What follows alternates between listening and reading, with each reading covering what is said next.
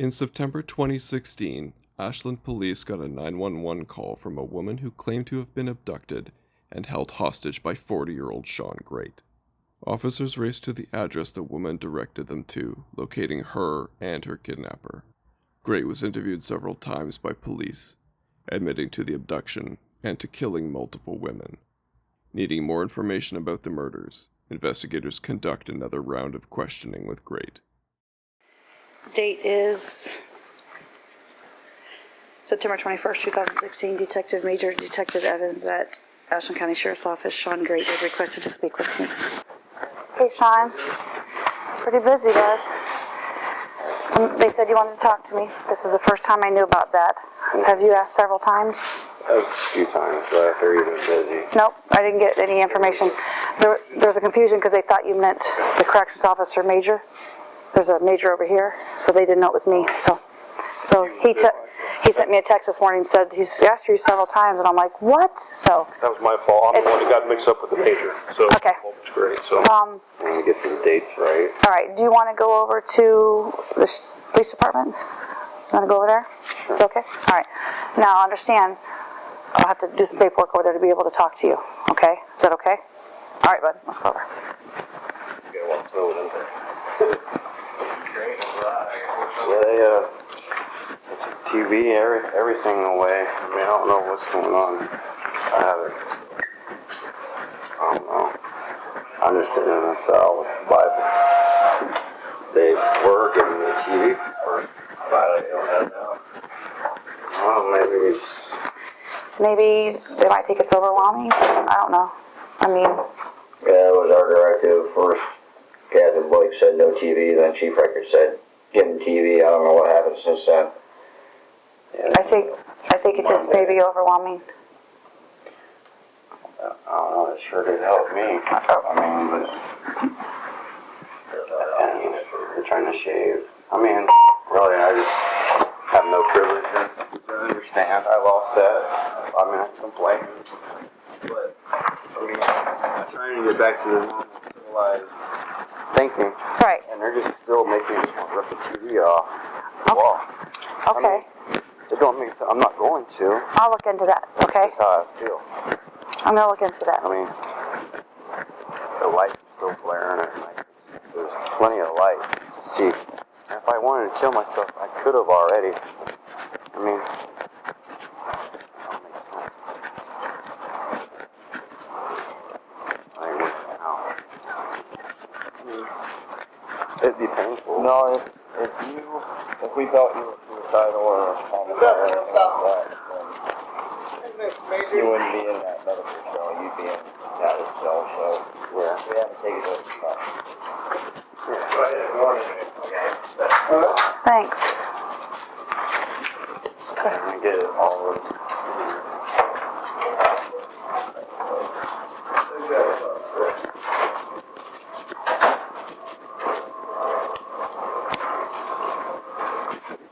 All right, we'll come back and open the door here.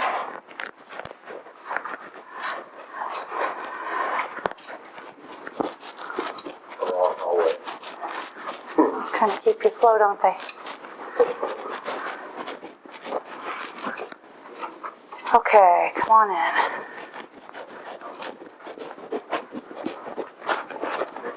Have a seat. Can I, hey, thank you. Can I, get you a cup of coffee before we get going? I'm trying to wake up. Cream and sugar, right? All right, I'll get you some coffee, okay? Just relax a second.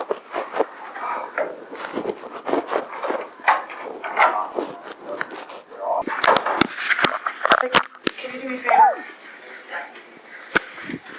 Can you make me a cup of coffee, the biggest cup? You like cream and sugar? I'm taking a cup of coffee in. What do you think? I don't know what kind of creamer that is, but it was the only one in there, right? I've been trying not to think seriously. I've been trying to just like clear my mind and whatever I haven't been covered. Okay, let me, before you say anything, because you are represented in the Ashland cases, right? So before you say anything, we gotta do a little form. Okay?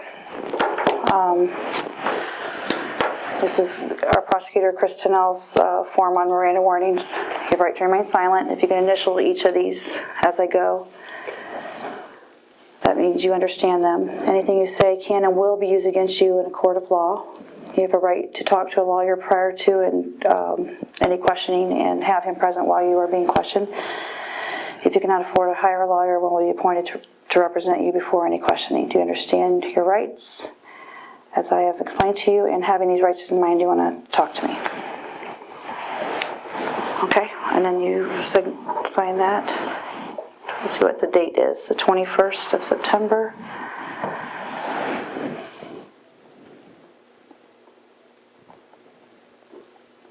Okay.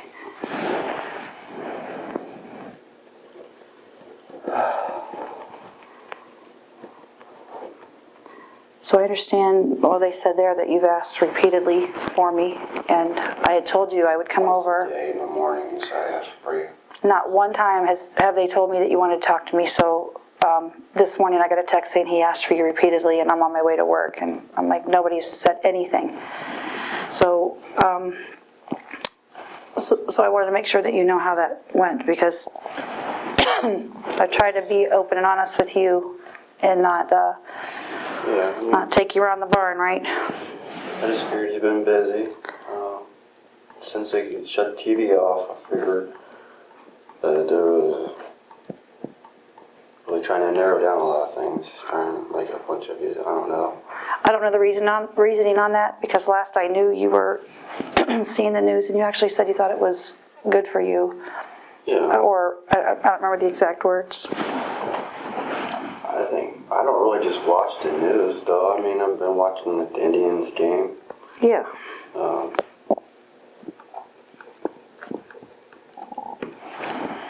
But I can't live in denial. I have to really face myself. Okay. And it'd be good to pop on the news just because, I mean, I Yeah. see me in the news, yeah, I just hit myself in the mouth, but oh no, it is what it is. I can't change it. Right. Yeah, I mean, And I think a lot of regret. a lot of regret. Regret ain't gonna send me into suicidal thoughts or anything. Sure, I'd like to just wish God would just let me explode my heart and be done, but it's not time yet. You know what I mean? What do you mean by that? Well, when God takes Okay. me, He takes me. So it's his decision, and when you go, not your decision. Not mine. Yeah. Okay. So when you were thinking over these days that you wanted to talk to me, what are some of the things that you wanted to talk about? I wanted to get some dates right. Okay. Help me out. What do you mean? I don't remember the dates, but I wrote them down on this. I have this a daily reader that was by the Christmas tree, which I asked the gentleman. Detective Evans or Brian Evans? He said he said we first have to fill out this form, but he said he does remember some type of. Like, What's this reader look like? it's a daily Bible reading. It's not a daily bread, but it's a daily reader. Okay. How big is it? After you open it up, it's like that size when you open it up. Okay. And what color is it? And it's like white White? trim. And it's in your bedroom? Yeah.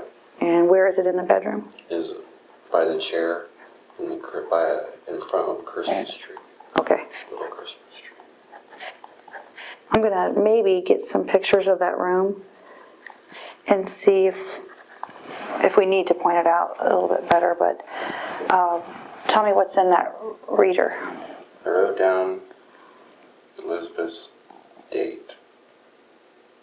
The date Elizabeth died. Okay. That would be the oldest date. And I wrote down Stacy's. That's the first time I was keeping track of how many days I was there at the apartment. Every day when I woke up, I'd read it, flip the page.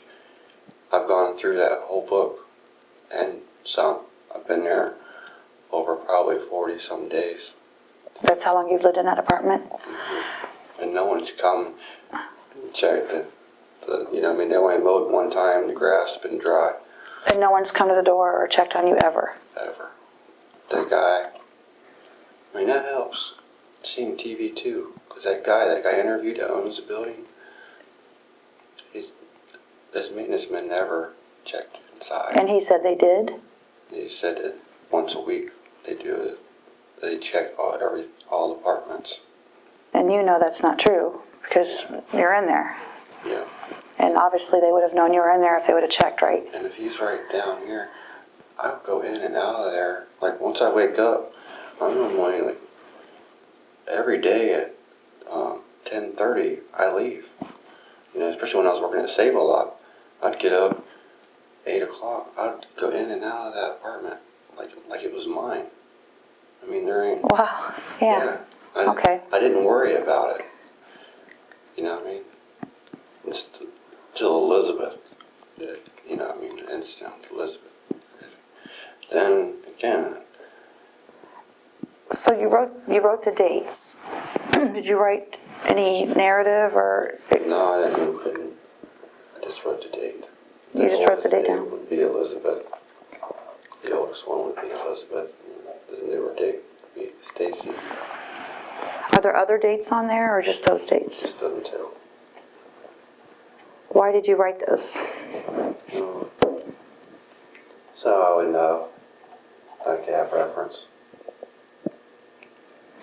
Reference to? How long the bodies are in there, been in there, kind of like to know, well, because I was kind of paying attention with the odor, Yeah. the smells, and I mean, my clothes were starting to absorb the smell. Lori started recognizing like the smell of my odor, Yeah. because I would hang out with her every day. Okay. So it was to kind of see when they were there to kind of compare it to the decomposition?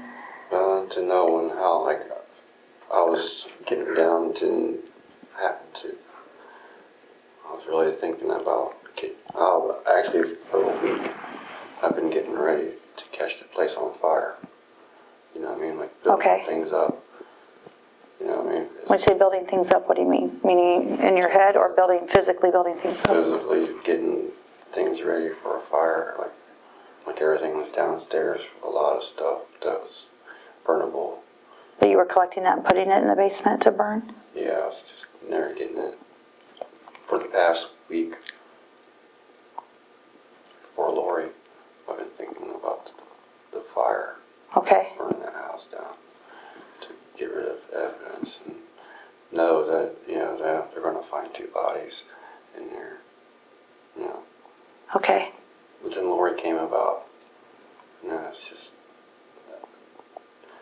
you know, I really fell in love with Lori. Did care about her. Okay.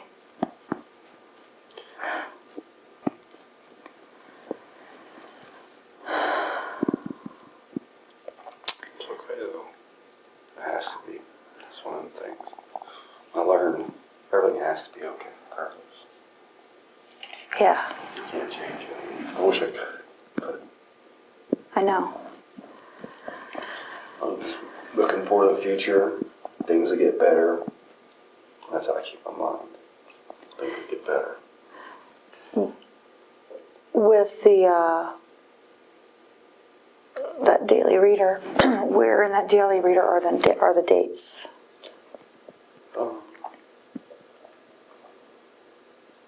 Just mixed in there. Mixed in there? It's on the page that I woke up to. Or actually, each incident I didn't sleep probably for 72 hours afterwards, but I still kept up on it. I wrote down Elizabeth's date, and I just stayed up, you know what I mean? Like, you know, the more I get tired, the more I think things through. Regret, you know what I mean? Okay, yeah. So yeah, I wrote down the dates. I'm not exactly sure what they are though, because I didn't have to remember them, because I wrote them down. Good point. Good I point. remember Candace, they came and talked to me, Okay. gave 2 reports. Rebecca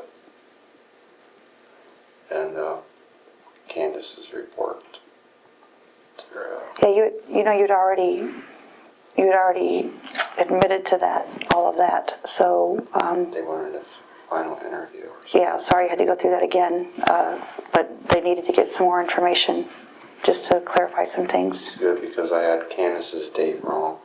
I remembered Candace's. I remembered on, you know, I mean, I made sure I remembered. Okay. It was the 6th, not the 16th. I know I said the 16th, but it was actually, it was, I just, nothing to do with 6s, but I just remember month 6, Okay. day 6. Hey, you don't want me to read into that 6th thing? Yeah, because, I mean, people do. They do.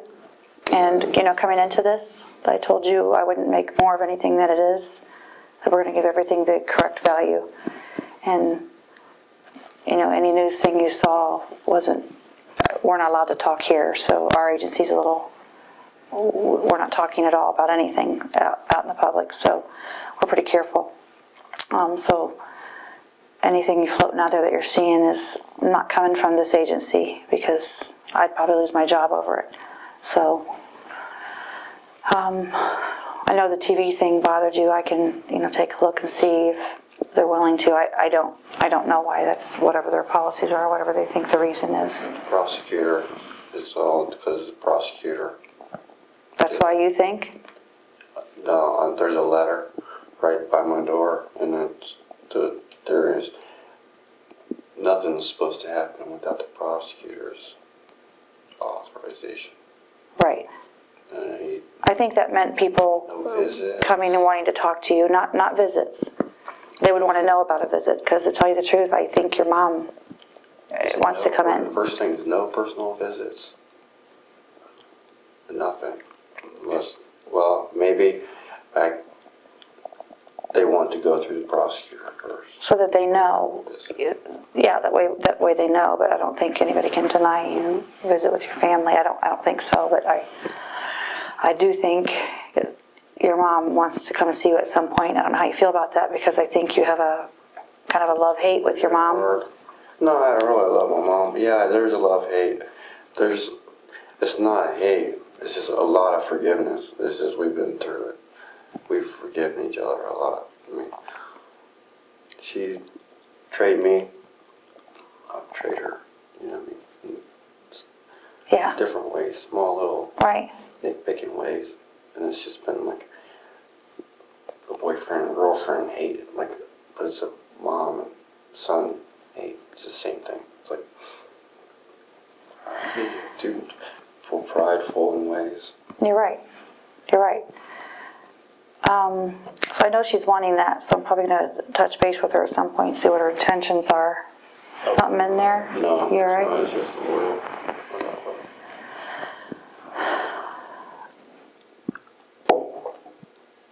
What else is going on? Sleeping a lot. I woke up and I asked, how when people leave, they order commissary, and every jail has a whole room full of leftover commissary. I mean, Yeah. This is what it is. I'd asked for coffee. You know what I mean? Like, just a bag of Keefy coffee, just so I could wake up and face reality. Yeah. No response. I mean, it's no big deal. It's just no response. I ain't getting no responses or nothing there. I mean, Well, they're not allowed to be talking to you, and it has to be done properly if somebody talks to you. So I think that's why. So they're treating you decently, though, right? Like nobody's mistreating you. no, I'm not mistreated. I'm not being mistreated. Right. Just some of the things little creature comforts that you're wanting, they're just kind of hard to access. Every morning to shave. I would just clean, shave, get fresh, and then start over. And that's not getting to happen. Right. I don't know. Well, keep drinking your coffee. We'll get you another cup if you want. Is that strong enough? Because I think we got some stronger. This is very strong, but it's good. I appreciate it. This is fine. I just, So you wanted to tell me about the journal. yeah, the dates are important, I believe. Yes, I think they are. I knew there was something else. Now Stacy, right after she maced me,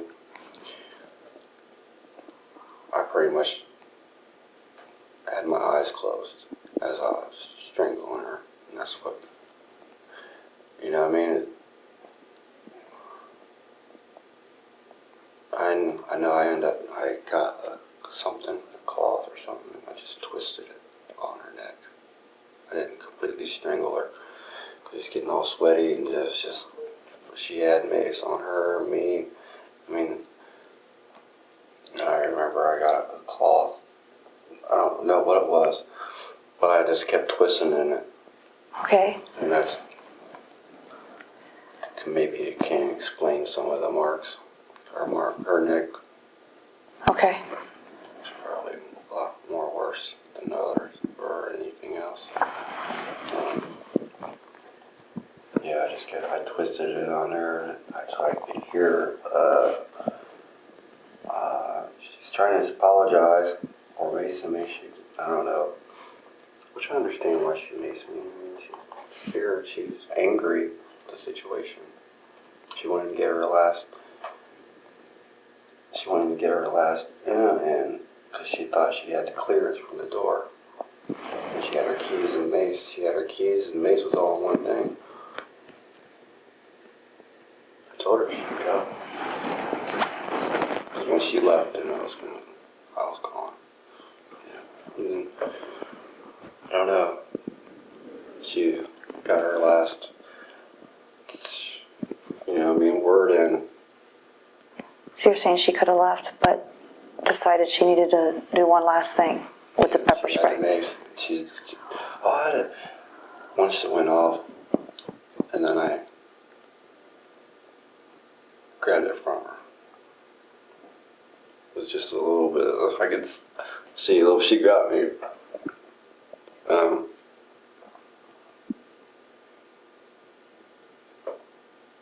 Yeah, she got her last word in, and then once she realized, like, oh, shoot, that didn't work out. She was saying she didn't mean to. It's like her nerves, or like it just happened. You know what I mean? It's like, well, maybe it was just meant to be. I guess, I don't know. Meant to be meaning you strangling her, or meant, Yeah, maybe it's just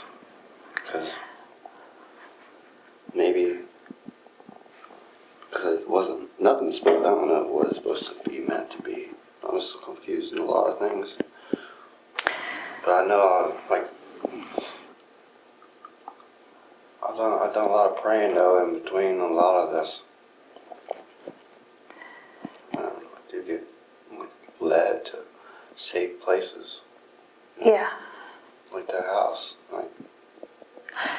When I was talking to you, you mentioned there was a girl that you beat, but you did not rape her. Am I getting that reversed? Yeah. It was,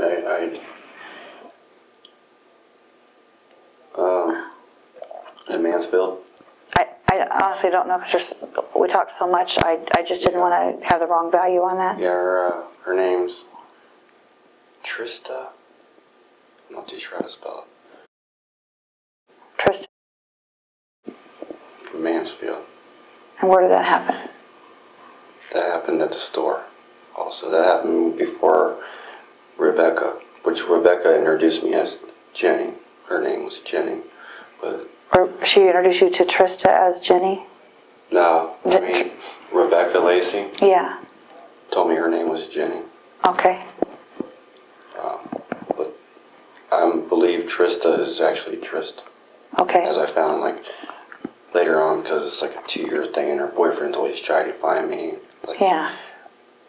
But he's always been in jail. When I went to jail, I passed him, and he knows who I am. Who is he? Danny. Danny. I'm surprised we haven't fought yet. Because of the defense? Well, because of his girlfriend. Yeah. Yeah. Was that ever reported? Was it reported or anything? I don't know if she ever reported it or not, or they're just trying to take care of it themselves. How did that end up happening? Well,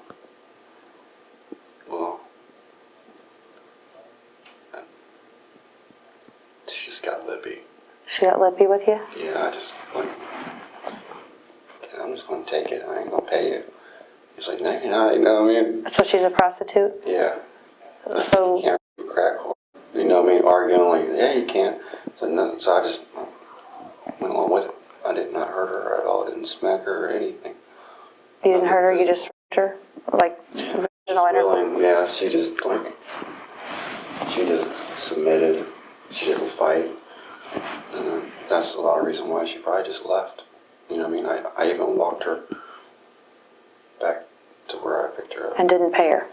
Right. How long ago? 2 years, you said? That happened before. No, that happened after. That happened about, I don't know. That happened pretty close to the same time as Rebecca. Okay. I'm not sure if it was before or after. Would it happen in the same place where you have your wood stuff in the back of that shop? What room in that shop did that happen in? And it happened on the couch, so we got rid of all the couches. The middle room. Okay. So how did you meet up with her to have her there? Like, where did you find her? Just on the street. Just walking around. I think on 3rd Street. So you saw her on 3rd Street. Is that the first time you met her that happened? Mm-hmm. Okay. And as we walked back, she asked me, why me? You know what I mean? Like, Yeah. What did you say? I didn't know what to say. Just maybe a wake-up call. I said, I'm not sure. Maybe it's just a wake-up call for both of us. I don't know. Yeah. That's just what came out. And I was like, why did I say that?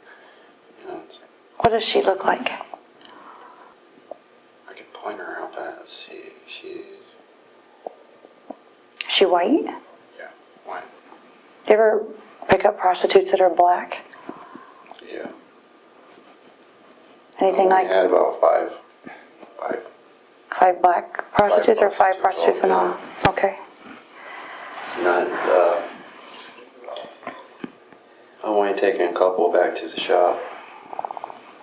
Rebecca's the only one that really had trouble with. The others, I was straightforward with them. I paid them. 'Cause, you know, it's just something about it, like, once they start running their mouth and stuff, I mean, I kind of like, I'd sound a tax collector. You know what I mean? Someone has to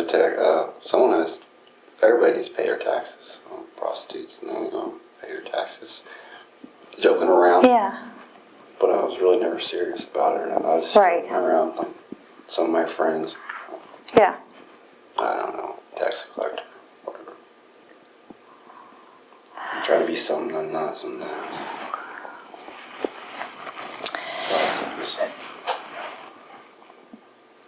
Yeah, I've done a lot of research on you, and we've done a lot of talking. I mean, we've spent a lot of hours together, and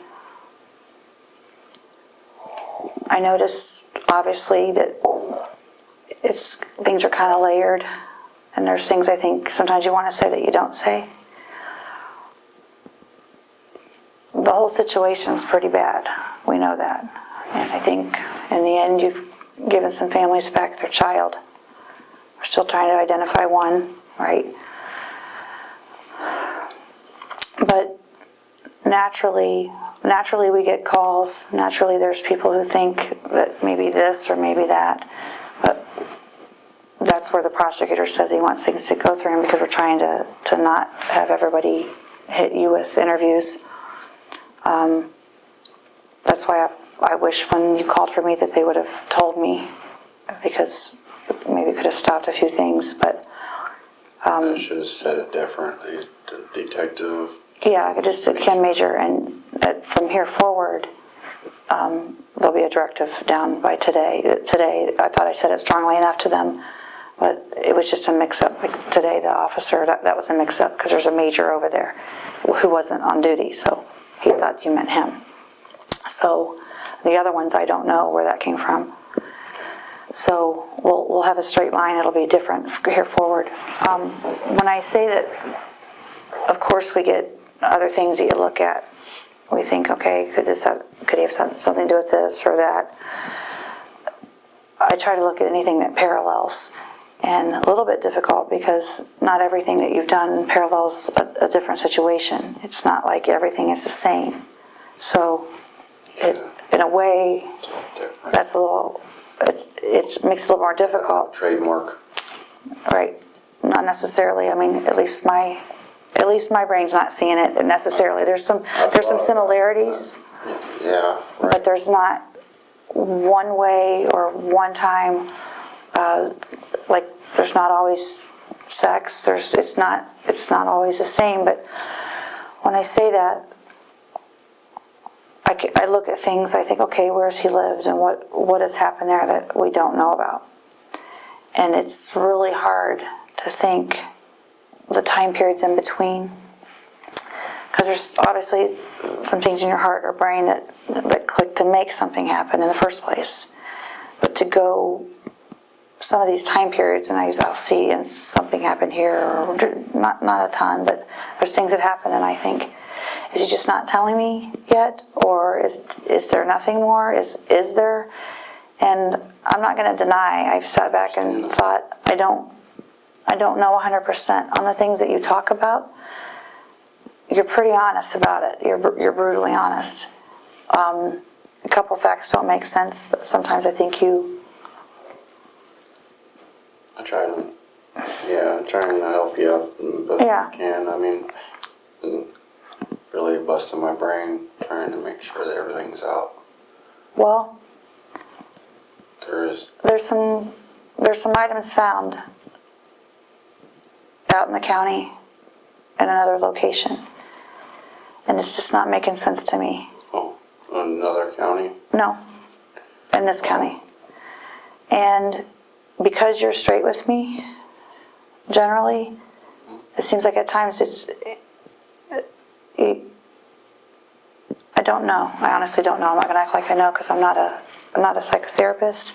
I don't know. I know that we've talked a lot, and when I look at things,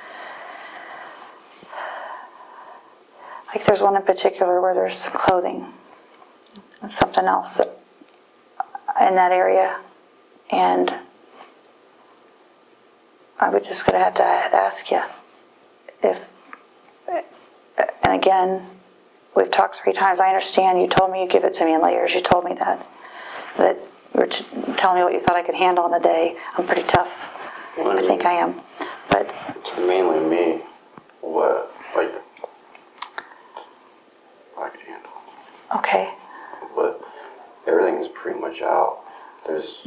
I did just remember a break-in Okay. that I should probably mention. Where's that? Like the Mifflin Flea Market.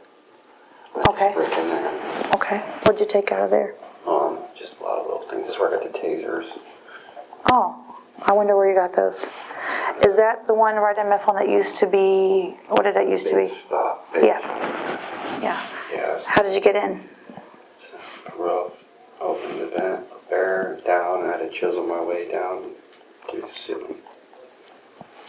What all did you take out of there? About $80. A cooler that you maybe have found out in the woods out there in Mifflin, up the hill. Oh, and the fort off of, go up out of Mifflin and the first left, Did you go around the out corner. Yeah, your fort's up there. there? The blue cooler, I got out of there. I had pops and ice, all kinds of stuff. I walked that from there all the way up. I walked it all the way around. Wow. Yeah, I mean, and it was just loud too. About 2 o'clock in the morning, you know what I mean? Yeah, here you are with a cooler. And Just walking. Yeah. when was that? Shoot. That happened probably like 3-4 days after that one house, that one trailer with the older man came in, because I just was walking to check in with it and see, and I seen the older man, this older man with the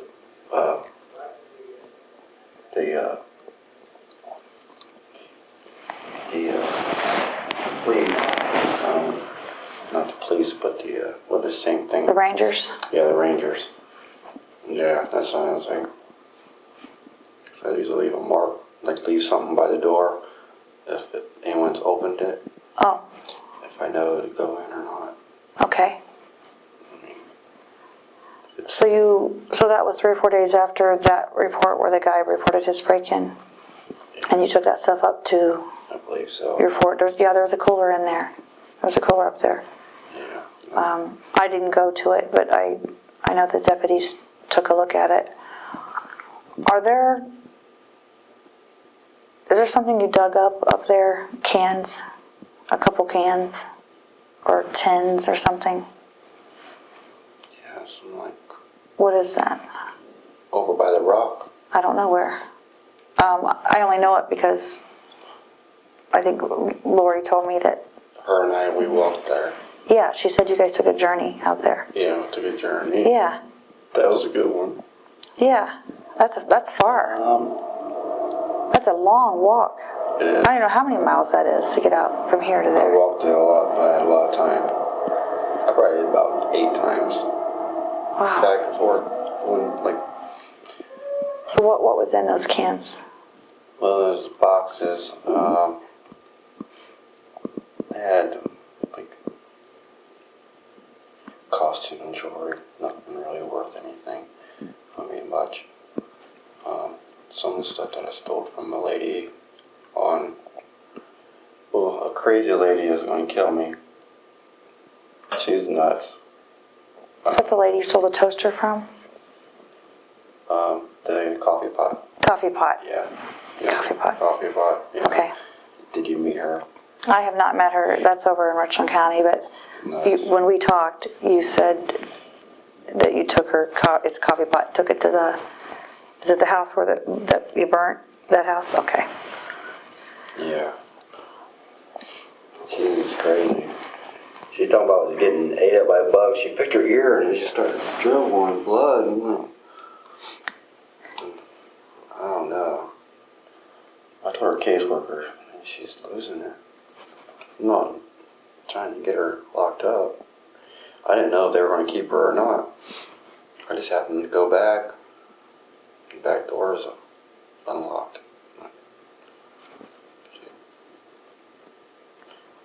Kind of an opportunist in a way. An opportunist? Yeah. Okay. Yeah. Definitely opportunist. But I think things are pretty dangerous.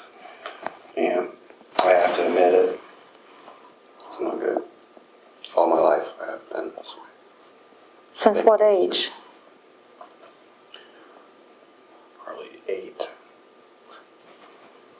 Okay. So in high school, you said you lived with your brother and graduated high school. And your mom left you when you were 12? Yeah, roundabout probably. And dad left when you were 14? Yeah, he moved across the street. No, he was right there. You know, I mean, that's what you would say. He's right there.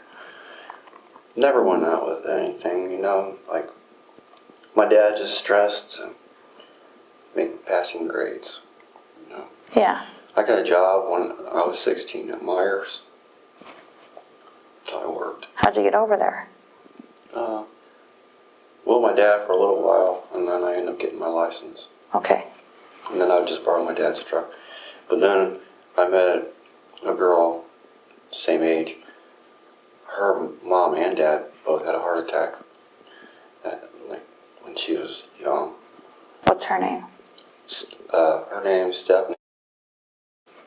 I ended up having a child with her, but Okay. she met a guy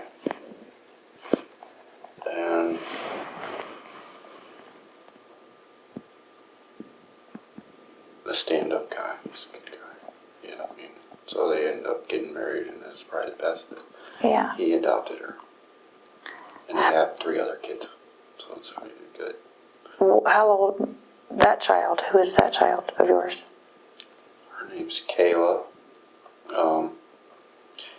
She's, I think, what year? Were you still in high school when you had her? No, 18. We both were 18. She pretty much moved in with me when I was 16 over there. Okay. Because my brother got in some trouble receiving stolen property. He used to go out and steal a bunch of stereo equipment. Okay. Because there's another guy that well, once they turned 18, I was 16. When my brother was 18, he had a friend that was 18, moved in. Because there was 3 rooms. And they both got in trouble. Receiving stolen property, went through prison boot camp and stuff like that. Oh wow. And then you had your girl there living with you. Yeah, so she pretty much moved in. Where does she live now? Actually, I haven't seen her in years. She's in Marion somewhere. Yeah, she's in Marion. You need a new coffee? Yeah.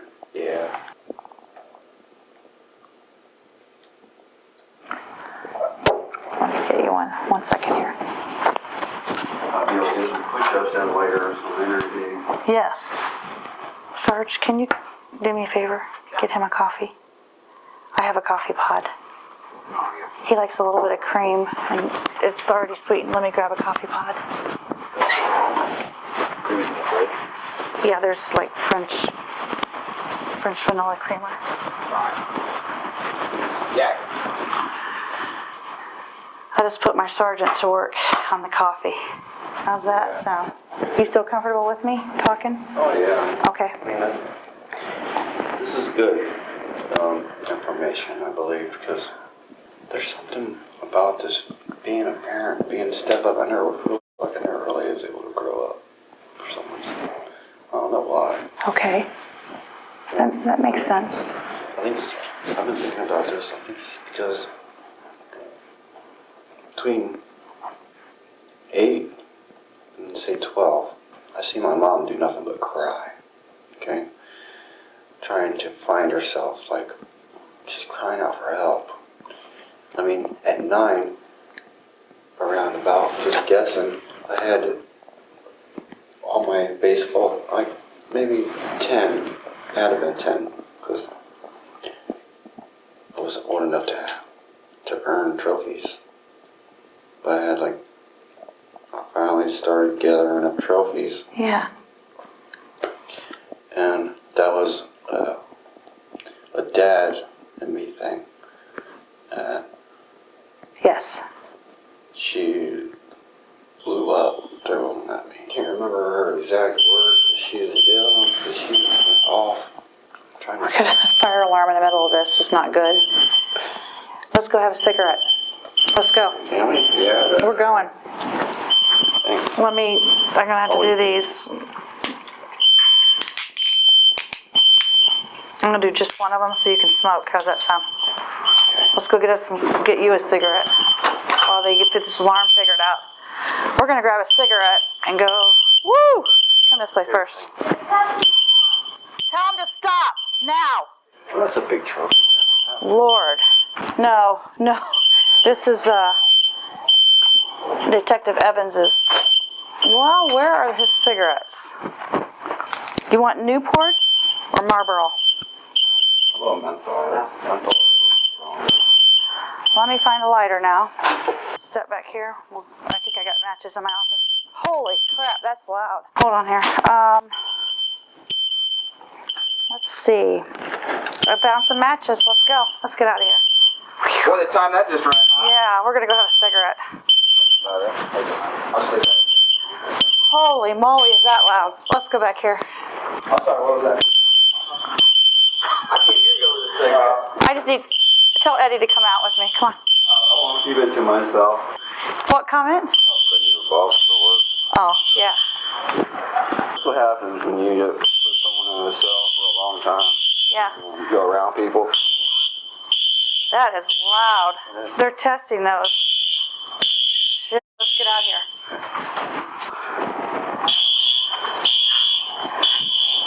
That was terrible. My word. Sorry about that. I don't have a key to get back in. Do you have yours? Then let's... Won't that set off another alarm? No. It won't. Button right there. You're right. Who cares? So you're like Oh! a Christian? What? Believe in God? Yes, I do. I can tell you some my word. Oh. My ex used to say my word too a lot. I mean, Which one? Amber. Yeah. But alright. She said my word. It kind of like shoot. I'm not saying nothing bad about you saying my word, Yeah. but isn't it saying my word the same as saying goddamn? I think it is, and it's a habit because I hear it, and then I try not to say that, and then that comes out, and I shouldn't say it at all. Well said, Shawn Grate. Well, You're right. one of them things we argued about. Well, we didn't argue about it. It's the same thing. No. It's like saying shoot, shit. Same, you know what I mean? You're totally right. It's actually it's worse. Justifying it. Yeah, because it's almost like I can say it because I said it in a nice way, and it's not. It's just a habit because I hear it all the time. Thanks for the light. Thanks for the cigarette. No problem. We got more where that came from, right? I've just been reading a lot of Revelations right now. I've already went through the whole New Testament.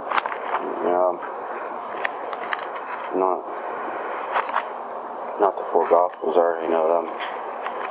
But a lot of the other... I'm trying to get a Bible that has Psalms and Proverbs, but I just have the New Testament. Most New Testaments have Psalms and Proverbs, but We can get you that. don't. We can get you that. Bible, all like the Old and New Testament. Okay. Really nice. All right. Figured eventually, I wrote my mom, she could probably mail me one, but if you could... I'll follow through with that, and then you'll forgive me for saying my word. Right? Well, I ain't judging. You're right. I mean, but you were right. I'm just, like, Yeah. we do that. We just do that without meaning to. Yeah, we do. I mean, I have no right to judge anyone. You know what I mean? I just communicate and try to, like I'm smoking. You communicate well. This is really my testimony. You know what I mean? But in jail, I don't smoke, so I don't have to worry about this battle. Right. That's right. Except for right now, this is just, I don't know. This is a taste of freedom still. And that's you know what I mean? Yeah. A lot of people want to quit smoking when they get out of jail because they're all feel good, but they still don't feel the same until they have that taste of freedom, Okay. what they was taken from them. And then start new, you know what I mean? Quit Yeah. on their own. Sean, this is Agent Ed Staley. This is Shawn Grate. Pleasure. Thanks. You know, Ed is, he's been involved since day one with this and with me, and he's squared away. it's a mess. Created a mess. I'm trying to fix it best I can. You're doing well.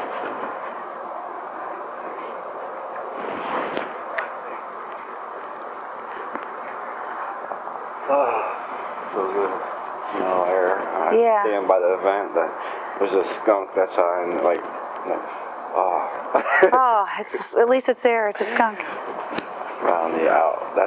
I didn't know which was the in or out take until last night. I smelled the skunk. I was like, fresh air coming on that one.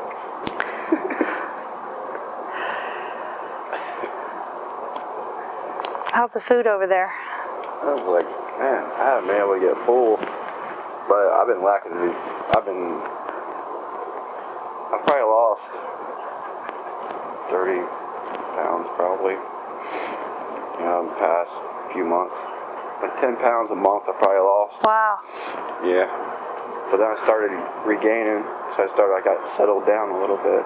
Yeah. Had all kinds of food. I went hit food pantries. Okay, thank you. That guy, he's the one that brought me in. He is. You recognize him all this way? Yeah, that's Kurt Dorsey. People, I remember people. Very good. He's a good guy.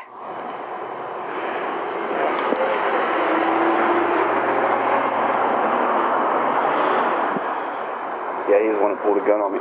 Please. Yeah. I'm free. I'm glad Lori, you know, I mean, it went good. Yeah. Absolutely. Couldn't have went no better. I was thinking about keeping her one more day, but it's like, and then at nighttime, before that, it's got me lightheaded. Feels good to be lightheaded though. Okay. In a way. Just through everything. But I let her, like, one more day. Just when I planned on asking her to forgive me that day and just kind of like let her go at right when it becomes dark. And then that's when I was going to catch the place on fire. And then I was going to go to the Eagles gas station and just go there for a little bit. But I figured that you guys would catch up with me there through all the stuff that's in the apartment and talking and stuff, and that's where you would have found me. I would have just stayed at Eagles gas station until you guys came. Okay. Or until like someone seen me there and called, like, hey, someone's staying at the Eagles. The stuff there meaning the cigarettes and the different things that you took from there? Yeah, there were people saying that I stole. Yeah. You guys would have pinpointed me being there at the Eagles gas station. That's where I would have been. Were you in the shed in there or just in the building? Both. Both? Both sheds and in the building. Both sheds? Yeah, there's another little shed over Yeah. there, and then the big shed has What was in the drinks? expired drinks. I passed out some of them Gatorade to people. The Monster Hitman, they recalled. Yeah. I took them and sold them to Josh at the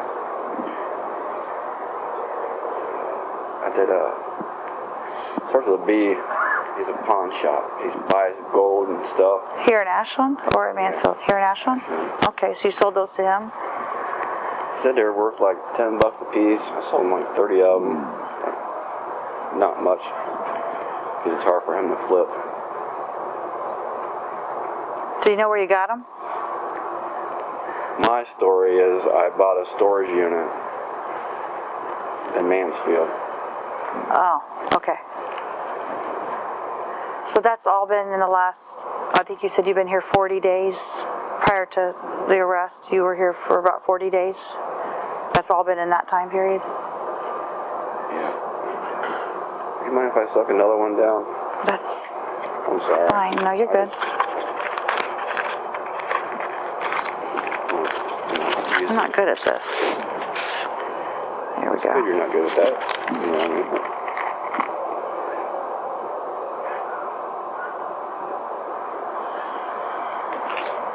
It's good to talk to someone. I mean, it's good. I feel comfortable talking to you or anyone. Yeah. You know, I have no problem talking to you and your group of people. Okay. I mean, I feel very comfortable. Oh, sorry, you have to handle that. You're fine.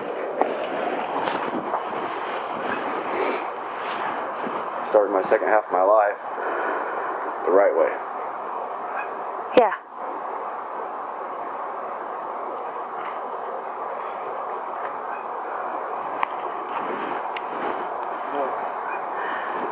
So the forts that you have, you said you have one off of, is it Cook Road?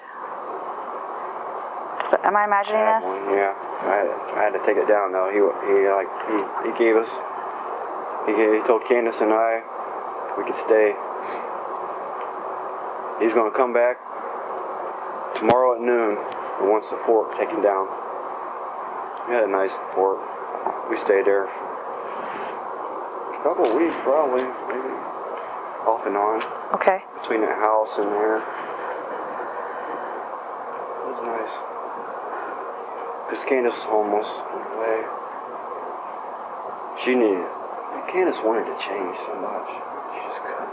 She was stuck.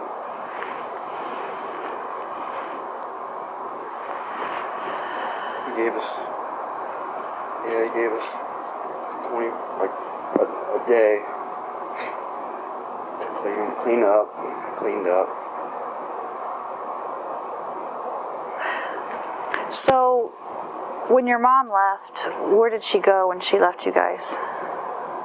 She went to Kentucky. Did you ever visit her down there? Yeah. Like one summer I went down there, 13, 14. It's about 2 years later. Okay. Came, asked me, come to Kentucky. And then it's like, oh man, I wish you had just took me, you know. Yeah. With. Did she live in any other states?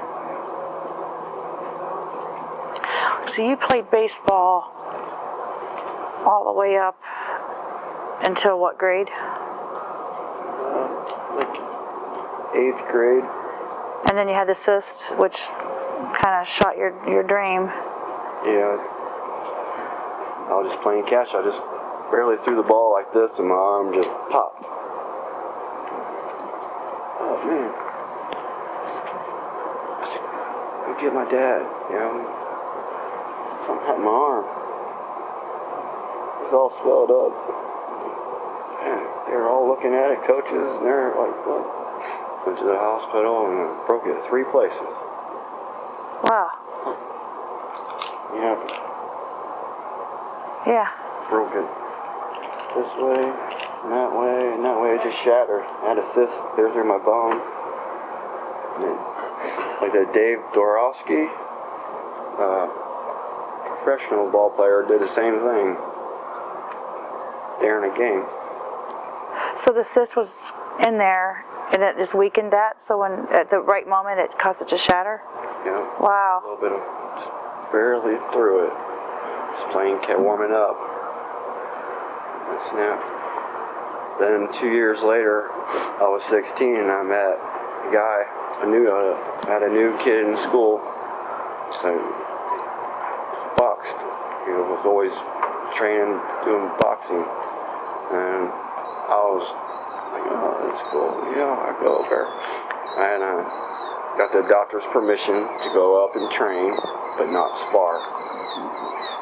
Not that, well, I can spar, but I can't punch with my right arm. Okay. So I was like people's sparring partner, and one time, like my 5th sparring time, I mean, oh, come on, this guy, you know, I was killing him with jabs. Like, come on, man.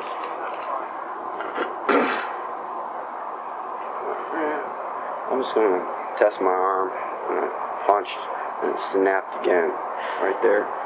So I re-broke it. Okay. Wow. They had took bone marrow from right here, packed my arm the first time. It's a lot to go through, especially when that was what you wanted to do. That was your passion. How did that affect your relationship with your dad? It slowed things down. Yeah. My dad's always been there for me. He has.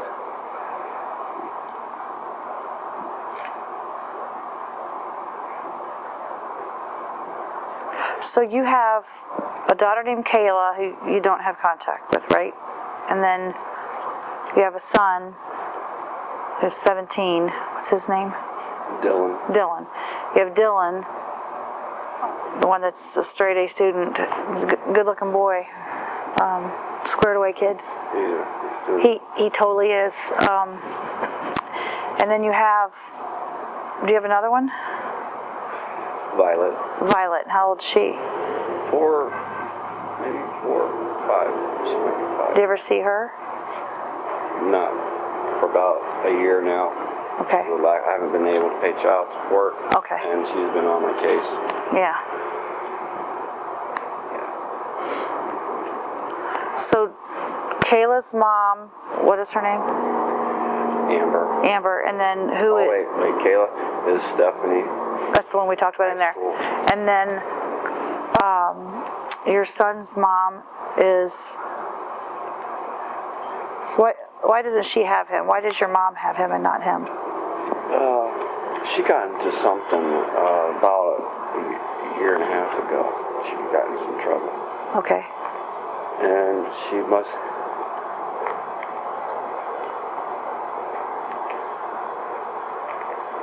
I'm not exactly sure what she did. She's bad in drugs. And that's Okay. a lot of reason why I didn't pay child support. I already told her the way the whole situation was. You feel like you were paying for that, it's going to drugs? Yeah. So I just avoid paying child support. And then who is Violet's mother? Her name? Amber.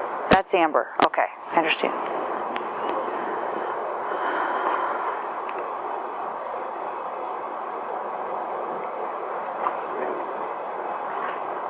We'll put it in here. We'll throw it in there and we'll head back in. Thank you for the smoke. No problem.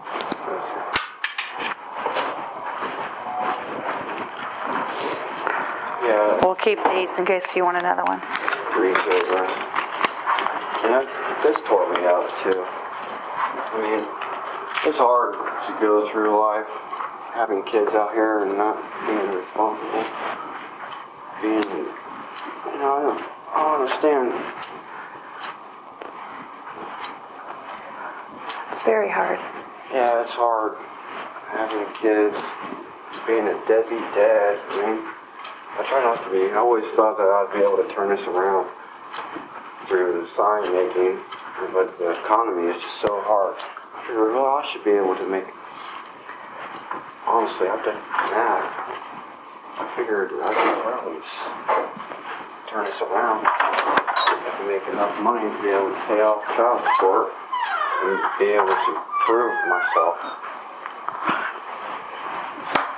Well, I got on Facebook, I think your signs on there, and then somebody from Mansfield was saying how good your signs are. Like it was kind of a topic about how good they are. I made a lot of people cry, and that's my passion. Just they get the sign, And see it? yeah, and they're like, oh, Yeah. start crying, like, oh, thank you.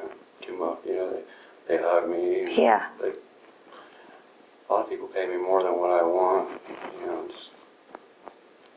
Well, you definitely have talent there.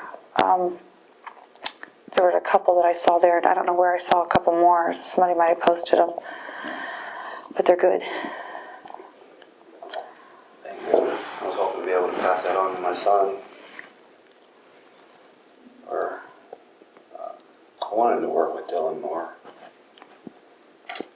So how much time have you spent with Dylan in his life altogether?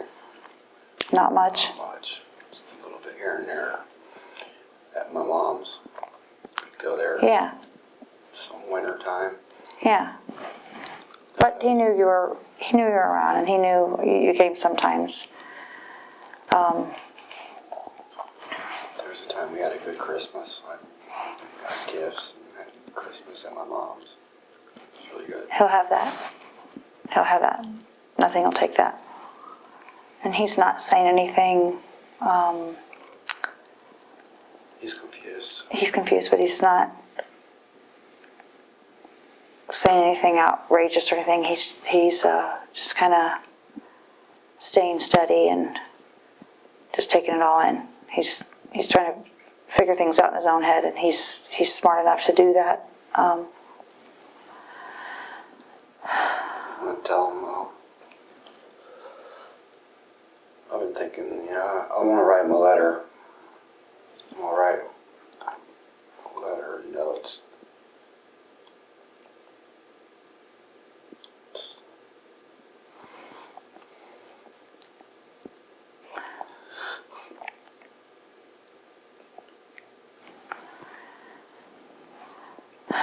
Someday you can. Someday maybe you can, right?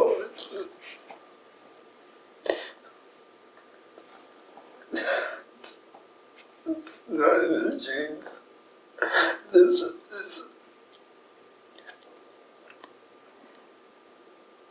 That it's not in his genes, that this is He's not a killer. okay. Like my mom would tell me that she'd been molested and everything by her grandpa or her dad, just passed around. Like, that's why she left Kentucky so young.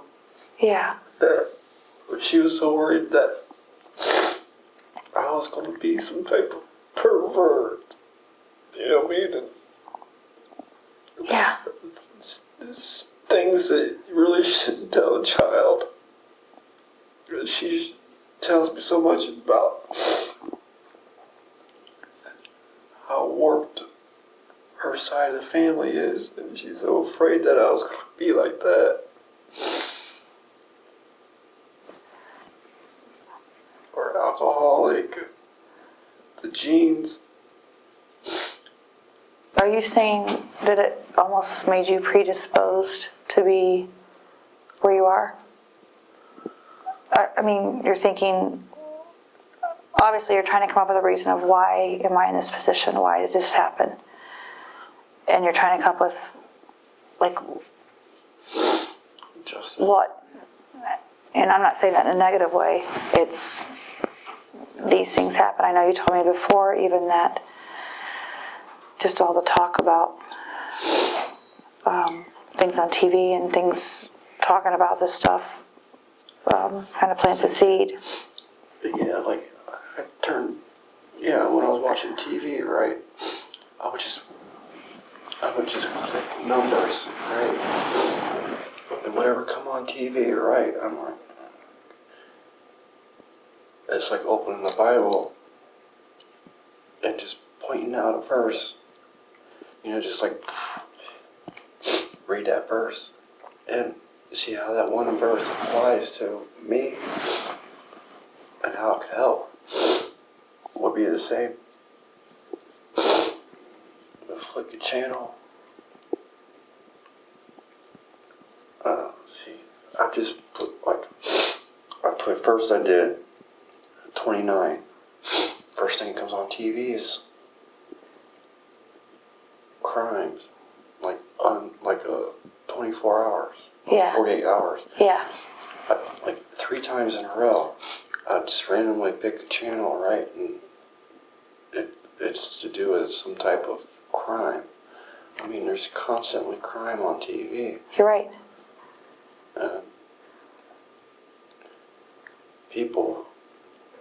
People like that. I mean, people They do.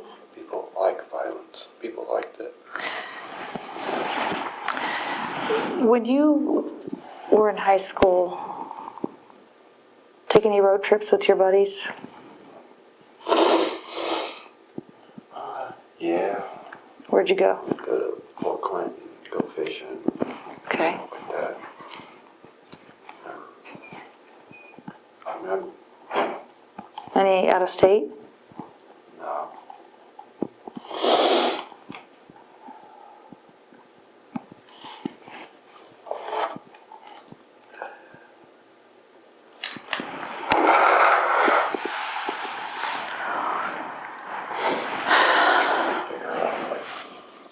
A lot of things about me. I know I have so much compassion for people, but I also have this hate towards people in a way that I put on. I love people so much.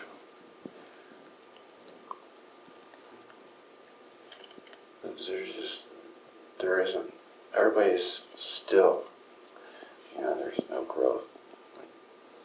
Like in the university Wow. here, the university, Yeah. half of them are doing something. They're smoking weed. Weed is, it's so common. It is. It's okay. It's okay. It's like okay behavior.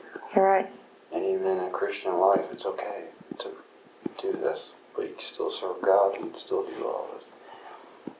If the university was drug testing, everybody, I probably guarantee half of them would flunk a drug test in the Christian college. Through like being around the, I would hear this just by walking around town. You know, like, hey, you got any smoke? You know, I mean, I hear people's conversation all the time. Yeah. And even mingling a little bit, trying to find connections of weed. You know what I mean? There's a lot of them are coming from the university. College. Is there a girl that you were walking with that had a bandana on? Like a couple days before, maybe the day before this happened with Lori?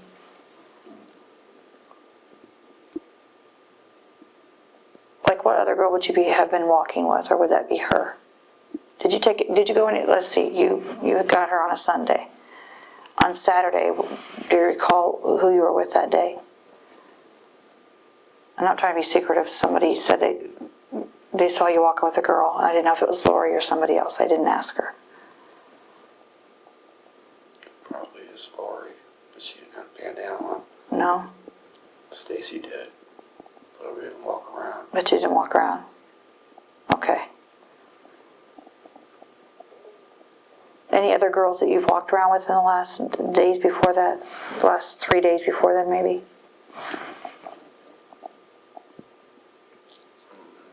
All right. If we walk, are we going to get some call that there's something in one of these buildings? That there's somebody in one of those buildings or something? No, I didn't. When I stayed in that big building, Yeah. I walked the whole thing a couple of days here and there. Okay. That I would just stay confined in that Yeah. building and just walk it. And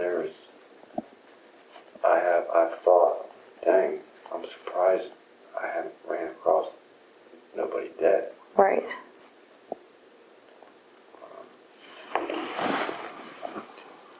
And then I thought, well, shoot, if I keep staying here, I might be the one that's dead, or run across someone that's scared, or like have some type of conflict, and one of us will probably hurt each other. That's why I had to hurry up and get out of there to avoid situation. But I didn't find nobody Okay. dead Okay. in none of these buildings.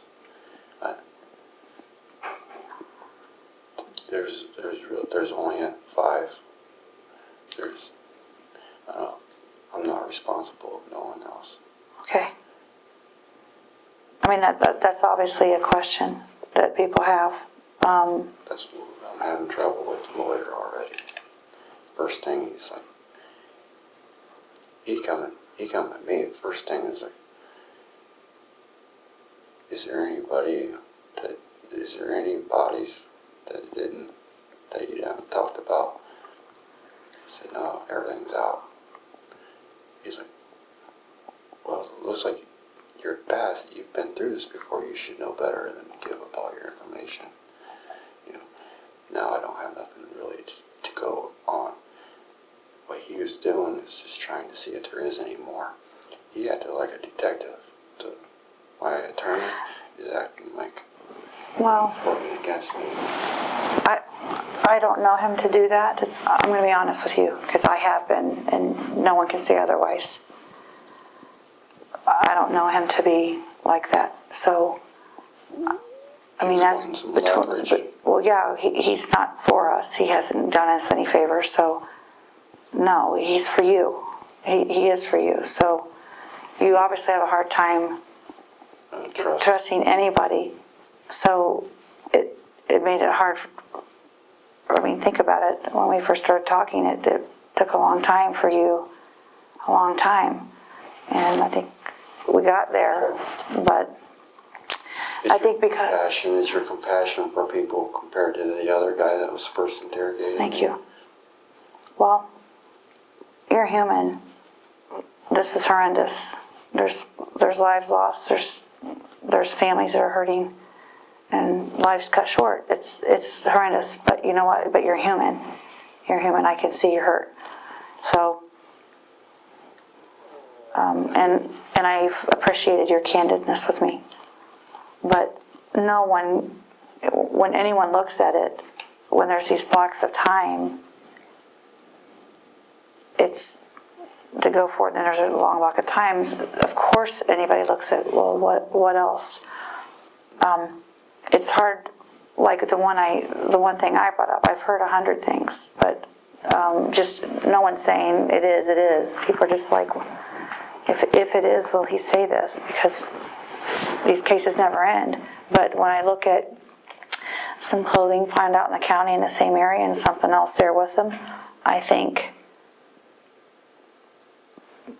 maybe something happened. And from your perspective, you think, okay, I can explain why this one happened, I can explain why this one happened, and I can explain the circumstances, and they're all different circumstances. And when you're describing it, I try to picture being there and thinking, okay, this is where he's thinking at this moment.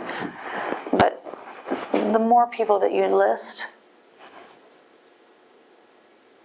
the more it has to feel to you like, I'm given another thing, and how can I explain that? Because then it all just looks worse for everything else.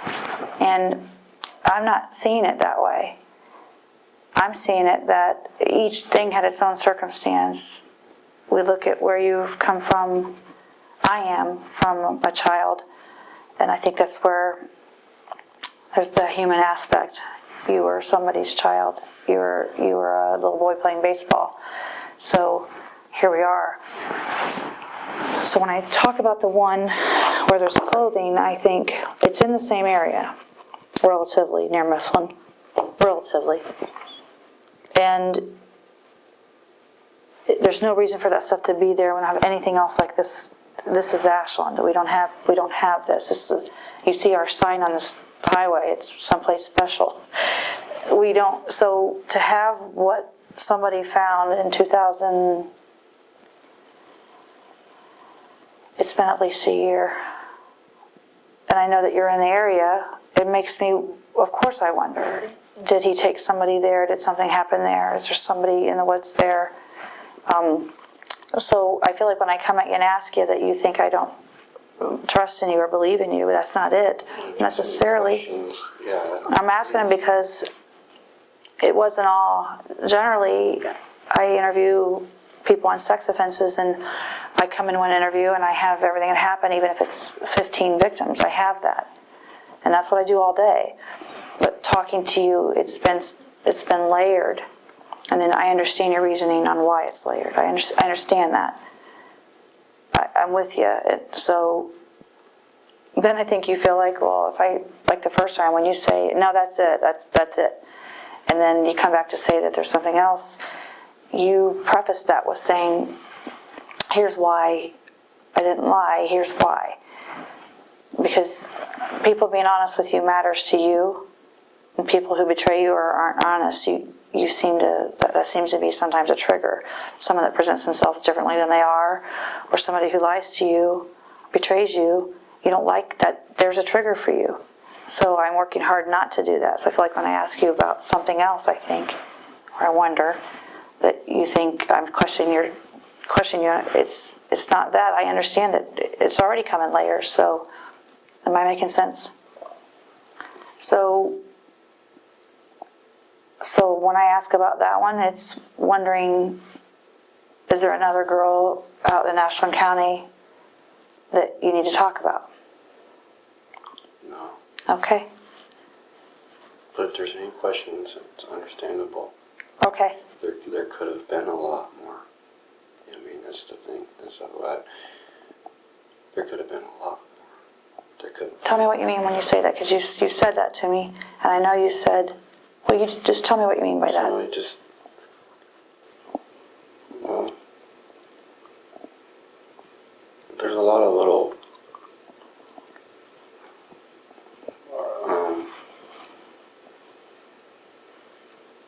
a lot of people cried tears, just wish that they never was born. You know, I mean, some of my compassion for them.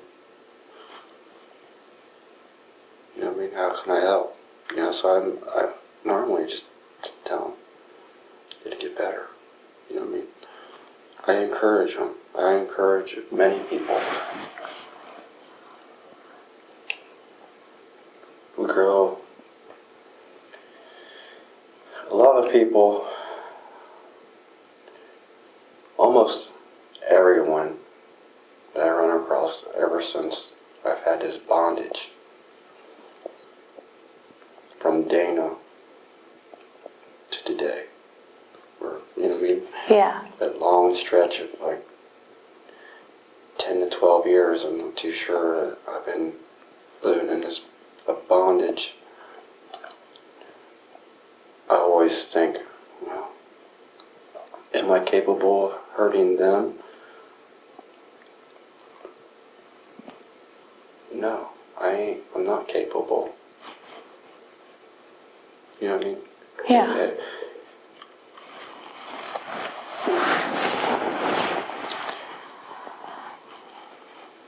I always check myself. I don't want to play God. You know, that's definitely not my motive, to play God.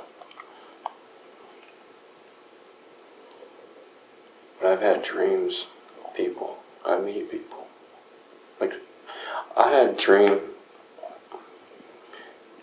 of meeting David before I even met him. That we were like, I'm going to meet someone. Yeah. You know what I mean? I've had many visions and dreams, and I try to change it around. You know what I mean? I try to find why that I have these dreams. It's very confusing. When did the violent thoughts begin? When did the you called them dark, I think, when I first talked to you. I've had dark thoughts. Dark, I assume, means just what's happening. Am I reading into that, or is that what you mean? Yeah, I mean, dark thoughts is like selfish thoughts, or what I should do, what, like, not having a TV has helped in a way. It's giving me time to think, but it's just, all I do is sleep a lot of times. I try to wake up, I lay under my covers, my eyes closed, and just think. I try to have a clear mind. I try to just keep a clear mind. When I think one of the times we talked, I think this is our fourth time talking, the second or third time we talked, you said you thought about killing Lisa. Tell me about, because you said you were 20, I think. Were you 20? Tell me about that. I don't even think I expanded on that.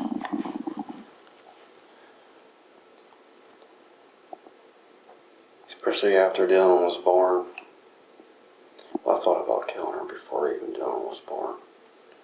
But there was no reason. It's just best just to let her go. Why did you think about, like, what was she doing, or what were your thoughts? I would be driving down the road, and she would just,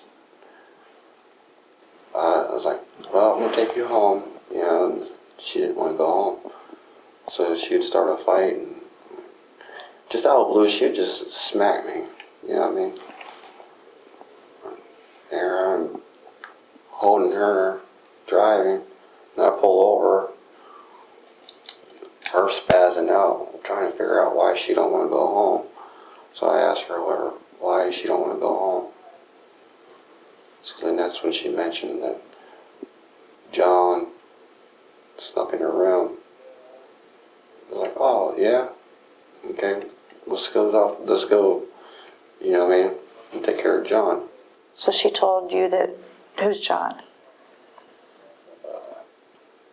Lisa's mom's boyfriend. So she was basically telling you that John had molested her? Or tried. Tried, okay. Yeah. And then it's like, oh, so it took all this for you to be honest with me. I mean, that's good. You know, so we Yeah. settled down. I ended up, I was like, well, you call your mom, tell her you're going to stay the night with friends, and you stay the night with me. And that's how it's always been. She always would lie to her mom, and she'd come and stay with me. Did you have thoughts of doing anything to John? At the moment, till, you know, John, all of them, they were into drugs.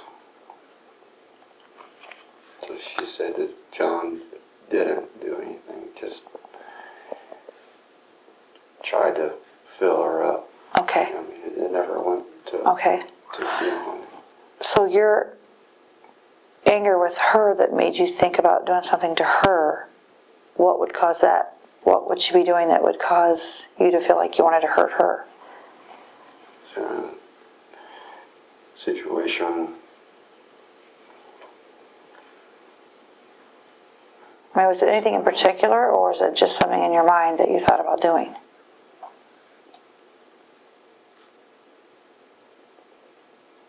Those thoughts that I battle with. Okay. I only just free her from her burden. It's the only way I knew how. But with her just staying with me all the time, it was a way to me to help her, Yeah. even though it lies. And I took a chance because we're like 4 years. I'm 4 years older than her, and here I'm out of high school, and she's still in high school. So I took a lot of chances Yeah. with that. You did. Okay. And took a chance with her staying with me that my dad could get in trouble as well. It's the house, but then again, it's like, well, it'd be my fault, so it's okay. You know, I'm the one that would get in trouble. Okay.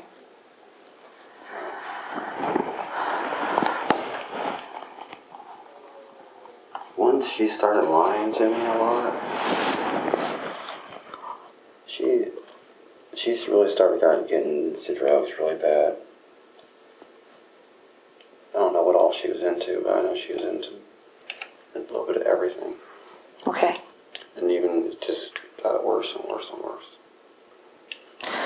So where you lived in Marion? Is that where you were born? Yeah. And what age were you when you moved to Bucyrus?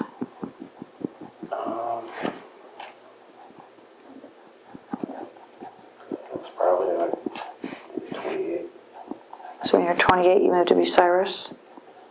maybe. Okay. I stayed there for about 5 years.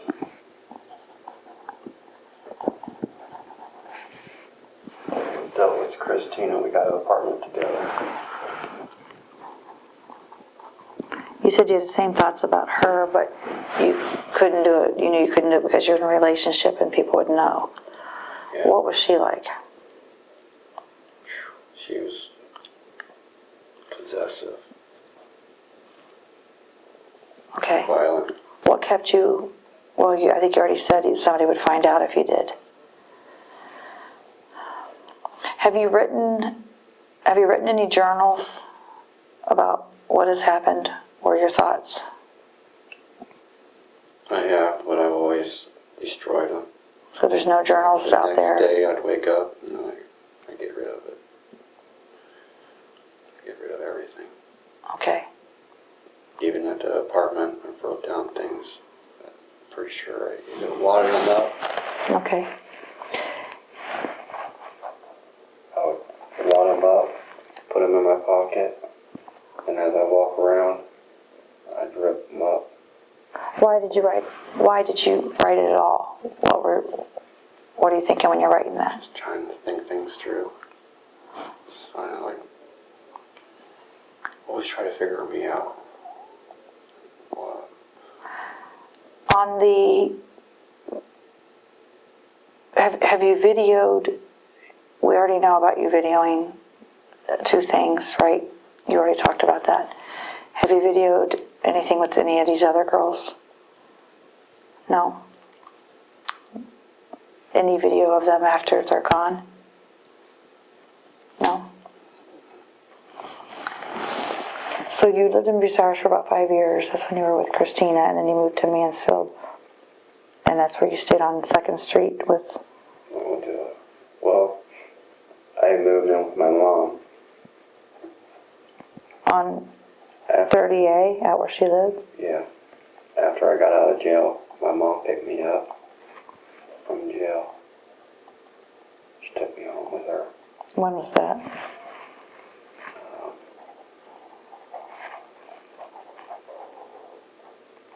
I got sentenced 6 months. I did all of it. What year was that?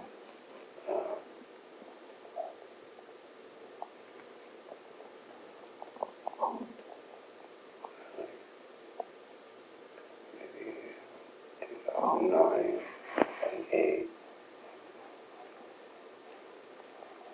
So you've been in Mansfield, well, you lived with your mom. For how long did you live with her? Well, I started going to church with her. I met, after so long, and then I met Amber. Which no one really at the church really welcomed me much until I started talking to her. And then since she's been there all her life, and then, That's odd, isn't it? yeah, It's kind of odd to me. I mentioned that. It was kind of like I held that as resentment. Yeah. All these, I mean, it's like, how are you going to reach other people when all you do, family, just, all I see at these cookouts and stuff is family, or people that's been in church for years. Yeah. You know what I mean? Never no newcomers. Yeah. Anything welcomed. So you lived with your mom for how long before you moved over to Mansfield? I think I stayed there for about 8 months. And was it from there that you went to Mansfield? Okay. I got an apartment on my own. I was working for Dwight, Black Fork Landscaping. Is that the one that saw you working and asked you to work for him? Across the street from my mom. On 30A, across from there? Okay. So you met him during those 8 months that you stayed with your mom. Then you got an apartment. Where was that apartment? Out on Ashland Road, Mansfield. Big apartment complex. It's a big house, but they broke it down into apartments. Okay. Where on Ashland Road? What's that near? Across from Save-A-Lot, Okay. where the cop got me when they asked me. See, the reason why I didn't do cops, because down the road, I went to like a Rite Aid, and I walked up to this car. Well, I didn't walk up to the car. I mean, I just was walking to Rite Aid, right? And I was like, shoot, I seen a pack of cigarettes I needed. I didn't have nothing. It's like, oh, shoot. I just stopped, turned back around, like it was my car, opened it up, grabbed cigarettes, and there was a purse. And I had my coat, wrapped the purse up, left, went down to this pizza place, went behind the dumpster and went through it.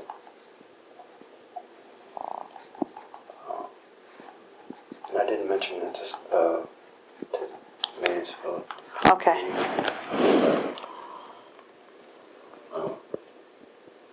Yeah, there's like $50 in there, and I threw my Speedy Rewards cards in hers.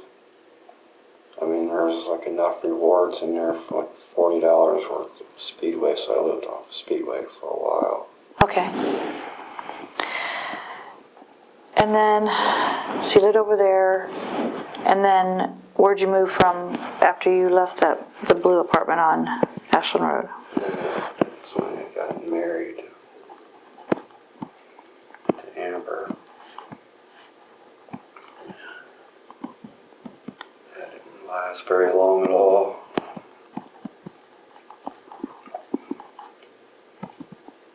But you have, Violet is hers, right? Yours and hers. It's a pretty name. Good child. I love that name. Yes. I was at work one day. Violet. Love it. I like it. And then amber color. Yes. Violet color. Pretty colors and names. So then you got married to Amber, and where'd you guys move to from Ashland Road? She already had a house Okay, where was that? on Cliff Brook Road. Or Drive. How long did you live there then? Not even a year. I lived in my car. Lived in a car. What year was that? 2010. Okay, where'd you go from there? Drove around a lot. I ended up picking up prostitutes, driving them around, drop them off, pick them up at places. It's like a driver. A driver for him? How did you get paid for that, or did you? They kept me in gas, and one of them had a place to stay temporarily, so I ended up staying there for about a week. What was her name? Well, I met Amber White. She was a wild one. But she is a wild one. She's still around. Okay. I mean, we'd go to Bucyrus, we picked up 2 other women, drive around. She was like these other women's pimp, Okay. pretty much.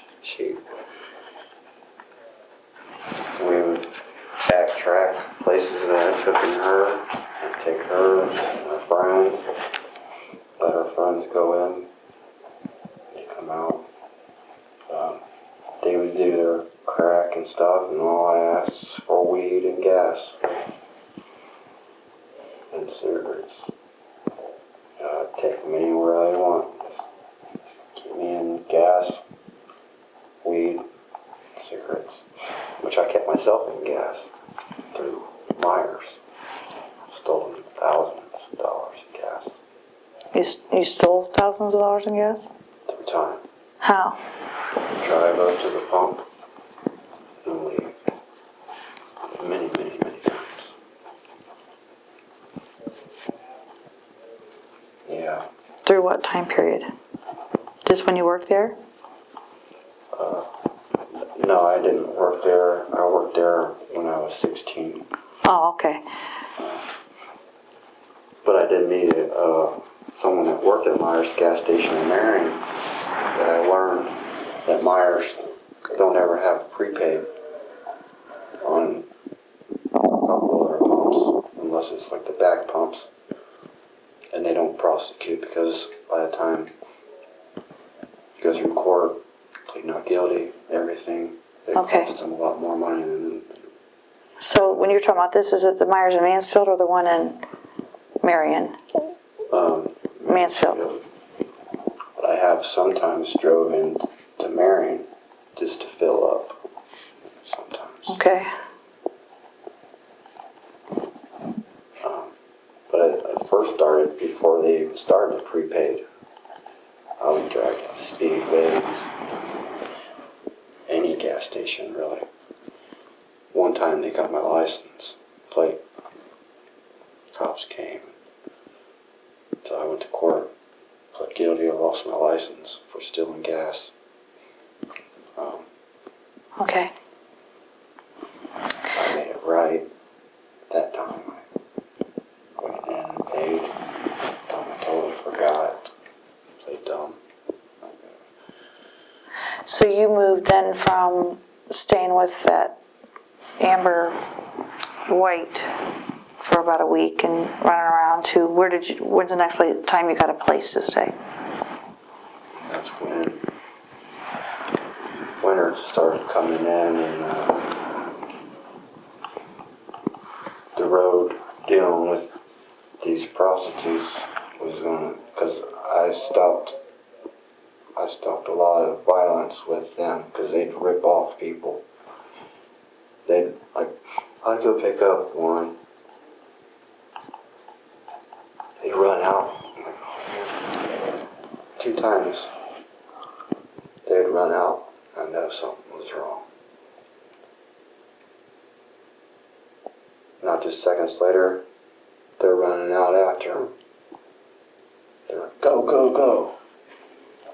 I turn my car off, get out, take the key out, lock the door, I get out. Ask what the problem is. I mean, this huge black dude. I mean, talk to me. It's like a huge black dude and 2 white dudes that were ready to just bust the window to get to him. So I'm here to help, whatever, you know what I mean? I'm going to get whatever it is, whatever, you know. One time, Amber stole a phone, took a phone, and she even got paid, took the phone. I already told him, yeah, don't be bringing me no bull crap. Right. I'm going to do this.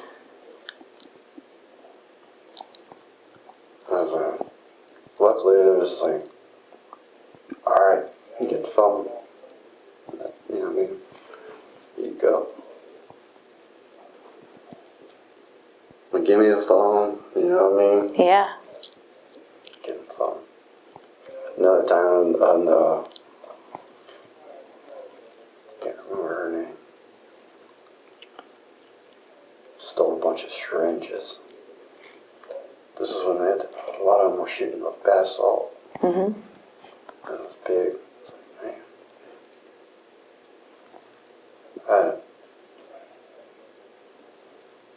There was a time I was so tired, but I needed to stay awake.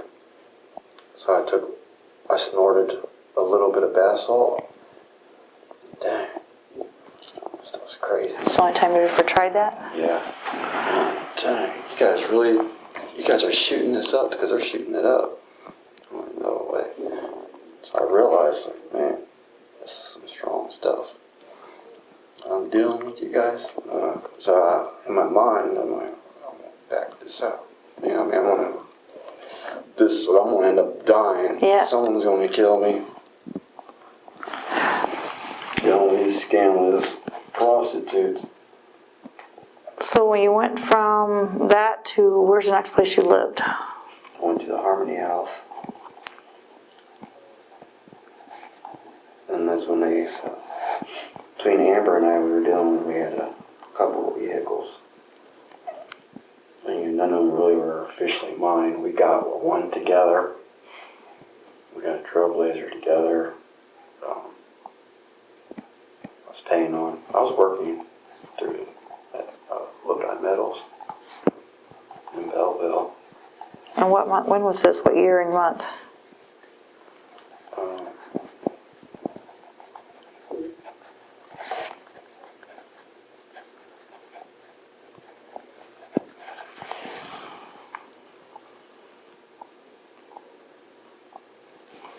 2009 to 2011, I believe.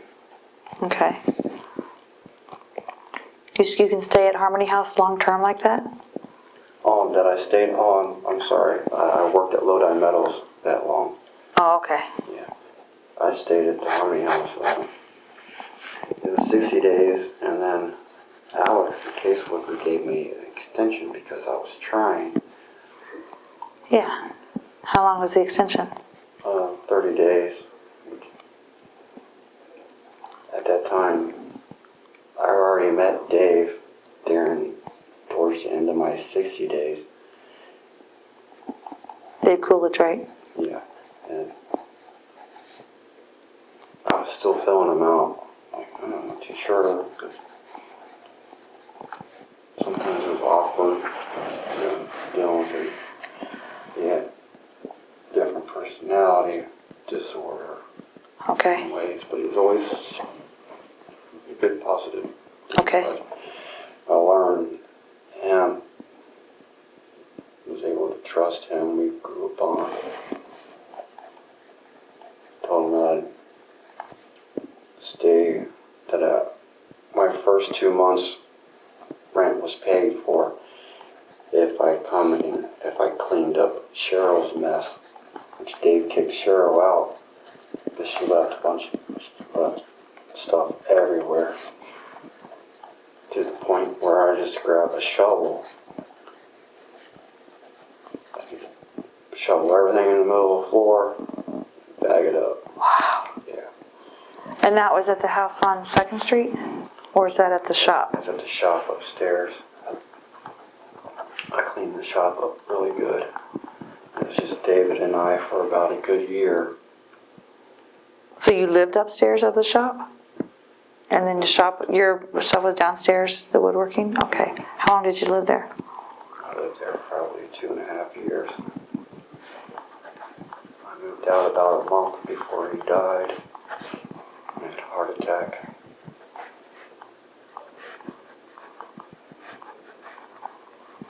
And when you moved out, where did you go then? To the Harmony House. Oh, okay. So that was before Harmony House. No, I went back to the Oh. Harmony House. Because it was just getting really bad there with Posh. Okay. So then you went back to Harmony House, and how long did you stay this time? I stayed there.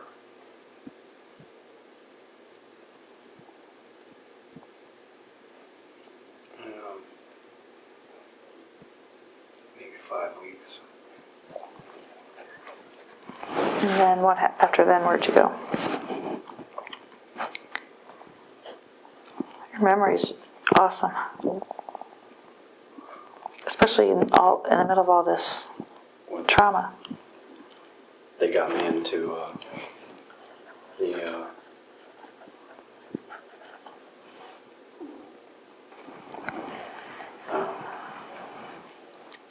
a men's shelter, another homeless place, Okay. where I ended up getting a job at the Holiday Inns, maintenance prevention, preventative maintenance. Okay. I stayed there till the child support caught up with me. 'Cause started taking, I mean, I work all week, I only get like $140 because 60% of it went to child support. Oh my. So I ended up quitting there. Figured, well,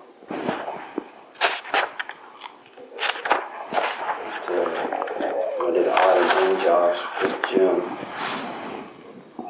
I ended up moving in with Jim. Well, I got an apartment. I stayed at an apartment for a couple of weeks. Where was that one? Right beside that building on Main. The VOA.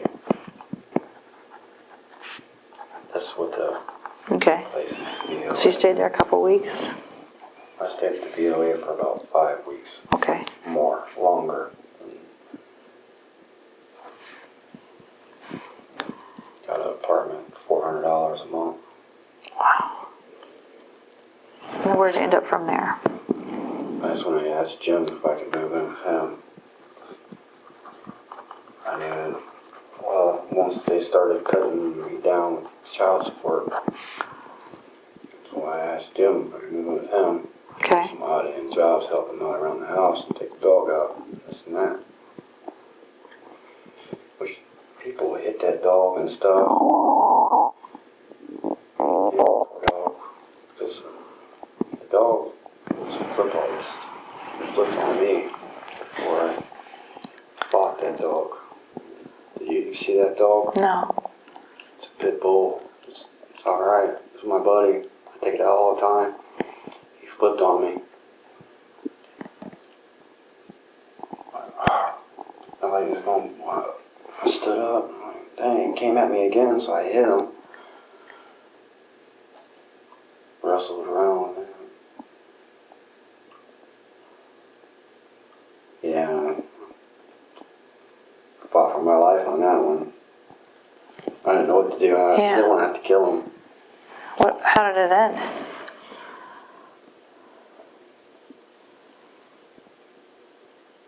It ended up, he caught me with his tooth right here. But he ended up in the room with the tanning bed. The door shut. Wow. That was interesting. Yeah, that was interesting. So you moved in with him in the same apartment or downstairs from him? Well, first I stayed upstairs. Okay. With him. Cleaned up downstairs and got it set up. Okay.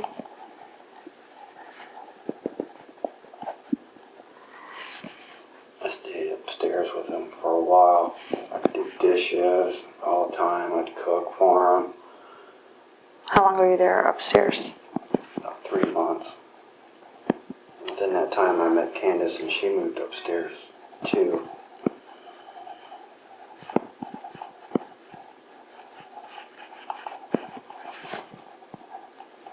So we jumped to 2000 or 2016 almost.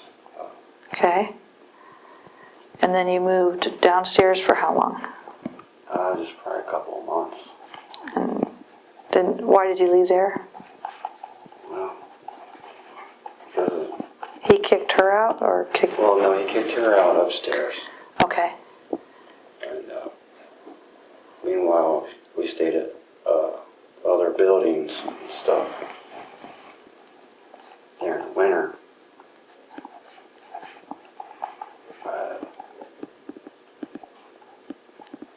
She seemed like she really wanted to change. Get off drugs. She did relapse a lot. After you guys left downstairs, you stayed some other buildings. Is that when you ended up in the house that burnt? And after that burnt, where did you go directly after that?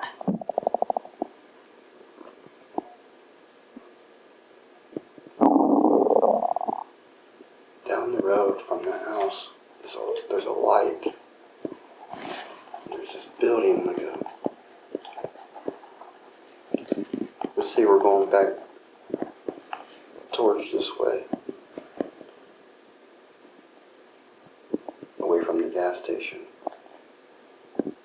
to the left, on this side of the light, there's this little company. I don't know if it's little or not. I don't know how big it is. But there's not very many vehicles. Down in the corner is another little area that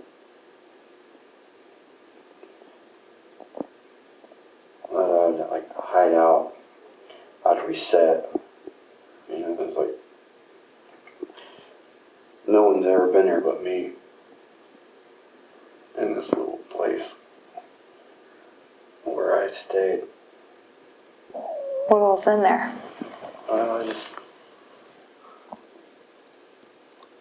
like some odds and ends, and I mean, there might be like a thing of pennies, maybe, because I collect pennies. Okay. I find so many pennies. Oh, yeah. What kind of business is that, do you think? Or what's it right beside that I would know? There's nothing beside it. There's a house. It's headed towards, it's on 430 then. Mm-hmm. And it would be, The very first business as you curve, there's a curve, and it's right there at that light, the left-hand side. I'm sorry, I have to you're take fine. a leak. Okay, yeah. Let me get somebody. It won't be me, so let me get somebody. Yeah, so you can see the leak. You're fine, yeah. It gets more and more. The more I actually see with like the news and stuff, I mean, it helps maybe bring out like my feelings of like, I'm getting in touch with myself, seeing like, especially her son, you know what I mean? Honestly, Whose son? Stacy's son. Okay. No, it's her sister that said I'm an animal, you know what I mean? And that's good. That's good. To her, I am an animal. But I hope, what I need, honestly, nothing to do with nothing else. I just, sometime before this is all said and done, I need to be able to ask them to forgive me. Somehow. If it's sentencing, and I wish, if it was not wish, but I would like to see, ask for something. I would like to just give up my life, okay, whatever consequence, for him to give me the sentence. You know what I mean? Whatever he would want done to me. Me, her son? And whatever he feels to maybe help me, what I want done. You know what I mean? To all the victims, and then lay it all out. He says life in prison, he says pardon. Then I'd like it to be done. Whatever it may be. I would like for him to have to say so, what happens. But unfortunately, with like Elizabeth's mom, or any of the loved ones that they come to jail, figure out what they want. That's what that would. But maybe I'm wrong. I mean, maybe I've just been like, I don't know. Maybe I have too much time where the TV would be good. I'll ask what the reasoning is on the whole thing, so you can find out. But I mean, all in all, I would like to be able to ask them to forgive me. Not so much maybe giving them the right, I don't know. There's definitely a minimum and maximum. Right, you're right. You know what? I do. I'm You know, willing to say you're completely in your head. But their families are in my head. Their families are in my head. I want them to be justified. I want them to believe this one in any way. I don't want them to complain of these people. before it's that moment when you decide that this one's gone, that you're gonna try to open it. Did those thoughts cross your mind right beforehand? If it crossed your mind that, While I was doing it, yeah, it was too late. it's too late, that's when you think about that, like when you think about, I know, this is Tina. That was about, anyway, it's more of a revenge. Teach her a lesson. I was way wrong. I seen her trying to manipulate the world.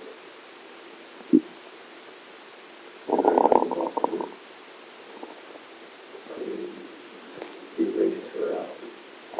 She will not give with me. I felt okay with that. Don't need me to continue to think I had no clue what she had. Anything else is right, you always wonder if she had good. yeah. Hopefully we can identify you.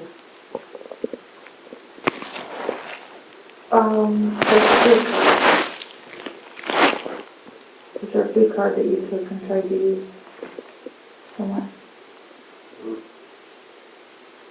I had a few cards. Did you have, No.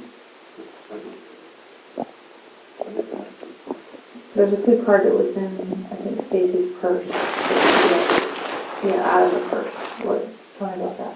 It's probably downstairs on the floor. As I went through the stuff. Right, did you ever take that food card and attempt to use it? No. I try to use the plastic cards. Okay, All about it.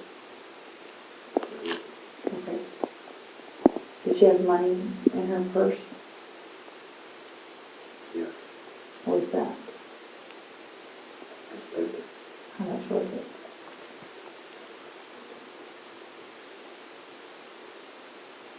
I think it was $43.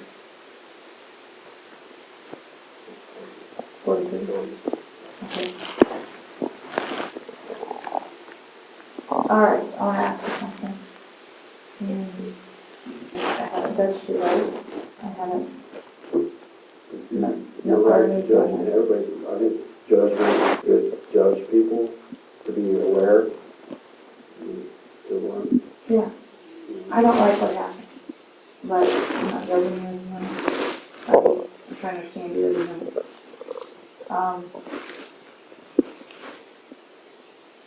The restraints on the bed upstairs, They never were used. tell me about this.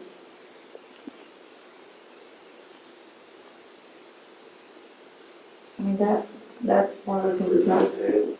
premeditated, meaning what, meaning you finished that sentence, not finished it.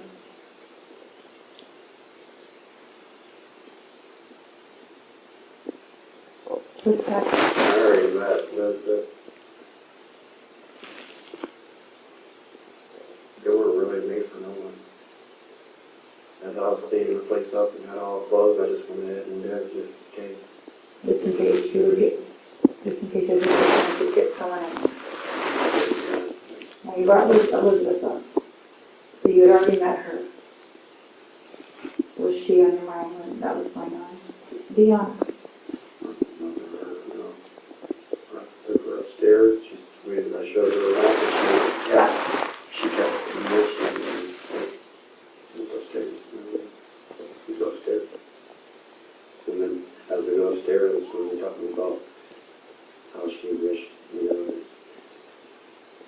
nothing's right, or, she can't get along with no one. The restraints were put on there how long before? Was it after you met Elizabeth and before she came over?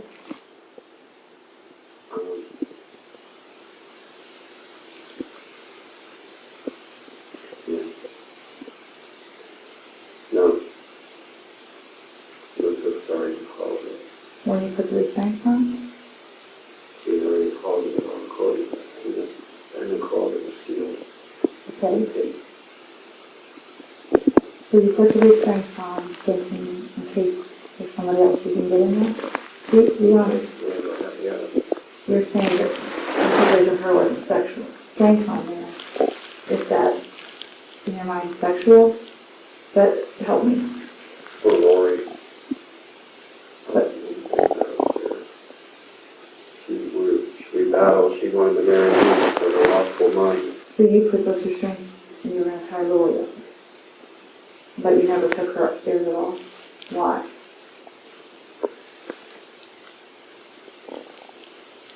I didn't want to know Okay. no. Okay. So you had prepared the house for Lori. How long have you been planning that in your head?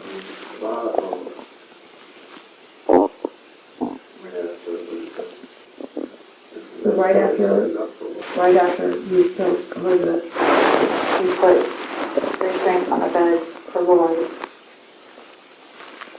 so that you could get her there.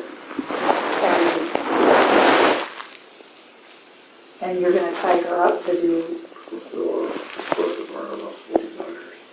Because she wanted to marry me. She wanted to marry me like that Monday, right? And then, what did I? She married me and divorced me all in like in 24 hours just for like one little thing. She's, by you communicating with her, you can tell that she's attracted to you physically. Is that what you're saying? Or did she verbalize it? Or could you tell Well, I was playing tennis. when she was playing tennis, you could tell? She was so frustrated she couldn't even play tennis. She wanted to go back to the apartment actually. But we didn't. But you don't, right. So if you think she's going to be willing, you didn't think she would be willing when it came down to it. Okay. No. Because So those restraints were only for Lori, in your mind. Be honest, because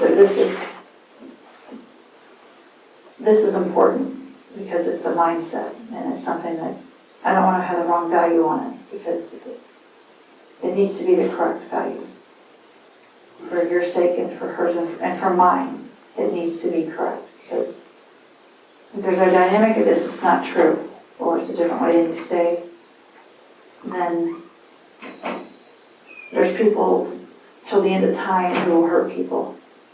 And if you have an opportunity to have an impact on whether we understand that, then you have to take the opportunity even when it's hard, even when it's embarrassing or you shame.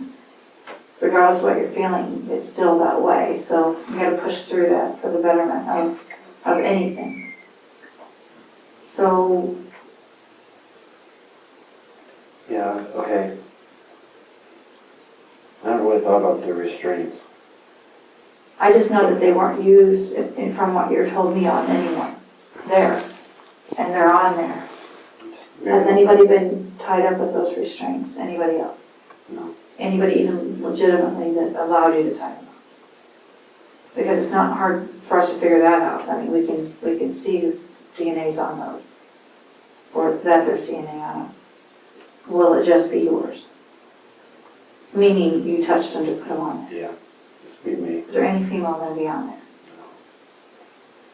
No. That it was meant to be. Okay. Or Lori. I didn't know if it was And- upstairs or downstairs. So I had them both ready. All right. How about the chair restraints? There's a chair that has something tight on it. Is there a chair in a closet or something? Oh, yeah. Tell me about that. Just for Lori, just in case. That would be just in case for Lori. Meaning you intended, you were going to keep her there. For 3 days. Something like keeping her for 3 days. I don't know, something to keep. So you prepared different areas where you could put her. But eventually it was going to work out. Because I was going to have a confession to her. I was going to tell her everything, the reason why she don't want to marry me. Okay. But I was going to try to get her a child. I wanted to get her pregnant. She needs a child. She needs something. You want to get her pregnant? When you engaged in sex with her, I think, did you ejaculate inside of her? No. Tried, but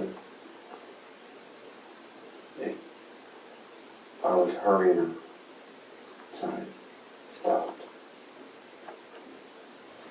Everything she hurried me. When she was fighting me, I looked her in the jaw. I cried.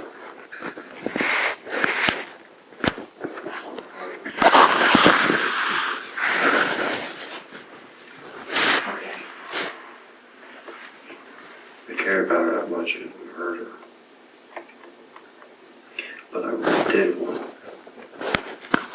And we talked about boring and stuff. And I was pretty sure, she said she was going to get up work. No. She's definitely against that, right? But I was able to get her pregnant.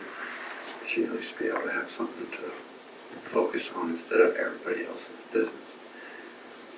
She was in everybody's business, condemning them left and right. She was bad. What about condemning people? She was down my neck. She told me so stupid so many times.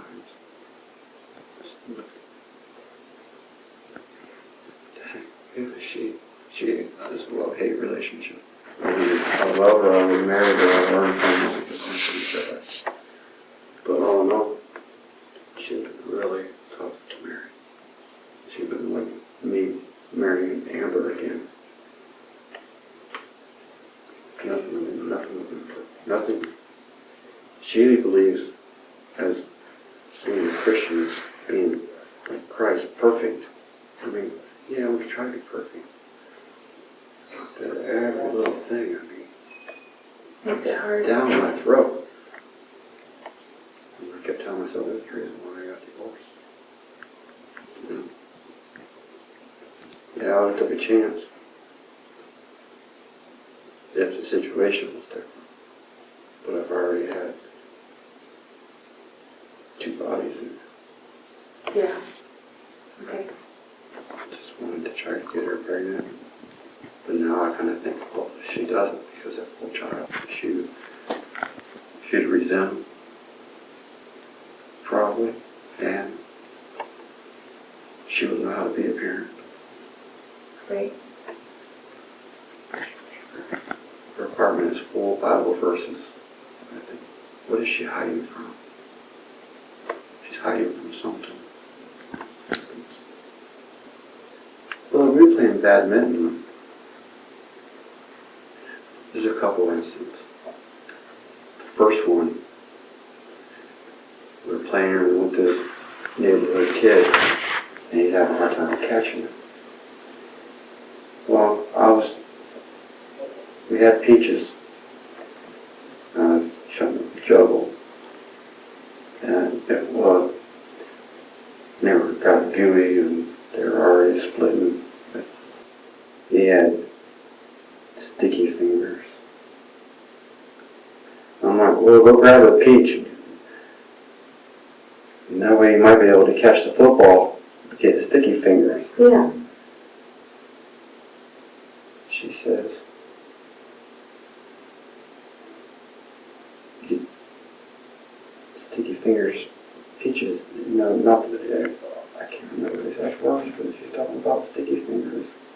Yeah. Sticky, like banging a woman with her fingers. I mean, she said it. I don't know. I'm trying to remember the words, but she. So you were just saying something innocent to the boy, and she Like a interpreted 10-year-old that boy. as something that was. Well, she joked. She like made a joke about it. He knew what I was talking about. You know what I mean? We focused on the peach. Yeah. And she, something about sticky fingers. You know what I mean? I don't know. That I don't get confused or I don't know. Okay. She's warped in a way. It was the same thing with playing badminton, right? The way she was hitting it, I couldn't get under it to bring it up. Kept hitting it down. Like that. So we had a good run. I just couldn't get it up. She looks at me and smiles like, oh, you couldn't get it up. You know what I mean? Yeah. I just kind of rolled with it. You know, other times at the table, you know, people would say stuff like that, and she would catch right on, you know, the warpness of it. Yeah. So, when I mentioned the restraints, you said you put those on before, after you met Elizabeth, but before Lori came. When it comes to Elizabeth, you met her when you guys were playing badminton. She came out. I think she was dumping her world to you. How did you get her phone number? How did she get yours? Was it right there or another time? Another time. When was the other time? Maybe about 2 weeks later, I told Lori I was late going to Lori. She wouldn't answer the door. Yeah. On my way out, Elizabeth hollers at me.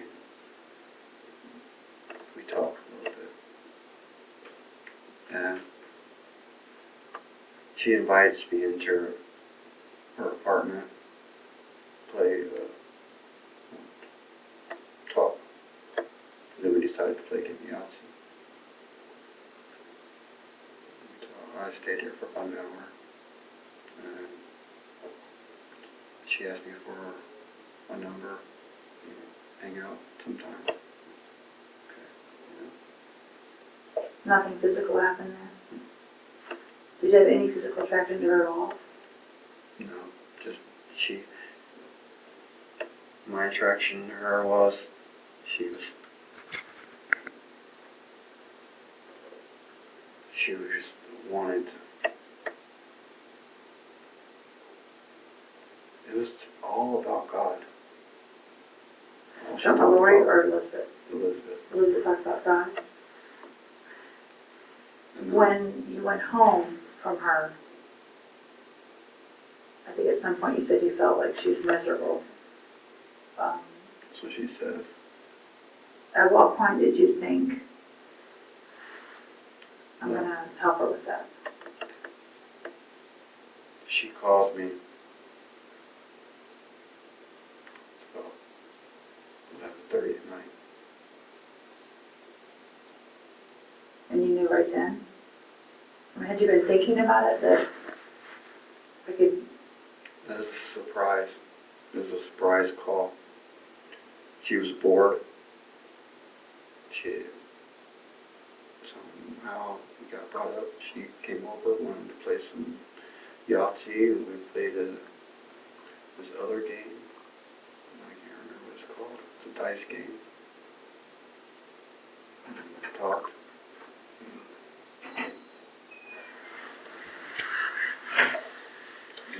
Upstairs, and she's like, sometimes I wish I was never born. You know, I get that way too sometimes. We all do. Sometimes we have our bad days. I asked her if she ever thought about killing herself. She has. Never thought about it. And she just kept going on. She said so much. I mean, I still hear her words. Like, she just said so much. Yeah. It was just really confusing in my mind. Okay. Because she has a heart, big heart. She does. Another 10 times probably. Yeah. So, Talk to her. yeah. Yeah. She would call us if she smelled weed, like somebody was smoking weed, she'd smell it, and she'd call us Yeah. if you want us to deal with it. So, Yeah, she's really trying to live that straight and narrow life.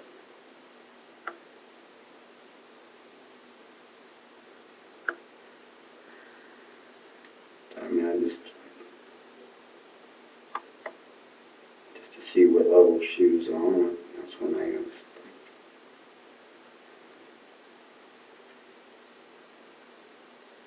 just joking. think about that.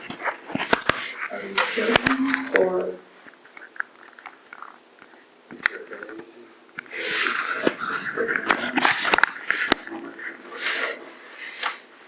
I mean, at what point at what point did you know, I'm gonna do this?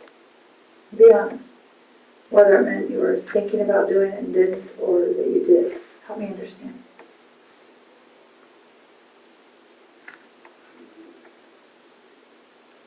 Was it while she's there, or was it sometime after you met her, or was it? Just before we went upstairs that I knew that I was going to see if she wanted to live or die.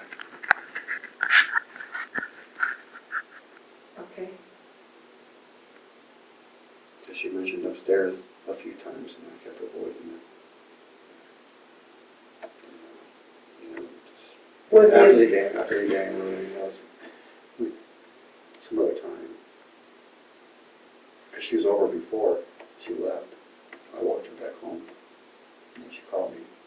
'Cause she just On that same day she was over before? Yeah, I told her I'll go home and eat. Because I had some barbecue chicken in the crock pot. And I asked her. I was like, well, I'm going to go home and eat. That's how I left. So she was over at your house, or you were over at hers before? Well, I was at her house. And then I told her I'm going to go home and eat. Okay. You were at her And house. she's like, oh, what are you having? I was like, oh, I got some barbecue chicken in the crock pot. She's like, sounds good. I was like, well, you want some? So we walked. I showed her where I lived. And she came in. We Okay. got a couple of sandwiches. Yeah. Then I walked her back home. And then she calls me later on at night. And says she can't sleep. I mean, I think she Yeah. said she sleeps. And then she came over. She wanted me to meet her down at the YMCA. Did you meet her, or did she just show up I met her. at the YMCA and walked her back? Did you know then? No, I didn't know. You know when you were downstairs. And then meeting you knew how this was going to end.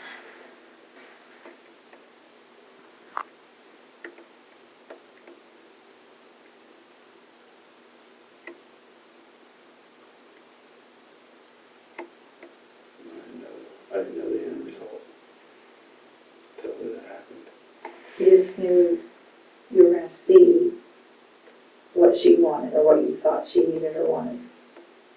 Am I wrong, or is that right? I guess. Well, help me if I'm wrong, because, I'm not sure. okay, that's a good answer sometimes. Maybe you're right. It's a good answer sometimes. I just said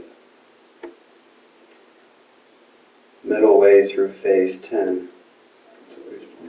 You know where you're facing? You're hungry? Uh, We'll get you some food. Make sure you get to eat. Anything else you want me to know right now?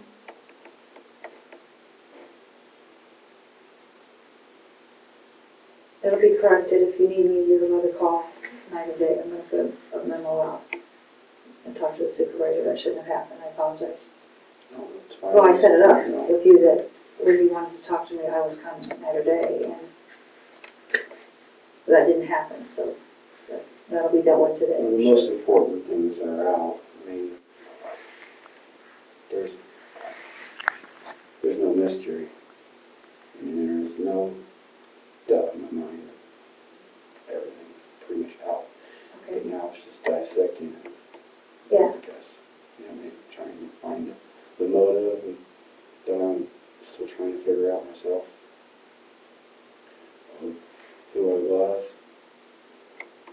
Or am.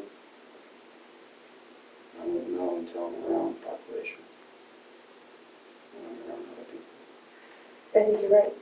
That makes sense to me. Just like them taking all my, like, teasing me with the TV for a little while and then taking it away. I feel like, dang. I don't think it was on purpose. I think it was. I don't want to speculate. I don't know for sure, but I think having you see that is a lot. I don't know. I don't want to say what. I think it's good seeing me. I think it's good that I have access to TV. So it comes down to it. It's good to have that choice. It's something you can control, like whether to watch the TV even right now. And what I'm going to do when you leave here, I'm going to go follow up with your Bible, and I'm going to get it, and then I'm going to bring it over. So, again, I can't, you're represented, so you call for me, that's why I can come and get you. I can't just wander over there, talk to you at my leisure. I can't do it. So I'll sit there and wonder things, but I'm not allowed to do that. And the avenue for us to get to do that was, they didn't do it. So here forward, that won't happen again. So I don't know who would be talking to you. I don't know what people are thinking. I can control that. I can control whether I do, and you can obviously control what you do. So if you think of something, I think of something you want me to know, it'll happen. Here forward, it's going to happen, believe me. So I'll handle that as soon as I drop you off there. I'm going to start writing things down.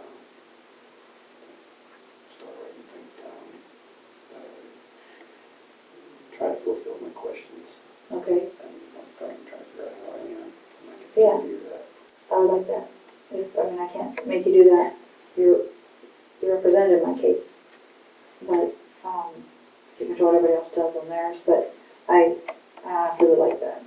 So if you do that, call me. Or tell them to call me night or day. And I'll come over even as you go, or however you want to do that. I like that. I appreciate it. Appreciate talking to you today. So I don't know if I helped you with the things you had. I know you wanted to provide some more detail. So let me touch base and see if there's anything else I was going to ask you. Let me touch base for a second. I'll be right back. All right. See? I got to take a leak again. Yeah, where are you going to go? You're fine. I'll find somebody. No, you're fine. You handed me a stack of pictures before, I just Yeah. flipped it. You know what I mean? I didn't mean to do that. I When? noticed that, The other day? yeah, I went to the next page. Why are you apologizing for that? Because I stepped out of line. You showed me that one. I was showing them because Beyond that one. I was showing them in order, in a particular order, because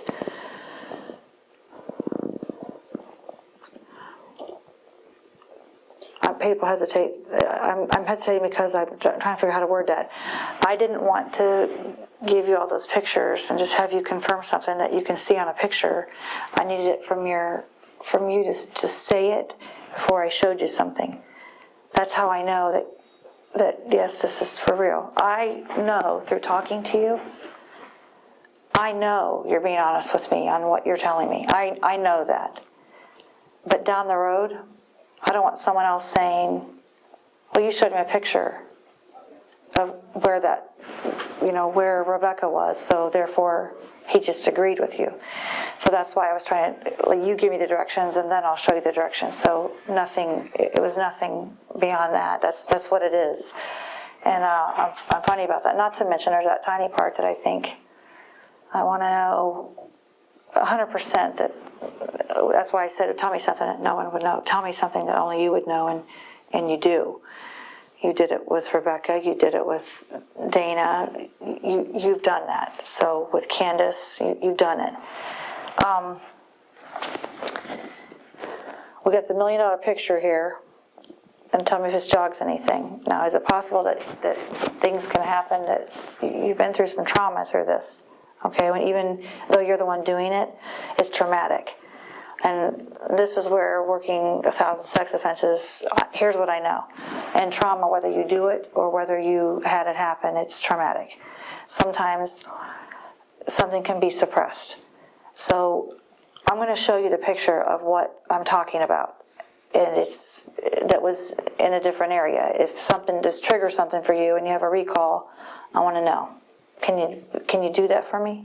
Yes, I can handle anything this time. Well, you said you can? I can. Okay. I'm not showing you a graphic Even if picture. it's someone else that I'm not going to show you a graphic. I'm showing you what we found. This bra, that dress, and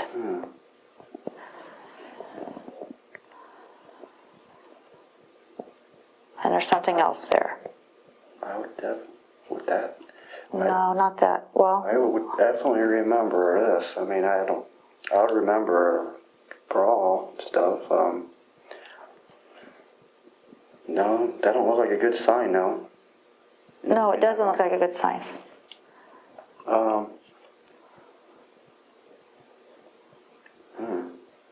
This is down by Mifflin.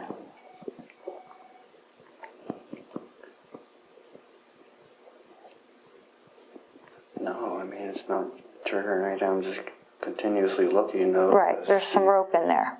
Oh, yeah. Where did it go? Right there. Oh. No. No? All right, have you found that you feel like you've suppressed anything, or do you feel like everything you've talked so far, stuff that you totally recall, nothing has to trigger it, you always know that happened? Probably every hour on the hour. Okay. Everything runs like... It runs through your mind, all these things. Or at least 5 times a day. Okay. Everything. No, we know what I'm going to be doing. And you're still okay talking to me? Yes.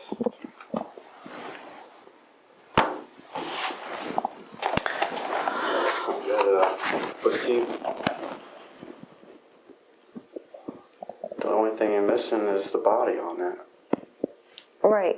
No. And I know sometimes you talked about, I know you pick up prostitutes, and even in your talking, I mean, I know they get feisty, and I know sometimes things go south. So sometimes we lose prostitutes, and we don't know why are they there. There's several incidents, but in this one, There's thousands in Mansfield.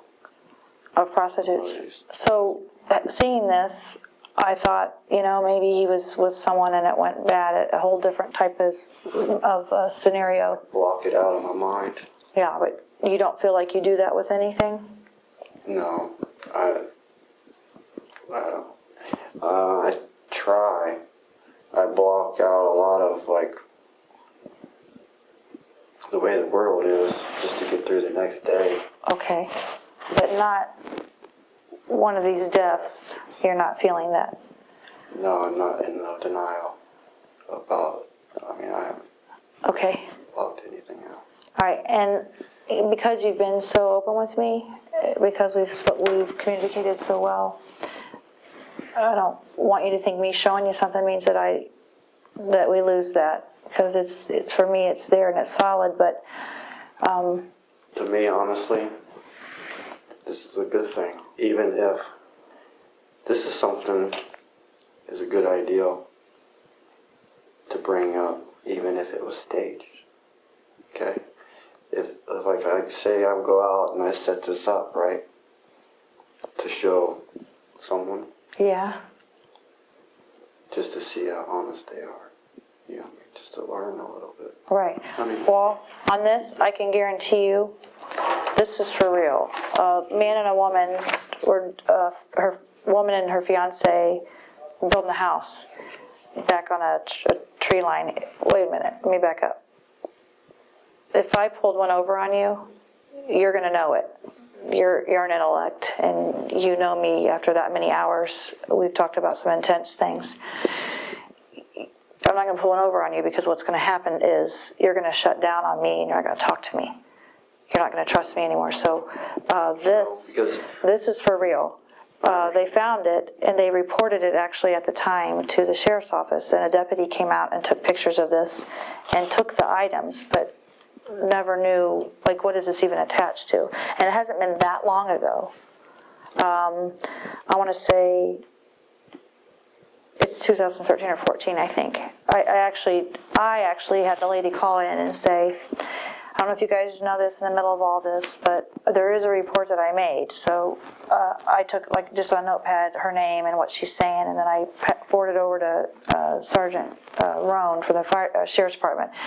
He followed up and said, yeah, we did, that is true, she's being honest, and they pulled this out. And I'm like, well, it's like, okay, and if you're picking up prostitutes, yeah, that can go bad.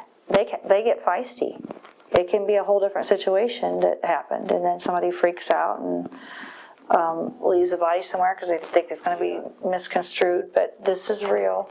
This is exactly the way they saw it when they found it. What do you think? I think someone just dropped that off. She's somewhere probably. They just dumped it off, which is weird. Yeah, that's weird, which is, we've had some issues with restraints with you, we've talked about, but nothing beyond that. That I think is a dress. They said it was a dress or skirt, and then that bra. So that's what I got. And it's not triggering anything. And I feel sorry for her and everything. Right. But you've never seen that bra before. no, yeah.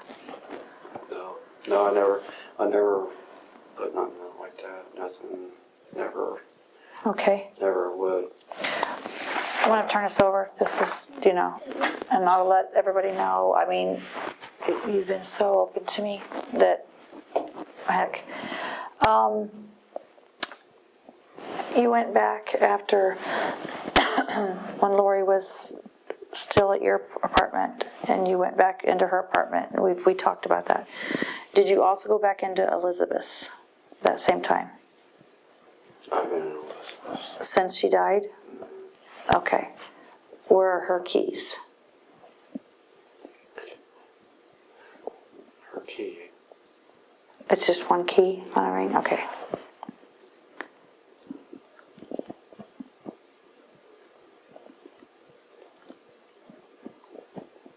I'm gonna have to draw it. You're going to draw it?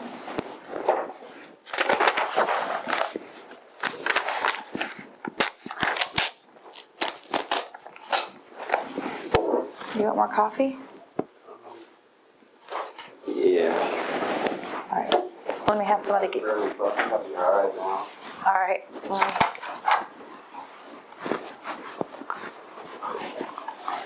Hi, guys. He's drawing where Elizabeth's key is. He's been back in there since he killed her. He needs some coffee. Captain, call up to the girl. Huh? You got some pretty good struck. You got a captain getting coffee. Well, it's not working out. Yeah. Can you do it? See if there's any out there.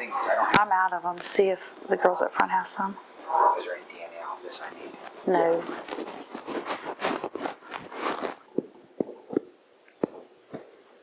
This is the driveway for the church.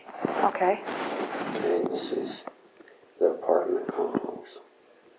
Which, be able to get into Elizabeth's side door. There's a side door here, Okay. and there's another door here. This is that back alley. Yeah, that's the Yeah, and then there's the church, and then here's the side door and the back door, and over here would be like that little, is there play? No, there's, Yes. yeah, There's a playground. okay. There's a little bit of woods right here. Okay, A fence. Fence FB. okay, Little bit of like trees and stuff right here. okay, Trees and whatnot. As I left, I just went in there like take a shower or what? I just took a bird bath on the way. I just kind of like freshened up. And I also played Yahtzee. I wrote my name down on the Yahtzee board. By yourself? Yeah. I mean, like the scoreboard. Yeah. I wrote my name on it. It was sitting on the table. That's after she died? Yeah. Okay. So I went in and got that. And what'd you write? Shawn, or did you write Grate? Shawn.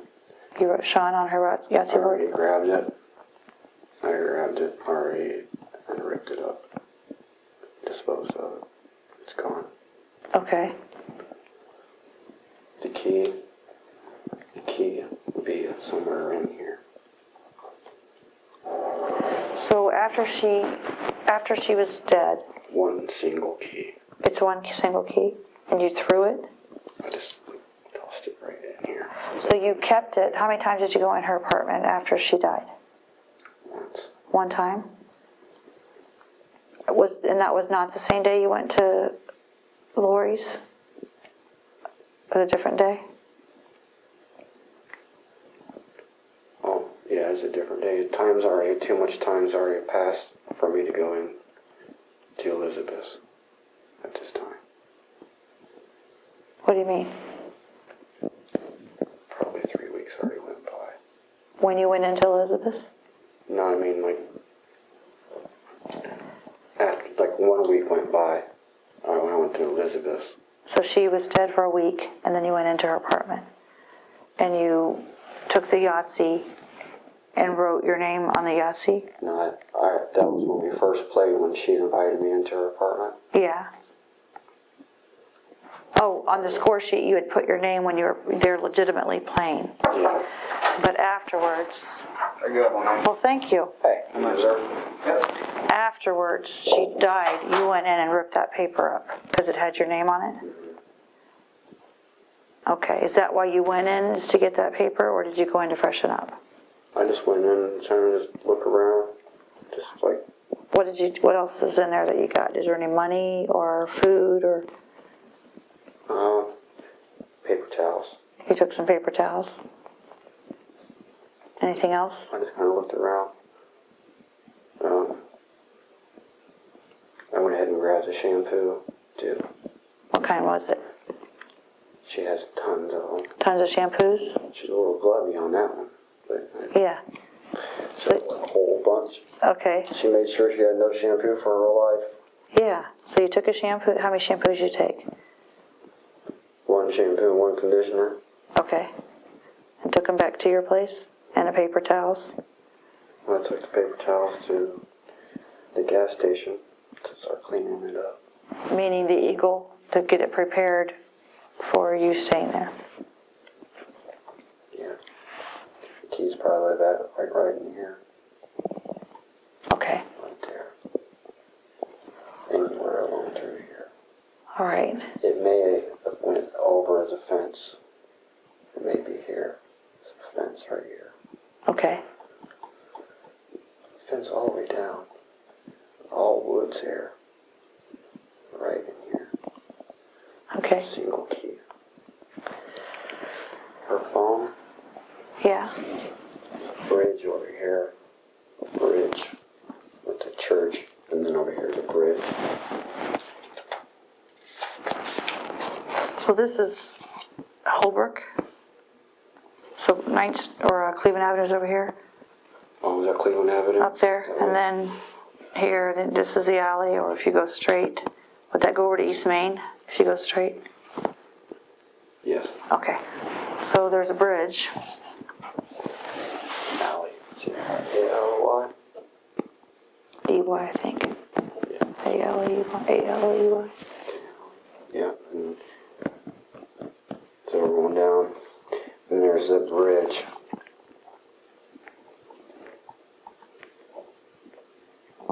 Bridge? B-R-I-D-G-E. We're good. That's right. We're fine.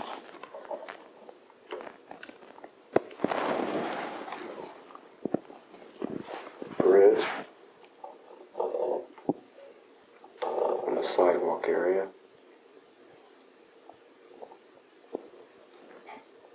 stood about here and I just tossed it that way. Okay. Probably 50, 60 feet.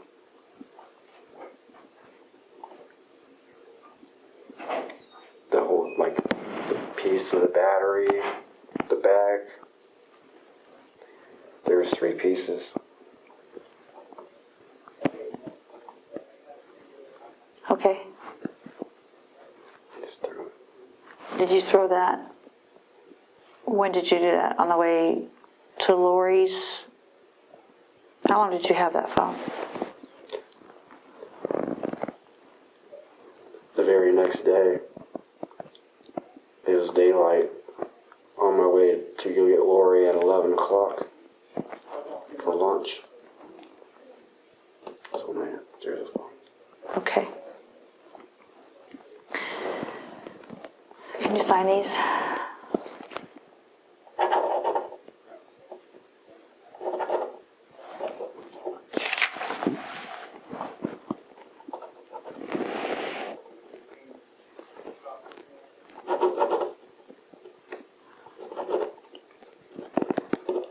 I think there's a detective that wants to speak with you.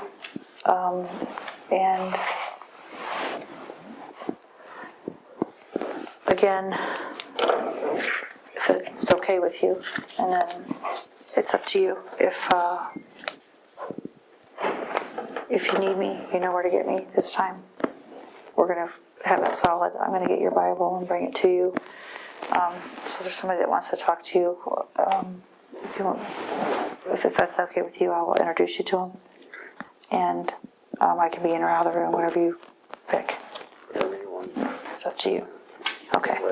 Okay. Well, Whatever, if you have to do something. I'm going to wait here and. Is this about this detective here? Yeah, I didn't know what was happening, so.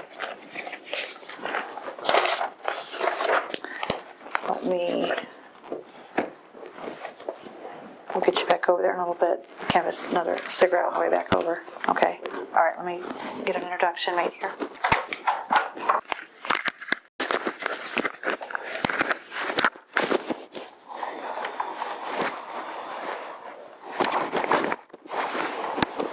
Well, I'm back. I wanted to touch base on something else that was brought to my attention, okay? Down at Charles Mill. It's beautiful down there, isn't it? It is. It's amazing. Good people down there. It's, I didn't really meet no one but one family. you said there was an older lady? Did you say she was singing at the fire? They were singing old hymns around the fire. Do you know where that was? Because it was by the restroom. Yeah, that's right by the restroom. The trailers that you were in there, how many in the park were you in? 3. 3 in the park. They were all side by side. All side by side. So I knew there were 2 side by side. And then was this old lady far away from there or on See the either trailer side? from the place. I kind of just pointed over the direction. Okay.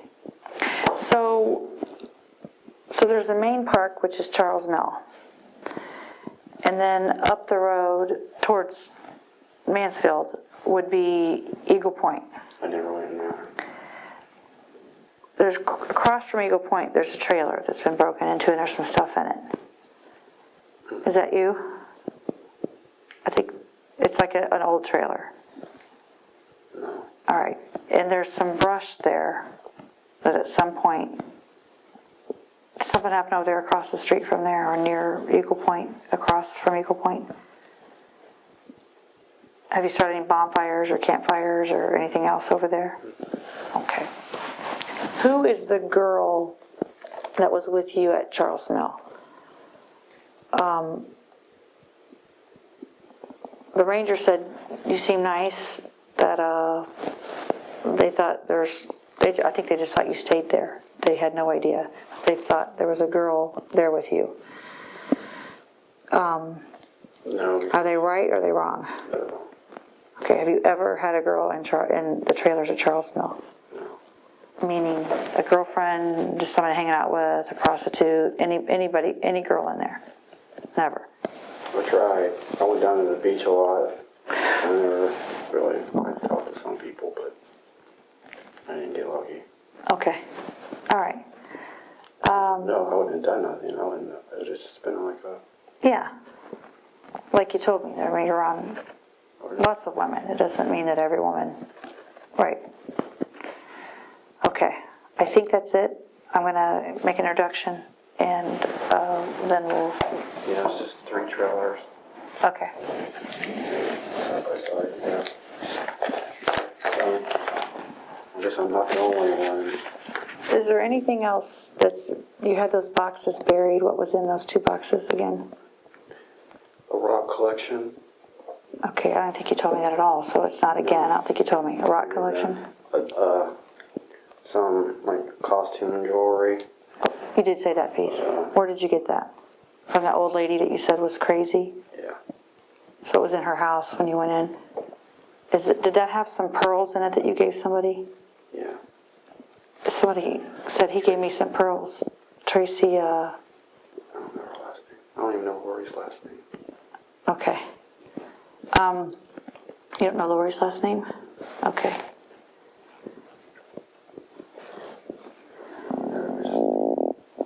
Someone asked her last name before. She's like, what for? You know what I mean? Yeah. Yeah. I'm like, man, that's weird. I'm sitting right beside you and he asked you your last name. Yeah. He said, Nunya. You know, Okay. none of your business. Right. But Okay. Are there... Lori's last name, I'll leave it up to Lori. I don't know right now, the judge won't. Now, besides all the murder charges, Lori and I was talking that she was going to forgive me and just let the state pick up the charges. That she wasn't going to press charges. But due to all the other charges, I doubt if Lori is ever going to really write me or anything anymore. You know what I mean? But She's one of a kind. You and I both know that. She's that strong in her faith. So we don't make any assumptions there. As far as her press, she doesn't have to press charges. It just happens. I told her it automatic. She doesn't get a decision in that. So Even if she'd rather, I told her even if but- she drop charges, they would pick them up. right. So that's not her doing. Right, I understand. Believe me, it's not her doing. I don't want to say too much, but I could But she say would write me though if I didn't have all these other charges. You know what I mean? If there was some type of hope for me to get out, it's just the abduction of her. If that's all I've done, and if everything else was erased, I mean, never happened,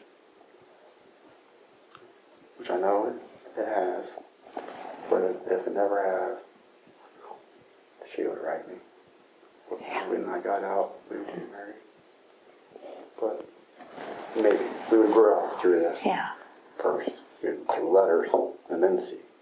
You know what I mean? But, Yeah. All right, I'm going to make an introduction. Okay, let me get these guys, and then when they're done, I will come back, take you back over, get you a cigarette. Okay? Are you comfortable with everything you've told me today? Yes. Is there any part of that you want to take away? All right. Have you understood me when we talked? And if I say anything you don't understand, all right. And did I make you say anything, or was it your decision to come over here and talk? It was my decision. Okay. All right. All right. Let me Appreciate those. Okay. Help me out too. It's helping me out. help me. Thank you. All right, Shawn.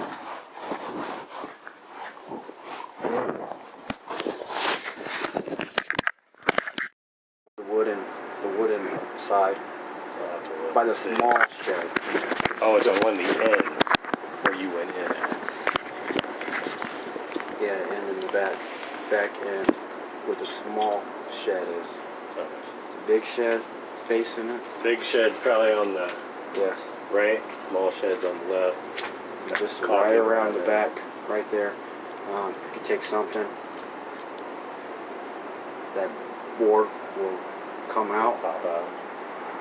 It'll just like a door. Cause I just took the You caulking never off. took it all the way out. It kind of seals itself back up without the caulking, right? He gave a We still very can't find the owner of that place. he gave a great description of where that phone is and where Elizabeth's key is.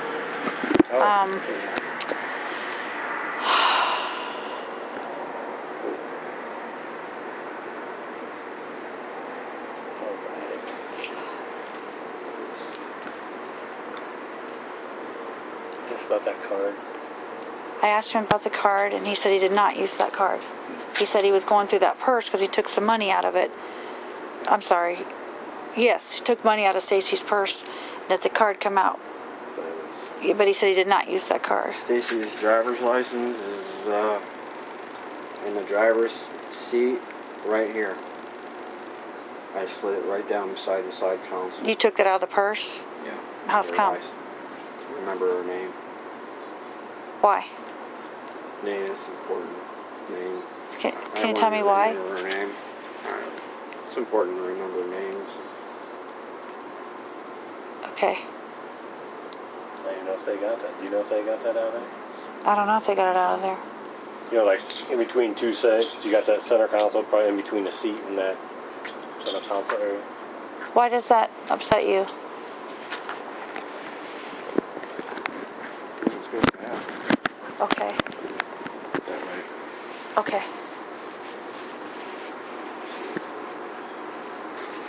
Let her go. Is there any other... Grandchildren. She has a grandchild. Yeah. Just paid off a house, I guess. Her son lives in the house. Oh, Okay. yeah. That burns fast. Whenever there's another one. Sorry. You're fine. Three. I think they received from somebody or something. After you got money from Lori's, did you go buy smokes at the Bodomart down there? I think I went to Circle K. Circle K? Which one do you think? That went on Main. So remember you said you bought some I smoke. applied there. You know what day that is? Lori came to your house on Sunday at 6, and then Tuesday morning is when we got her. Okay. So between Sunday, so Monday's when you think that happened? Yeah. Evening, day, evening. That's when she said. What kind of cigarettes did you get there? Marlboro Black 100s.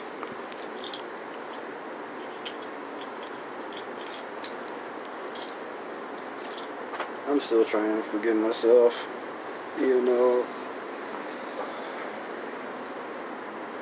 it's going to be a long one. Once the family's able to forgive me, if they are able to, if they need to, it's important for them to. Yeah.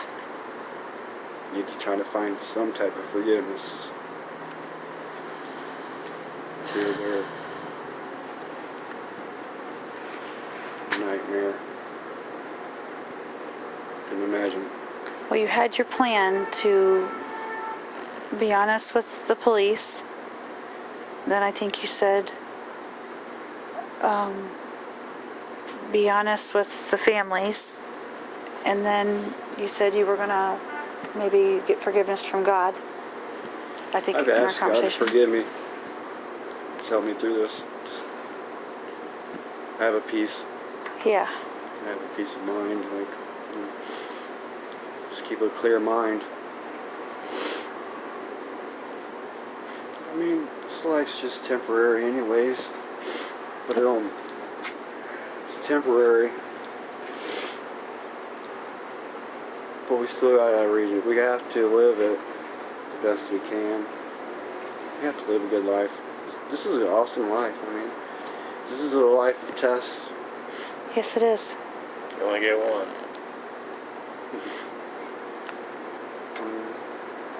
Life. for the everlasting life. Whatever that may be, like, Yeah. couldn't imagine, can't fathom what our life be like in heaven. They say it's great. But what's that? Still, even if there isn't no heaven or hell, I mean, it's still to at least be a good person in this life. I agree. Why not? You know what I mean?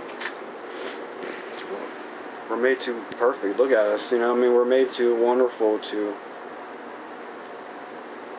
just be here. You know, there's to just exist just for this little while. I mean, we're made to live forever. It'd be a shame not. I've always dealt with that as a child. Once my mom started getting me into church and realized that there's death, she'd see me as when I was a kid, the breakdown was like, oh man, you're going to die someday. You know what I mean? It's like, Yeah. oh, it's devastating. How young were you when you realized that? 8. 8 seems to be a pretty crucial age for you. And 12?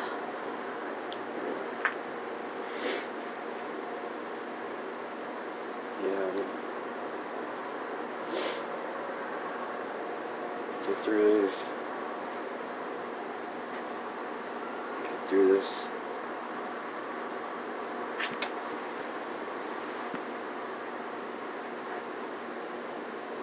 Let's be able to get through the rest of this life clear, conscience. It'd be really nice. Well, that's kind of beginning here, Shawn. Honestly, with Brian and I discussed this at length. Just you giving the peace of mind to families, that you've been open and honest, the countless hours to try to figure things out that we can't figure out, that you've put some value to. So that kind of started here with your kind of your plan to make nothing can make it all right, but you know what, to do the right thing. Just do the right thing. I mean, just die on the cross with Jesus. You know, I mean, I'm thankful for the Bible. You know, it's pretty interesting how it all laid out. You know, all these different religions. Everybody's different, so everybody needs a different type of religions. You know, I don't down any type of Catholic or anything, whatever one may be. At least they're seeking more than their self, because self is just destruction to me. When someone just lives for their self each day,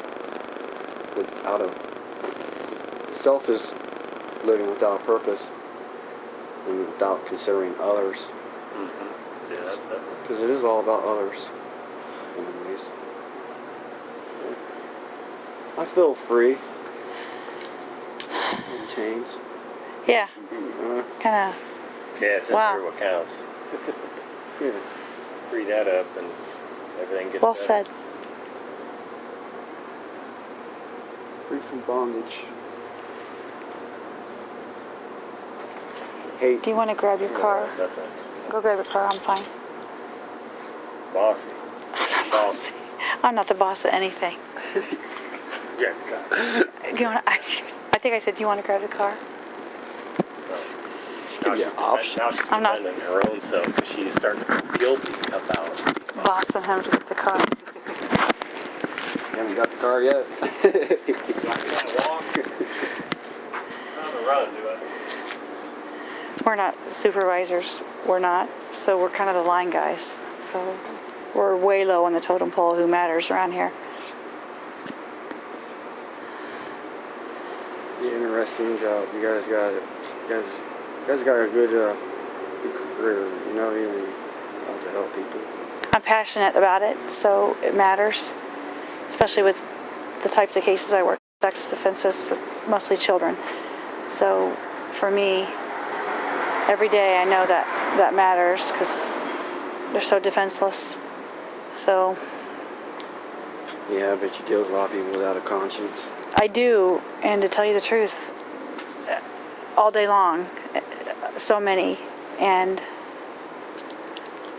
Sometimes I check myself. Am I still being a deceiver, being honest? You know, I question myself still. You know, like Of whether you are something and you're deceiving me for what you are? I don't know if I understood what I just said. Right, it's all confusing. But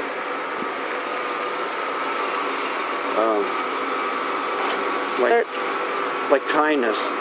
When people say thank you and everything all the time, maybe them are the ones you really gotta watch out for. Right.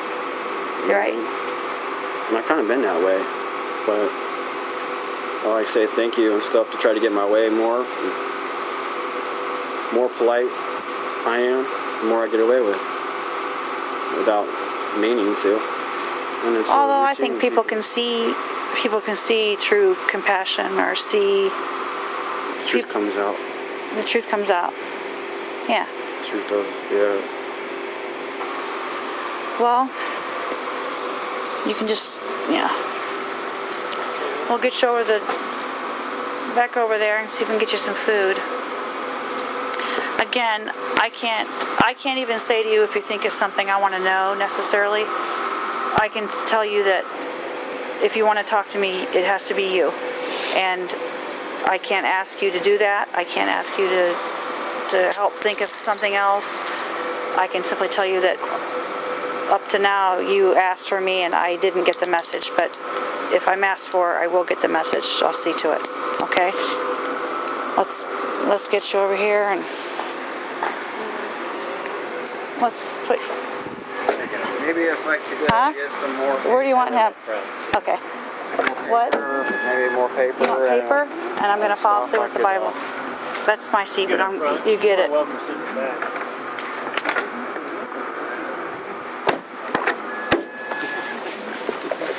Get it back. Turn it. I didn't even allow mine in my glasses. No, I went through all the pictures and stuff, and I can't see where they were to go in and get them. Now, where do you think they were again? On the stand, I know. You can't find my glasses, then you That's pretty bad, right? Yeah. Well, I don't think they took it is the problem. Okay, so since they didn't take it, I'm trying to find it in the pictures, of like all the overall pictures, to find out where they would exactly be. I think you said on a stand, right? In your room area, bedroom area. Somewhere they could get knocked around. Yeah. I can see. Eventually, when I get to the parent position, I'll get glasses there. Yeah, they'll definitely get you all those types of things that you need. Now, again, I'm going to follow through with your Bible. I'm going to get to work on that. Go to that television if possible. I'm going to ask why that decision was made and see. Now, I don't ultimately have control over that. I do over the Bible. I'll get you the Bible, and I'll work on that. Ask if I can get you some paper. I'll follow through. Yeah. If no TV, I always have the Bible, and I could always use time. And I do like to pace myself as much as possible. If I like to try to keep up with what's being said in ways. But understand, some of the stuff you're on there is wrong because you're speculating, and there's strong words on there that I don't even know. I mean, just so you know, I'm not making it any bigger than it is. When you're seeing that stuff, I'm not doing that. You'll never hear that I did that. It's not going to happen, but it's a big deal. It is. So things kind of get misconstrued, but in everyone's innocence, they certainly want to know if there's something else. Or they've got these cases they can't solve. It's frustrating as a detective. I'm sure. I can't. Yeah, I'd be lying if I had said anything to that one guy. I'd be lying if I The one you just I met? wouldn't be able to narrow down anything, like pinpoint, like to prove that I was there. I wouldn't be able to. So, I mean, I'm not gonna take anyone else's case. I can't take anybody else's conscience and free them. I agree, Shawn. That's true. You know, if I could find out who it was, I'd be glad to tell them. I would be like, he did it. No, I mean, the guy with the blue shirt. That Brian did it. It's like, yeah. Like pointing in there, all the guys with the yellow uniforms, he did it. The guy with the yellow uniform. There's 50 of them. You know, Any of those prostitutes, are you aware of anybody else who's done something to them, or have you seen anybody harm one to that level? No, I don't know of anyone who ever. Would you say if you did know that? Yeah, I would. But you still won't give up your weed guy? I would, Oh, you finally broke him to the weed guy. but I'd like to go deeper and break Yeah. down a lot of the crack Bad houses. drugs. Yeah. That's a problem. I know where there's some houses that sell crack and all the rest of that. You know what I mean? If it come down to it, I'd help, because that would help. That might help wake people up to actually see themselves. You know what I mean? Yeah. If I could stop people, I used to always say, if I could afford it, I'd open a corner market and have every type of drug in the corner market for free. And then it's self-choice. If people want to come and get crack and overdose or whatever, at least they come to the corner store and get with their drugs. They don't have to go through no drug dealer. You know what I mean? Yeah. Like whatever drug you want, come to the corner market and get it. You know? It's self-choice if they overdo it or not. It might help crime. Just give them the drugs. You know what I mean? If they want to overdo There's it. a country or two that's done that. They've got like heroin clinics and stuff where they can go and get their daily dose of the day, and it's helped a lot of their crimes because now they're not out trying to figure out how to get their hustle going to Yeah. not be sick. I think New Hampshire. There's a lot of places that do that. But, I mean, can't. There's only so much that we're capable of. So much. The only thing I know, I just be honest. You know, everything in my head is out. Thank you. I mean it. You're welcome. Thank you for your patience and talking to me. It's really helped me out.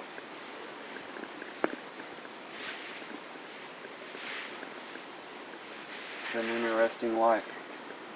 Yes, it has. The next 40 years. No. Okay.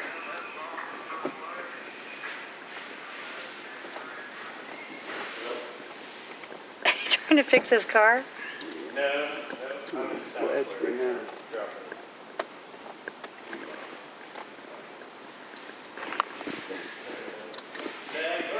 Look, we kind of just...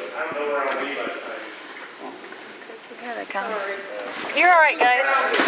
We probably blindsided you. You're fine. Getting hammered up there. You're fine. We tried to get out for over 4 minutes, so. If you need any help, you know where to find me. Help what? Anything. He needs some food, and I'm going to be bringing a Bible to him. Am I okay to do that? The Bible he wants? Just make sure it's soft pack. Can I? can't be a hardback. Is he allowed to have paper? Yeah, we get writing like meat notebook paper. Can you get him? Can you give that to him? Yeah, if you bring it in, we can give it. Oh, I can bring a notebook paper. Can it be in a notebook, or does Yeah, it have that's fine. to be? Just tell them from you, we'll just take it right to You him. know what? Okay. I got one of the composition notebooks up there. Can he have that when he goes straight back? Yeah. So, Probably a pencil. My pencil's getting dull. Okay. and I'm going to bring him a Bible, and then I'll address whether whoever the decision for the TV is, that's going to be above me. Okay? Yeah. Whatever, the TV's fine. Okay. You man. Write down a journal. Okay. Might just write everything down, Okay. and then I'll request you. Thank you. Okay. You could have All right. the journal. Thanks. That way, if there's anything. Get you back and get some grub. All right, Sean. We'll see you, bud.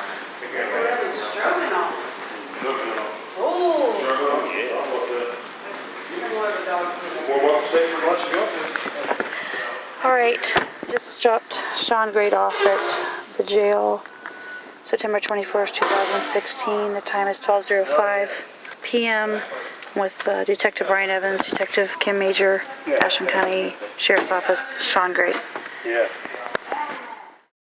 Date is September 27, 2016. Time is 13:25 hours. Detective Major at Ashland County Sheriff's Office, preparing to speak with Shawn Grate.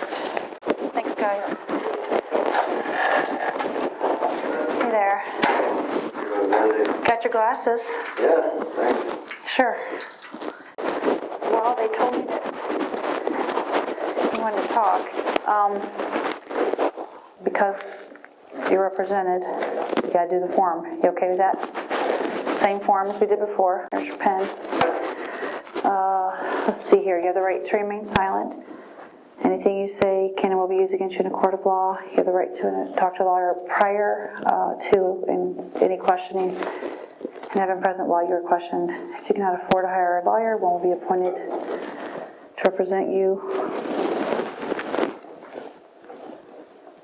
before any questioning. And then do you understand each of these rights I've explained to you? And having these rights in mind, you want to talk to me now. See, it is the September 27th, and it's 1:25 p.m. Let me see if I can get one of those cuffs with you.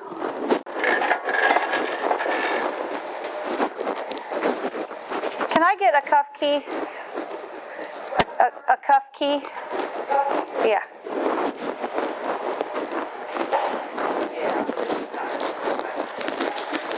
And do you have any coffee made? Yeah, they've got some. Can he have a coffee, cream and sugar? Yes. When you get a chance. Okay. Fine. Well, they have 2 of this as soon as I can get it. That's fine, I understand. Sure. All right, we're gonna undo this cuff. How's that sound?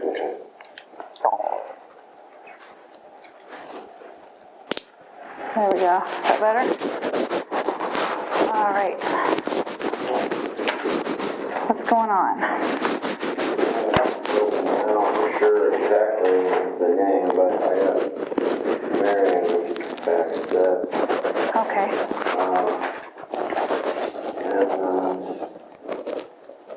I beat myself up about it. You have? Yeah, I don't know exactly why. Okay. There's multiple motives. I was wondering your opinion. Okay, we'll talk about it. Give me 1 second. Let me write down the date here on your form. Channel 5 got over the letter They did? How do you feel about that? on camera interview. It might have the motive, but I know there's multiple motives. It's just like, man, so much. Well, I think you got to consider what their motive is for wanting to talk to you. So, in the end, maybe it's not about what you need or what about any of these families need. Maybe it's about what they want. And so you got to be aware of that. Now, they're pretty loud out there. What do you think?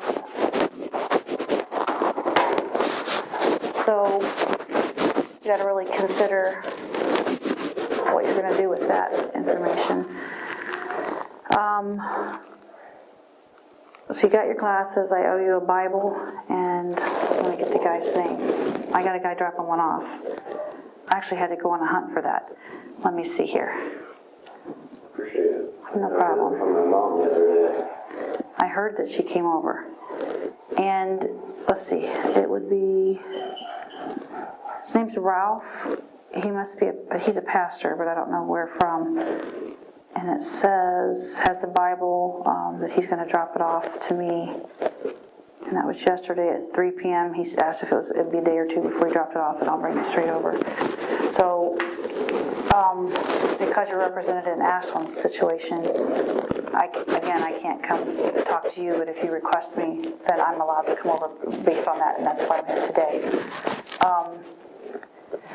So you got a list here of, what do you got going here? I know, because I know I wasn't able to pronounce her last name. I wasn't able to read it. So, this is like things that's been popping up in my head. I've been trying to write down. Okay. That they did come in. Marion, I'm not sure, they're unsolved. Yeah. But they were. Detective Utley, Lieutenant Utley, the female, she came in and I think she had, Hildreth was with her. I had been with him earlier in the day, and then I didn't know they were coming in. But, they were here Thursday or something like that last week. so they're trying to figure out, still trying to identify her? I mentioned him because, I mentioned Hoover or Hover. Yeah, it's kind of like one of them. But then, I'm thinking that someone starts with the last name with a B. So when you're crossing off some of these names that go with Dana, so we got Dana Hoover, when you crossed off Howard, does that mean you kind of figured it's... I read it. I know Howard. I would have been able to say Howard. And then we have Viswick,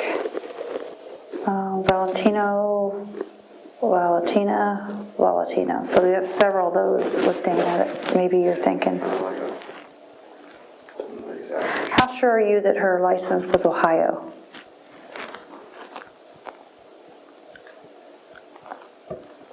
I mean, I'm not exactly sure. Yeah.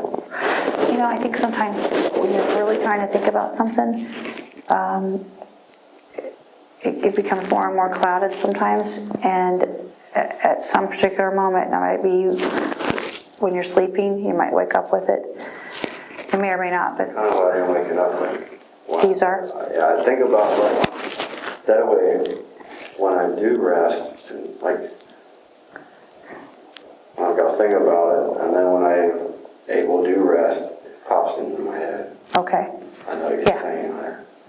It's like one of them, like, set myself up for later on. That Yeah. It'll just pop up, like subconscious, deep down inside. Exactly. Pop up. Because what we know is, if the name has ever been in your head, meaning if you looked at it, even if you saw the spelling of that name, there's a way to get the name. Now, there's other creative ways to get the name. There's some ways, and I don't know what they'll introduce to you as to options, because that's their situation. So I think because you expressed it to me first, what had happened there, because you related it to me, then I know the fact pattern. So I'm good with talking to you about it, plus they're far away. But I think there's some ways that they could help you to think of it. Okay. We'll see what their options are. Some things maybe a little bit outside of the box, but obviously. That'll be later on after I get transferred to Marion. Yeah. You know, I don't even know when that would happen, and I know those things I don't know. Your attorney team is outstanding. I don't know how you're feeling about it, but they're going to be able to give you a little bit more about that, because they're the ones that would talk to different prosecutors and decide how that's going to happen. I think things are kind of fresh right now, and there have to be 50 things. He was here. The senior was here today. So I'm like, wow. I don't think I need to be represented. I just want to just go for the death penalty and whatever, you know what I mean? Just plead guilty and be done. Move on. Because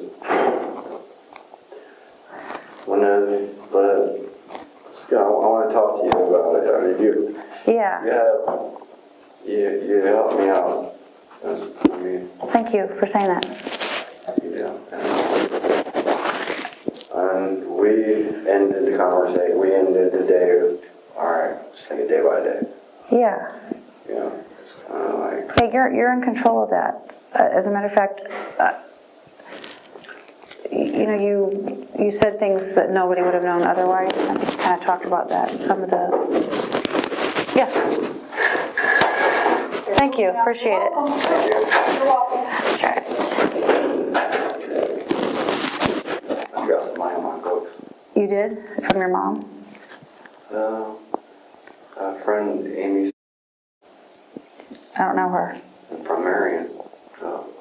Friend of mine, old friend of mine. Wow. Yeah. Yeah. She's reached out to me. Someone else I don't know the name of. I'll have to look. Books. Yeah. I've been getting mail like crazy too. You have? For people you know or people you don't know? I don't know. Heartfelt or distorted stuff? Just out, reaching out. Okay. We said, whoa, what are they? What's up with them? Yeah. But I did get this one crazy letter from M8 Mansfield. He just babbling on and on and on. He's like, oh, so there's probably, you mentioned 5 bodies, you know, there's probably 25. You know, few little things. Then he said something about Ross. Get ready, Ross County's going to come and talk to you. Ross County. Now, I haven't heard that county yet. Me neither. He has a lot of time on his hands, I assume. Yeah.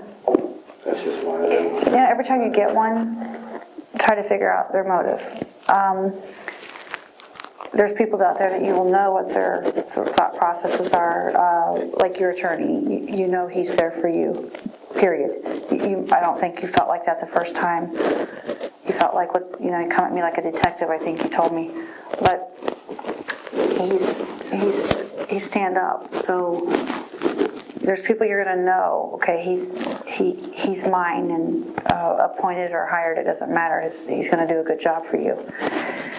So you know where I come from. I'm a detective. Of course I want to figure things out, but I think differently than a lot of cases I work. You're an intellect. You know if somebody's full of shit, when they're not. And that wouldn't work for you, I don't think. So I attempt to be straight with you because you've been candid with me. As I take a look at everything, sometimes I look at it and I see the pieces that you talk freely about, and I see where you're awkward to talk about certain things. I can see it. Morally not right, probably. Yeah, and then I think, well, I try to present myself the way I feel, which is I'm not judging you. When you hear somebody's whole life, nothing, like you said, there's no excuse, but kind of understand. I feel like I understand a few things that maybe the next person wouldn't about you. So I know they're going to keep streaming in, questioning you. I don't know what kind of personalities will show up here. You might get somebody who sets you off, but don't make a judgment on law enforcement just based on how somebody is. I try to not think things through. I'm not. Yeah. It's like my mom, we did a good visit. You did? What was it like, if you don't mind me asking? That's your private conversations, but if you don't mind. I've done work for her, right? And Yeah. And she totally took it all the credit away. She didn't stop, she hasn't stopped and think, she feels since she let me live with her, that all the work that I did. But you owed it to her because you lived there? And plus she got me clothes and stuff, which I was thinking that she was doing it out of kindness of her heart. But here, I learned that I owed her in the long run. Did she tell you that here?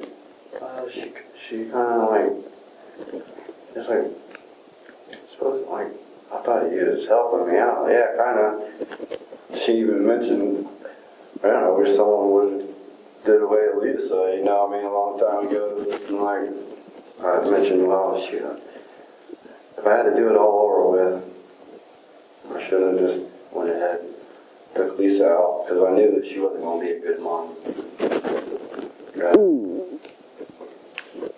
I'd sacrifice, knowing that Mike and Mom would raise Dylan at least. So, Blood flowing a little bit, but she just tells me kind of like how it is sometimes. But I mean, like, it's supposed to help someone when they're down. Take yeah. advantage of them. Yeah, I mean, that's what I was trying to like get to her. She's kind of stuck on she's blinded, I believe, by greed. She's never really had anything, and Mike rescued her. Okay. Yeah, bailed her out, you know, just. Like right now, is she in shock? Is she, what is she like? She probably is in shock. I know the media got to her. They showed up at her house and kind of blindsided her. And it happened to be like a tabloid type media outlet. It wasn't, not that any of them are necessarily 100% just investigative or reporting the facts. I mean, I think Fox News does a pretty good job of that, but I think the one that showed up distorted what your mom said. Now, I haven't talked to your mom still, but I think Marion did. They said that she said she talked to him and then they twisted what she said and reported it differently. Yeah, that made her feel like She does what she told me. that's not what she said, and that's not what she intended to say. I do know she told, I don't know if she told them or she told the detective that he's my son and I love him. I know that. But for them to take what she said, it really, it needs to be, you need to be aware of that. Here I am giving you tips. You need to be aware of that when someone talks to you, that if you're wanting the truth out, which is what I think at some point through your conversation with me you talked about wanting the truth out, then it needs to be out the correct way, and it's not through the media. They like the story, and they like to make it what's going to be the shocker for people or what's going to interest people, and it might not be the way it is. Yeah. Am I wrong, or do you think I'm I right? agree. I mean, that's part of the reason why I wanted to talk to you. I like to talk to you here and there, but Thank you. I know you get busy. Well, I know you like what, dealing with a person with 3 people, like a case or something. I'm not too sure they didn't tell me much. I said, you know, they brought 3 people in. That's all I know. Like, there must be something happening, you know, they break it down 3 people, or I'm not too sure. yeah, They just said that. yeah, Detective Evans is primarily on that, and he works narcotics, so he has a lot of stuff, and we have a lot of overdoses, a lot of deaths, so he's working that. For me, they have primarily have me working on this, so no, I come over when I can if you call for me. You know, I can't even imagine what it's like, the time and the silence, or, I mean, hear the noises of the guys, but being in here with all the stuff in your head, all of this has to be difficult. Well, they got me all by myself. I'm away. I mean, I'm by the nurse's station, so I see people come to the nurse's station. Sometimes I see people peek around the corner, you know. And they'll think I don't see them. Even without my glasses, I could see, you know, could see even further. And Yeah, everything's a lot clearer. yeah. I was hoping you'd get them. I sent them over just in a bag. And I want to make it real clear. I wrote on a Sharpie on there what I wanted to do, so I didn't know. As a matter of fact, Evans said he needs these glasses because we went in there they were, and we were looking for them. There they were, and he's like, we have to get these over there, because I think he even gave you his word, you would have your glasses. So try to follow through. That's his personality as well. Did you guys find that daily Yes, reading? yes, 2 days? I did. Okay. Let's see, August 19th, I think, and September 9th. Okay, August 19th, Elizabeth. Okay, yes, September. September 9th for Stacy. And, the newspaper. From a newspaper. Yeah. Friday. At the beginning of that book is a ×2, just like this. Oh, okay. That means from the beginning of that book to the end, I stayed there and I started over. That's how you count the days that you, Stayed there at that house. so you read that twice, or were you partway into it? One and working on the second one. And it's 30 days? I'm not exactly sure. Maybe. I think when I talked to you the last time, I thought you said you thought you were there 40 days. Does that sound about right? It's a guess. Okay. But yeah, the times I made it all the way through, and then however many pages from the very first one is how many days I spent at that place, and no one's been in there. I mean, and I went up to the pump house early August and asked them about some assistance. I've been even to the Crop Center and asked them for some type of assistance for right now to try to get me on my feet. If it was just 6 months, is all I needed. And then the homeless shelter is closed. They told me. Yes, it is close. They said it's like end of September or something like that. I'm like, well, geez. And then I learned that they'll put me to work to stay. And I'm like, well, how are people supposed to move on? It sounds like if someone's homeless, they're going to stay stuck. You know? Good thought process. I wondered the same thing, actually.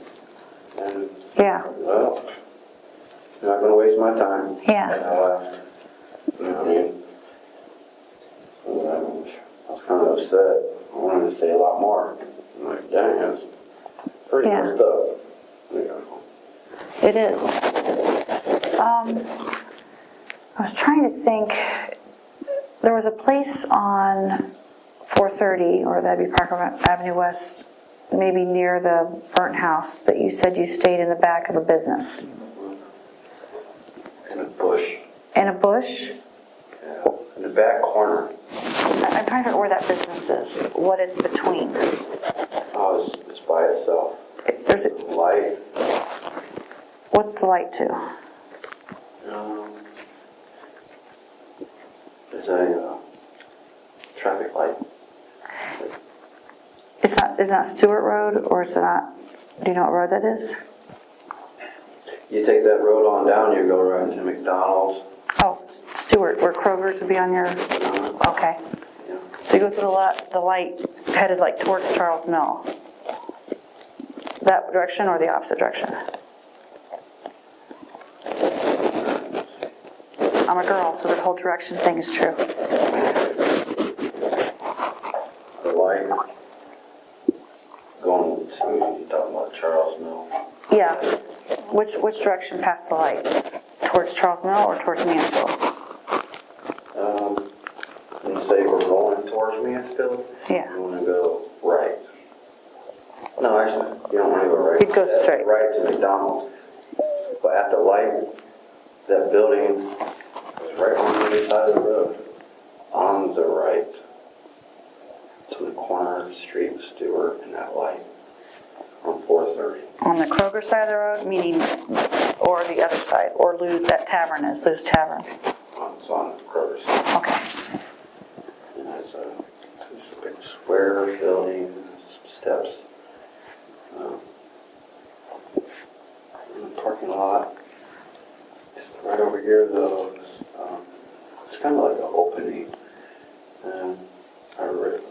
essentially, I didn't have to do no type of rearranging or anything. It just went right in and able to just sit there and kind of reset. From the back of the building or the front?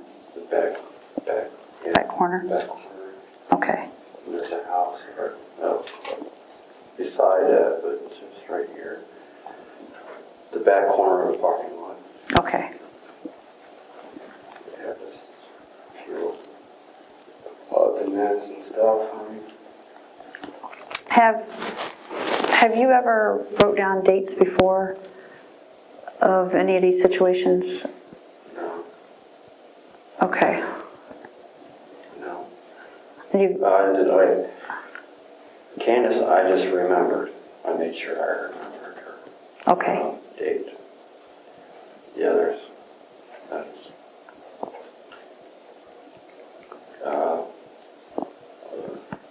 more angry. The first two were more thieves. And I wrote this down too, trying to figure out what it was. The first two was thieves, and I felt that I was just doing the world a favor.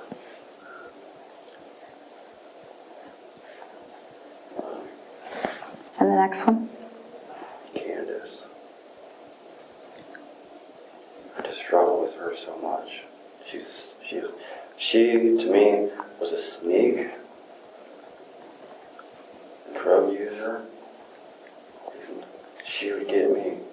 She would hurt me. I mean, she has no problem just attacking me because she's so little. She just feels like she could just be violent. I think she's been violent with other past people. As she said, anyways, I don't know how true it is, but she said she beat someone with this pipe wrench. I mean, I'm not too sure. And that's how I got this scar palm on my head. I mean, I just let her just call me, like, you feel better. Yeah. Then it was my turn, and then she just like started crying and just laid down. So that's very, you know what I mean? Yeah. All right, you mean it, she's just like really mean it. She has a good heart. And I always try to treat her like a lady too. That's where she kept coming back to me, because I always treated her with respect, regardless. From my past, from my birth life, whatever. I forgive her. I always forgave her. I told her I always will. Just be honest with me. She's a liar. She'd make up so many stories. So when you're thinking about a motive, I know sometimes we try to come up with something that makes sense in our own head to explain it. But I don't know at this point if you should box yourself into because I don't think you would kill someone just because they're a thief. What you're talking about when you talked about, let's go back to Dana. It's not just that she's a thief. I just got out of prison. I was trying to cover her up. I already knew it was getting bad. Trying to think about some probation or not then too. I think there's a lot of dynamics, but it's above my pay grade. Sometimes I think, to know. Well, sometimes I think I can be an armchair psychoanalyst on it, but I don't think that's fair to you. Of course, I sit back and I've talked to you. I think we're going on. This might be the 20th hour that I've spent with you. We're at that high. And so, of course, I sit back and think, where did that come from? Or what's this? Or we've talked a lot about your childhood. But it would never be fair for me to box it in right now. And for you, you're sitting there trying to figure out your motive. I'm trying to figure out what person I am. I know I told myself a long time ago, after Dana, you know, like between 5 years after Dana, then I tried to surrender and just put myself in the cross of Jesus. In a way, die to myself and live for people, help people in any way I can, regardless. And I found peace in that. And then, I don't know if it was for Jesus or if it was doing, because before I even met David, I had a dream about David. Yeah.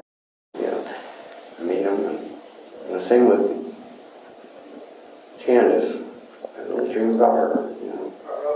I had a lot of dreams about things. And they become true. Names, first and last names, become true. Wow, this was fast. You know, Yeah. It would take a long time. And in between, I would have no dreams at all about nothing.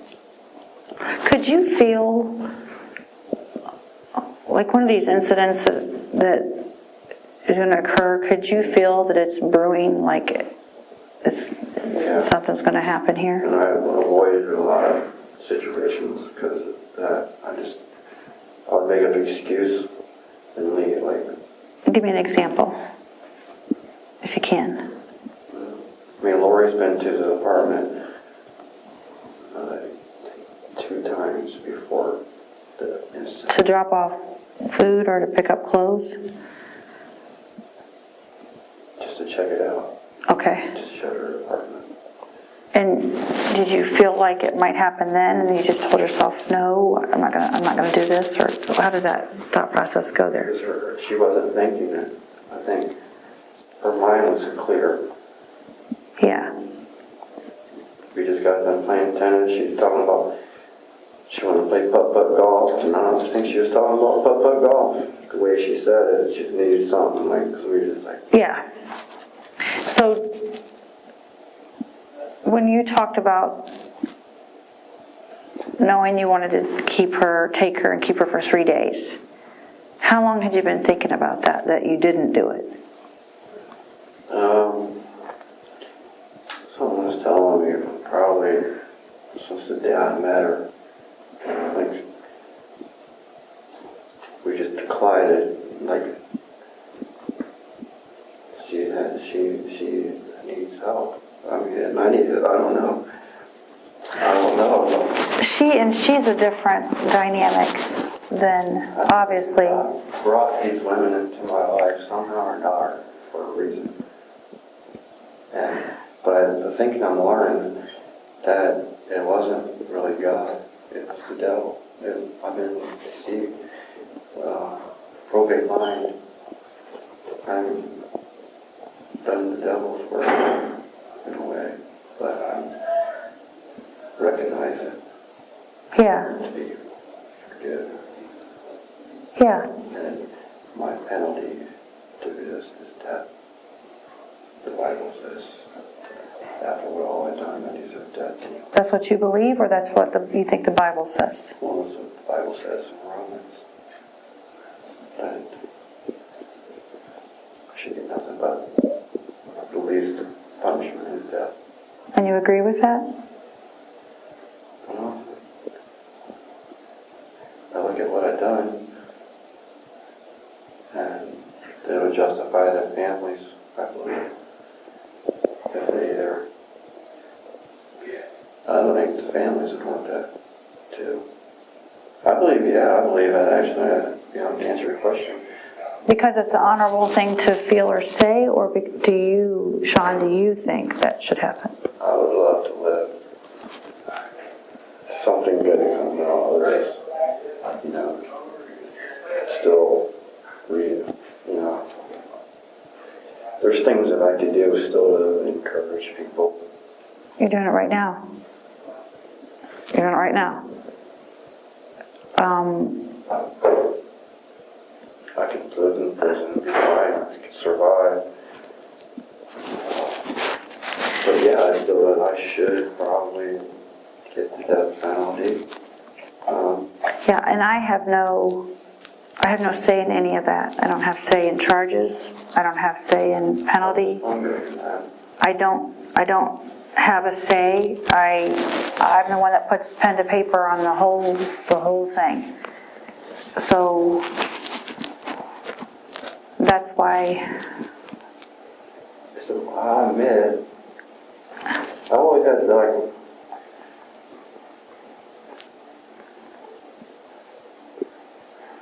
I broke it in the Bible.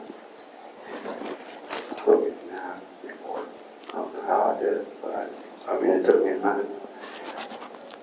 Table, wow, thanks. And I had a thing with Dylan. You know, I mean, it just seemed like, no, I don't know, I surrender all I felt. Maybe there's lessons in it, you know what I mean? So I could look back and learn. Yeah. I'm still trying to get it all figured out, but really beat myself up with this religion. And You have. it's aggravating. You have. I'm trying not to take it too far. I'm trying to stay humble. Like, good peace of mind, like, and everything's gonna be okay. Even in the past, like, when I read that Bible in half, it had my name on it. It was a nice one. I think my mom got it for me. They have something to do with it, too. It may. It very well may. She got my blood flowing, but it was good. I'm glad it's a phone call and glass visit, you know. It's good. Did you feel like she still viewed you as her son?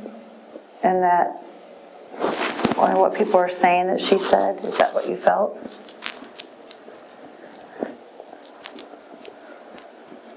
She's just so blind.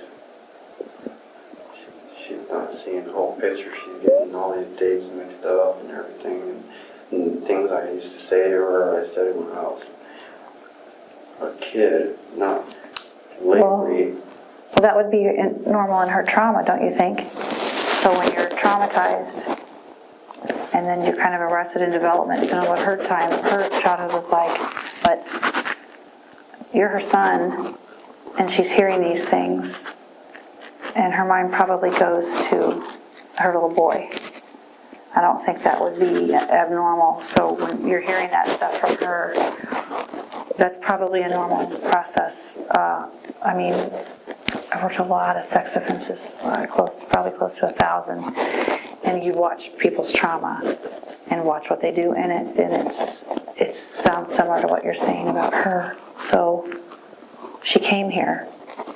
That says everything. Yeah. And for her to tell police officer, the detective that she spoke to, that he's my son and I love him, she said it.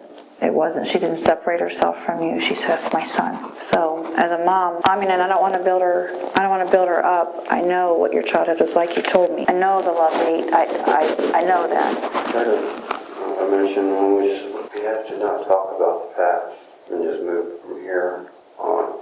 Because I asked her to forgive me, you know, for what I've done. You know, she raised me. I told her, you did raise me better than this. And I'm not trying to blame her. There's some things in there, that's some hate, anger, that people are going to look at it and think that it's related. And it's really not. I think it's so separately. But then again, it could be my dad, you know. I mean, I don't know who I have a love-hate relationship with worse. So my dad or my mom. A love-hate relationship. And my brother and my sister. I mean, we just all love and hate each other. Yeah. So sad. Well, I don't want to say a lesson. It's information for everybody as a parent to say, what am I like as a parent? Has everybody kind of take a look at themselves that can understand this? I know my report will be extensive. it'll be quotes. It'll be, this is what happened, and this is where it is, and it'll be factual. It won't be my speculation. It won't be, you won't see me sensationalizing, or it'll be factual.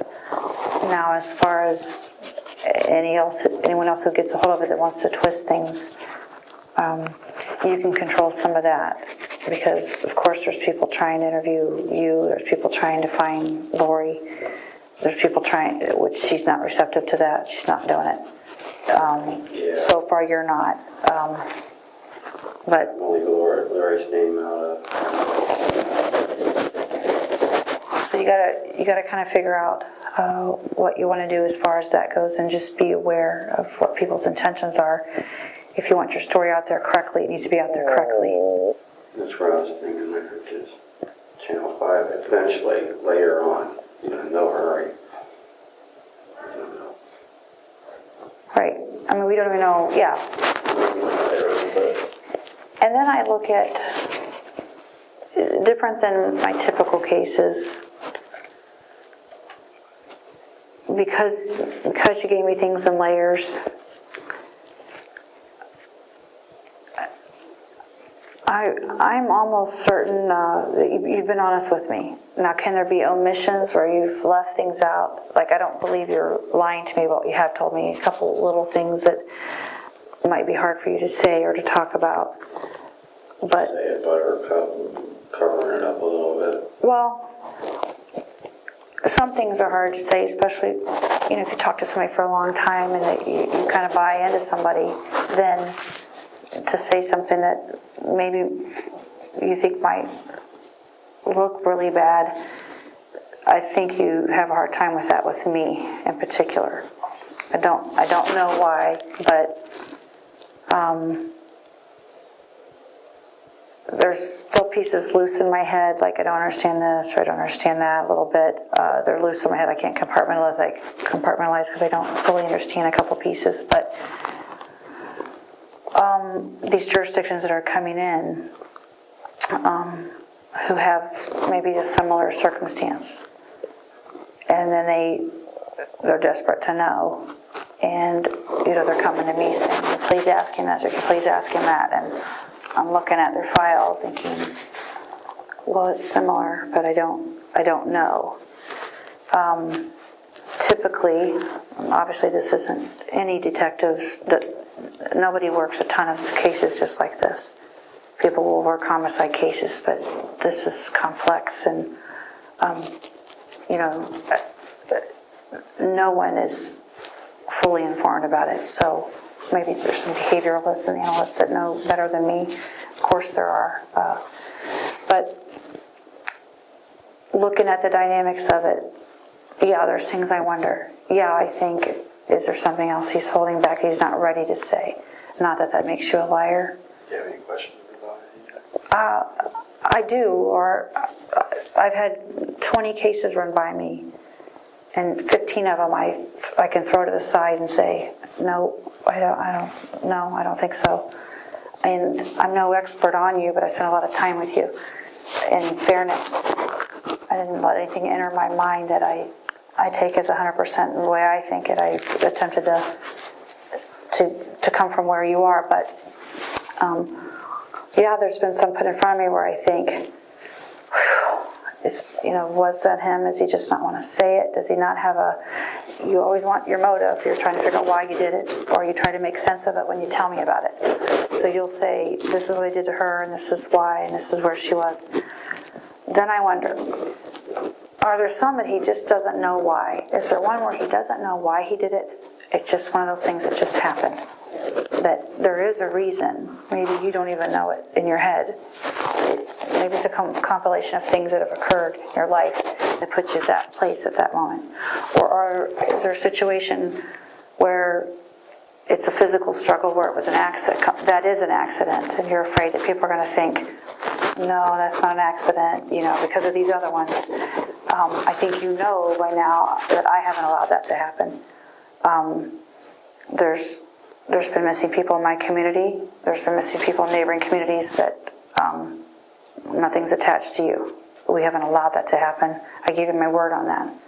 Delaware came. Yeah, they came to me first.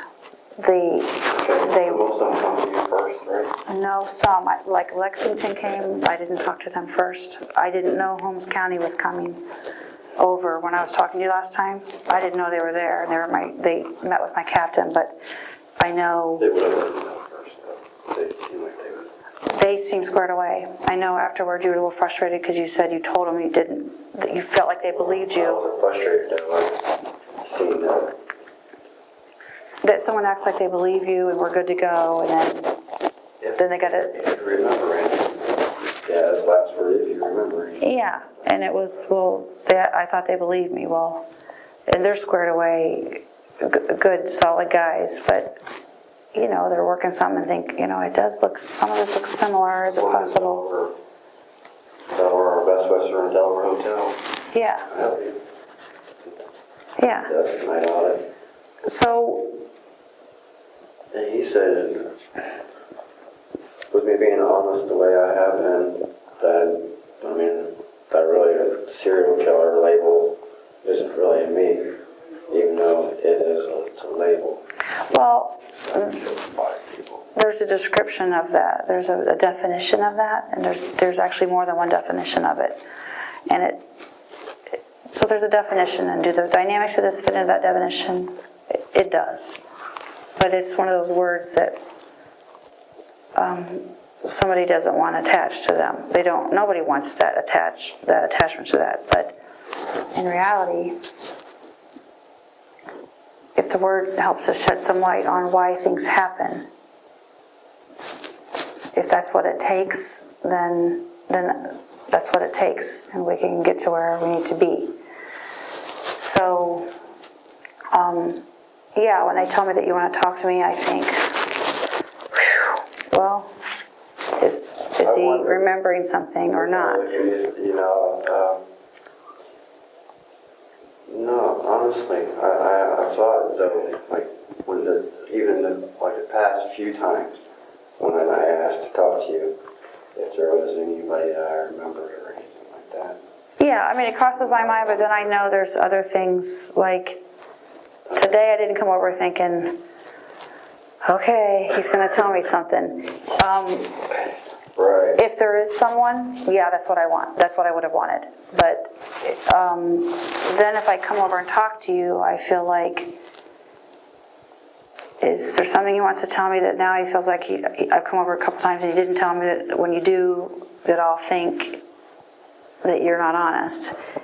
And that's not where my thinking Yeah, to is. the point when I asked for you that I don't even want coffee or a cigarette, just so you know that I need I believe that. You didn't ask for anything. for a few things. Right. So I know, like they said yesterday, they said you want to talk to me, and I was in an interview, and then I had to go, and I said, I'll be there in the morning. And then I ran through my mind, like, could it be, you know, I was wondering, because you had talked about writing a journal, that maybe it's that, maybe I knew your mom had visited. I didn't know if she visited, I knew she came here, but I didn't know if the visit happened. And I thought, well, maybe that went bad or went okay. Is she going to visit again? Friday. Wow. Yeah. Okay. She'll be dedicated. She's going to bring Dylan in. Not Friday, probably Monday. Are you ready for that? By Monday, it will be. We talked today wouldn't have been a good day. Okay. I'm glad you didn't. I don't think neither of us are ready for you to bring Dylan in. But yeah, Monday. Okay. Or whenever. If it was Friday, we'll probably have school. But I'm ready. Yeah, definitely. What are you going to say to him? It's your private thoughts, but he matters here. And if there's anything bigger than yourself, he's it. I'm sorry to upset you. You're fine. It's good. I'm sorry. I have wanted to go talk to him, and I intended to. I still do. But because I worry about how he thinks that law enforcement views him or that people do. And I need to be able to set him straight that, no, we're good. He's good. He's okay. Yeah, be good.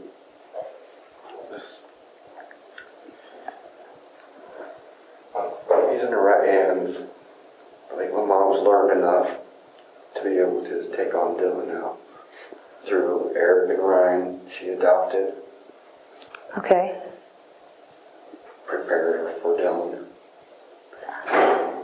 Because really, Mike and Mom really they got Eric and Ryan for the wrong reason. What was that? Well, it's an opportunity. She met someone at the church that had them in their home temporarily, looking for someone to adopt them. So that's when like, oh, well, we'll take them. You know what I mean? Which, as I learned, you know, they're getting older. They have Mom. She has a lot of projects. Yeah. And she likes to work people, you know, not for the wrong reason, you know, but it's just her motive. Okay. She got a couple of boys she could work, you know what I mean?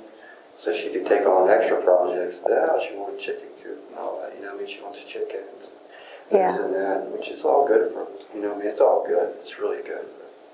Okay. I think they really beat them up, though, in ways. For the way that they had their life and all that they've gone through, you know, they needed more loved. Yeah. Instead of just worked, told to do this, do that, do that, do that. How old were you when she got those boys? I'm not exactly sure. I think maybe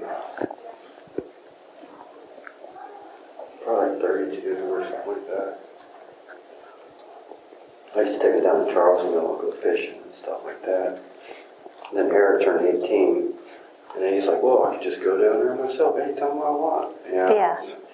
Well, you're still living under the roof. You know? Yeah.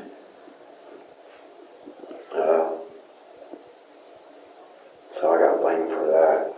Like, oh, you introduced them to Charlesville, and now they want to go down here. Eric just gets on his bike and goes down there, runs away, and stuff like that. Yeah, meeting down there at Charlesville, that's beautiful down there. And fishing, you know, how harmful can that be? Right. I mean, Yeah. when I told him you got to do your chores, all I do is do chores, and then we're go. You know, but then again, doing the chores, they didn't have it, no problem. But it's every day, almost 10-hour days of doing something. My word. Yeah, it was abusive for them. And all they wanted was to be loved. They just needed, you know, hey, do That makes good sense. job, some encouragement. You know. Yeah. How long has she had Dylan? Frank, maybe going on, this probably be his first year into, see, I worked at the Holiday Inn when I found out that she took on Dylan and Lisa's other two kids for a little while. Through Karen, Lisa's mom texted me and told me about it. Okay. She said, get in trouble. So who else has been writing you? Well, I've got one letter from Amy's, one letter from the Channel News 5 the other day.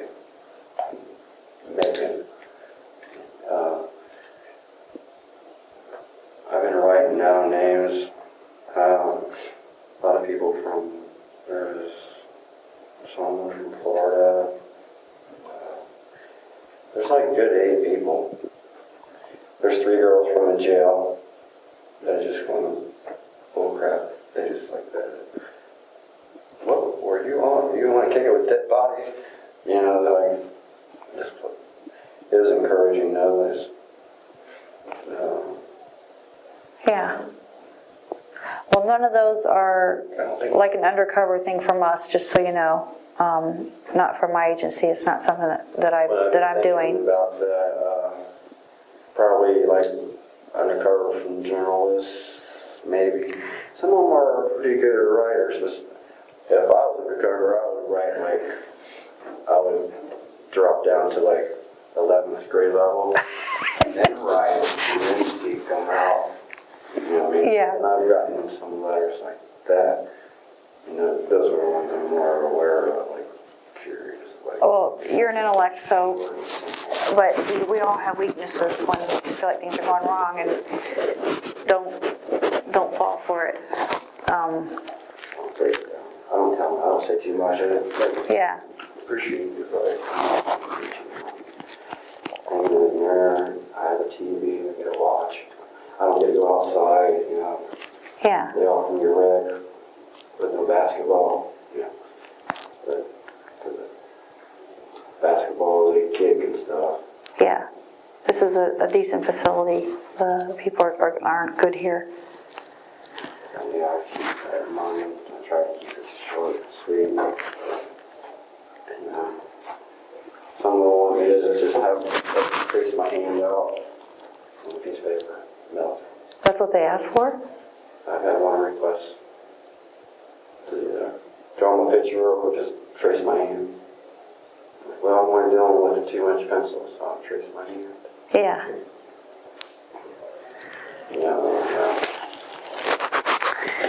When you're looking at these names, is there one that sticks out more than the others? The last three.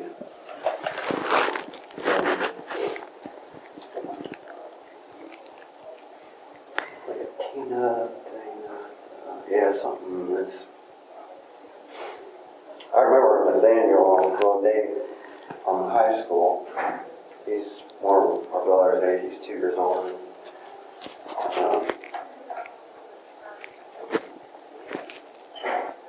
Nice guy.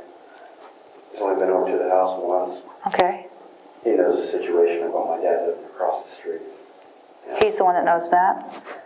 Yeah, he knew it. Yeah, he knew. You know about my dad living across the house. This is my brother and I, you know. Yeah, I haven't heard from them.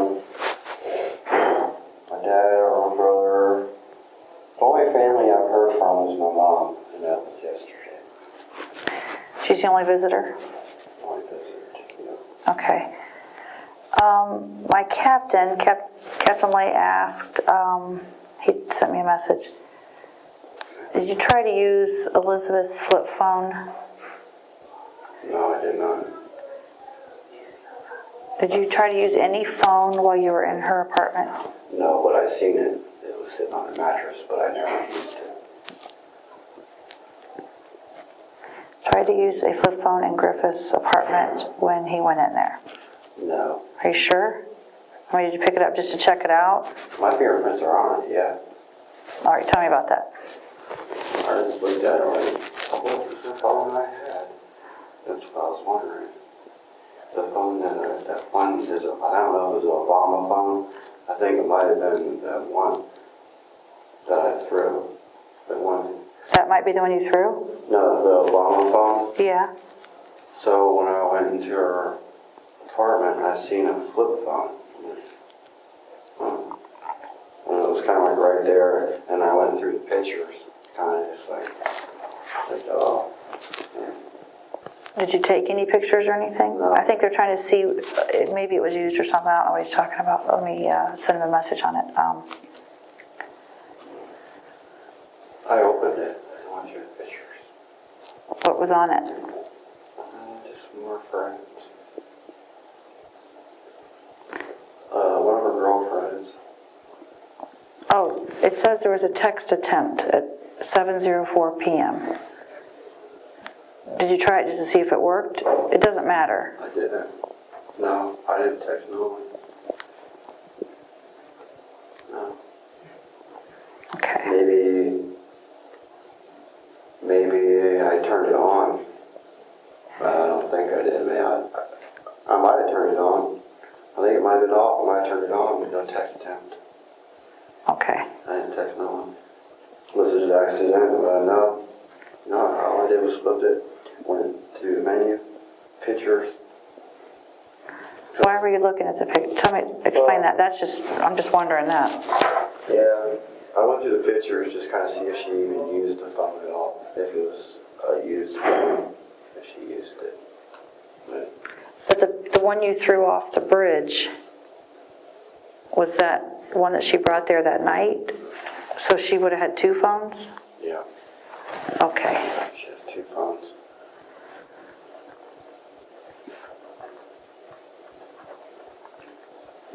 I didn't use neither of them. Okay. We found that key.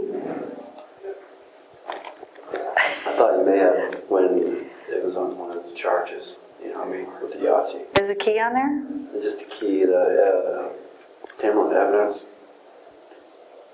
So I don't know. Yeah, a patrol guy, one of the patrol guys found that key, and I was in my office, and he called and said he found that key. I couldn't believe it, because that's wooded in there. I didn't think he'd find it.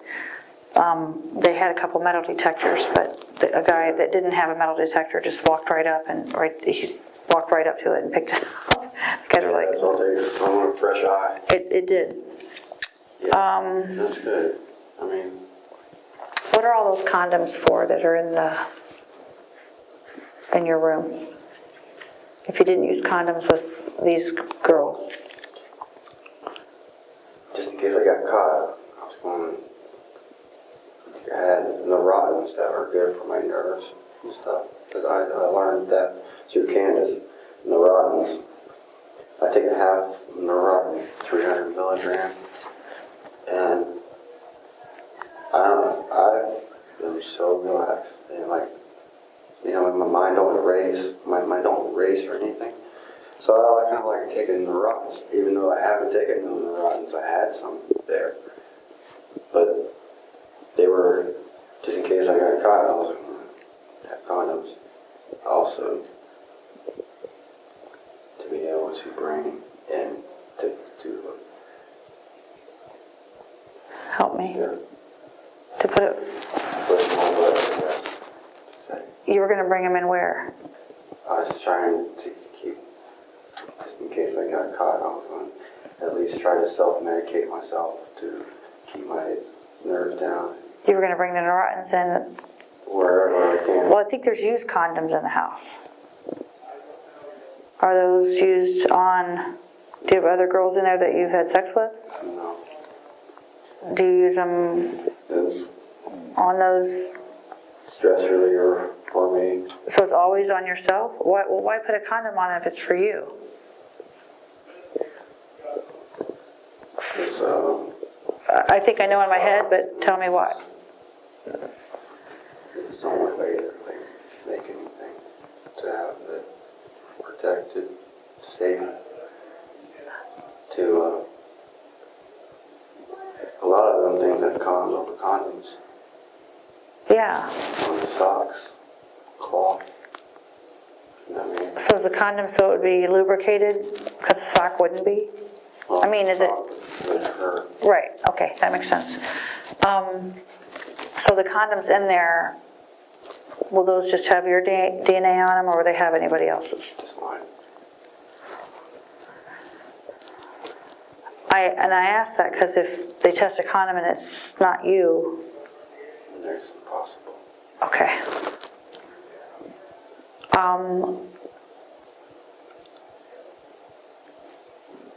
I don't know why, but I've kind of been that way all my life, but I don't desire men at all. Well, I work sex offenses, so, I mean, that's not, I got it. I talk to people all the time about this stuff. The stress reliever. Okay. Some, I just don't know. I was a kid. Okay. Is that all that's going to be on those VHS tapes is you with you? You doing things?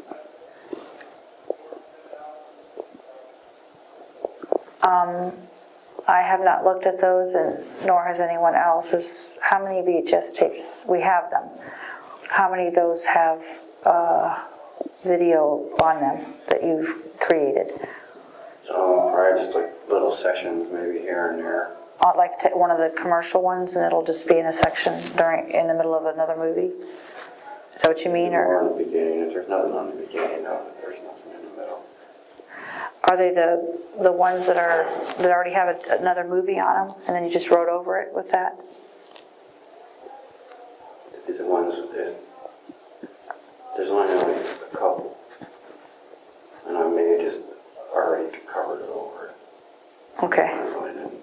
I mean, did you make them on commercial ones that like it's some like movie like Hoosiers, and this is the beginning of it? Covered that square to where you. Oh, so you can write over it. Have you ever videoed any women on those that we'll see?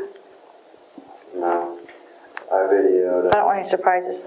Is there going to be any women on those? No, Okay. no. I videoed people over there at the thrift store a little bit, just because I think that people was going on through some stuff, taking stuff. Yeah. I thought it was like detective work in a way. Is Take stuff to cars. they do? Yeah, but I don't know if they're going to just go and wash them. Yeah, I mean, I don't know if they're on what they're on. Probably not. Is there any video of Elizabeth on there?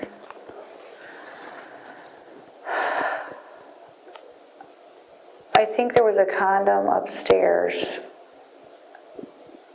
If I'm thinking right, they were seeing if that had Elizabeth on it. Did you put that inside her bottle? Not even like easy? I'm not saying you... No, I didn't do nothing sexual with Elizabeth. Okay. Yeah. I didn't abuse, no, I didn't torture any of them, nothing like that. Honestly, How about after they were gone? I didn't even know. Would that be something hard for you to tell me if it was? It'd be hard for me to something to do. So, I mean, I wouldn't be able to do it. I wouldn't be able to do it. It might have been a thought, but it wasn't even really a thought to do it. But it was there. It's like one of them things that you just grab and done. But Yeah, I mean, it's not something... I didn't. Once they were gone, my main focus was to try to what to do next. I mean, and that stuff that they figure out, it's not incredibly hard to figure out if that happened. Even in the advanced stages of decomposition, we can figure some things out like that. If that's the case. Elizabeth once, while she was in the closet,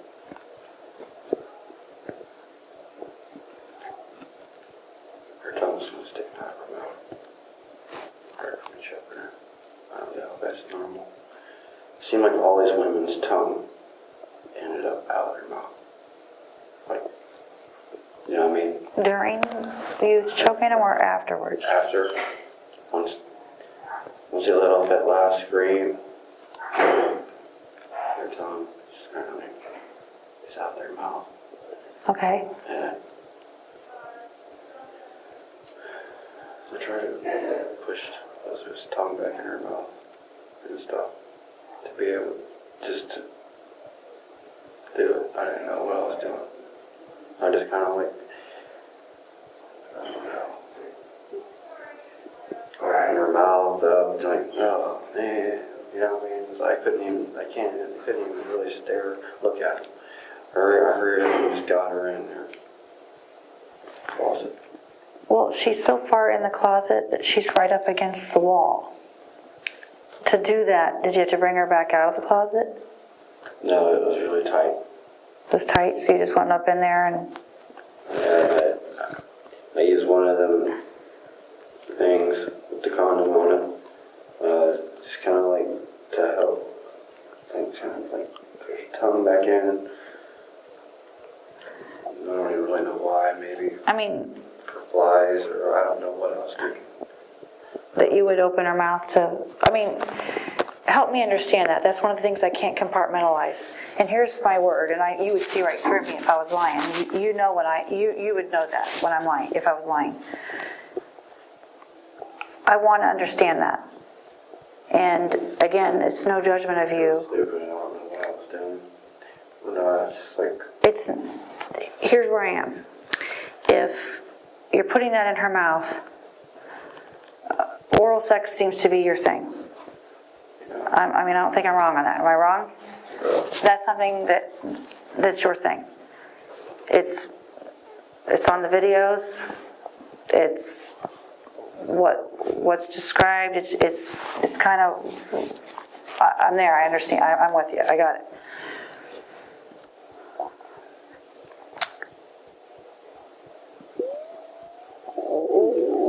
Obviously, if someone's gone, she's not able to perform oral sex on you. And I don't think it's a far reach to think it would be that using putting something in her mouth is simulating oral sex. And here's where I'm asking for your honesty. This isn't the first time this stuff has happened, and it won't be the last. I generally talk to people about doing things to kids who are completely defenseless all day long. When I'm hearing the dynamics of this and thinking about the stick, I don't know what I want to call it. Anyway, what do you call those things? I haven't known what to call them, so I've been trying to. So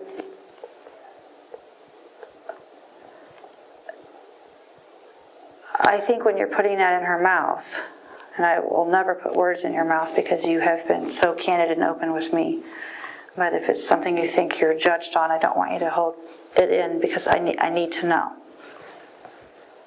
When you're putting that in her mouth,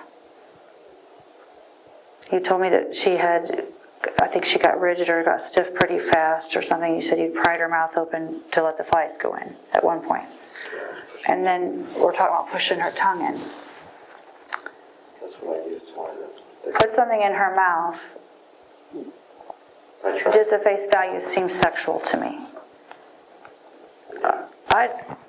It wasn't no sexual attention, though. But Is there curiosity? What is it? Like, I just wanted to put her tongue back in her mouth and kind of open the airway. And I know it flies through, well, Dana, when I went back and seen her, I checked on her. And that's when I caught her on fire. Did I tell you that? you did. I told someone else. You told me that you caught her on fire. I don't think you might have told me, I don't remember how long after. About 3 months. 3 months later you went back and caught her on fire. So you're aware of That flies just all over. You know what I mean? all over Dana. So then when it comes to Elizabeth, On her neck, yeah. Her wound being open. You know, it was like, alright. They're gonna eat her up fast. yeah. Was that a good thing? Like, what are you thinking when you were looking at that? Be honest with me. No matter what it is, please just tell me. There's not a day that goes by I don't think about it. Picture it. You know what I mean? That's why sometimes the death penalty would be really good. But if I could find forgiveness in me, I know eventually once I'm able to talk to the loved ones of the victims, at least be able to ask them to forgive me. And it's up to them. Well, because you're saying it, I'm going to document it. Your thoughts. I think the other day you said that you wanted to be honest with the cops, be honest with the police, and you did. And then you wanted to be honest with the families and ask for forgiveness, and then you wanted to ask God's forgiveness. And Which I already have asked God to forgive me, but I took it back already. Like within like half an hour. what do you mean? I asked God to forgive me. I still wasn't able to forgive forgive myself, so therefore I really wasn't true when I asked God. I wasn't true through my repentance. Because I'm still Because you feel like not worthy. when you ask for forgiveness and you feel lifted, that you'll know that it was real. Is that what you mean? Yeah. Yeah, if I could let it go, then it's real. Yeah. If I could ask for forgiveness and then feel free from it, yeah, I didn't feel free. I still in my mind, it's still fresh, it's still like, Which one of these bothers you the most? Which one do you think about the most? Candace. Why, if you don't mind?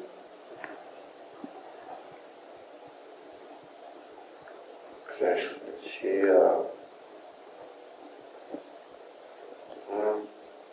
was with her for like 7 months. Also. Yeah. I really got to know her. I got to know her. And I think she could have got beyond.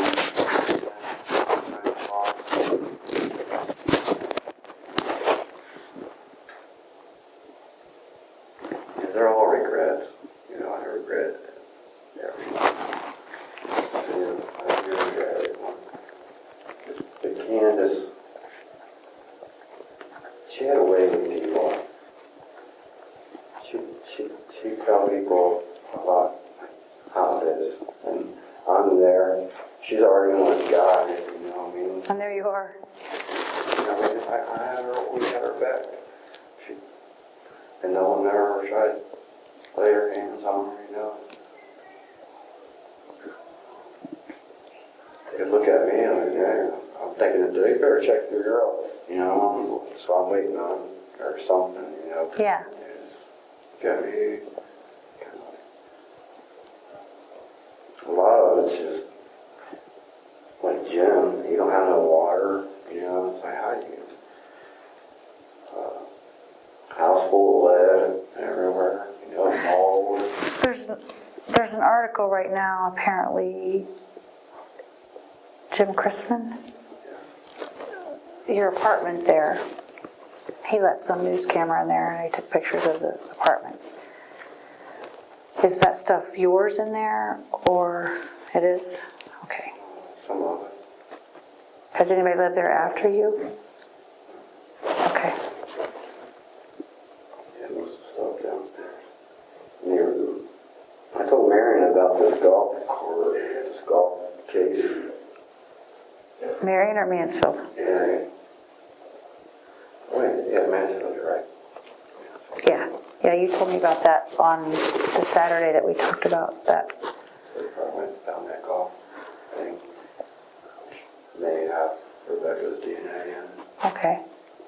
Because I just used probably water.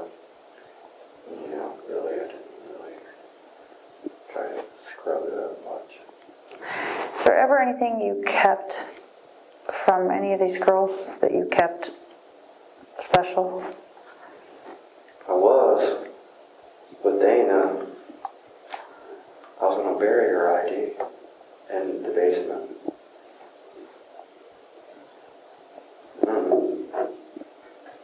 I keep thinking of that, but I know I didn't do it.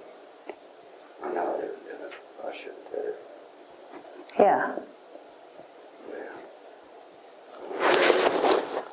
Well, we can do some searches of that name, but you're about 50% sure it's Ohio. Is it strange that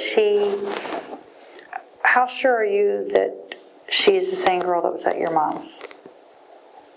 I'm pretty sure. I'm like Because 97. if it's wrong, it's wrong, and it was the wrong person. Yeah. If that's the case, that's the case. But in trying to find her, it's important to know. My mom wrote a check. She wouldn't write a check. Yeah, but that stuff's gone after that long, so we don't know. Yeah. She was walking down the street, probably ripping it up. Like, dang, I can't catch this because she wrote to college.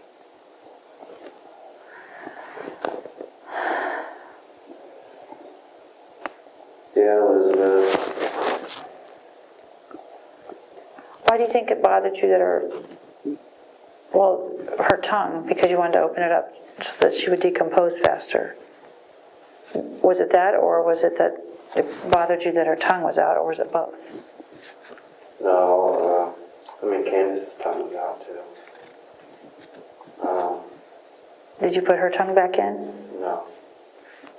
Just, How about Stacy? because it was a failed attempt that I learned What do you mean? through Elizabeth that it's impossible to get her tongue back in. Oh, you couldn't get Elizabeth back in? No. It must have been from the pressure. Trying to breathe. Okay. I thought all that through, trying to gasp for air. What are you feeling when you're doing it? And it doesn't mean it's what you feel now, you know what I mean? Yeah. It doesn't mean that. What are you feeling when? Be honest with me.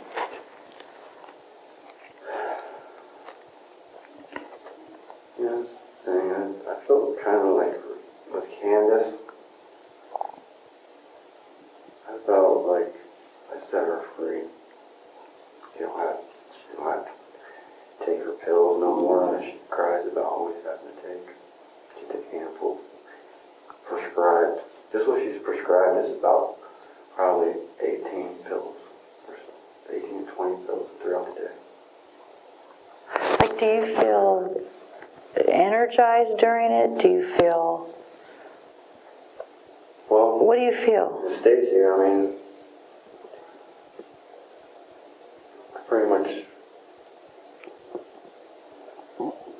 I was waiting to be stabbed by something. Anything. She had her hands free. My eyes were closed. I was just waiting. A while. And she got slippery. She turned.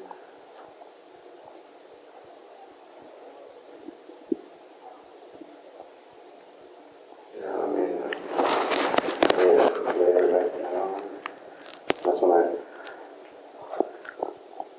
got one eye open. I was able to open one eye, burning. Try to open the other one was impossible. Grab something, put it around her neck. And I was feeling, waiting. I thought she was going to get me with something. I thought she was smarter than that because there's all kinds of things around. She's strong? Was she strong? They all were strong, especially after realizing the level I took them. There's quite an energy, it's like they really get there, they really try to fight for their life. Yeah, they're strong. They're all strong. Even Candace, she was strong. We come down to the last few minutes. Do you feel relieved after that happens? After they die? What do you feel? I feel numb.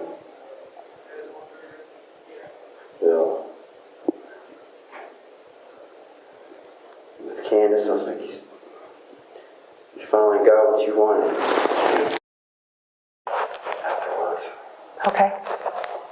Why'd you take me there,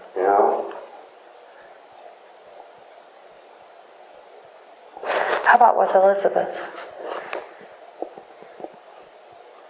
Elizabeth, this should never happen afterwards. This should never happen. She shouldn't have.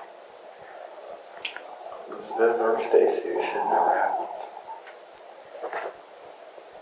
Why do you think there were a couple in such a short period of time there?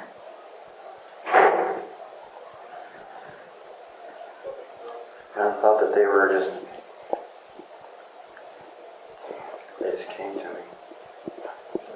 You feel like this is what you needed to do? Yeah, I felt like it was meant to be something crazy.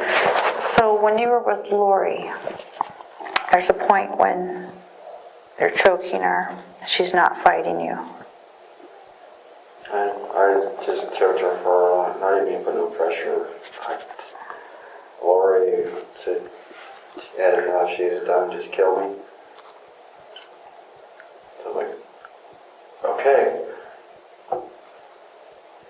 Right, after like not even 3 seconds, she actually wanted me to kill her. I let it go. Why did you let go? I told her already that I was already in myself, regardless. Am I supposed to kill her? Set her free as many times as she wanted to die. She thought about killing herself several times, but I wasn't going to. She still can reach out to others. She has a good heart, she is. So you're saying, I'm going to paraphrase, you feel like she has a purpose on this earth, therefore you let her live. Yeah. My only object,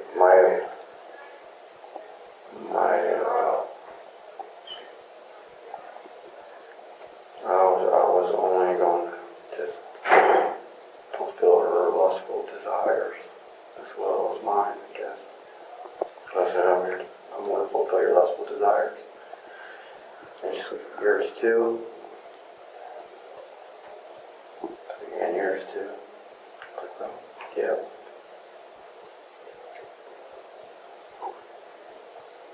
There's a time period where it looks like you are maybe contemplating. She's reading the Bible to you. She said you got up and you were pacing. What were you thinking about when you were pacing? Do you remember what I'm talking about? What were you thinking? When I first started, Yeah. What were you thinking? she called me a creep. She's like, you're a creep. You are a creep. I was like, shut up. No, I'm not. I'm just going to hold you. And then she started fighting me. And it's like, oh, I'll quit fighting me. So you know, let's just hold each other. When she called you a creep, A weirdo, yeah, she's a how did that bother you?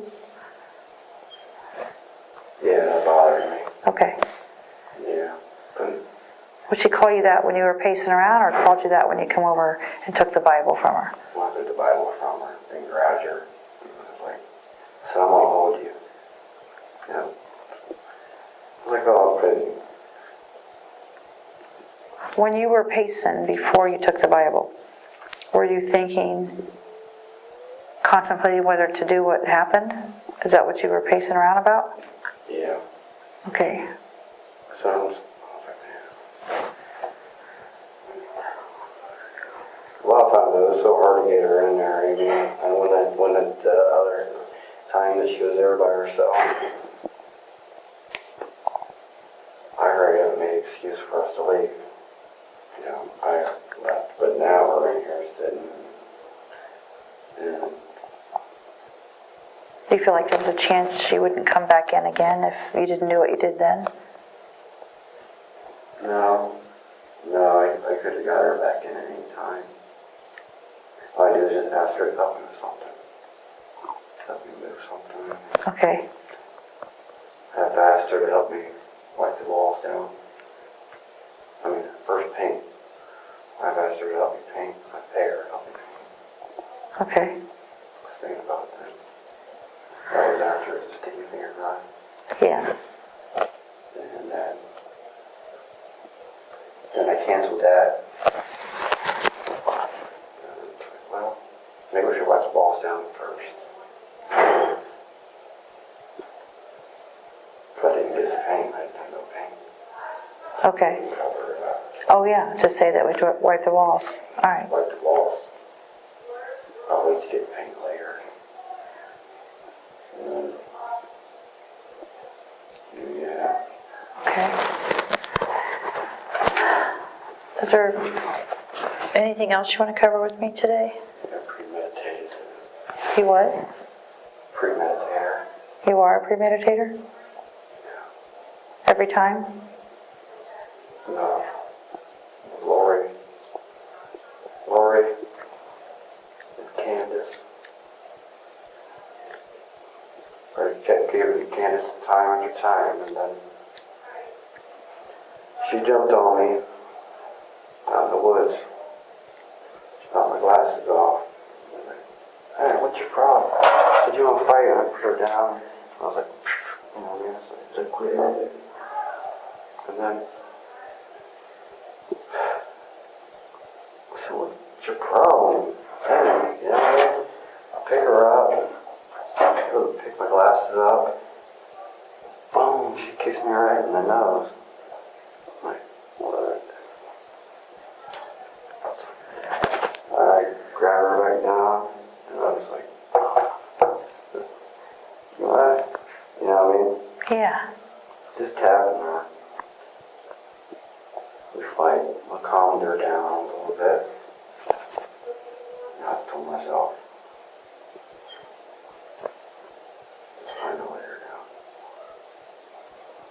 Yeah. It's time. Time to lay her down. It's time to let her down. Didn't know how to do it yet. I wanted to get away with it.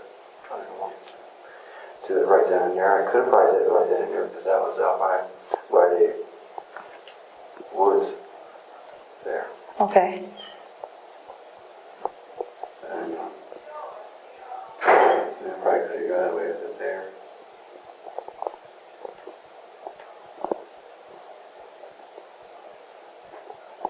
She's just so, I don't know. She knew that I was probably going to end up doing it. She followed me. I even tell her, you don't want to come out here with me. And then we would fight. I never really just haul off and hit her and stuff like that. Beat her up like that. Always wait for her to jump on me. And then I start to choke her and I stop. You know, I start and I stop. Calm her down. It's like, see, you gotta quit lying to me. You know what I mean? You gotta start. If you don't want to be with me, tell me. You know? Is there any way you can go back if you can't? It's like, no, I don't want to. You know, it's like, well, what if I go with you? You know, maybe get talking to her. And then the next day, we walk around town like nothing happened. When I was choking her the first time, she kept pounding her back, the top of her feet down on the drywall. She bruised them real bad. And I helped her put her shoes on. And, I mean, she's a little mangled up to be walking around. But with all her meds and stuff, I don't know, she made her numb. I don't know why she didn't just take off running once we started walking around. We walked past cops and everything, and she could have just screamed help at any time. No, we go back to the house again. Everything seems fine. To the house, I burned up. And then the same thing had happened that night. Start arguing. Then she'll, I already have to keep an eye on her hands. Just so you guys know it's going to come. Like that. Slam her down. What the fuck are you? You're nuts. No. Yeah. Dealing with it. Do you want to die? You know? She's always grabbing a razor knife, putting it to her, or taking pills. So after a big fight again, I mean, her pounding her feet down, and thing again, choking her, you know, we're fighting for her life. The next day we go walk again, all over. She even leaves and comes back.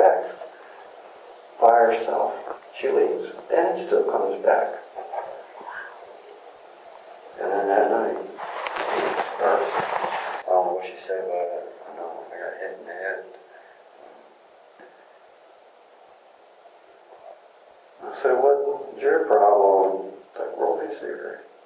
You hurt my hand. So I didn't hurt your hand. I mean, you're the one that hit me, this and that, or whatever. And I was like, you know what? Grabbed her up, held on longer. Okay, got off. Give her free will, you know. And there's like some stick, like a piece of 2x4 that come out like a shank that was sitting there. She grabbed it, right? Swing it on me, you know, like I grab her arm and take it from her. Okay. And that time I didn't let go. I was held on to her.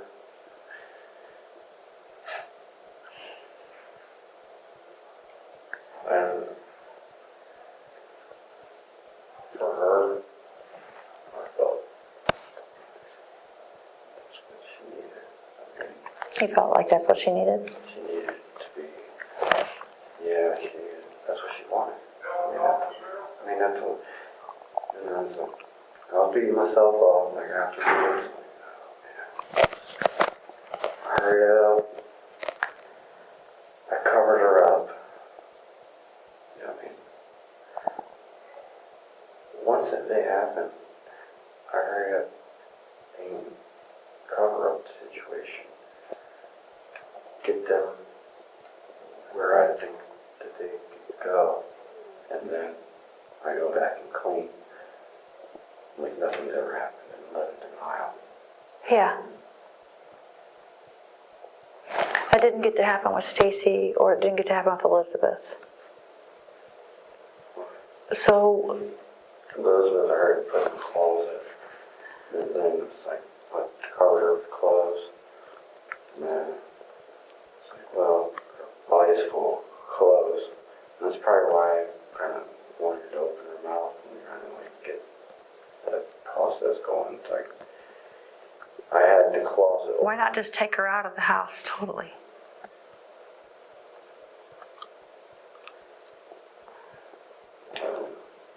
Or that was, she, Or had you already thought you could torch the house? yeah, once after that happened, as I was thinking of what to do next, I thought that I could catch the house on fire, but too many people already know that I lived there. There's like a handful of people that knew I lived there, that once it got on the news that there was Elizabeth, that they would have pinpointed to me. So I already knew that I've gone too far. You know, Yeah. I probably wanted to tell myself, you know, I wanted to just be over with. If not, there would probably be a lot more already lives lost without no purpose, just because I'm lost. Yeah. You're being lost. It's just that you've been lost for a long time. Yeah, I've been lost. I mean, talking to you, you're an intellect and you're very articulate.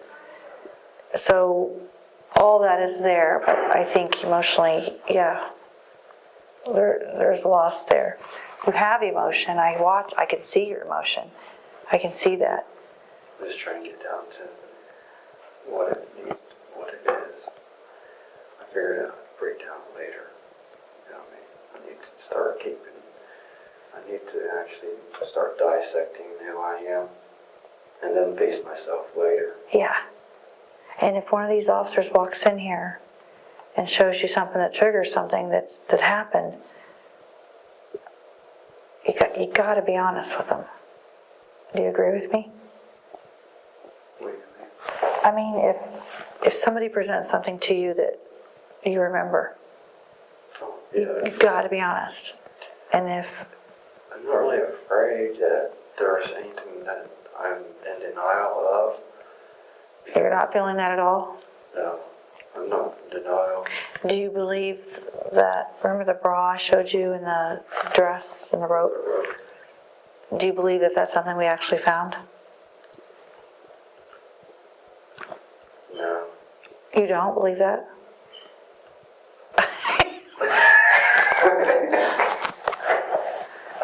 I mean, well, Okay, have I lied to you yet?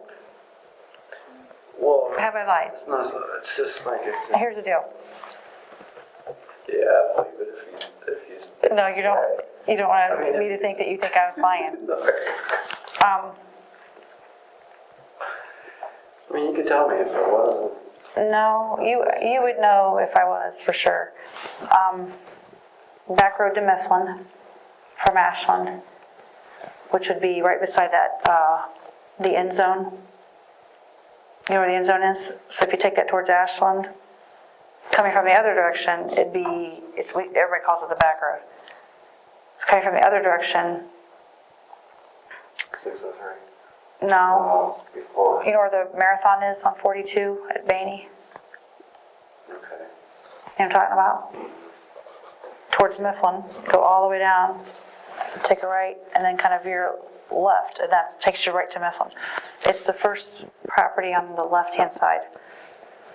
And there's a gas wall that goes back. And the lady and the guy there did call the sheriff's office because they found that. And a deputy responded, took the pictures, took the items, but looked around and nobody noticed anything. And I think if they would have found a bra and a dress, it wouldn't have been a big deal. I think the big deal was that there was a rope beside it. Now the rope, I don't have on anything with you, there's no rope. Like, I don't see rope in any of the things that we've looked at. So, it's, now, just to prove to you, I'm gonna have to pull the police report. Then you won't believe me because you'll think I constructed one. It's not, I didn't make that up. Because I honestly thought, because in proximity, that's not that far from there. So, it's odd, especially in this county. Well, it's weird how someone would leave that evidence back. If it was, Body, you know. well, then I wonder, because that's the sheriff's office and not the police, I don't know. Like, to what extent did somebody go and look? What I do know now is there's counties around me that where there's missing people that I didn't even know about, that or we saw with Candace, no one even reported her missing. So no one would have known that if you wouldn't have told me that. Or Rebecca was already ruled an overdose. If you wouldn't have told me on that Saturday about Rebecca, no one would have known. Because when I was down there, we called Mansfield PD and we're like, okay, well there's your overdose. So, and Dana, nobody knew about that. So, showing you that one, well, of course I'm concerned with my own county first, because I'm like, well, this is the things I know about. So when we look at it, we're like, oh, we have a guy who's missing, but it's kind of before you were here. We have some things, but nothing in that proximity where that was. And if I saw a bra and a dress, I would have assumed, okay, somebody was parking back there, a couple was parking, and that's just her clothes. So what? The rope is strange. It's strange. So, Any blood on it? I don't know if they tested it. I don't know if they tested it. So, and that's it. And the rope isn't that long. I don't know. It's weird. It's a weird thing. Now it's extra weird. If I came here and you're like, yeah, that was me and here's what happened, that could be gone. But the fact that, no, I didn't even know about that. And I'm a city officer. I didn't know about that. Now we get calls even in the city. Someone will say, there's a pair of girls' pants and a pair of panties laying over here. Well, we just assumed that somebody had sex back there. There was a couple, we don't worry about it. But I think because there was a rope, it's why the people called. So I don't have any other around that area. I'm a little surprised on some of these that, like, well, Candace, that I know it's back in, but that nobody found her. Like, there's people let their dogs go, people, different reasons. It surprises me that she never reported as missing. It sure makes you wonder. Scooped the area out a little bit. I walked the trail the day before. I mean, when I came in before dark, Yeah. I went out. It wasn't so full. Okay. I walked up, and there's a little ways. I figured, well, deer hunting season was probably about when they're going to find her. I think it's deer hunting season now. I'm not too sure. All right. Anything else right now that you want to tell me? I'm going to refer this stuff on. I'll go back and call Lieutenant Utley right away and give these names to her. Anything else? Well, I asked for a favor. Yeah, swing for another cup of coffee. Yeah. You don't, yeah, I can take it back. Will they let you? Yeah.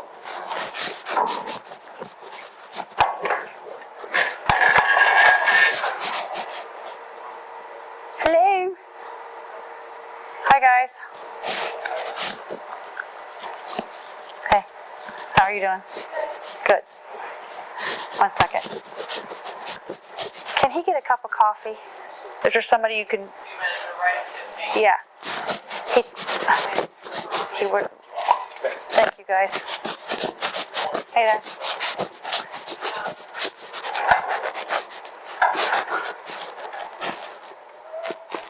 They said they'd do it.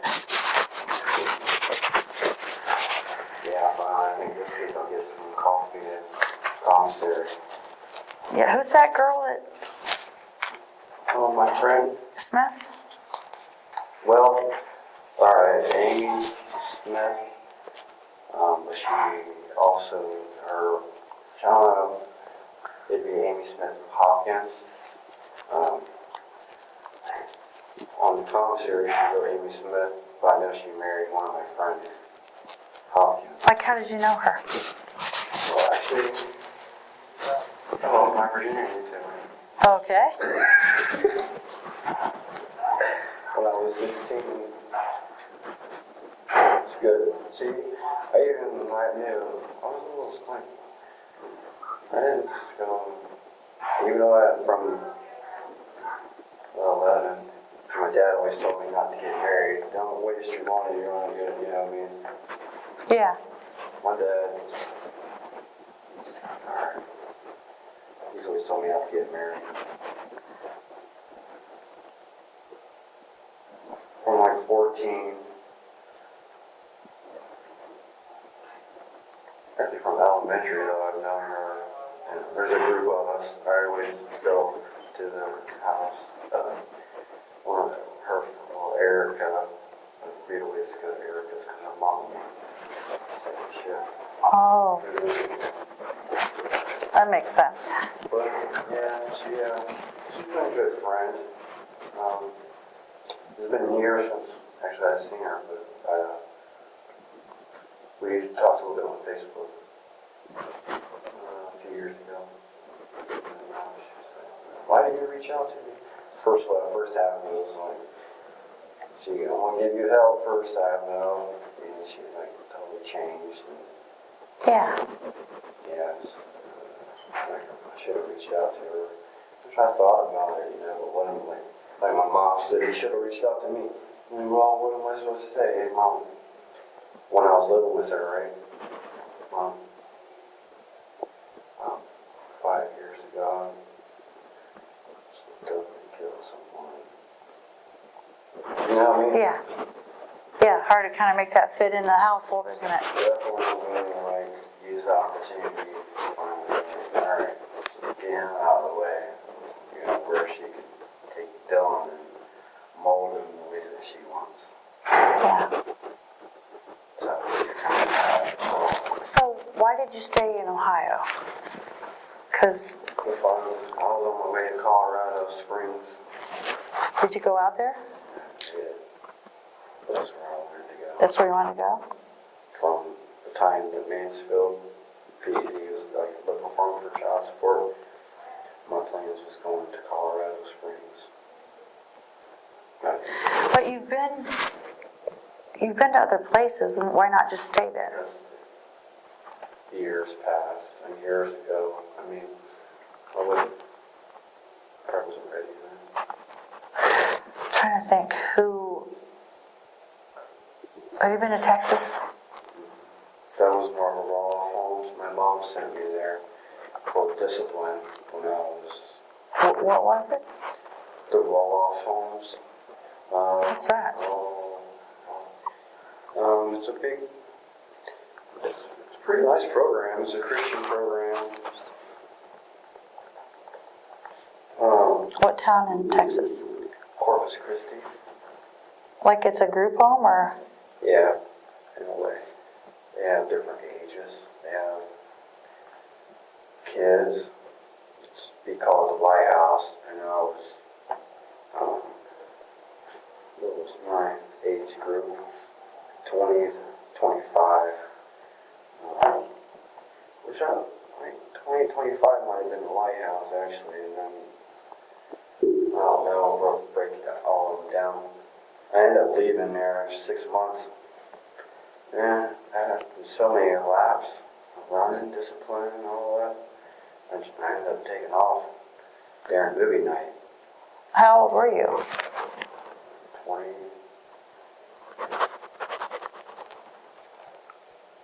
Yeah, my mom knows about that. But you could have stayed in Texas, or let me think, where else? Were you in Beach. Virginia Beach? Were you in Missouri? There was another state I went to before with a friend. It might have been.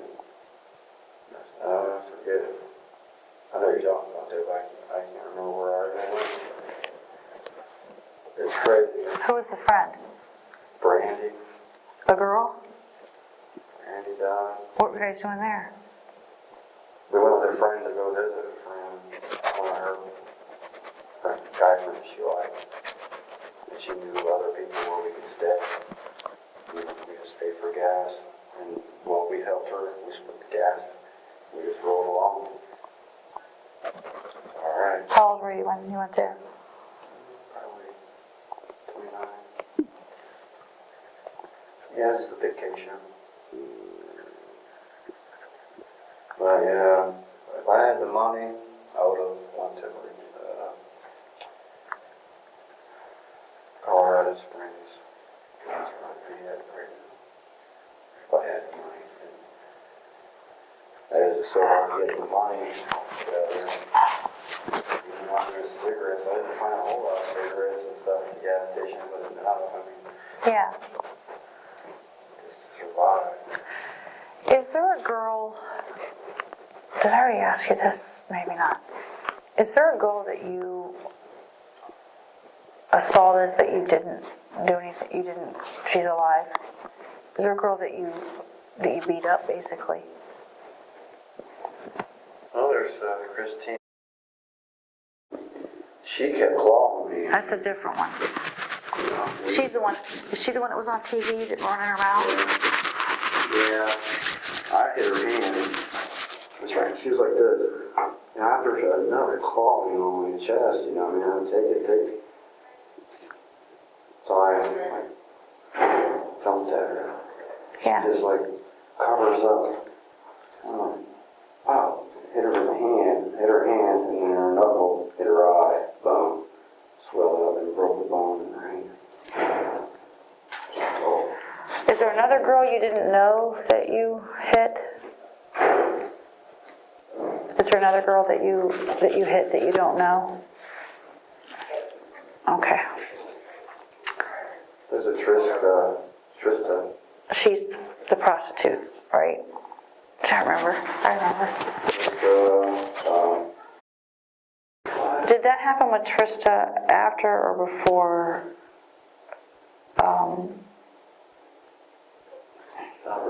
Yeah.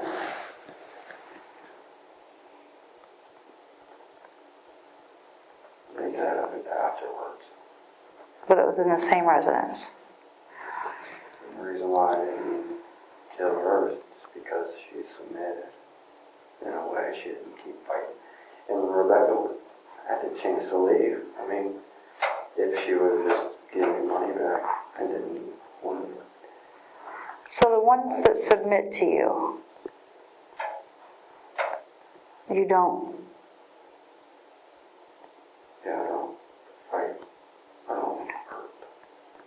I almost basically let them go. There's only been a couple That haven't submitted, that have submitted. that have submitted.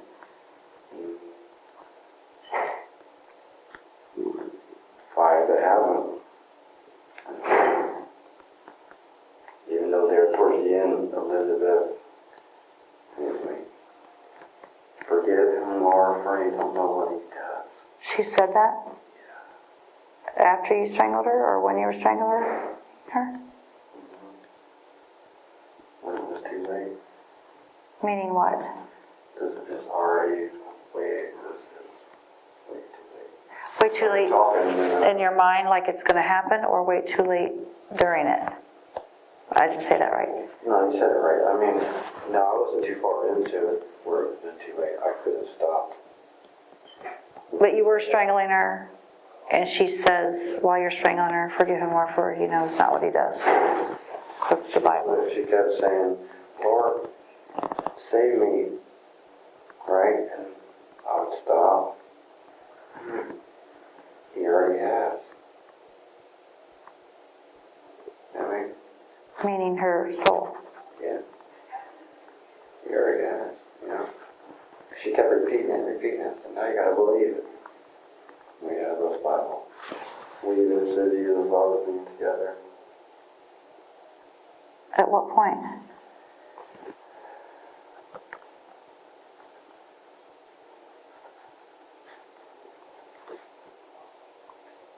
She kept saying Jesus. I said, Jesus loves you. And then she started saying just like that. At what point? Point after me joking and then trying to get a hug to try to find like a comfort of being able to let her go, but she kept resisting. Meaning, I'm paraphrasing, correct me when I'm wrong, okay? Meaning, you'd already strangled her but let go, and then she's kind of freaking out, so you try to come up with a comfort, meaning you're trying to hug her to make this go away so that you could let her go because she won't tell anybody? I said, you do want to let her. And then I tried to hug her. What'd she do? Get off me. You know, tried to hurt me. Maybe she just kept going on and on. And it's just like, Jesus, save me. And then it's like, you're not saved. I thought you already asked Jesus into your heart. We just talked about that. And she said that she had asked him? Yeah. And you told her, didn't you already saved? Well, she said like 3 times. What do you mean? Yeah, it's an emotional one. That,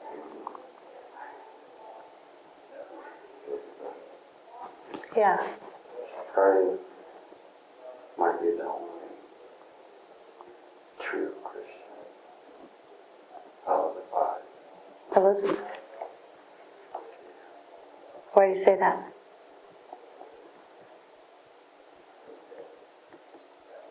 You see it in her eyes, she was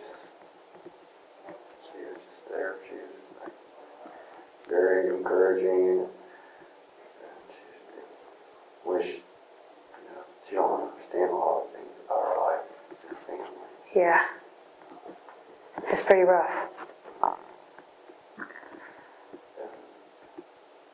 Probably all that I've gone through with my family.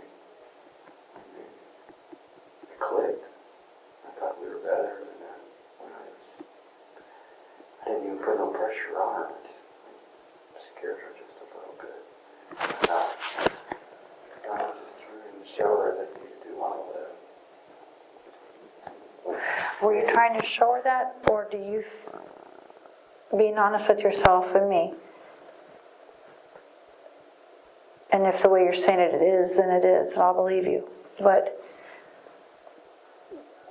is it you just trying to show her, or is it the momentum is, I'm going to do this to her, but yet your conscience is telling you not to do it? Does that make sense? Yeah. Because we I talked, didn't want to do it at all. I wanted to find a reason not to. because we talked about how last time how you were downstairs thinking, My passion wanted to just free her from this world. I did first talking to her. This poor lady. yeah, Yeah, unfortunately, she's going to go through many, many years of torment, which is just being sad. It's going to be horrible. It's going through my mind. and so you're thinking downstairs when she's wanting to come upstairs. But depending on how this goes, you may or may not do it. I think is what you told me before. And then you're going up the stairs. You get up the stairs and you know this is going to go one way or the other. It depends on what she does, or depending on how this goes. So then you put your hands on her neck. But is it about how she does, or are you at that point saying, don't do this, telling yourself, Shawn, don't do this, like it's common? Like, tell me. Yeah, it's kind of like, feel it like it's coming, my heart's pumping. Right. It's just, I hope she don't say nothing else about nothing that's going to make me feel sorry for her, in a way. So it depends on what she says, you know what I mean? I just go along, show her upstairs. It needs a lot of work, you know. She sits down in a rocking chair. It's nice. Yeah, I sit down in bed. Show her some stuffed animals. She don't do stuffed animals. I asked her if she had stuffed animals. And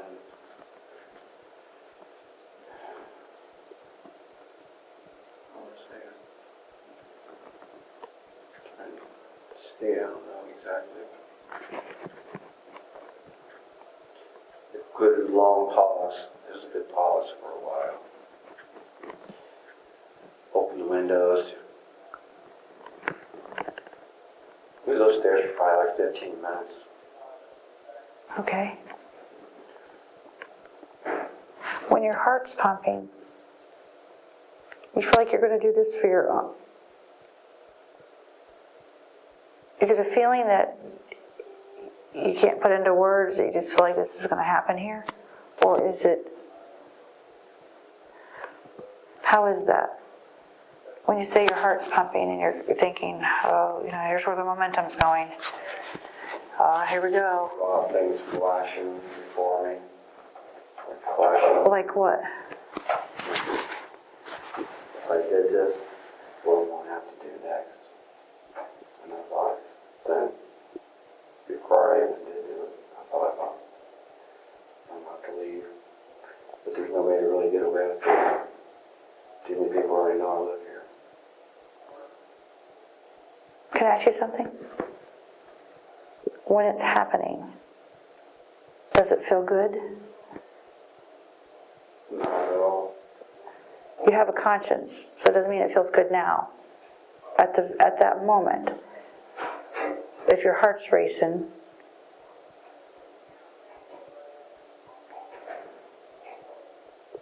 Maybe. it's hard to separate what you feel like at that moment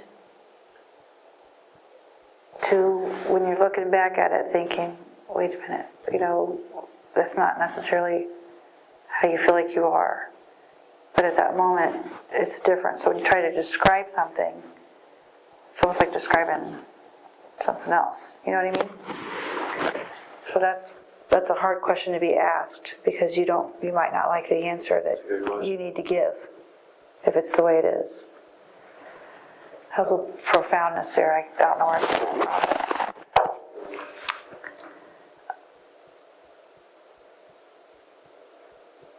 I feel more like I give up my life for this person.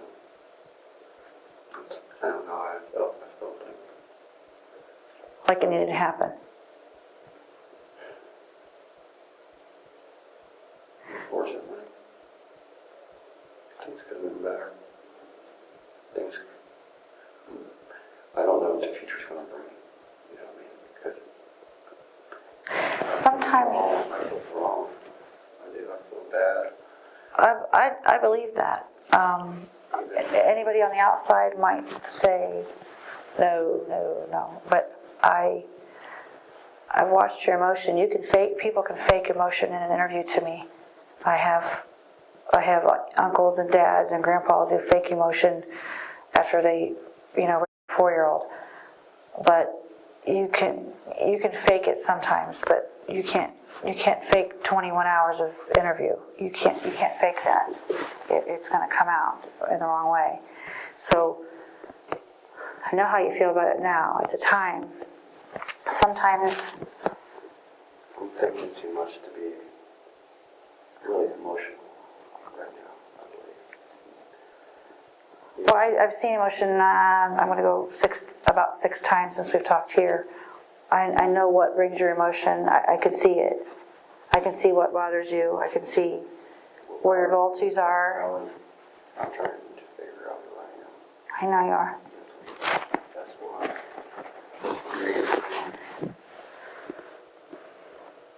I know it's the past,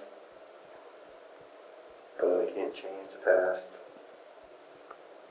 I can't change things. I kind of felt good though. I kind of felt torn after their lives left their bodies.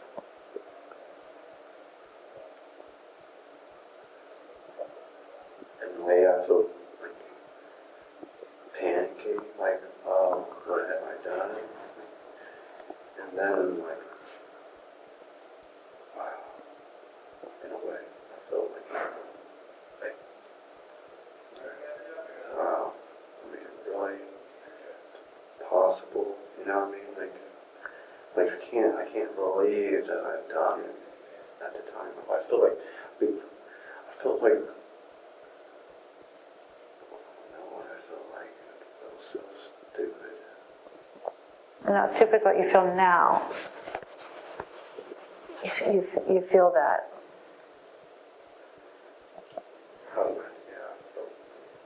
I've got words, but I'm not going to put them in your mouth.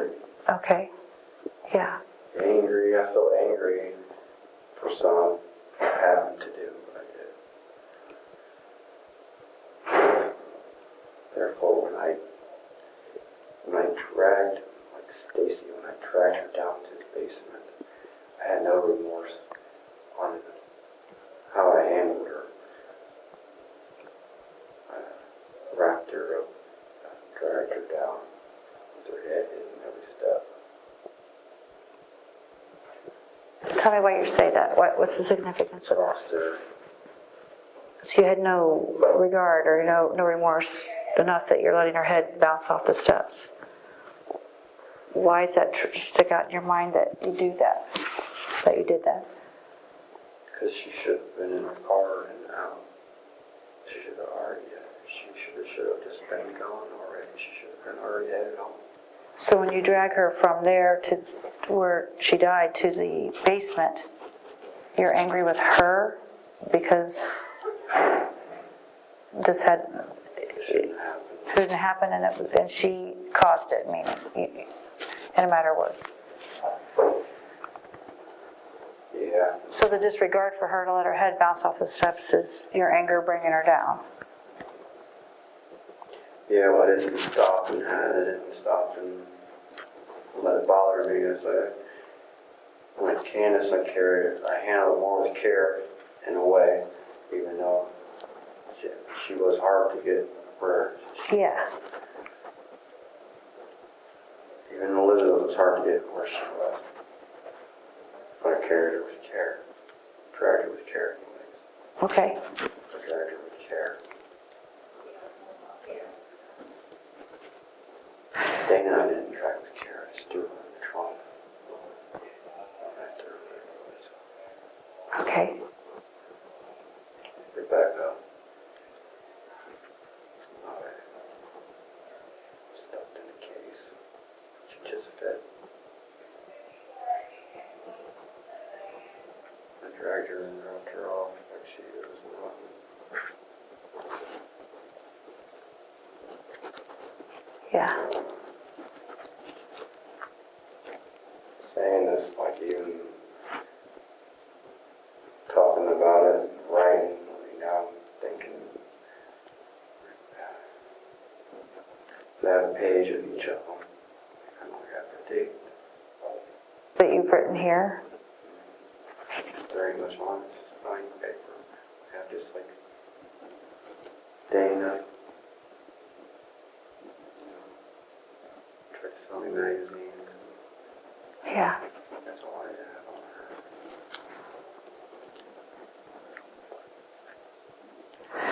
her. Have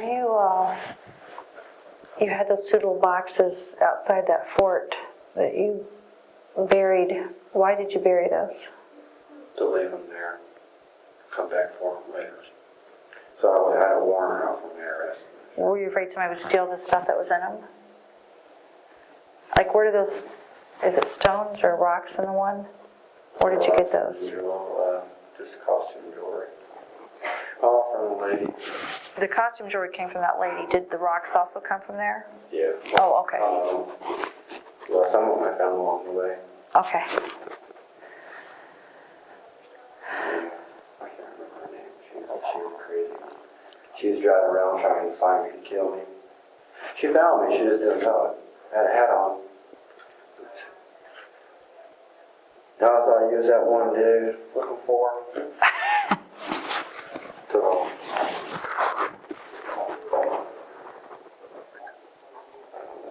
I thought about going back and killing her. You did? Yeah. Why? If you know why, and if you don't know why, sometimes something's just a feeling and not yet a thought. Tell me about that. She's so negative, and all she did is just down people the whole time I was talking to her. She would yell at me sometimes, she don't even know me.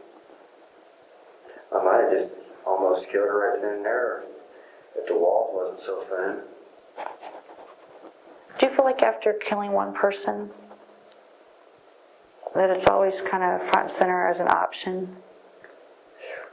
That's a deep question. After Dana, man, any type of argument or anything, I just take off running. Because you thought if you stayed, you might kill that person? Okay. Yeah. When it comes to a female, because you can't do nothing to a female will just attack you. Like anytime someone is, when you're met with any resistance from a female, or they make you feel uncomfortable, or you think they're dishonest, does your mind go to, I'd like to do that? In a way. In a way with Dana, having Dana in the past, kind of like, man, they just don't know what I'm capable of. But then I get scared. I get like, so I may never talk to him again. So are there women who disappoint you or who aren't, that the thought doesn't come to your head? Like generally when you're talking to a woman, is it in your mind that... No. No. There's been some guys too. Yeah. Thought about if you're going to come in. Are there any guys that... No. But I thought about it. I really don't surround myself by men, or there would be. If I surrounded myself by men like I did women, Okay. If you had surrounded yourself by men, like you do your women, men would be dead too. Because I get disappointed by both. I do. And I end up just backing out and leaving the What situation. what women in your life have not disappointed you?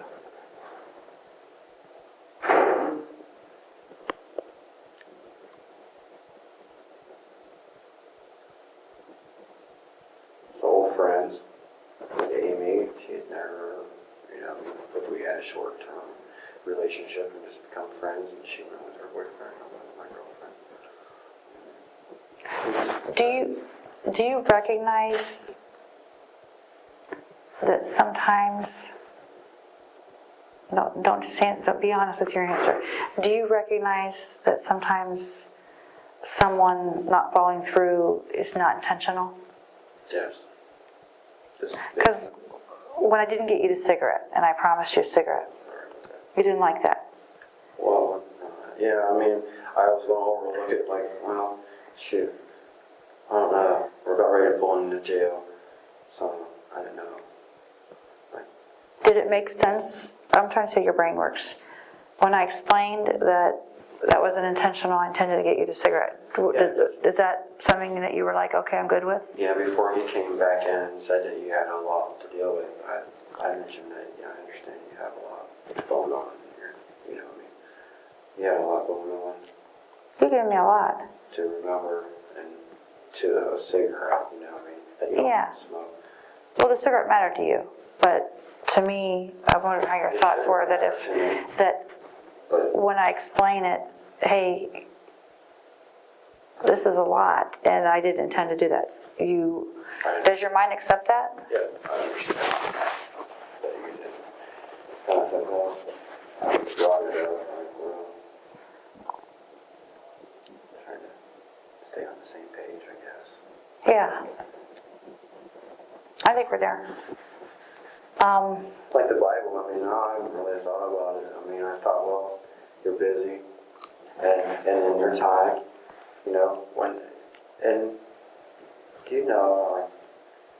I have a Bible, and Yeah, but you don't have the one you want, and I told you I would handle that.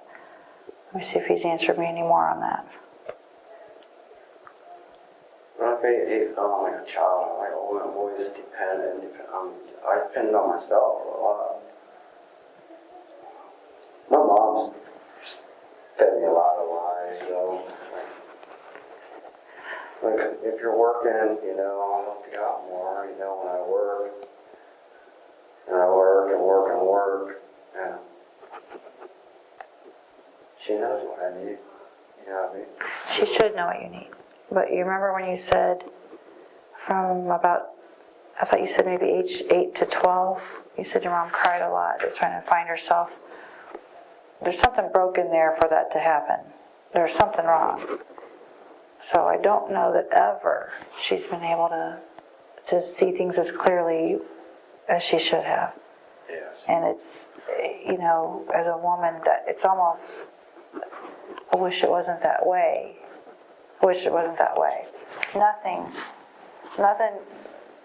Nothing excuses all this. And you said that to me the other day. There is no excuse. But it doesn't mean that we can't take a look at why are we here. Because if I deal with people all day long that hurt children, I've had people kill their kids. I've had things, and that's generally what I work with, adult sex offenses as well. But wow, that to have someone be candid about their mindset on things is amazing. Amazing. What else can I answer for you, or what else do you want me to know today? I've actually cleared up a few things that I was wanting to ask. That's good. Yeah, definitely. Will you help me out too? I don't know, because we came into this with you asking me what I thought your motive was. I have what I think happened, but this is again above my pay grade.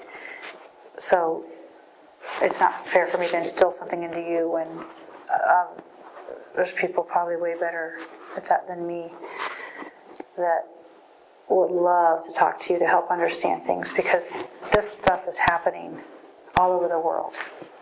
This isn't isolated. But only sometimes do we get somebody who's open and honest, as long as it's open and honest.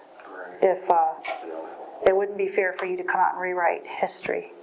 It wouldn't be right.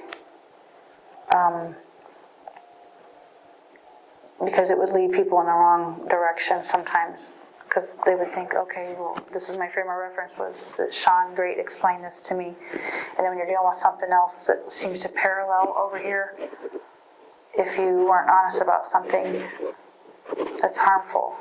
And I know, you know, I watch your conscience, I watch your heart's there, and I don't think you want that. So it's why I don't care for the thought of the media trying to interview you right now. This is a time of where we're trying to figure things out. This is a time when you're saying there's 5. But understand, you told me there was 3, then there was 4, then there's 5. And what you say makes sense to me. Because I've been a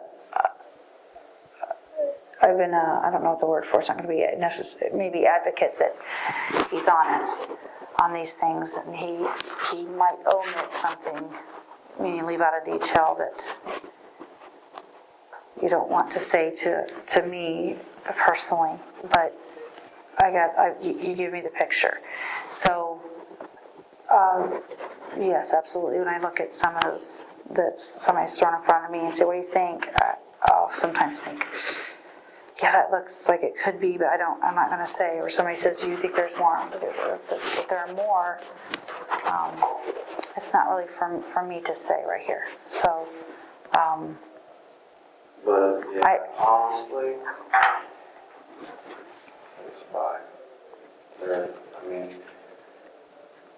there might have been some trauma I forgot about, like as a child, and like yeah. things that I just because my parents that I just forgot about. Like, as far as people go, there's only 5 Okay. bodies. I mean, 5 Okay. women. Any other circumstance where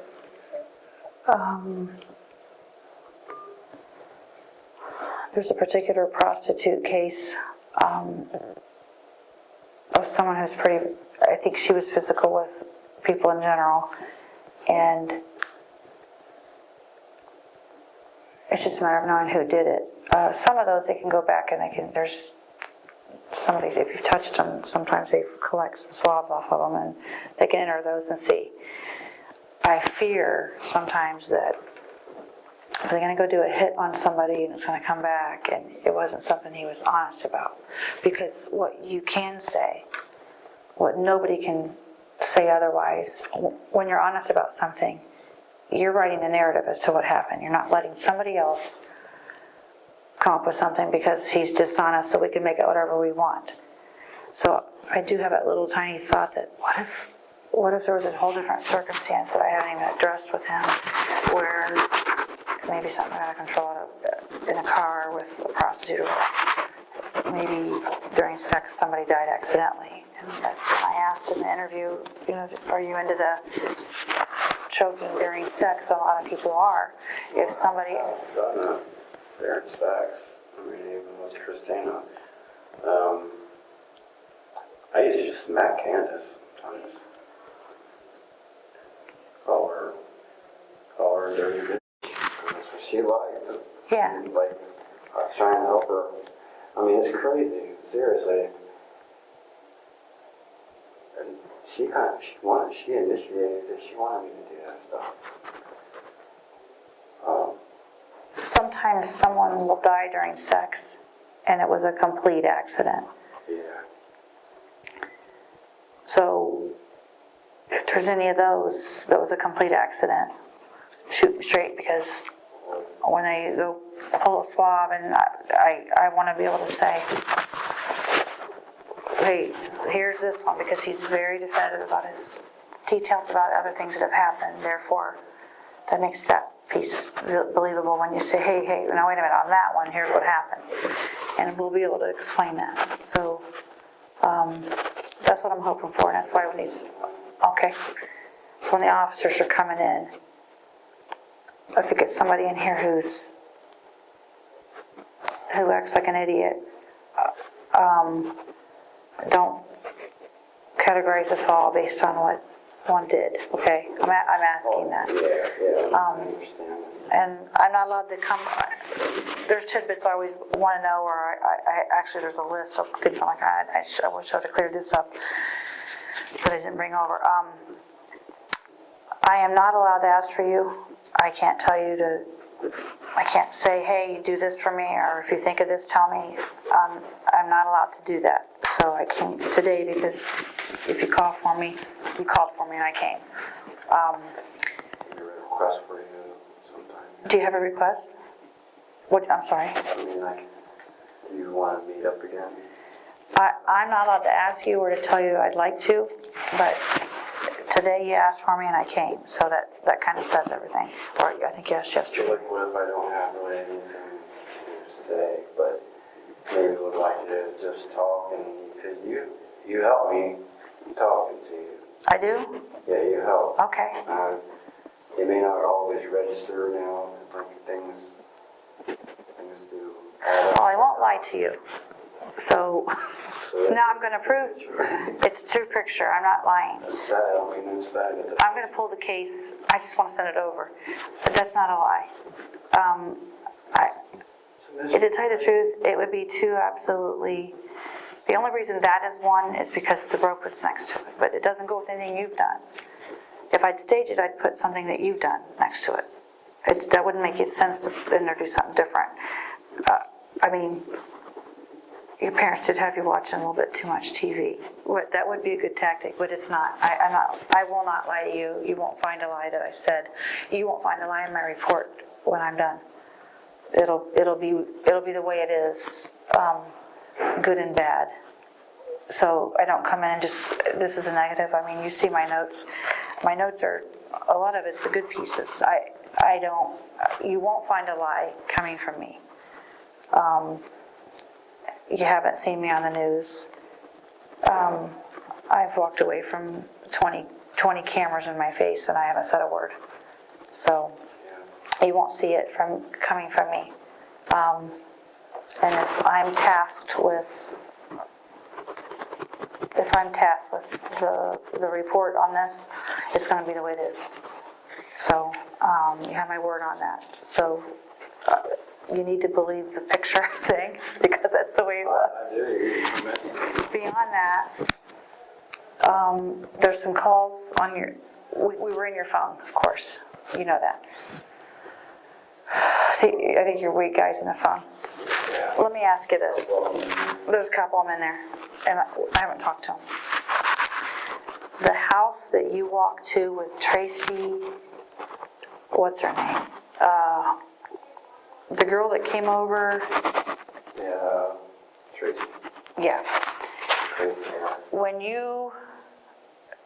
that house that she said you guys walked by, did you go in either of those doors? No. That's when you said that you just acted like, okay. I didn't want her to know where I lived.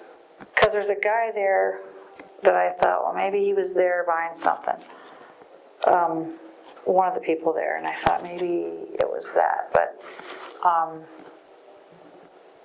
is the only there's a guy that you have, and I don't have his name here.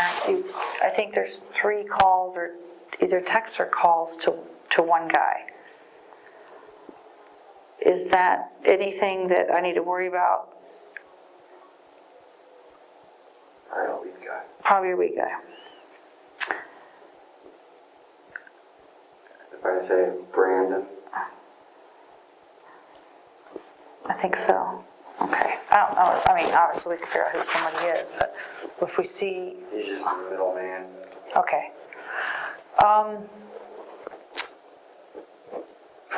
Has there been a girl in that house that you have let go? That you had in there? With drama. With what? Was some drama first, then I let go? Yeah. No. Let's see, Tracy.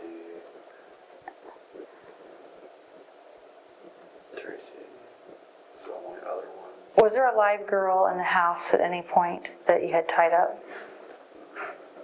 You being honest, Shawn Grate? Yes. I haven't tied no one up, let anyone go, except for Lori. I didn't really, I just fell asleep. I didn't know. Did you set your clock to go off your alarm so that you wouldn't fall asleep with Lori? About half an hour, every half hour, I set the alarm clock. So that you wouldn't fall asleep that way? I mean, I didn't know if she thought that or if you told her that, because she knew that. And I didn't know how that worked. I set it for morning. She believes there was somebody upstairs when she was there, somebody alive. The first night, she thought she heard it. It's upstairs. I don't know where they come from. And that's all that was?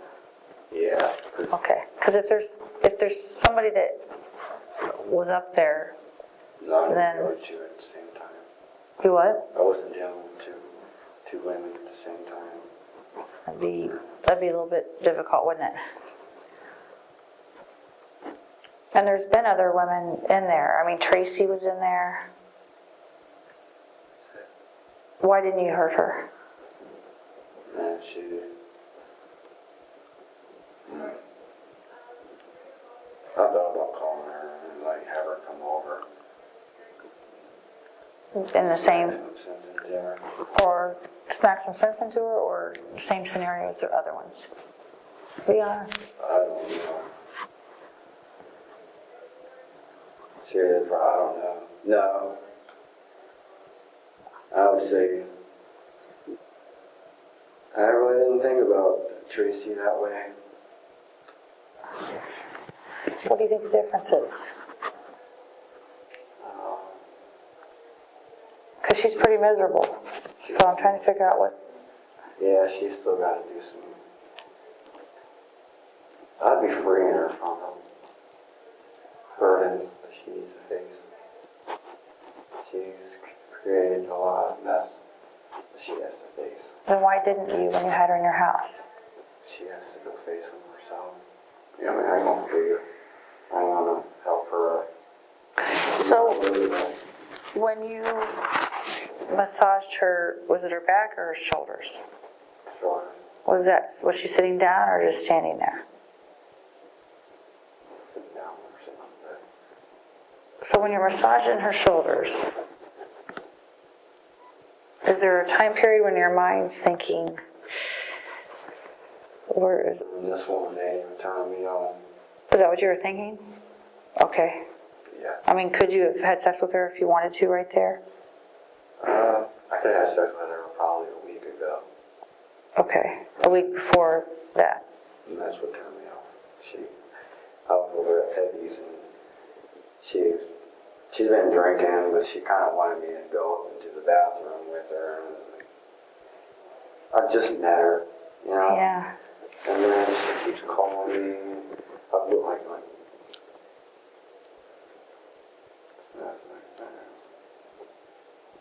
she called me a time. It's like, well, come over if you want.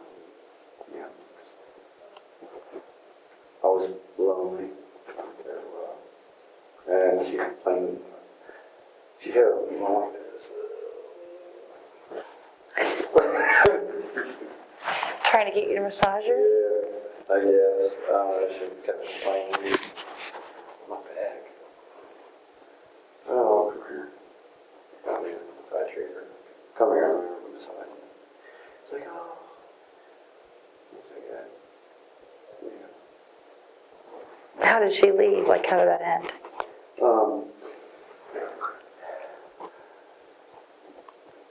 She thought I said something.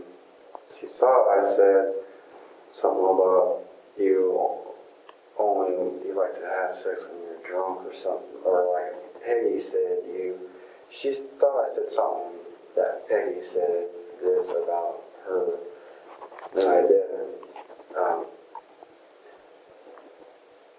I said I'm not trying to have sex with you.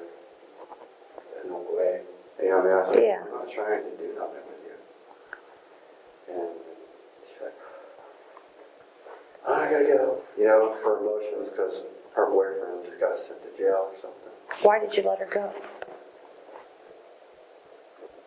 I didn't feel good when she like, Okay. yeah. The pills that you had in there, did any of those come from Elizabeth's house? Yeah. A lot of them. A lot of them after she was gone? I mean, after she died? Yeah, they came from, some came from Candace. They were a collection of all the pills. Because you don't typically take them, except once in a while, half in the rotten, I think you said. Yeah, in the morning, maybe the other half in the evening. So you had pills left over from Candace, because she had all those prescriptions. Did you fill any of those after she died? Yeah, Where'd you fill right in. them? How many, Well, I just went and picked up her prescription how often? just once. Well, I used to go with it all the time. But So they were good with you picking them up? yeah, So after she all I died, did was had to know her birthday. so after the incident happened, 2 times or what? 2587 is when she was born. Okay, so then after she died, you picked up her prescription at the right age? One time, About how long after she died? a week, Never again? never again. So I was trying to get the neurons, but because I wasn't smoking weed or nothing, and it just helped me focus. Do you remember which one you picked up? These helped. These helped with the mood. I took a couple just to experiment, but mainly I was just trying to find people to buy them. Okay, and then after I don't know what they were. Elizabeth was gone, you went back over to her apartment? Yeah, I did. When I went home there, I did get her pills. How many? Whatever was in the drawer. Her empty bottles were in the drawer. Like how many pills did you take? Maybe 50. How many, like different kinds? Maybe 5 different kinds. So it was whatever's left in the bottles? Yeah. So you just took them out of the bottles, put them in the drawer? Or the bottles in a drawer or somewhere I else? put the bottles back in the drawer. Okay, So I got my fingerprints on it. okay. I didn't worry about fingerprints. Or Do you know what kind the pills those were? All right. Is that the pills that you had in the bowl in the house? some of them. And did you offer some of those to Tracy? I showed her now. Okay. Tried to ask her if she knew what any of them were. Because she takes a bunch of pills too. Okay. Boy, they're blowing my phone up. Hold on a second.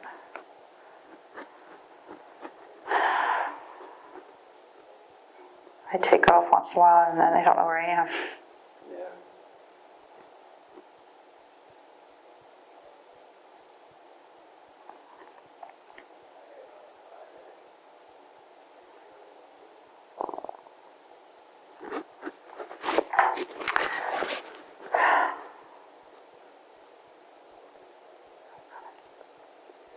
What else am I missing?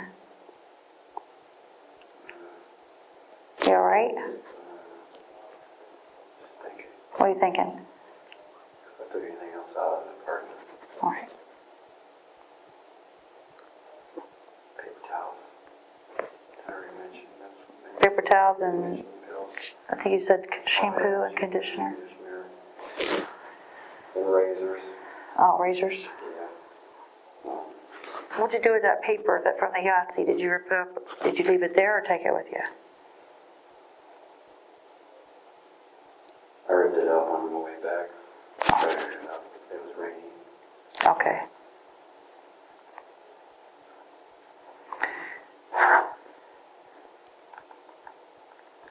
I've asked you a lot of questions over the course of all these hours. Yeah. 4. A long time. So,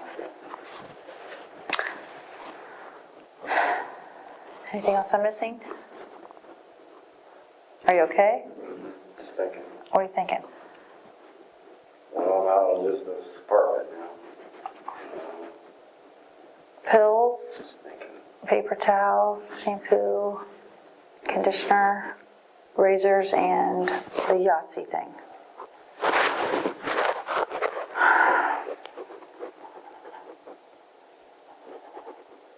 Thank you for calling me over here. Good.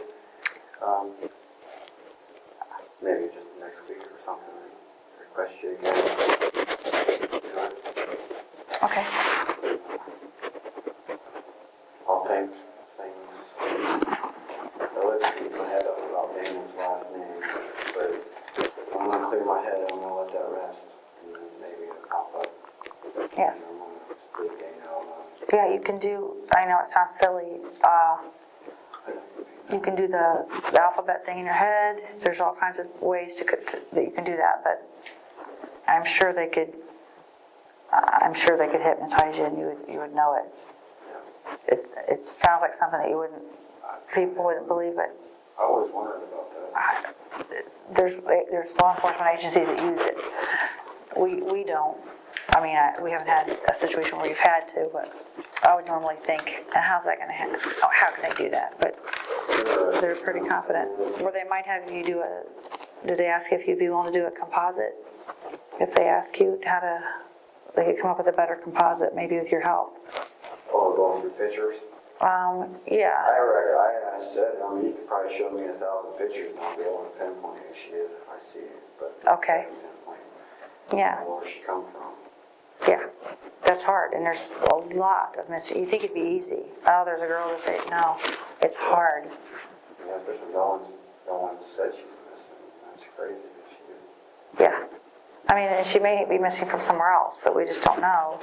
And if we have the name off, it's way harder than you think. So, all right.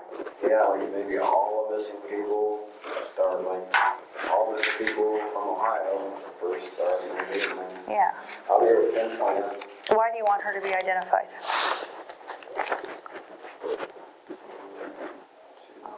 Jane Doe. Yeah.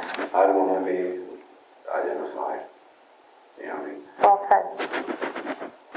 Wow. Especially having a proper burial. Okay. I mean, I don't know, or caskets and all that. Don't have no name on it. I don't know how to. Right. All right. Throw your cuff on. Did you say something about this one? Give me some coffee to take back? I'm going to tell them to. They were supposed to bring us another one in here. That'd be nice. I'll work out with it. Okay. Let me see what they do. All right. Thanks, Shawn. Hey, boss. Can he have a coffee? We had one there. Can he have a coffee? It's okay with you if he takes it back with him? Or no? I promised it to him. Sure. And I didn't get to follow through. Well, Or he could sit up here and drink it if you want him to. Is that okay? I probably prefer that you have it down here, Shawn. All right. You want him to sit over here? Appreciate it. All right. Got that done. Sit over here. Yeah, he likes cream and sugar. Here you go. Thanks to you. Okay, George. Okay. Anytime Not the that best you're at it, available, Okay. just come. Okay. Might be an emergency. Okay. Sounds good. Thanks. Recording 16:07 hours. Detective Major interviewed Shawn Grate, September 27, 2016, Ashland County Sheriff's Office. As the charges against Shawn Grate stack up, police question him again about his crimes. The date is Tuesday, October 4th, 2016. Time is 1:47 p.m. Detective Major with FBI Agent John Minicello at the Ashland County Jail, preparing to interview Shawn Grate.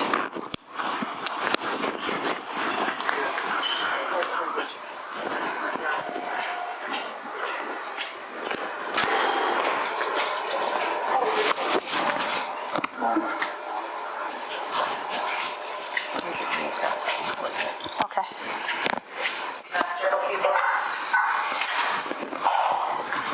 I just seen you. I didn't know. Oh, okay. What is this? Oh, thank you so much. I appreciate it. Thanks, guys. Yeah. Can we hook him? Do you have a handcuff key?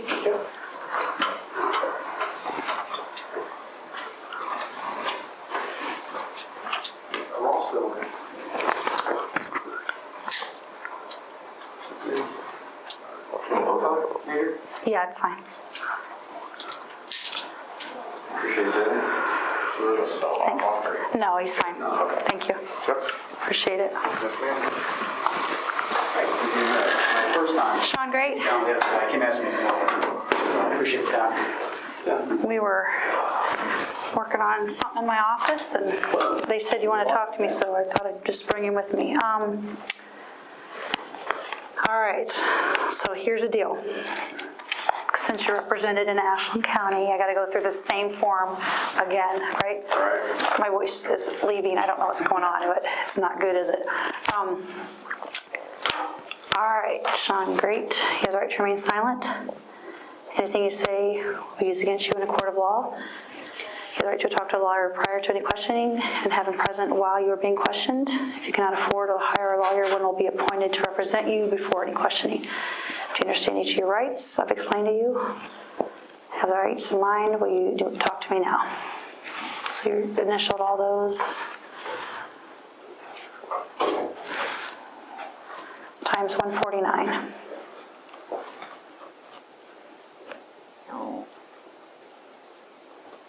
All right.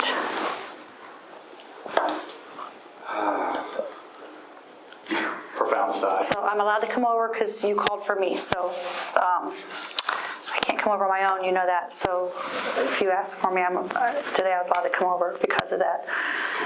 What's going on? How you feeling? Okay. No. I wake up those times kind of like, but it's good. Confound. Yeah, I mean, I wake up, I want to go 10 feet. Yeah, it's good. Okay. All in all, especially for the way I've been living for all my life. A lot of years, right? Even though a lot's not happening compared to what a lot of people think. What do you mean by that? From like 11 years ago and nothing for 11 years, and then all of a sudden 4 more women, in the past 5 more years. Not exactly sure, 3. A lot was in the past since Rebecca. Yeah. A lot. It just was never ending. It got up to me. I lost control. I don't know exactly why still. Meaning in general or just towards the end? Yeah, it's like I just didn't care there towards the end. I even got caught. Okay. Just wanted to be over with. Yeah. That makes sense, and that's something I don't think we've even really talked about that way. I know a lot of people are struggling with that time period, that 11-year time period.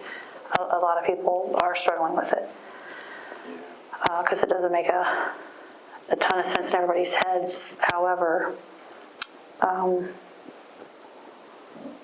guess because there were so many in this short time period, it does make it hard for anyone to accept that. Though I kept like, dang, what I learned what I'm capable of, or like, actually I was like, it's a nightmare.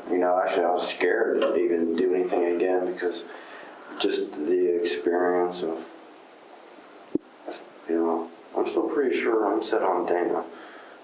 So On the name Dana? but just transporting her and, oh man, it's a nightmare. I think somebody came in to try to have you do a sketch.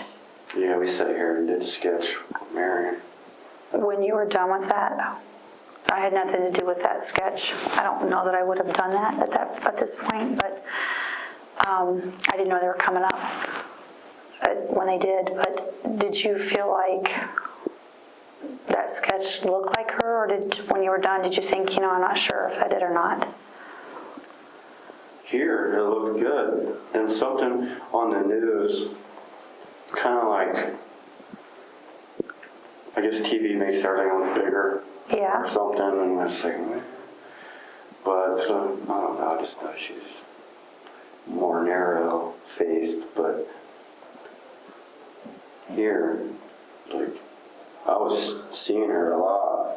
I could like picture it like fresh in my mind. It's like I'm talking to her, sitting at the counter, sitting there at the bar stool. We were just sitting there at first, just talking. I really pictured her. Okay. You know. So you still feel like that's fresh in your mind? Oh yeah. Okay. It's never left. Every day, for all those years, I'd picture her. Yeah. But then I'd always, that's where I became like, I see myself as a workaholic. You know what I mean? I stay busy all day long. All day long. You know, wake up, you know, have coffee, cigarette, work. Find something to do all the time. Have you always felt like you knew that name, Dana? Or was there a time period where you didn't know the name and it came to you? Like since it happened, have you always had the name Dana in your head? Yeah. Okay. Yeah. She's the last name still. Yeah. And I haven't been thinking about it. I'm trying to keep a clear mind about it. Yeah. Do that. Like, just keep an open mind. Maybe it was like pop up. I thought it was going to pop up one time, but I started thinking about it and then it went away. Yeah. That word to your tongue. Yeah. About the word and never catch it. Yes. We were talking about how maybe sometime when he's sleeping or when he first wakes up, it might, because his mind's clear, maybe the name will come. Two little dots connect together and you're like, all right, I got it. Yeah, because we know it's in his head because he said he saw her ID, so we know it's in there, the letters. I handled her ID and read it. Like, I looked at it all the time and was thinking about hiding it. But I was like, wow. Yeah. I got rid of all the evidence. But you still remember seeing it, so it's still there. Yeah. I kept like, man, I don't know her last name.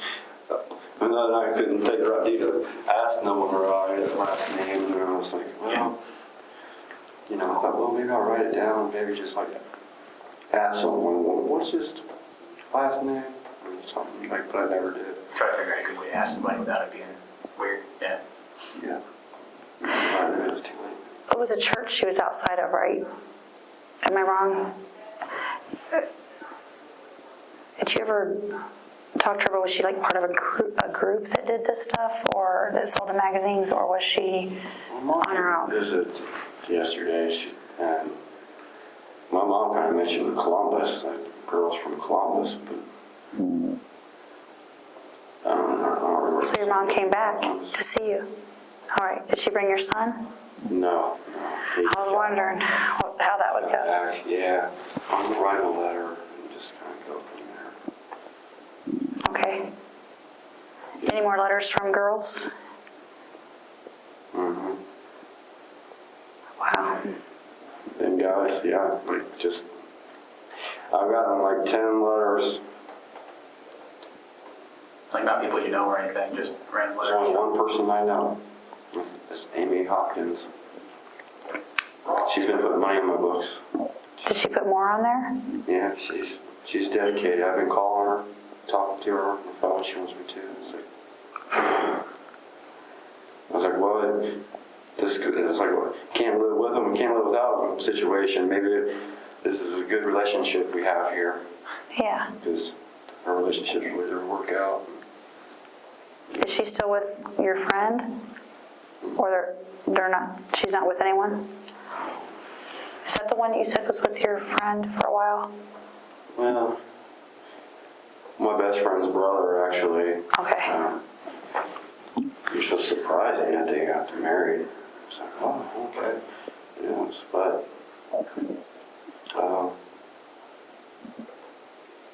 her and I, we were friends, you know, first for years, and then out of the blue, just married Steve, which is older, Okay. years older than me. Yeah, so wow. Yeah, I'm surprised do these people ask you when they write you? What do they say? Just trying to lift me up. If I need like just a friend, you're more welcome to read all the letters and stuff like that. I was actually thinking about bringing this one. There's only one I haven't responded back to, and I just all others I just keep it short and simple. Like I'm doing okay. And, Yeah. they just want to hear from me, I think. I'll probably never hear from them again. You know what I mean? They reached out to me, tried to lift my head up. You know, as a friend, and so I wrote back. Okay. And that's about. Some of them, like, one of them asked me, like, who my favorite serial killer is. And, you know, I was like, well, I never really had one, you know.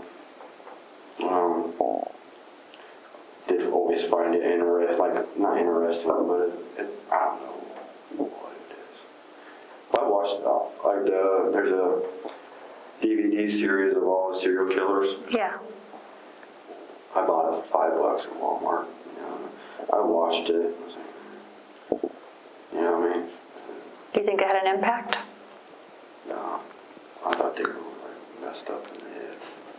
Yeah. I mean, like, what? I got to live with these type of people. Yeah. It's not.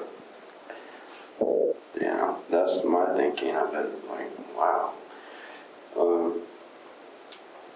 I never wasn't inspired by them, nothing like that. I've asked myself that, you know, like with Dana, like, you know, I definitely stayed away from it. But I've already watched a lot of like Ted Bundy shows, the Zodiac Killer. I mean, I found him most interesting in a way. I mean, how's come? He's just. Man, I don't know, just articles, how he was just playing around like the news, and he just came in and then he never got caught, you know what I mean? Yeah. In a way. Yeah, he never did get caught. It's like, I don't exactly know why, but I just, Zodiac Killer, you know, every time Zodiac movies coming on TV, I was like, oh yeah, I'll watch it. You know, I mean, I watched it like 3 times. That's why I say I found him most interesting. Yeah. You know, it's probably like Jeffrey Dahmer's like, oh man, he's weird. You know what I mean? I don't really go out of my way to watch his movies. Ted Bundy, I watched him a couple of times.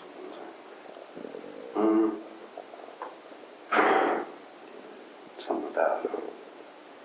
It's unexplained. It's like he's one of a kind.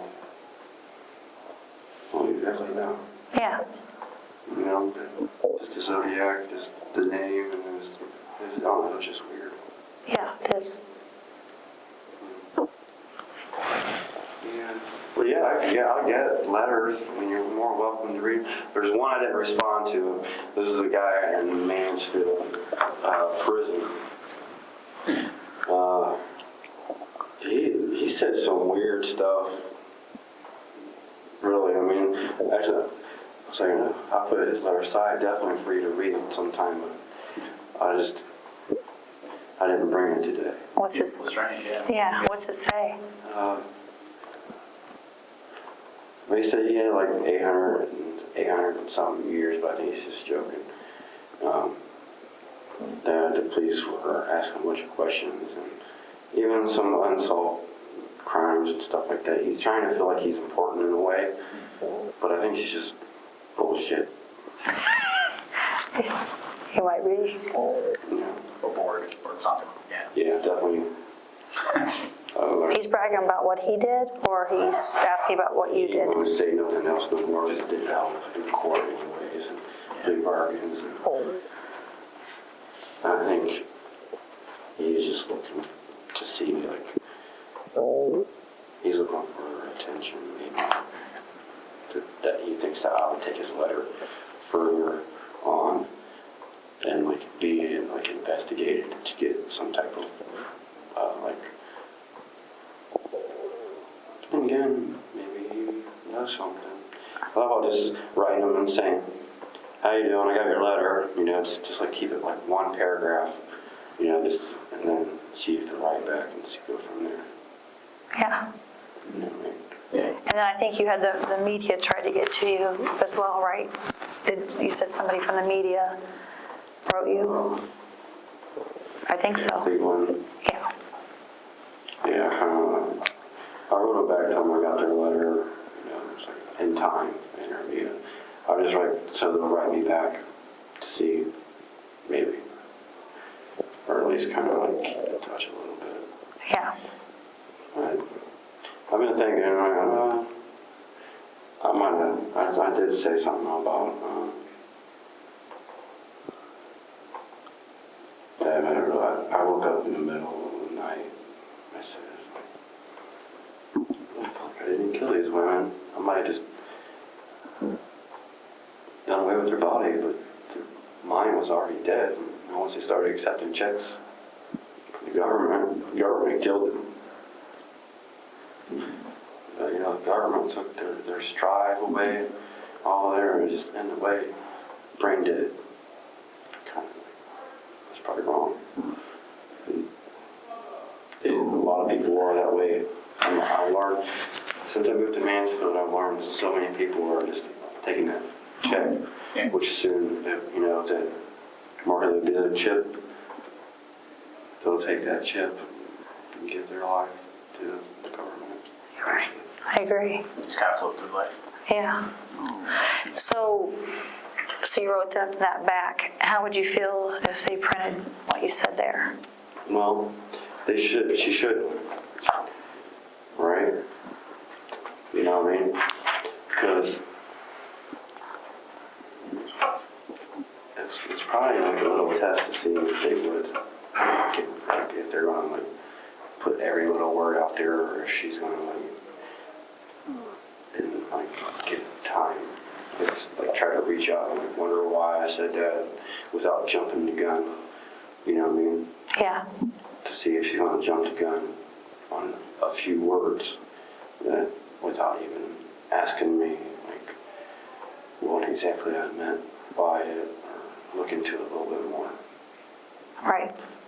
So they may write you again to try to gain your trust, and then it might happen the next time.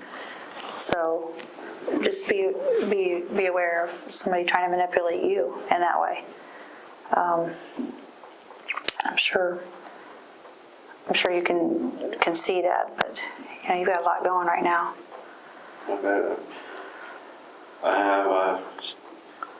I've been still. I learned that's what I need to be. Have trust in attorneys and God. Just keep me where I am. I'm trying to keep my mouth shut. Stay out of the way. And then just. Does it make sense? Kind of makes sense. Just not worry no more. Just have trust in my attorneys. See what they do. You have a good team.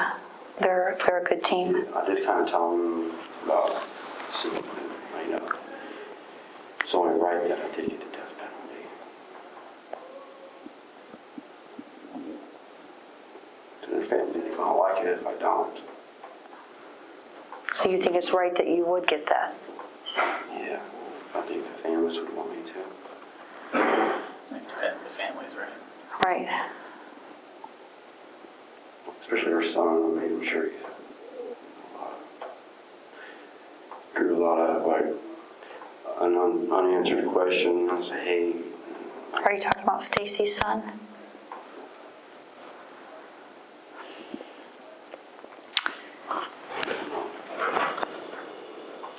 I mean, I think unanswered your questions is probably something that's more important to them, right?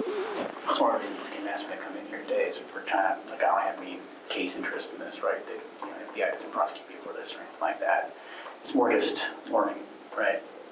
Unanswered questions. We try to get information together from all different kinds of, you know, people all over the place. We learn. So I was interested in coming in and talking to you a little bit and helping answer some of those questions for us, right? Whether it's about you or helping other people, you know, moving forward after this, kind of bring closure to things. Not related to your case, but, we collect this from all over the nation, talk to all different kinds of people. I Yeah. hope that helps us in the future, right? I got letters from Sweden,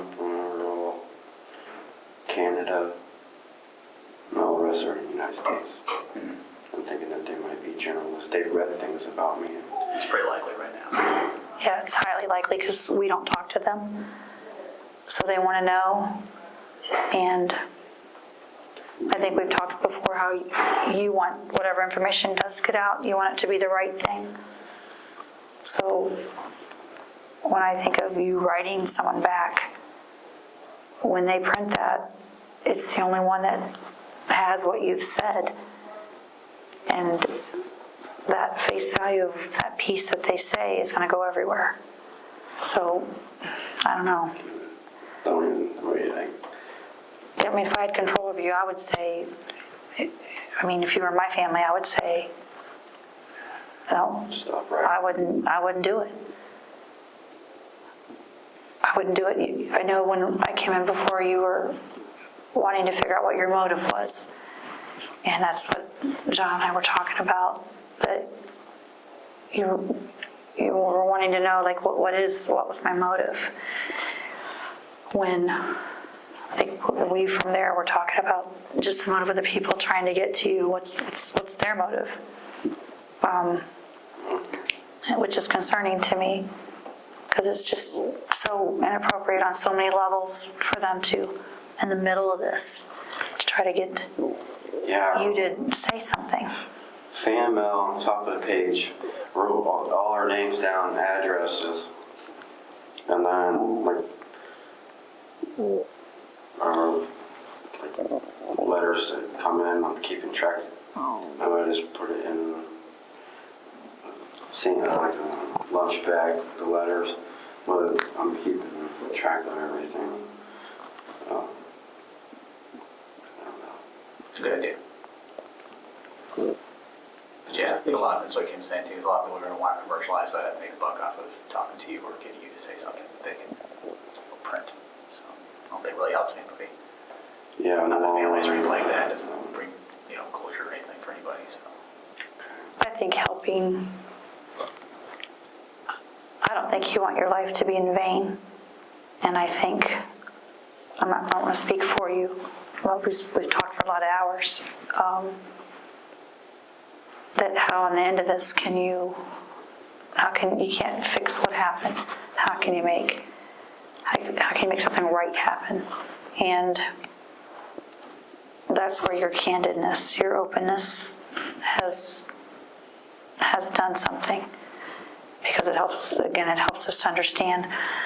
Sometimes, there are lots of people out there who do the same things. A lot of people are real closed and never say a word. And you made sense the other day when you said people can be face to face with you and they have no idea what you've done and they're talking to you. At the same time, you said they might be looking at you thinking, well, he has no idea what he's talking to or who he's talking to. So, and that's true. But I think, Watch the news, they're like, oh, he was just at my house, yeah, sitting there playing with my dog. yeah, Lyle, this guy I met, I helped his ex-wife move. I was like, oh. He just asked me to help, I said, oh, I just want you to know. Because he was talking to her about money and stuff like that.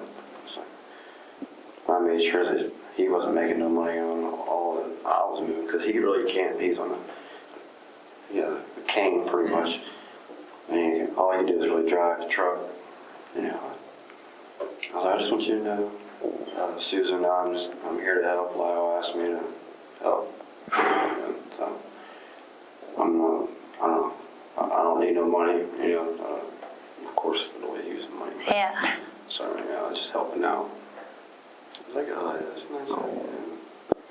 There, sitting at Lyle's chair and play with his two dogs, and she had a few animals. She moved in with him until her place got ready, and then I was gonna help her move into her place. Now, is Lyle the one that you would eat the Croc Center with?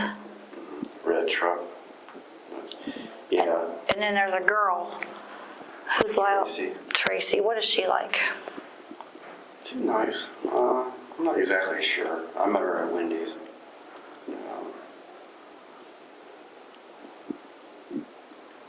Is she a Since therapist? she pretends to be. She don't. I don't think she's certified in anything, but she likes to like. I think some guy she's talking to is, and she's learning from him, and she just passes. She just. Okay. I think she just gets she accepted that's her way of giving back on the monthly check she gets. Is giving out free therapy or Yeah. okay. Certified. Nothing. She already started getting that check. Free living and everything. Free room and board. Free life. What about that bothers you?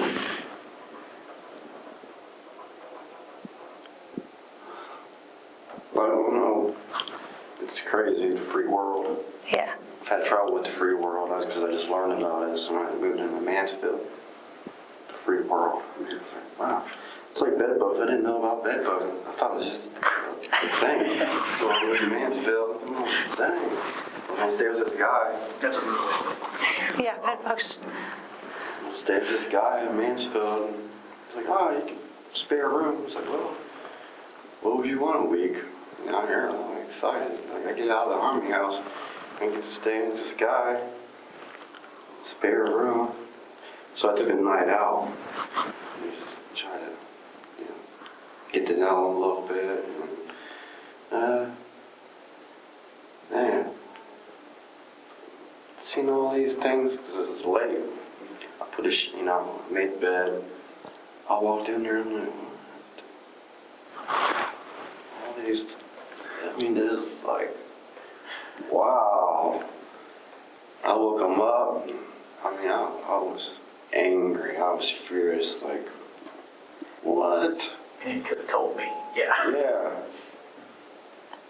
Get ate up. Is that the one you only stayed with for 2 weeks or something? No, I didn't. I stayed wide awake. I only stayed with him one night. I'd go over there here and there.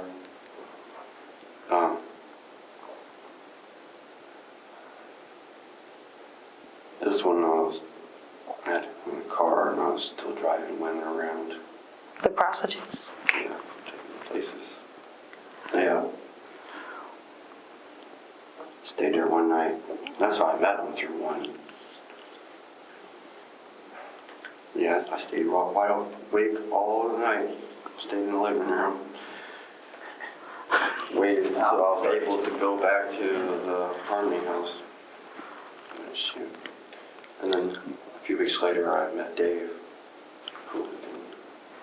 Took me in. Yeah, I did. The ladies that you drove around, was it just from just in Mansfield, or did you go to other towns? To Cyrus, Shelby.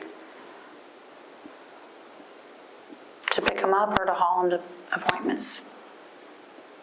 But I said that nicely, didn't I? To haul them to appointments. Pretty much. Yeah. That's a dangerous job right there. Yeah. I stayed with a couple of them, even though they deserve it. When they run out of the house, it's like, well, something's going on here. Or right before they even get into the car, having the keys out, car off, keys out, waiting for the guy to run out. Do you know of any of those girls? Any of those girls kept against her will? Do you know? No. Because I know some of the girls are from Toledo, and we have a real problem up that way with human trafficking. Are you aware of any of those you could point us in a direction on? No, just it's a lot of the drug dealers. Either Toledo or Detroit. Yeah. It all kind of ties together with the human trafficking thing, right? Drugs, plus the, Yeah. But I was the one leery. You know, some of these women will meet these guys, and I know, they're like, oh, hey, I'll give you $10, you take me to the gas station. All right, you know. So, yeah, take a chance. You know, I figured they really ain't going to cause no problems. They just want me to take them to the gas station. You know. They kept conversation short. They questioned me, like, you don't smoke crack, you don't do nothing, you don't want a boy or a girl. And I'm talking about heroin, crack. I'm like, no, I just smoke weed. Are you a cop? I just smoke weed. I contend smoking weed. That's my thing. Everybody doesn't do heroin. I can't afford the other stuff, and it's too good to do anyways. It tastes, you know what I mean? Like, I done crack. That didn't take me nowhere. That was just like 2 times in my lifetime. With a girl, I made her feel guilty. That was interesting. She never did it again. Well, that I know of while we were together. I was going to ask you, let's see, you had Lori at your place on that Sunday. A couple nights before then, you went over late at night and borrowed something from her. Do you remember what it was? Borrowed something from Lori. Some Band-Aids. Do you remember going to her house late at night? Yeah, that was from my shin here. It's still healing. Yeah, what happened there? On Lyle's truck. Okay, It fell back and it just ripped it. okay. She had some hydrocortisone cream and some. Okay. And I was already out of Band-Aids. You told us no one ever came to that house to check on you. Is that right? Does the front door work at all? But you would use that side door? It did for the longest time until Elizabeth. Then I screwed the front door where it wouldn't open. I locked. Because you're afraid somebody would come in? Yeah. Okay. And the smell would start, like the lawnmower man. You know, like, yeah. That's when I screwed the front door where they'll have to at least push it open real hard to get it opened. Okay. But obviously all you would have to do is just push it real hard. 2 screws in there. Yeah. So then you would just use that side door to get in? Yeah, but busted that window out. And then 3 days later, I went back. I watched the place. When I busted the window out, there was someone walking, right? Yeah, I know they heard it. Why'd you bust the window out? To get in, I already looked around and realized that no one was living in there. Oh, okay. And I tried to get in there, and I couldn't get in there. I went into the basement, broke that window, went to the basement, and couldn't get in there because it was locked. It was locked. So she took a rock and busted that one window out, and walked around the block. But when I came back around, there was 2 cops sitting in that parking lot. Because it was loud. Which I learned on TV. I should have put some duct tape on the window. There you go, see? Then busted it. It was quiet. But they weren't there for that. They were just there. Yeah, they did. I mean, I don't know. I went to that big building with the green wooden, the abandoned big warehouse building. Yeah. I went up clear up top, sat up there, and just kind of like watched for like off and on for 3 days. I stayed there. I was, well, shit. I guess saying I could probably go back. You know what I mean? It's like it's clear. Yeah. I went in there, checked fuse box was turned on electric. I was like, oh yeah, you know what I mean? It's meant, you know what I mean? It's right. Just lead right there. Not for not to do what I did, but to be able to gain strength, relax, and eat again. You know what I But a mean? nice place, electricity, and Yeah. A change compared to what you were used to for a while. TV was there. I went and bought VCR because there was already a bunch of VCR cassette players. And I bought that DVD player. Kind of made it home. nice. And then I figured, well, electric, someone's got to pay for electric. Eventually they're going to come in. And it's like, I got 30 days to stay here. Yeah. You know, and I kept going on, and like, the stress, I think, just kept getting to me, and like knowing that eventually it's time, my time's up here. Something led to another about everything else. Why after Elizabeth passed, why did you stay in there at all? Why not just pick up and leave?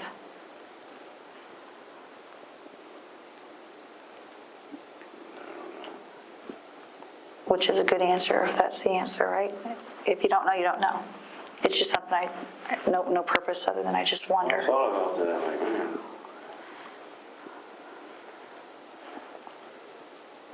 I told myself I only had a little while longer for Elizabeth. And time's really narrowing down. And I keep picturing every day that someone's going to come in. And then there it is. So without, They're going to look the place over. and find her. Did that scare you though? Like, weren't you worried about that happening? Like, All of it, yeah. I mean, and then I got to the point, I was so worried about it to the point that I was like, kind of couldn't wait for part 2 to happen. Be set free, like, I was just like, I'll go to work, I'll go back, you know. Wow. yeah, it's all kind of weighing on you. Yeah. Weight, God, it is heavy.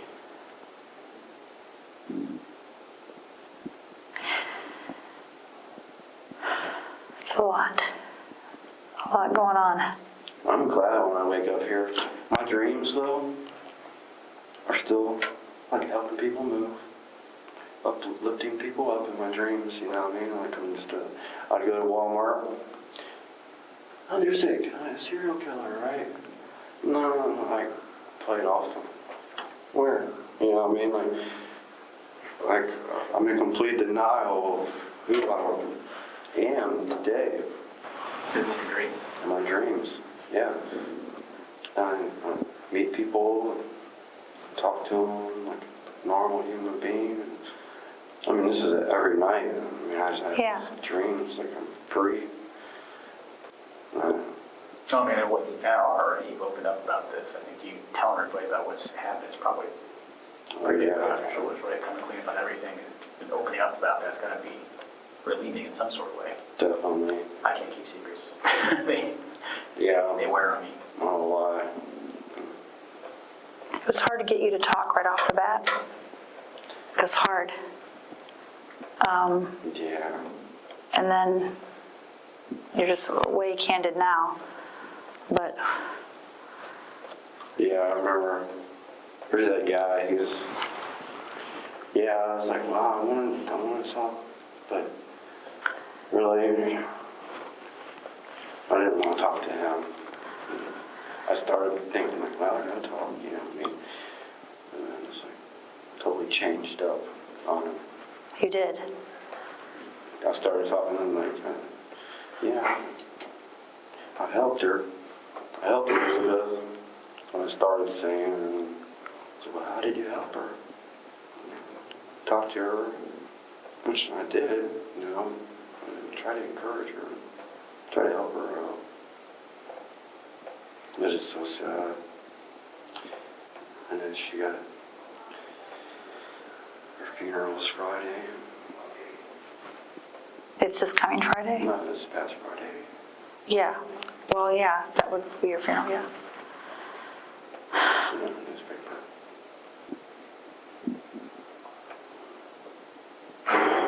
So are they letting you watch TV yet? Yeah. So that's back. TV. Okay. I lost TV for 3 days. I'm not too sure. There's probably a lot going on, some investigation. Like, I don't know. I don't know. The prosecutor. Is that where they said it come from? Yeah, he stopped everything. No visits, nothing. Yeah, for about 3 to 4 days. Just not. Any more officers coming to talk to you? No, just marionette sketch. A sketch. Well, do you know about Delaware? Yeah. Okay, they're the last ones. Okay. Yeah. And it's been pretty quiet. Yeah, it's been good. I wake up and just stay in the cell all day. You know, work out to where where I start to sweat. I finally just get a routine where I just sweat. Okay. Yeah, I go from one thing to the next thing, to the next thing, to the next thing, and then mark it, I put a dot, and the next thing, I start to sweat. Next day, I get sore, I work the soreness out, get healthy again. You never know what I'm gonna run across later on. You're right. What do you mean by that? Well, we'll be prepared for the worst. Even though when it comes down to 3 or 4 people just wanting something, you know, want to get ugly. It's going to get ugly. But I might not even have to deal with it. It might just keep me in the cell by myself for a long time. Is that what you would prefer?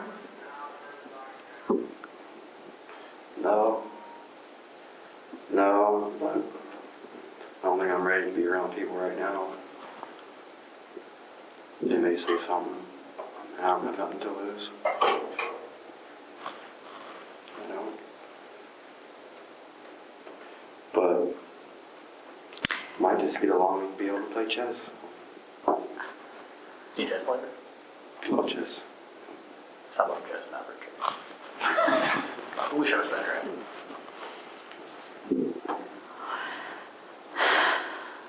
Nothing to lose. Well, I do now that I have rededicated my life to God. Thank you very much for the Bible. You're welcome. It's good. Want to follow through? Reference. Yeah. Reference Bible. Is that the right one? Oh, yes. Okay. That's more than what And more what you thought? yeah, I mean, if I have any questions on there, I could look it up and then take me all these references. And I was hoping, because it's a leather cover. Usually they just want paper. I didn't know if they'd let you have it, but I thought, I'm going to give it a shot. yeah, So. I mean, it's my baby. Good. Yeah, thank you very much. You're welcome. And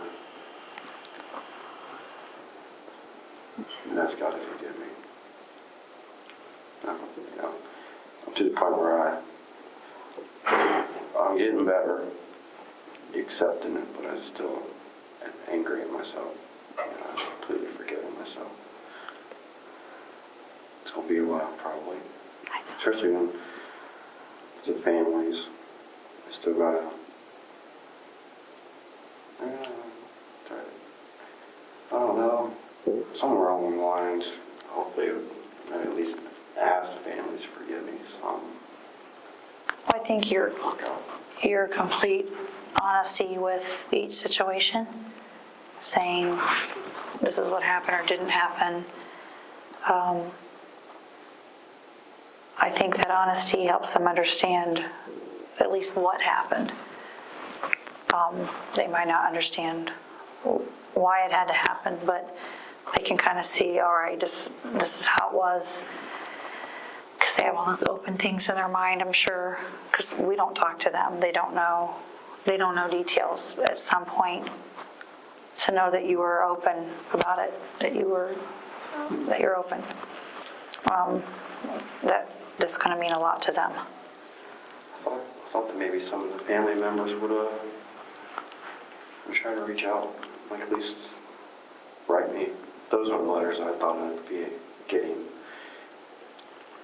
The family members, like, but maybe they won't let them in. They don't know that you told me what you did.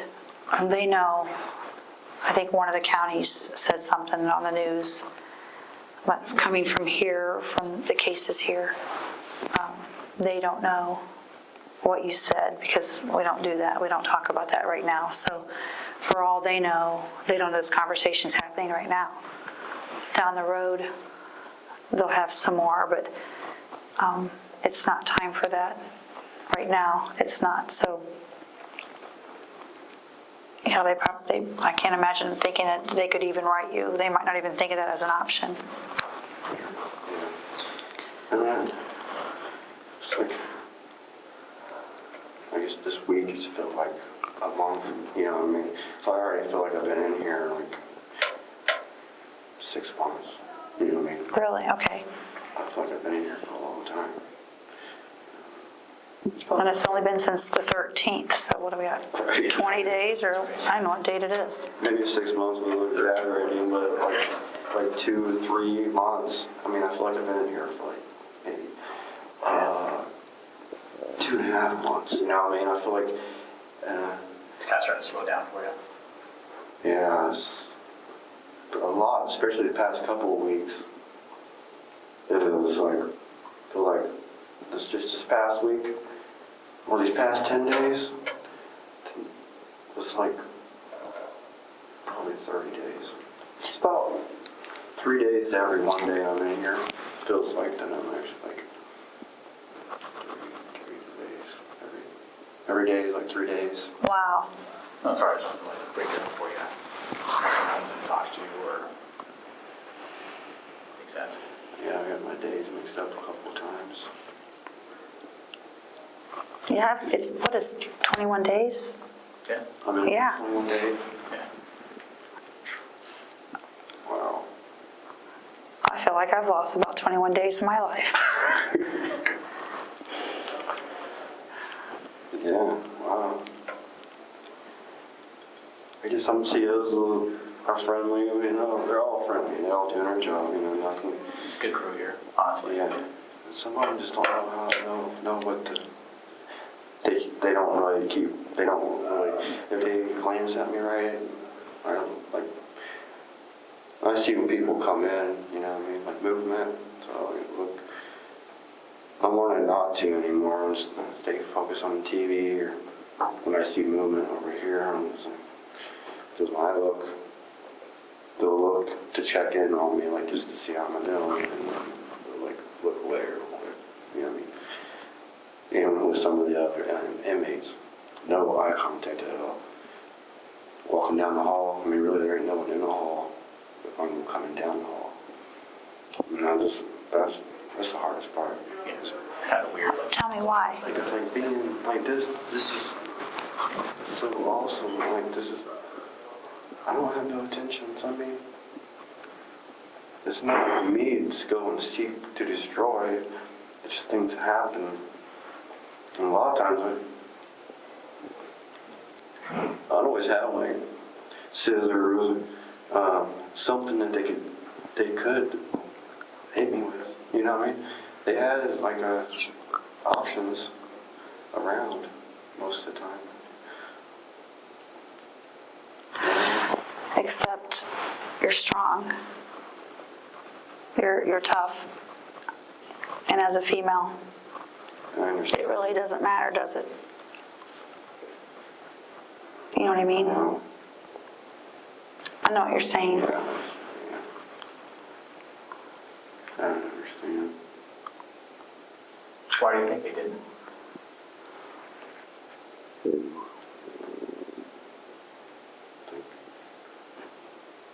I think they would just provoke me more.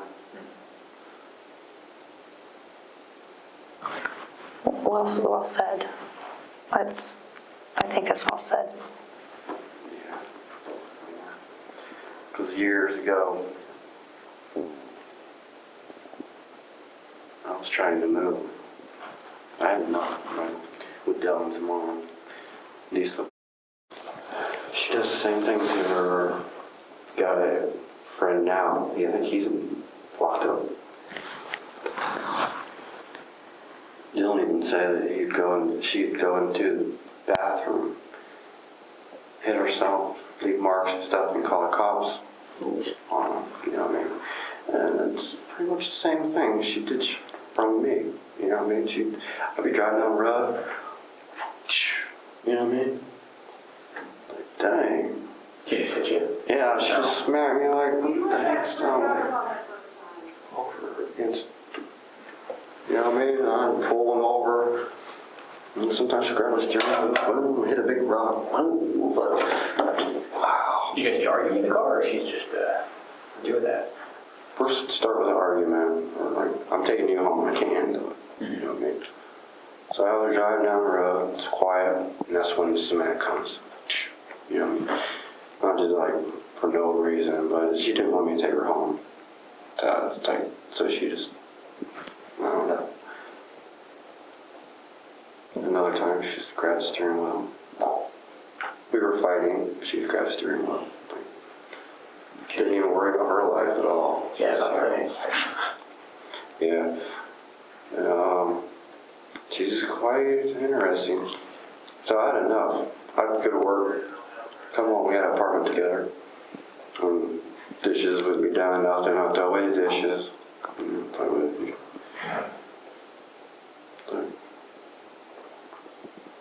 What you been doing all day? Watching soaps? Yeah. So I had enough. I'd go upstairs, pack my stuff. She'd come upstairs, argue. I'd go downstairs. I'd grab a butcher knife, take it upstairs. At that time, her sister's upstairs. We argue a little bit. It's like, what are you going to do with that? Kill us? You know what I mean? I sat down. I said, no, it's there for you. You know what I mean? And I walked over and smacked her. I smacked her sister. I said, you're just the same. That's why you're over here, not with your husband.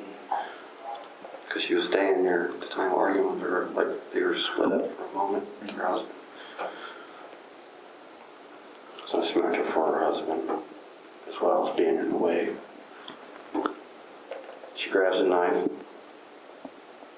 I grab the knife from her. And then throw her on the bed. Throw the knife over her. Her sister's going down the stairs. I'm going down the steps. Hear her yelling. With the knife, she grabbed the knife again. So I don't know what she said. She's talking, saying, yelling, screaming stuff.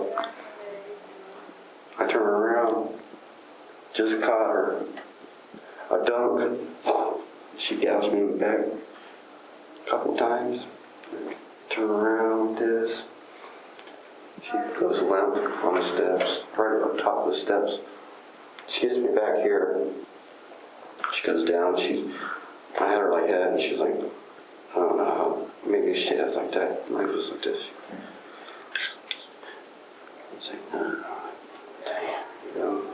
I see the blood squirting. I said, you won. Or something, I don't know. I took the knife from her. She reaches over, she cuts her finger. She's like, oh, my finger. You know what I mean? Is that the scar that's on your arm, or is that from your surgery from your bone? There's two of them there. That one is from the bone, and then right in the back here is another scar. I saw that one, yeah. Oh, okay. Yeah, the long one is the surgery. So, yeah, I have about 10 scars on me, 2 of them from surgery. This one, and this one. 2, 3, 4, 5, 6. So did she get arrested for the knife incident, or did you? I was on probation. I blamed it all on me. Besides, I took the knife upstairs and I smacked him. I provoked the whole situation. When the cops asked me, I told them it's all my fault. So looking back, when you took the knife upstairs, what were your thoughts? Like why you took it up there? Maybe she'll kill me or provoke me to kill her. If when I grabbed the knife from her the second time on top of the steps, I did think about just killing her. Then I thought that she got me. I didn't know how bad she got me. That I might die. I provoked her. Someone needs to be there for Dylan. My mom, she's unstable. She still is today. She's getting worse and worse. I see. My mom is losing her mind. She is? Yeah, she being caught up in stuff. Stuff has destroyed her with greed. She's almost mentally retarded, I think. Sad to say, but she's in denial. She says stuff she don't even know what she says. Really? Like what? I think she's only here just to figure her out, because she's so guilty that she only comes and sees me just to clear her conscience and to make sure that she blames my dad. That it's not her fault, it's my dad's. But in a way of, you can't blame no one, you know me, but I tell her, I said, I know what it is. You know what I mean? I tell her. I said, it's nobody's fault. I know what it is. You know what I mean? I tell her it's nobody's fault. Even though it probably is my fault. My mom's fault, and my dad's, and mine. You know, it's everybody's fault. My sister's fault, my brother's fault. You know what I mean? Sometimes we can't put blame on some people, but sometimes family like mine, to break them down, they're very manipulative. They're messed up. My stepdad and my dad's girlfriend, I mean, they're so selfish. They can't see past the mirror, or so lost that they can't see past the mirror. Wow. I mean, honestly, it's the reason why I stayed out of their lives. Okay. It was for the best. I thought about killing them all before. When? Many times. Many times. But why free them? You know what I mean? Let them get up and face themselves every day, and heartaches and shame. You know, I don't do them no favor. They ain't doing me that. Between the incident with Dana and the next one, were there times in there that you thought about doing it again and stopped yourself? I think we kind of talked about that before, but not. I don't recall the answers. No, I argued with my mom before. I also wanted to go over there before, but I didn't. I argued. Meaning you were going to go over there? And just fight them both. Just Yeah, I wasn't going to let it rest. When was that?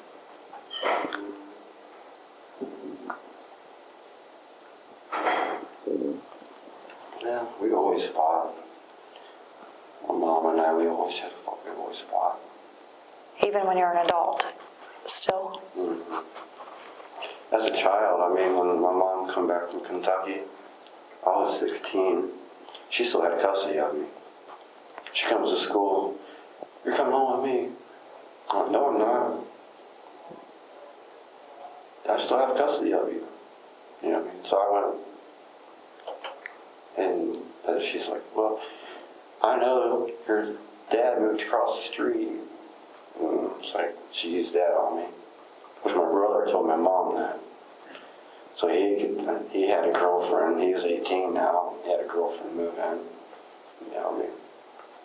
Kind of get me out of the way so he didn't have his happy life, or whatever. Yeah. I mean, they come and bit him in the butt.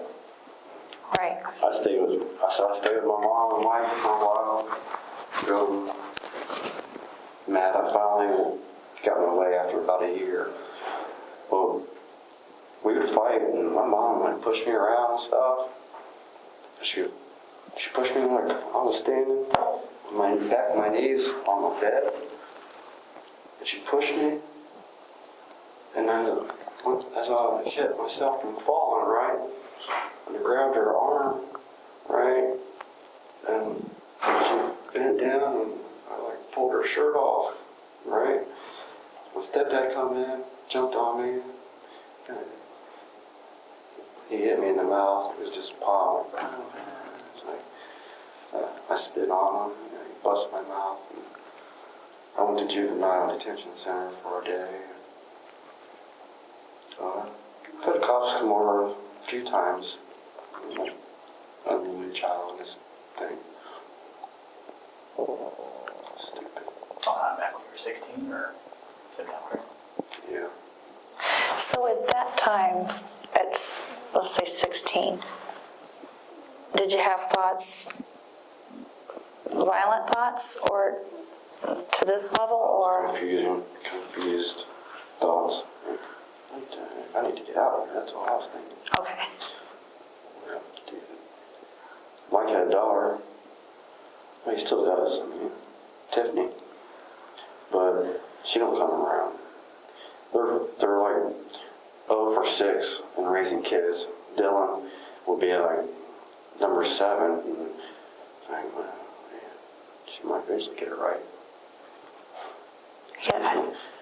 And he seems to be okay. I mean, My mom says he goes into the room and plays games and then goes to school and stuff like that. So as long as, he avoids them apparently.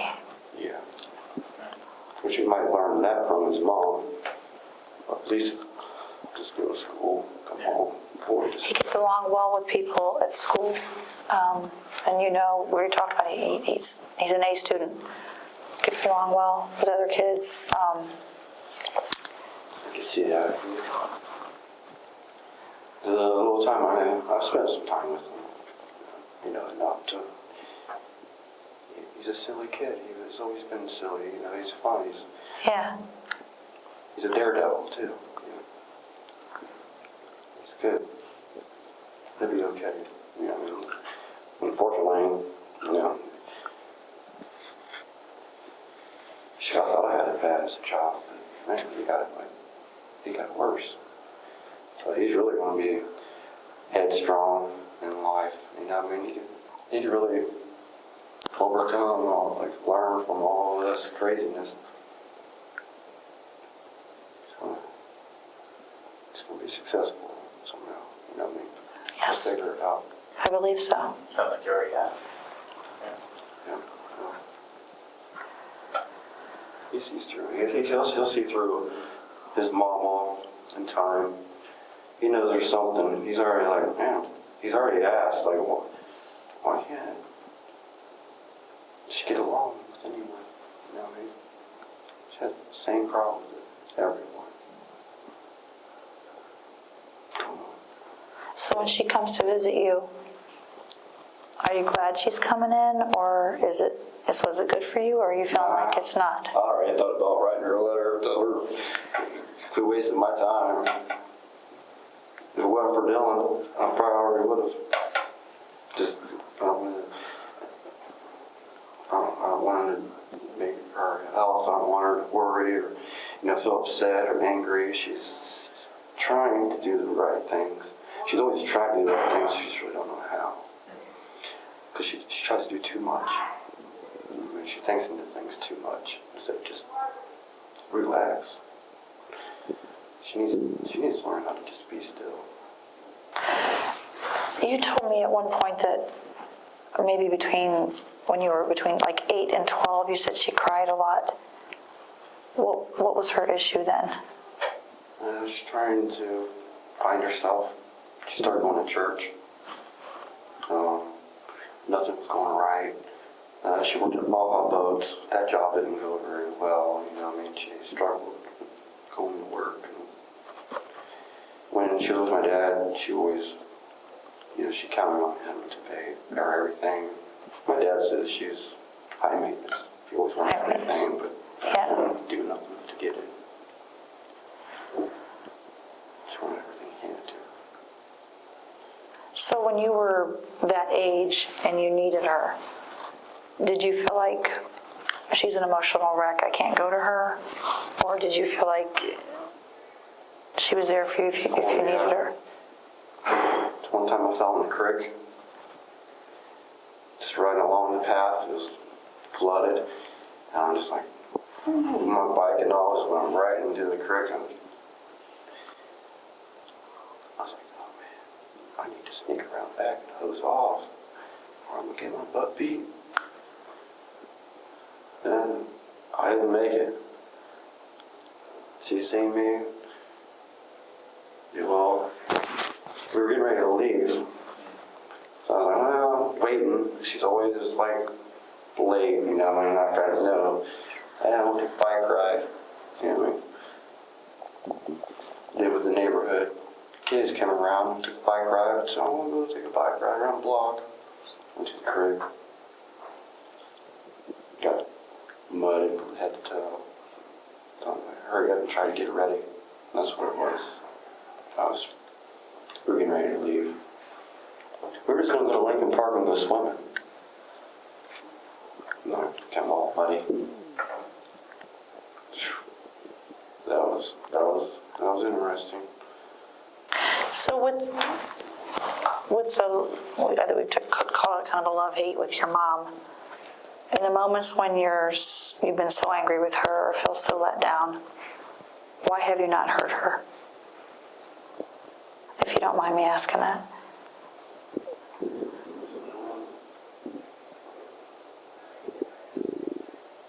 I don't know. Because she's my mom, can't hurt her. Okay. And I didn't want to be one of them kids that killed their parents. I don't want to be. I figured I'd just grow out of it and move on. Grow out of those type of thoughts. You thought you'd grow out of those? Yeah, I never thought of it hurt anyone, really. So when you had the thoughts, you were able to sit and think, maybe of the outcome, if I do that, this is going to happen, so I better not do it. Yeah, I didn't want her to be in prison either. I had goals.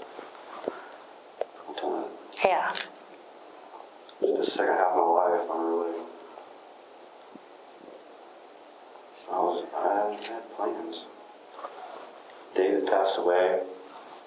It slowed me down on things. He encouraged me, he helped me a lot. And we worked as a team. Things changed. I was starting to get on the right track again, where I'm start making signs again. Eventually something would happen. Figured out in time, but then all the pressure of child support and the cops come and get me and threw me off. Made me more angry. And then, I don't know exactly what happened. Everything happened so fast. I'm still trying to catch up. I know. Yeah. I'm afraid to catch up. I'm afraid for that moment. What do you mean by that? You're kind of afraid to catch up? This is why I'm trying to really seek forgiveness. I don't know. I don't know exactly. I don't plan on hurting myself. As far as like being angry, like stupid me. Beat my head against the wall or nothing, that'd be retarded. Ain't gonna get me nowhere. So when you say afraid to catch up, meaning afraid to realize everything? Even though I do realize everything, but I still am in a denial phase. So you feel like when it all hits you that this is real, the reality of everything. Okay. Maybe it's already hit me. You know what I mean? But yeah, I mean, I'm like, man, a lot of times I can't believe this. I wake up in the mornings and I'm thankful that I can only walk 10 feet. What do you mean? That I'm unable to do anything no more. I'm confounded. I'm stuck. I have to change my ways. There's no choice. Do you feel like if you were free today, that it would happen again? Living the way I was. Yeah. Okay. There's a lot of times it could have been 100 people. But What happens in those times, if there could be 100? What happens at that moment where, and I'm sure if you're in a car with a prostitute, you feel like, maybe you feel like this person's a waste. I use that word because you used it to me talking about someone at one of these situations. If you feel like that, what makes you decide not to do it or to do it? there's still hope. We can take a hope. Hope for And For them? I have flashbacks of picking up Dana's body, moving her, and man. I try to avoid looking at him afterwards. Well, Dana handled it a lot. Rebecca, right when that happened, I put her in that case. Candace, I've seen her, but I tried to wrap her up as soon as possible. I looked at her about 12 hours later. It was rough. Elizabeth, I put her right in the closet within 10 minutes. Cover her up with all the clothes. Stacy, I put downstairs within 10 minutes. Probably 5 minutes. Went downstairs. Put them away. Out of sight, quick. okay. Even though Darren weren't there, I didn't just start choking them and continue choking them. A lot of times I'd stop, wanting to not kill them. You know what I mean? Like, is there any other way to do this? Is there any other way to just? Should I just turn myself in and just let them live? You know what I mean? Rebecca, Candace, Elizabeth, and Stacy. Dana, I choked her out, took her down in the basement. Not sure what to do. Panicked. Went upstairs. That's when I got a knife and I went back downstairs. I wasn't too sure what to do. She woke up. And then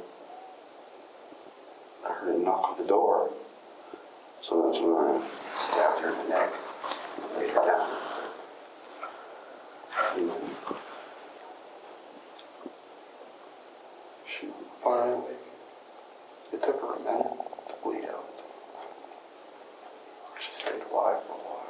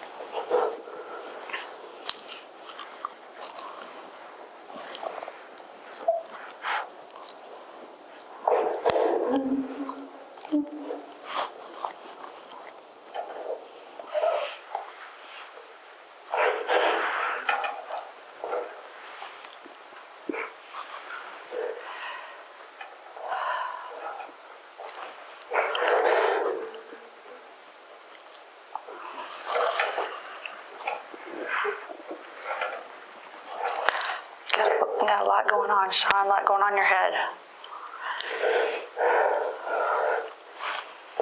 We're sorry, we didn't mean to push you there. Yeah, I didn't want to push, didn't mean that. I needed to. You what? I needed to talk about this. I've been watching TV and just living in my own here. Reading the Bible, trying to lift myself up. Trying to slip denial and I want to face it. I really want to. Oh, this. I don't want to die either. But you are facing it, right? You're talking to us about it. Right. You're telling us everything. Let it out. Let's face it. Sorry to upset you. That wasn't my intention today. I did it a long time ago. I upset it myself. At this point, it's better. A lot of times I just wonder what my mom said off, my dad said off. But Dad, Sandy is just so. Those are the people I should have killed, though. I didn't do no favors. Who's Sandy? Dad's girlfriend. Dad's girlfriend? That's too. They're all selfish people. My sister's selfish, my brother's selfish. All about them. I just wanted to be loved by them all. They don't have no time for me.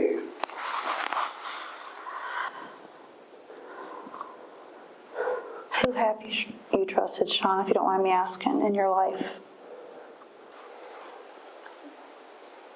I don't let no one get close to me.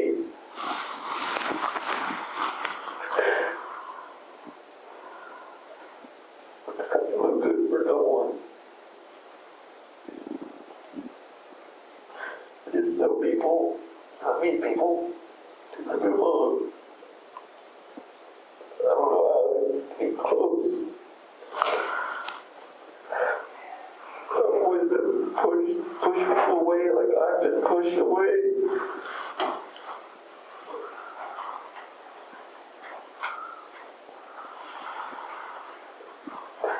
I used to just take a sheet and put it around my neck all the time when I was a kid. I'd just wake up in the morning.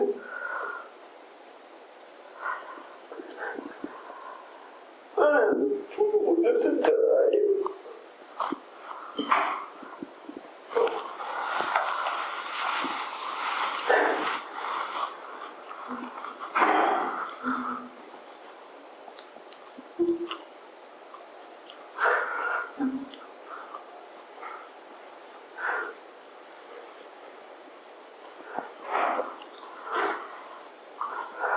Trust neighbors, always try to fight. Always. Did you trust David? Yeah. I started opening up when I met him. He needed a friend, I needed a friend. Yeah. Then we lost him, didn't we? His friend Dave passed away.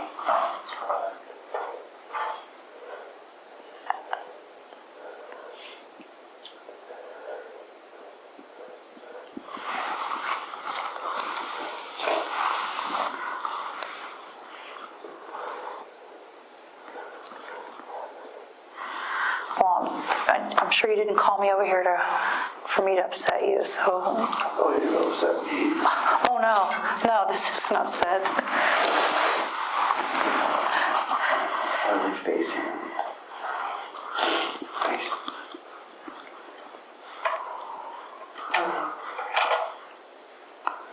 It's so hard to face it though when the camera's right there. On me. Yeah.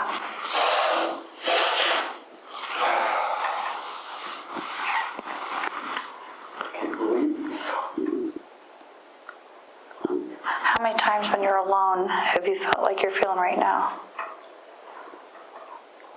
Well, I feel like I had strokes. Or, first thing, started with Christina. And I cried long times, like, trying to regain, like, trying to just get out, like, come back. It's so hard. A few times with Christina. Surprised she never caught a cops on me and said, I think he killed someone, and he told me he did. Never.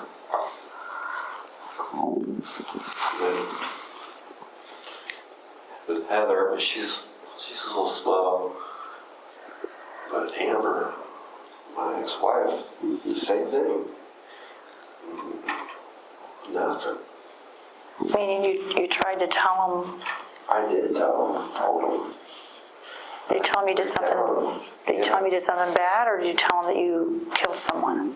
Yeah, when I told him I did something bad, right, to the point, like, them figuring out what it was. Just tried. I wasn't too sure to open up or not. I was like, well, I don't, you know what I mean? It's like, should I tell them or shouldn't I? Whenever they finally got it out of me, I didn't have no choice but to tell them. And that's when Amber was like, we can't get back together now, you know. Kill someone. There's no way that we can get back together. And I was trying to get back together. She wanted me to get back together with her, but I could never do that, knowing what all I did. Because I wanted to marry her. You told Amber about Dana, though, or is that what happened? Or? Yeah. Dana. I told Christina about Dana, but I never mentioned Dana. Just told her. I tried to free myself and at least tell to someone.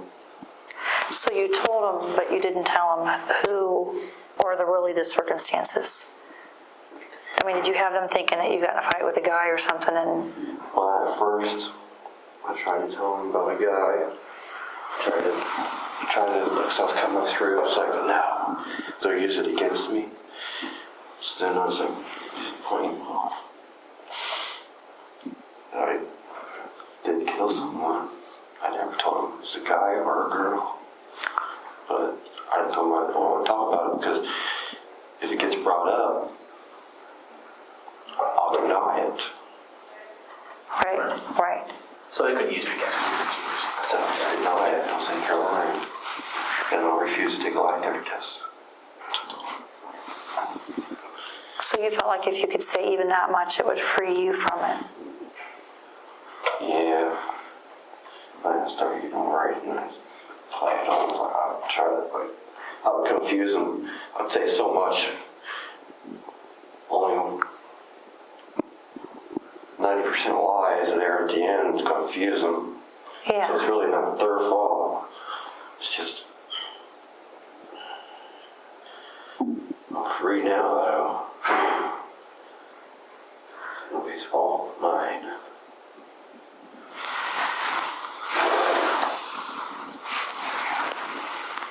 Don't bring no one else down. No, we're not saying blame anybody. We're just curious. Yeah. I try to put up, I just didn't know how. So when you're seeing this stuff on the TV, you think that's good for you? Yeah.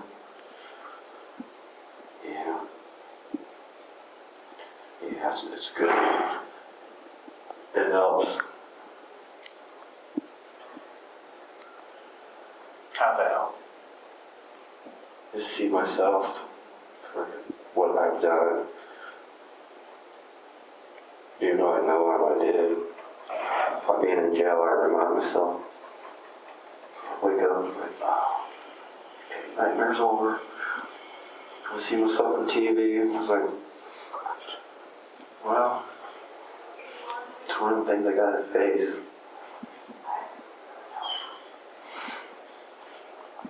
I just can't believe it.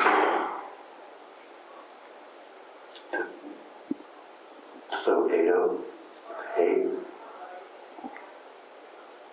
You still angry? Or do you feel better now?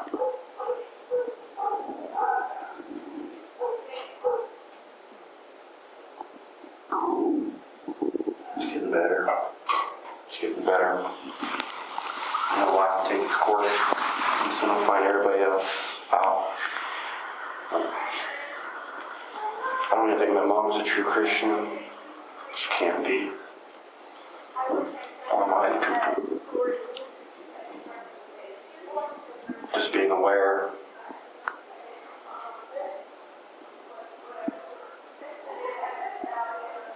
A lot of people go to church just because they think they need to. Right. Hide from something, just fit in somewhere, but actually to surrender all. I mean, I've done it all my life too. After I got out of prison, first time a lady was writing me, head deacon's wife. She encouraged me in different ways.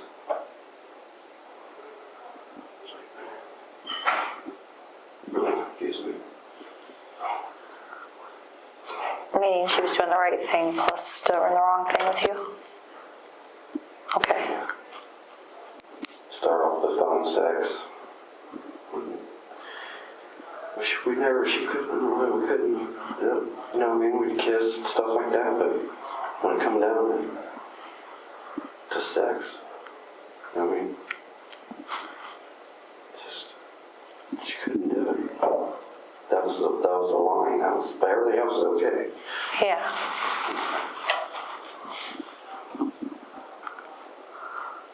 So,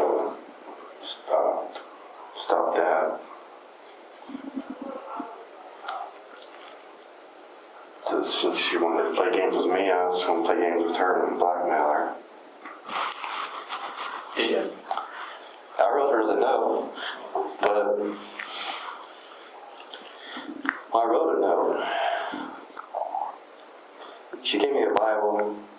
She wanted me to use this one certain Bible. I was like, I'm going to give it back to her with this note. And I was going to have her give me $200 a month so she confessed to her husband. How'd that play out? Did she? No, I didn't give her the You note. never gave it to her? I just gave her the Bible and told her she's no good for me. Yeah. But my mom, she snooped through the Bible, right? Oh. And found a note. She recorded it. She like, I don't know. Because I go to the church with my mom in the mornings, and I think she just, I don't know. She knows you like that. I don't know how she found out. She knew something was up. I spent a lot of time with her, with Mary. How old were you?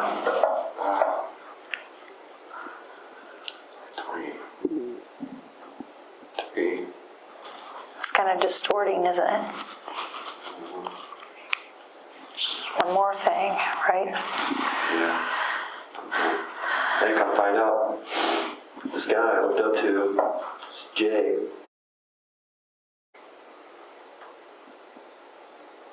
I just found this out the other day with my visit with my mom. Shocked that he molested his grandchildren. He's in prison now.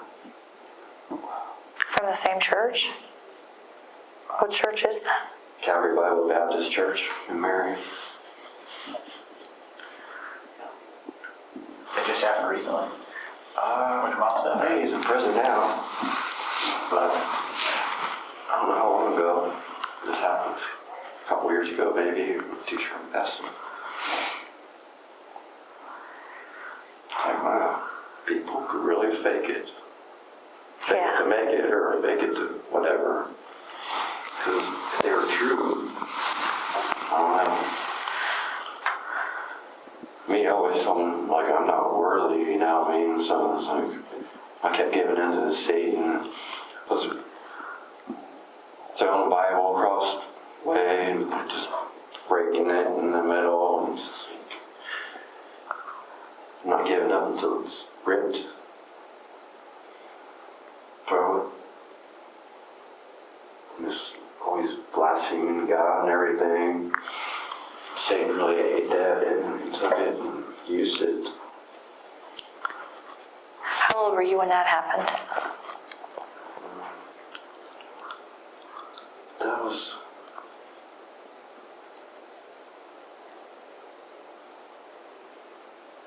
I might have been 19 at that time when I did that, but throughout life I would go through different phases.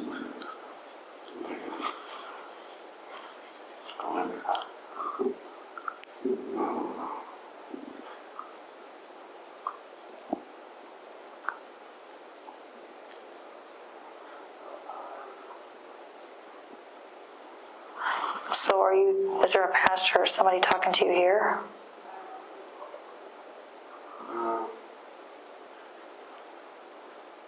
No.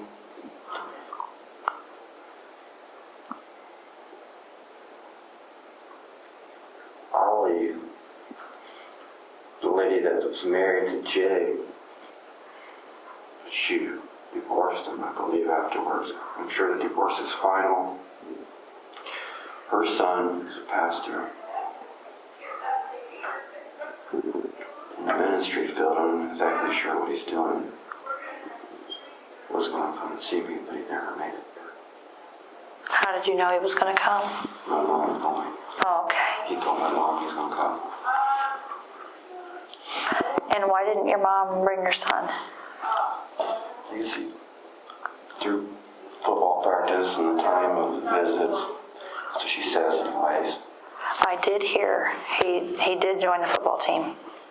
Yeah. So the kids are supportive of him and treating him just fine there. I know that was a worry of yours. Yeah. And it's going just fine.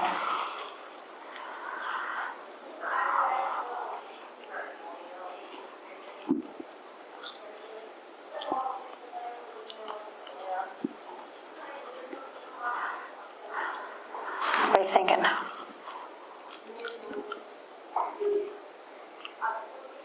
I just want to kill the flakes. The frosted flakes or the Fruit Loops. Hey, what? Say that again. That I want to kill the Fruit Loops. Serial killer. Oh. And Fruit Loops. What did you think about that? Shirts. Cereal. I got the connection. It was just kind of a random. Yeah. I remember seeing that on the shirt. Serial killer. Cereal. C-E-R. Last time I talked to you, I think they had used that word cereal and you didn't like it. Well, it's not that I don't like it, but it's just like, I really don't. Serial killer.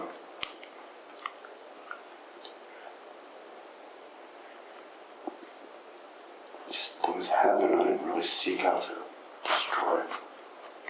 No.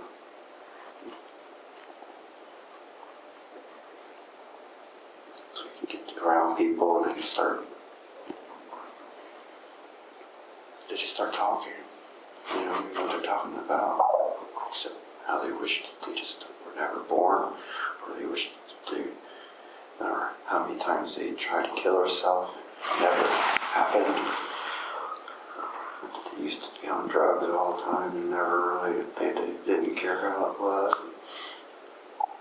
I don't know.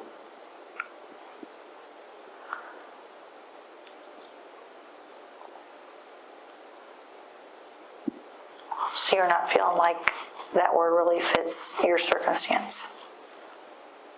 No, I didn't really seek to destroy. Okay. Some meet people and then things progress to, but it just keeps getting worse and worse. I'm more willing, instead of trying to find an excuse to leave the situation, I feed into it more. That's what I was getting into. More and more, like the littlest things, like Yeah, I'm tired. No, so I gotta make excuses. Feed into it. You thought about when you're kind of making that decision about whether or not to. Yeah. So it takes less and less for you to get there. Meaning you're in a situation that before you could resist, I hate to use the word kill.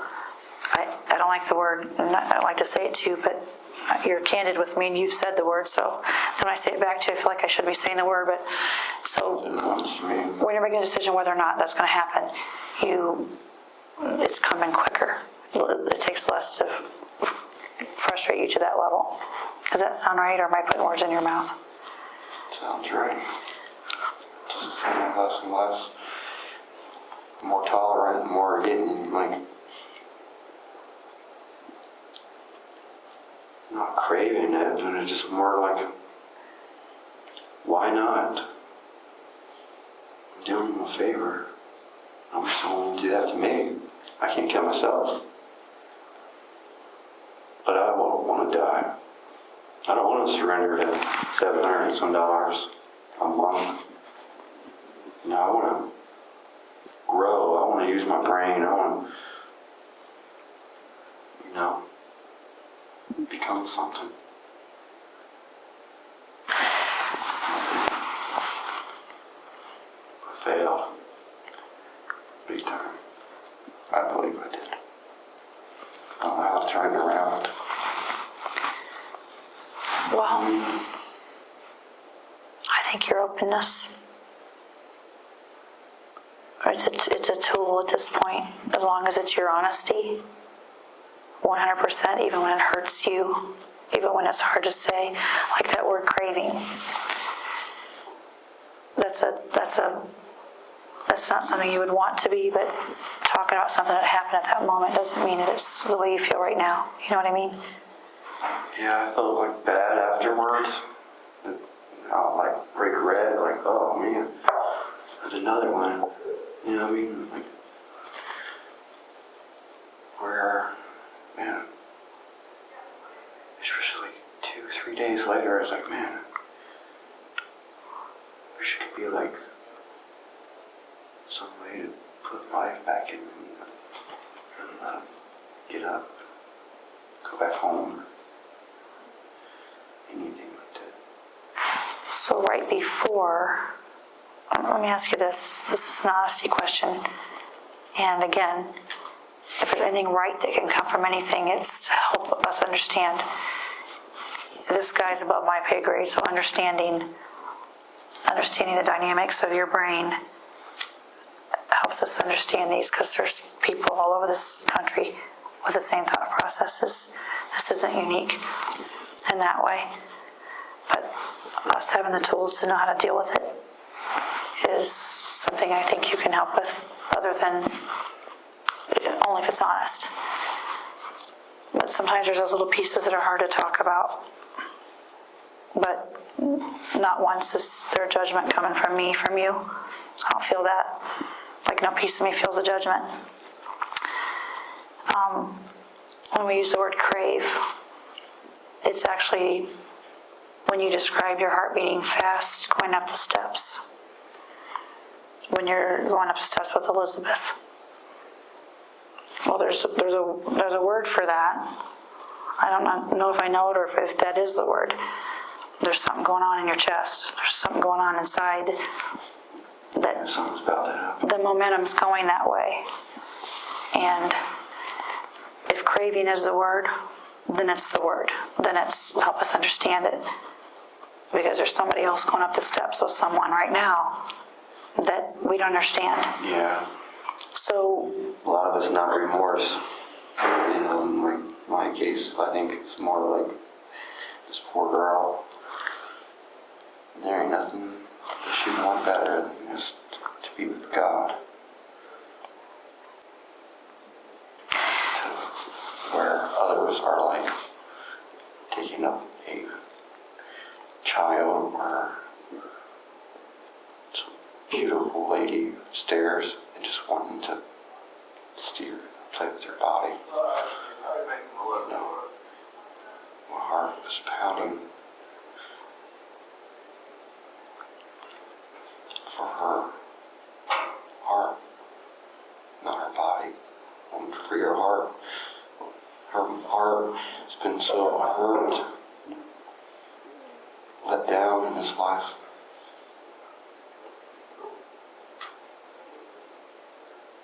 To others may be different. Yeah. Lori was,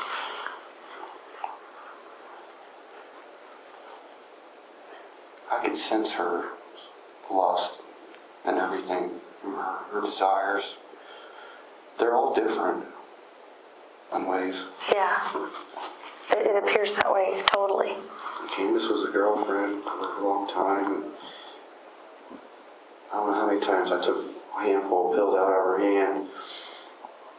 You know, I took her to the hospital, 3rd floor in Mansfield for a week. With Candace, did you feel like for the 3 days before then that it was headed that way in your heart or your head? I knew eventually it was going to happen.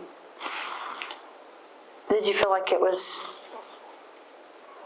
your rage inside, or that is it sometimes it seems like when someone betrays you or you're angry, someone lies to you, betrays you, or pretends to be something they're not. It seems That actually is what I'm used to. So it was kind of exciting when I get betrayed. because you know what your options are. Possibly, yeah. Okay, because I think you called yourself an opportunist once to me. Let me paraphrase this, correct me when I'm wrong, okay? So, I'm going to use let's take Stacy. She didn't come in there wanting to die, right? She had plans that night. She didn't come in there for that. So when she's in there, it has to be inside you already that this is heading that way. This is going to end bad.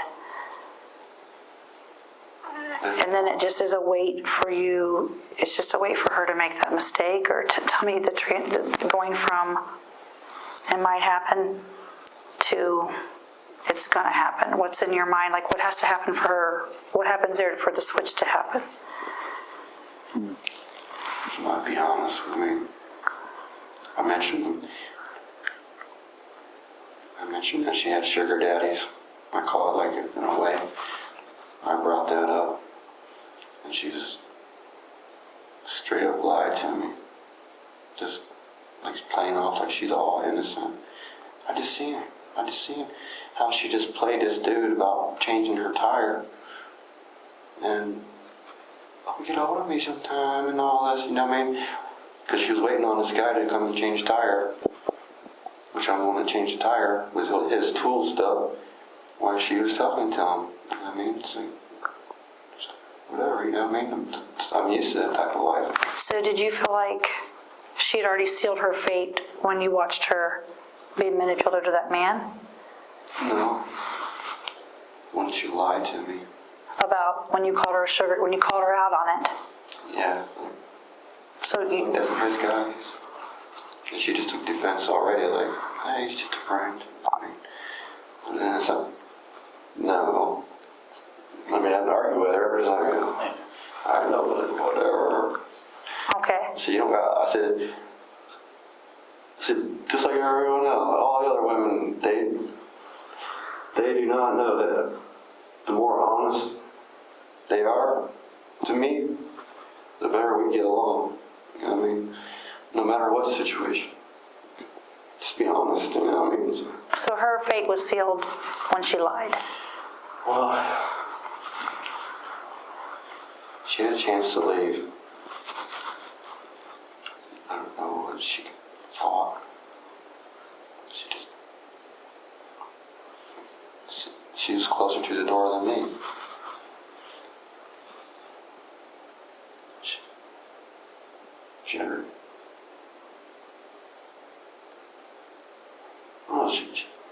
No keys were sitting here in a maze. We're on our keys. I walked over here, right? And ran out. Instead, she just grabs her mace and the keys.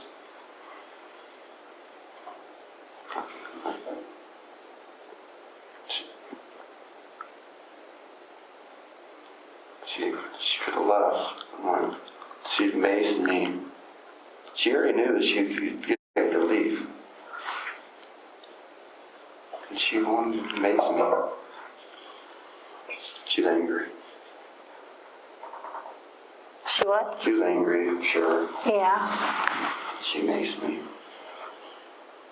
You mentioned that decision had gotten easier recently. Or I don't know about easier, but quicker. You know, you say maybe I was just tired, maybe whatever was kind of going in your head, kind of switch it got a little easier to flip. What, and you mentioned the craving, what is it that craving was for? Was it for letting them go? Was it for, can you mention you didn't get into it with your family, right? Your stepdad, anybody like that. What was it? Like, what was it you wanted with that? Just people to be real with themselves, probably. I'll think about that question more, though. But that's the answer, I believe. Just, I want people to just be able to be real with themselves. Not living a lie. Because, my dad's really not living a lie, and Sandy's not, but they're just all about them, in a way. Mike, my stepdad, and my mom, they live in a lie all their life. They can't see it. They're in denial. Is there ever a time when you're totally by yourself and you feel like hurting someone, but there's just nobody there? Yeah, probably. Yeah, I'd say so. A lot of times I keep stay to myself just so I won't hurt no one. Okay. When you said you were up in that tower at the pump house, up in that tower staying, you told me that you felt like somebody might come by. Oh, there was people running out a lot. And you might end up in one of these situations where somebody dies. Is that a time when you're sitting there feeling the same thing inside and just afraid that, okay, somebody's going to come by here alone or something and I'm going to end up doing something? Is that a time when you feel that? I probably have. That's why I wanted to get out of there. Just in case. Just because I'm just grown angry. Okay. I think. So those moments are more about what you're feeling inside and not somebody else in particular or their circumstance. Does that sound right? Am I right? Yeah, I don't want to be a random killer. I don't want to just hurt no one for no reason. So do you, okay. I'm confused about it because I'm everywhere. You know what I mean? Not just one motive. Exactly, and that's why when you said last time, when you said you will help me come up with my motive, I try to understand you. I spend a lot of time with you trying to figure out what's going on. Actually paralleling you with other people I interview, realizing 1,000 times what I've missed because I didn't ask the right questions. So yeah, I beat myself up like crazy over that. Even to him today, I was like, I'm paralleling that with so many times I sit in front of somebody for so many years, and what have I missed that I didn't do my due diligence on accidentally. So, but when you asked me to help you come up with a motive, I'm always hesitant to say what I think, because what if I'm wrong, and what what if you accept that as what it is and I'm wrong? I don't want to be wrong. So that's why I said, hey, don't box yourself in. But I had a conversation with John saying that you had asked me about what I thought your motive was, and I still think it's important not to try to come up with something definitive in your head right now if you don't know it, because it doesn't sound always the same, but it does seem like you can look at each individual and say, okay, why did it happen to this one? Why did it happen to this one? And their circumstances seem to be different, but the whole common denominator is what you feel inside. Does that make sense? Yeah. And it changes. Yeah. I mean, it can change from one second to the next. And I know you're hesitant. Like, I think at one point you talked about, I think we were talking about your mom, and you said, you know, you don't want to blame anyone. You want to take ownership for what you've done.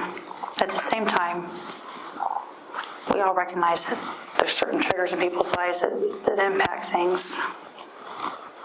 You're intelligent. Clearly, it's a choice when you do what you do. There's always reasons why people end up where they are. Yeah. And we recognize that. I just think about now I'm going to be in jail. So I think, how can they let people up in jail? Because we're the lost ones out. We're stuck. We're lost without hope in here. In ways. Well, the way you're starting on that path right now, right? We said this before, like help enough is lifting other people up. And you'll find ways to do that going forward too. Don't feel like it's in the road necessarily, right? That's why I appreciate you willing to be continuing to talk to us like this. A lot of people just, not trying to lift others up and just let them do that. My attorney already told him, he's like, do you follow me? I said, no. When he said, if anybody wants to talk to you, you know what I mean?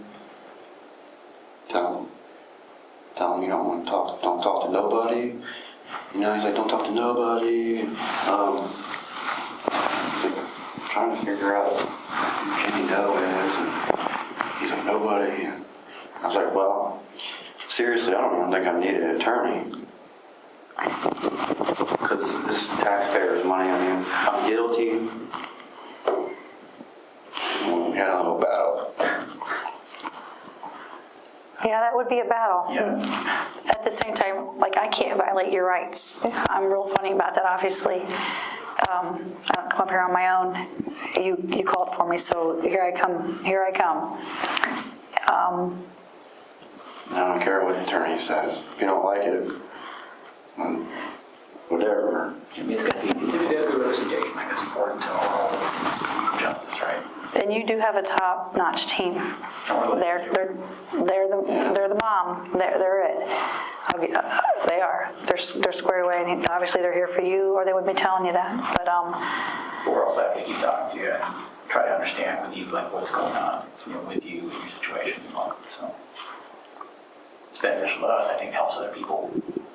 Yeah. When you're talking about lifting other people up, I think that's one road to do it, right? Just to help us work through this. So if you could get 25 years or 30 a body, you know what I mean? When I'm in the house to talk to him, run it together, then I'll listen to you. You know, I won't talk to nobody. If you suggest something, but I get 140 years or death penalty. I mean, it doesn't matter. Okay, my life's over. So now it's just all about helping whatever I can do, but I'm trying to figure out myself too. Trying to figure out who I am and what I became. Yeah, work through that. well said, Shawn. Well said. I know at face value, when you get a letter in the mail, it's kind of exciting to open a letter and get to read something. But those you want to be leery of, no matter how good that feels at that moment that someone's giving you attention. You need to think about it, because if your goal is for people to know the truth, that's not it. I think media outlets, did they send you a picture of a girl? A pretty girl that wants to talk to you? All in the news. Yeah. There's a reason for that, right? Yeah. And you need to see through that and know that. So I'll put a face with a picture, face with Yeah. words, which I've done that the same thing in Sweden. Right. Girl playing it off like she has health problems. Well, she may, but her health's getting better.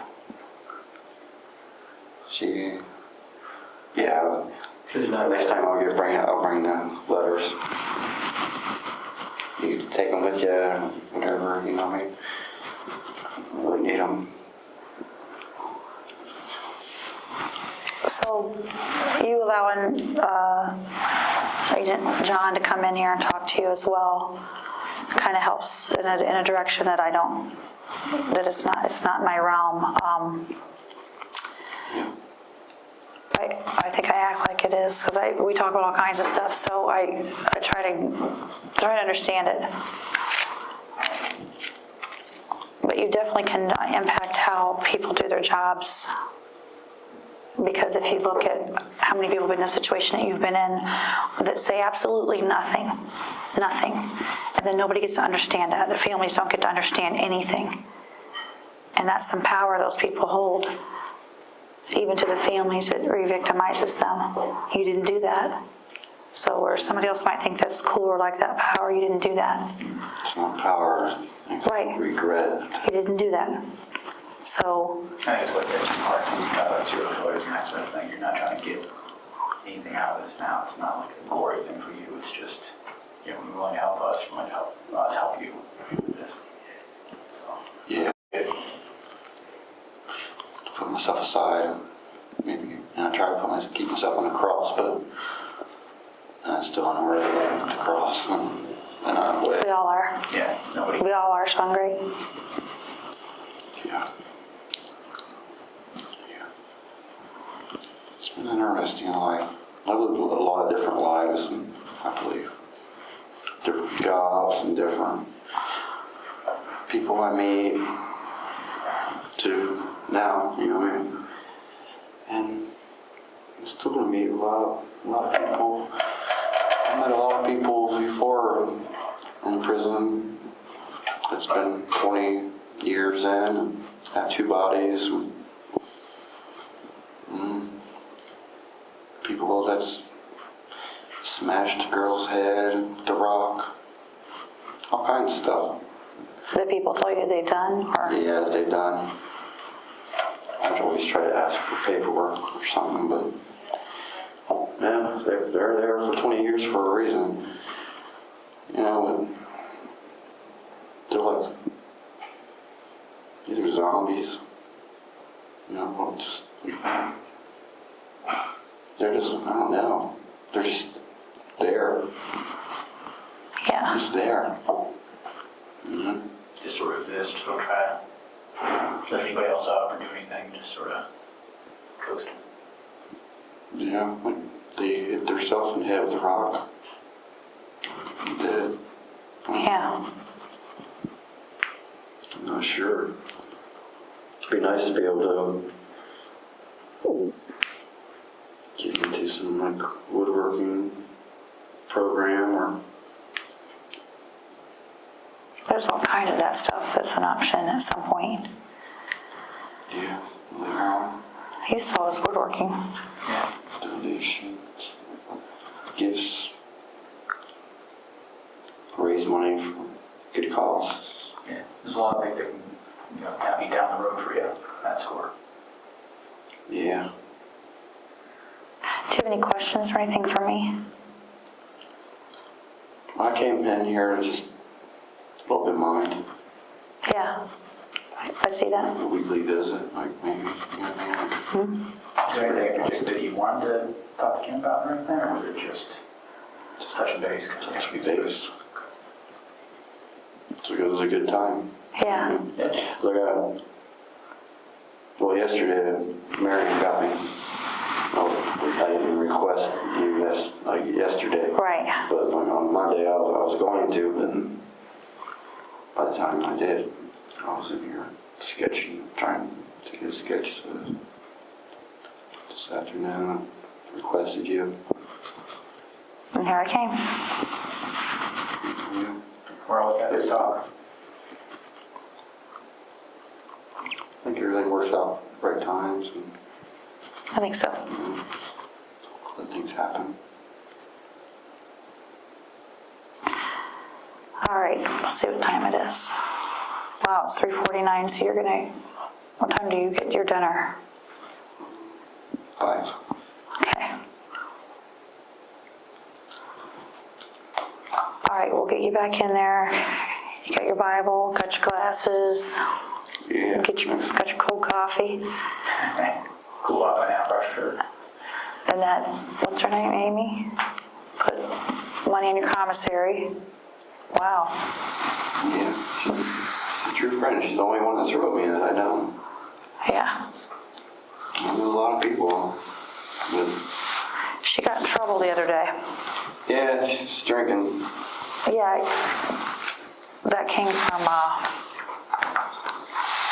somebody down in Marion County said she got in trouble for drinking. She's probably a little stressed out over this too, which might have caused her to, That's what she said. yeah. I said, well, she used to have a problem drinking. She used to drink a lot. I told her, don't beat yourself up about it. She's like, I do. But she's afraid she can turn into alcoholic again. Sometimes. Well, this probably triggered a lot for her right here. So, I mean, I don't know her. I haven't talked to her, but I really don't know her either. I just know her from years ago. But she reached out to me. that's nice. I talked to her on Facebook here and there. Catch up with her and other people in Marion. So that rings a bell. I'm sorry, I don't mean to contradict conversation either. You said something about, I thought it was you talking about Dana looking over at Barstool next to you or something like that. Do you recall saying that? Was that Dana or was that somebody else? Dana in the kitchen, right? So there's a kitchen in the house that you're talking about. Yeah, Was it Barstool? Oh, okay. Stools. Because the only place you'd seen her was at the church and then at the house. Yeah, my mom's order. Which is a different house than where you lived. Right. Yeah. We're having a hard time identifying her. Yeah. That's crazy. It is, isn't it? Nothing else stands out about her either as far as and her speech, anything like that. Would be that. Regular. I believe if I had 1,000 pictures of women, I'd be able to at least narrow down. Yeah. Yeah, you like see her doing it. It's just. Not even just point her out and then put that one to a test to see if she, you know what I mean? Like, oh, it's just, no, that's, she's still alive. No, well, then maybe it's this one. You know what I mean? It'd be like, Yeah. Yeah, cross elimination. So, you know how you look at a woman and you know, you could almost profile them to say, she uses drugs or she has, or she hasn't. I'm sure you've been around all types of women. When you think about her, when you saw her, did you think, she uses, or did it ever cross, did you have an opinion about her when you saw her like that? yeah, I think she might be like, what's some pills? She's an opiate, I think. Opiate type of girl.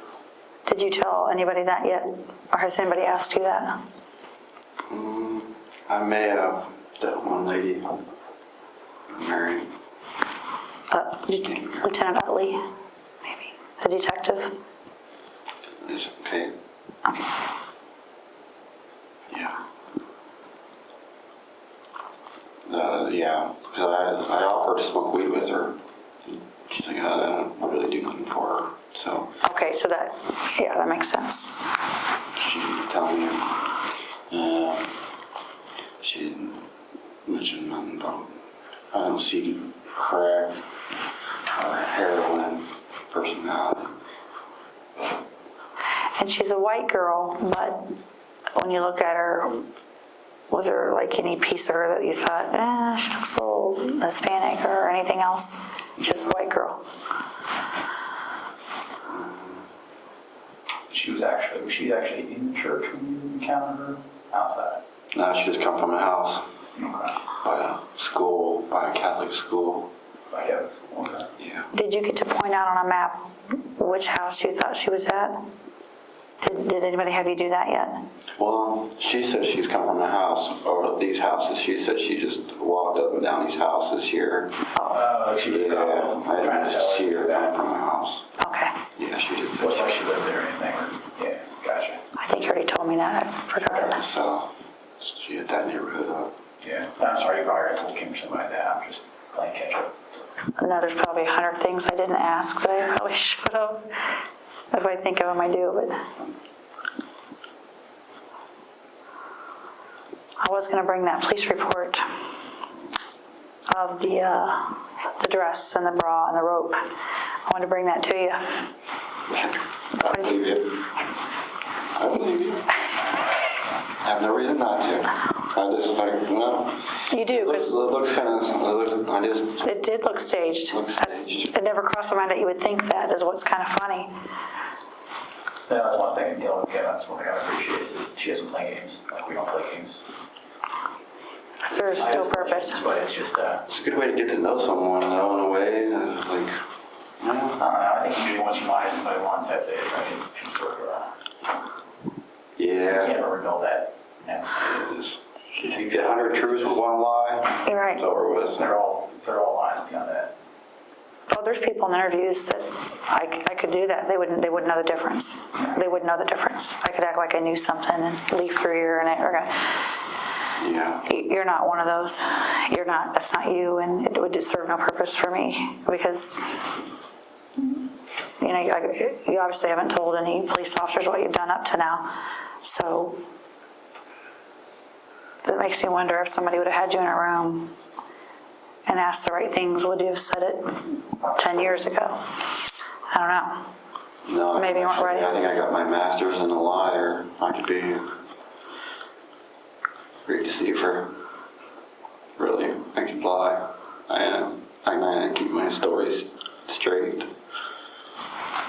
I'm known to do that. I mean, but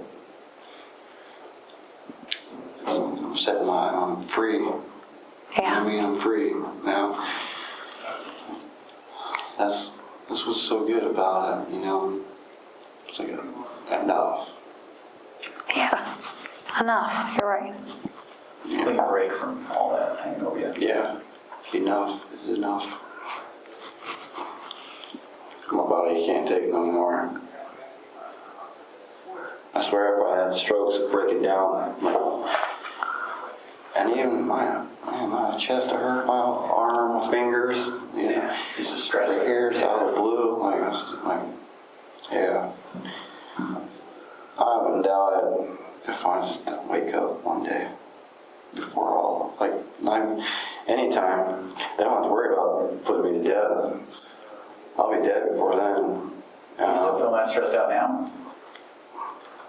No, but I think God will free me before he'll let the state take me or anything like that. You know what I mean? I pray that that's what happened.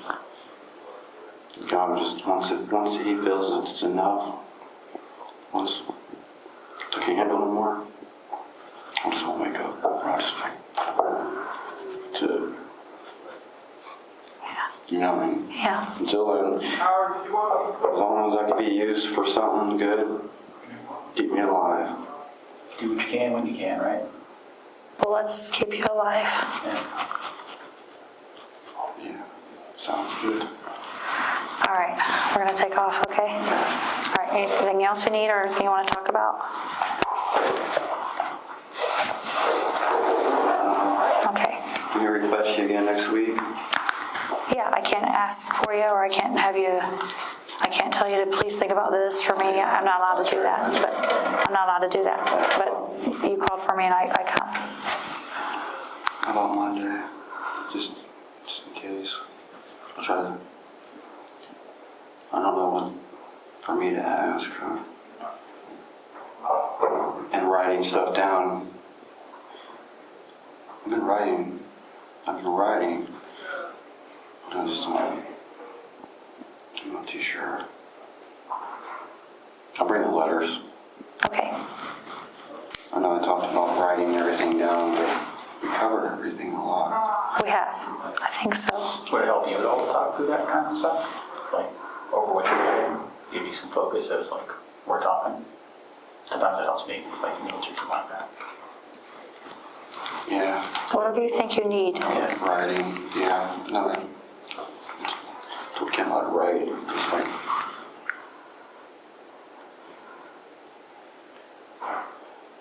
I try to write things, but Yeah. I'm everywhere. Yeah. Usually for me, once I start writing something, I feel pretty scattered, and then it focuses me later on. But initially, it's like, raw. You'll see my notes, it'll take a minute. It's nice. Yeah. Yes, I am. So, but I'll bring in letters. Okay. I'll bring them all every letter. Maybe not Amy's, because you don't want to talk about nothing really. You know what I mean? It's just Amy. Okay. She's everywhere. She'll talk about work or something like that, but just like the people that I don't know, like random letters. Like, And those won't be from us. There's no ploy to do that. If I need something, if I had a new allegation, I'd come right to you. There I could. If I had something new, I can come and talk to you on my own. But it would be violating your rights if I pretended to be someone and try to talk to you, or law enforcement, us in general. You're represented. I can't do that, and I wouldn't do it. So when you're getting those, it's not an investigative tool for us. It could be somebody else playing with It could be the media toying with you. There's a good chance of that, because, well, how wonderful to be the one to get to say, hey, he said this to me, and they'll get it all hacked up, take a sentence out of it that you said, and it won't be good. So they sure wouldn't like me saying this stuff to you, but that's tough. It's inappropriate for them to do that, to be contacting you in the first place. It shows you where, for all they know, there's something else that you know that you haven't told us, and they get in the middle of that. If I thought I could do it, I'd go arrest someone for it, for obstructing. It's wrong. yeah. Yeah, it's not good. So just be cognizant, be aware of that. When you get stuff, try to figure out why is someone doing this. Yeah, I have question marks like,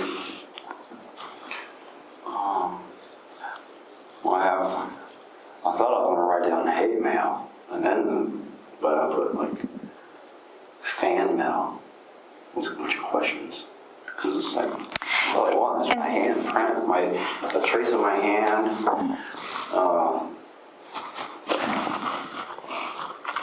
Some could be, someone might be thinking, a lot of people probably are against him.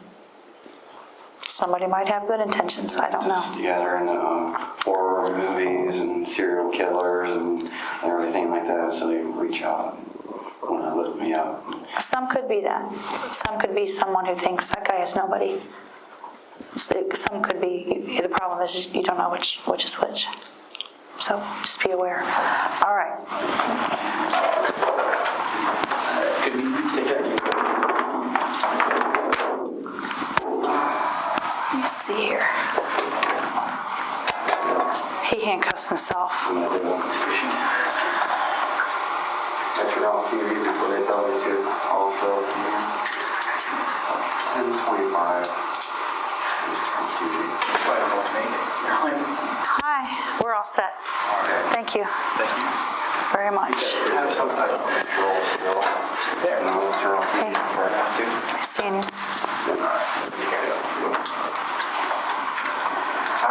Give me a sec. All right, thanks, Shawn. Okay, time 16:04 hours, date October 4, 2016. Detective Kim Major, Agent John Chalif. In recording. The next day, investigators returned to speak with Shawn Grate once more. Here we are. Detective Major, the date is October 5th, 2016. Time is, let's see, 1:11 p.m. I'm at the Ashland County Sheriff's Office preparing to talk to Shawn Grate. He has requested to speak with me.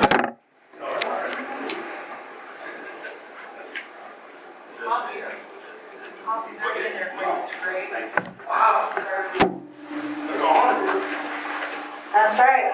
Hey. Yeah, I went ahead and requested you. It's just. Can you take one cup off? Which one you want? Left or right? How about the right? They want here.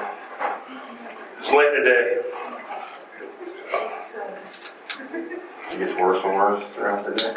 Yeah.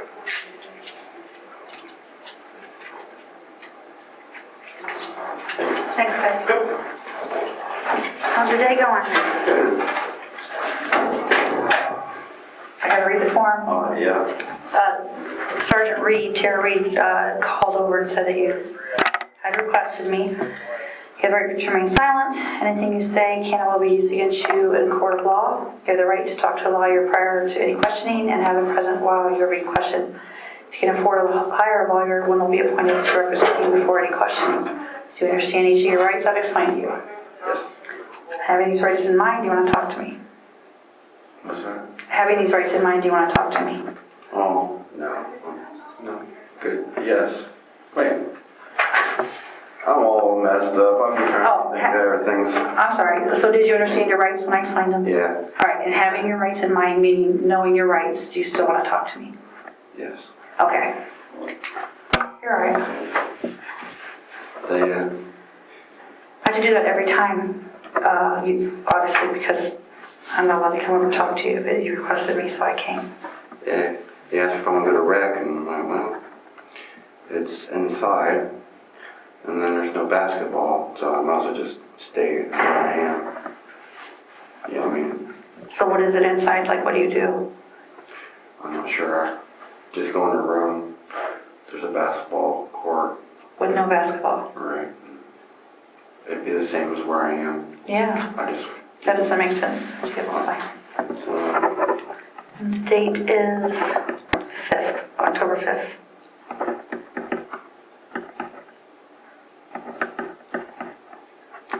And it's 1:14.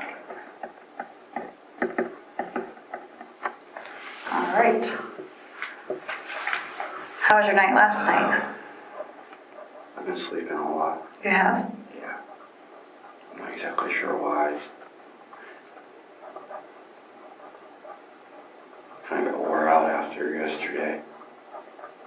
After I left here, I was just kind of like, I just felt wore out in my mind. Okay. Sorry. Oh no, it's good. I'm glad. I'm thankful for the way things are. You know, I don't have no complaints. Because in there, I get lost. I'm like, well, watch TV, scan through TV, you know, and just become like a zombie in there. And here, I get to actually figure out things. Right. I can sleep, dream, feel free. That way, I wake up thankful that I am where I am. You know, like, well, due to the circumstances and what I've done. So if you could have your preference, would you be here or would you be out of here right now? Right here. Why? Give you these. Okay. It's just trying to like keep moving forward and Okay.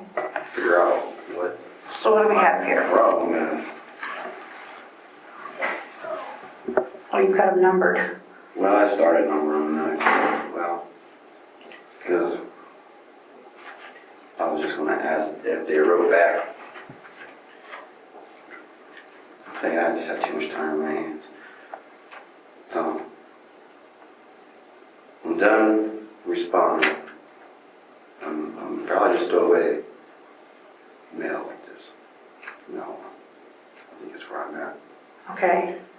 Only if I know the person that's more concerned, you know what I mean, and not trying to seek this one here. All these are pretty basic, simple. This guy, though, he's weird. This is one of the weirdest one. And he has a lot of time in his hands as well, so I can understand. You're okay if I read these? Oh yeah, they're yours to do whatever you want with.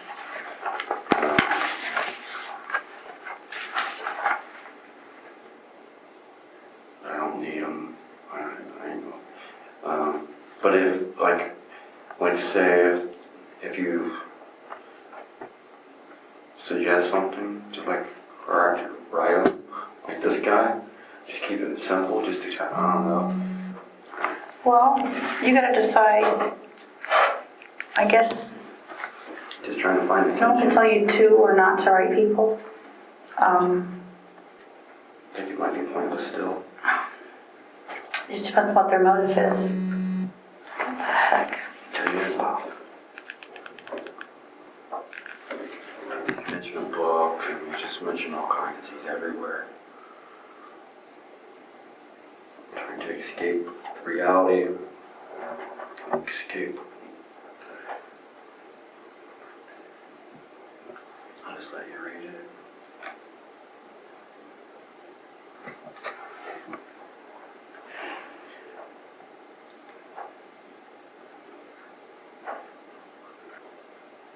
You just mainly prepared me to what I'm about to face. All kinds of crazy Yeah, I mean, loss. when I'm reading it, like some of what he says is correct. I agree. Yeah. But there's a couple things. Yeah, a couple things that jumped out were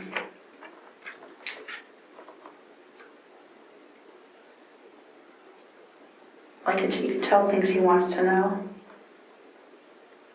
He wants a response from me. Yeah, and there's really nothing, if you think about it, just at face value, what would you have for him? It's like, it's really is what I can him. feel like more powerful when he reached out to some crazy serial killer or whatever, you know, people look at me and, you know, like, I don't think anybody's penned at it. I'm not hearing that so far. I mean, we hear the serial word just by definition. so many people, yeah. You hear that, but It'd make him feel good, in a way. It's like it's crazy. But people would probably want to put their hands on me just because of what I've done, just to feel close. You know what I mean? Like, if they harm me, they can always say, I did this to Shawn Grate. We want to kill 5 women. so the trust seems correct, but then you think of, well, who's saying that? Or I think you had a decent perspective yesterday on some things that actually surprised me.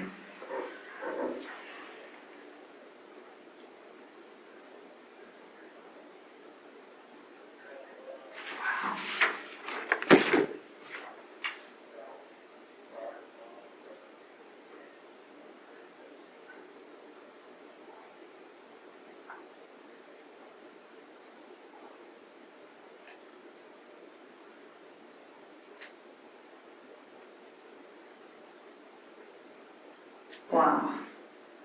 That's really kind of confusing for you too. I mean, it's not, I think you said you were going to keep track of hate mail, and then you find yourself with fan mail.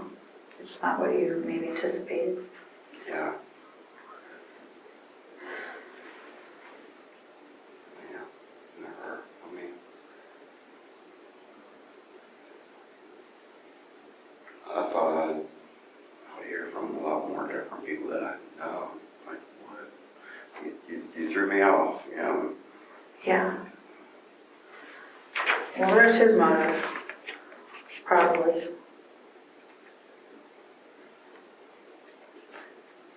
I don't know. I don't know if he's accused of something and wants you to take credit for it. I don't know. what that means. Yeah, it's just more like him trying to feel more power. Because he lost all of his power. Yeah. He's trying to regain it. He's trying to regain power. Maybe. Maybe you should take him out back and shoot him. I'm sorry, he's always saying, take him out back, shoot him. You know, save all this $30,000 a year, you know, for inmates, or whatever it may be. Yeah, I don't know how much it is. You know, Yeah, it's like he's trying to get you to tell him something that nobody else knows. That way he's the holder of knowledge there. Like him estimating what you've done. Like he's some type of authority on this. yeah, never responded back, and I'll probably just see if he writes back. You know, maybe he'll think, well, he didn't get the letter. So I'm trying to. It's up to you. I can make copies of this stuff and let you keep it if you want it. It's yours, or if you want to give them up. But I don't know how Give you. them up. I do have addresses, or I did write down all their addresses just to do it because someone's sort of, you know, I didn't know what to do. With my time, I just like keep track of things, always write things down a lot.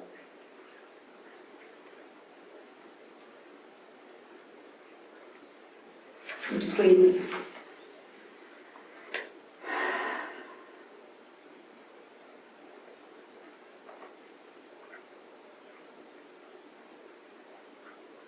I know some of them have got to be reporters, journalists, seeking.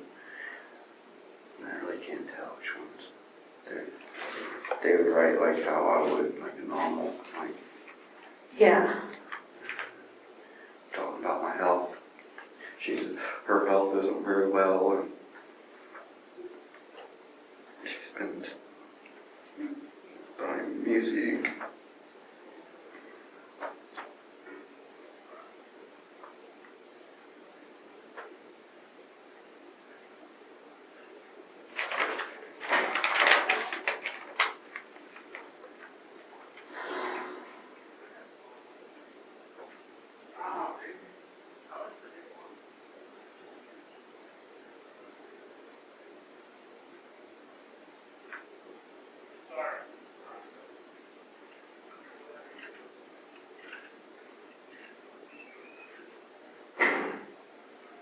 What's her picture look like?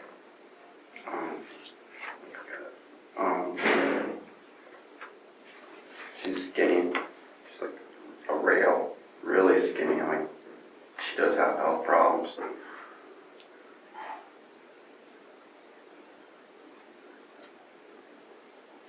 Try her on Facebook. See if I can find her. It's black and white. Faded. It was kind of faded. I'm finding her.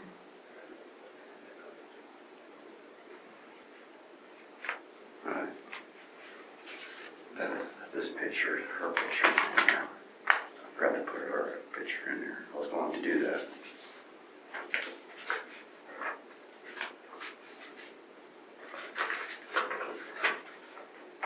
I've never really seen her on the news.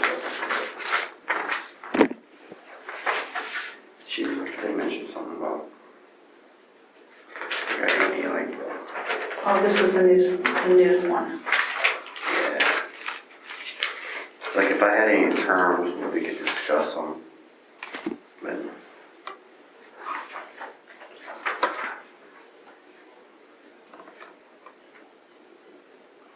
Wow. yeah, I don't know. Yeah. I mean, Well, I'm sure this one's for real. I mean, that's for yeah, at real. least we know this one's for real. Huh? Yeah. It's just that.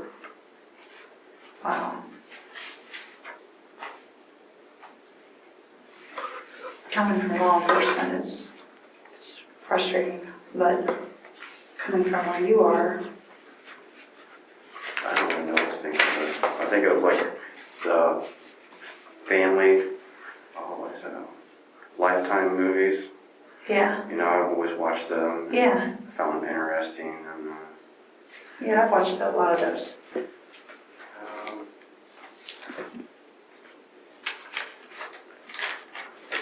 I actually think these would cause more confusion than anything, to know what does this really mean.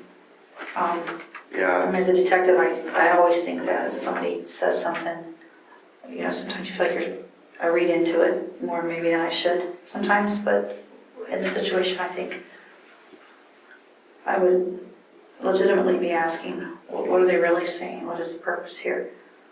I'm talking to Amy about the fan mail, how like throwing me off. What does she think? She thinks that I shouldn't even read them.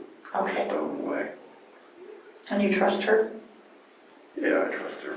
She's always had her head on kind of straight, and sometimes, you know, you get sidetracked, but all in all, she'd keep her head on straight, be alright.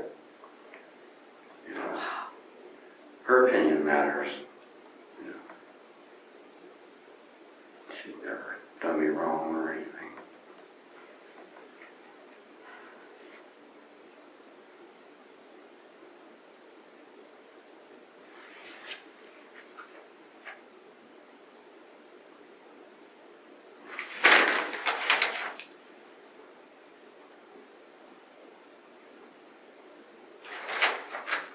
Yeah, guys want to send me pictures of women. You know, Do what? well, they offer to send me pictures of women. They got that somewhere. Yeah. Well, it's interesting to see somebody try to exploit a situation, like to take something that's just traumatic for a lot of people, including you. It's traumatic all around. And to try to take that to manipulate it into something for their own gain is Selfish. selfish. Like they might have bigger issues than me. They might even have a body out there. They don't know. It wouldn't surprise me, honestly, if you receive something like that. I mean, someone that, or maybe there's someone trying to figure himself out that thinks, I just don't know. It's surprising. I didn't think you would get this like this. But then I feel like, well, I'm sure a lot of emotions come when you see something like that. I think you probably expected people to be saying horrible things to you when you get this kind of stuff. Like the family of the victims, yeah, I thought they would write me and I'll try to explain, but there's probably I'd tell them I wouldn't be able to explain right now. You need to give me time still trying to figure out. You know what I mean? But at least I'd respond back, tell them I need more time. I'm still trying to figure it out myself. I'm working on it. This one's interesting. Eric? Yeah, he's a 44. I think he's 44. 41. Eric. Yeah. Let's see. I'm trying to remember. Is he the one that has a girlfriend that might get married sometime? Maybe the first paragraph. This sounds like a reporter to me. This is some of the civics. Oh, he's 47. Yeah, this is like number 3 or something like that. Yeah, he's wanting to do stuff for you, print things out. He's wanting to know who your favorite serial killer is. Yeah, that's right. Yeah. Yeah, you're right. This one did sound like a reporter right here.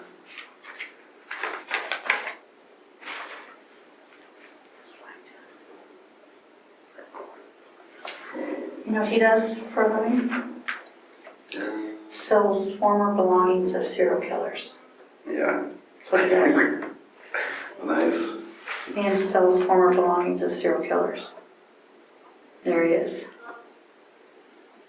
Living the American dream. So that gives you some value when he's like, I'm sending you my warm greetings and just send you my moral support. You're trying to make a living on me. Yeah. Well, good Maybe I sell. shouldn't be searching that for you right here, but I think if I was sitting there, I'd want to know. What the I hell? thought about that, and I was like, well, Oh, well, now we know, right? what did he sell? You know, I mean, letters, hair. I might respond to him. Yeah, I don't know.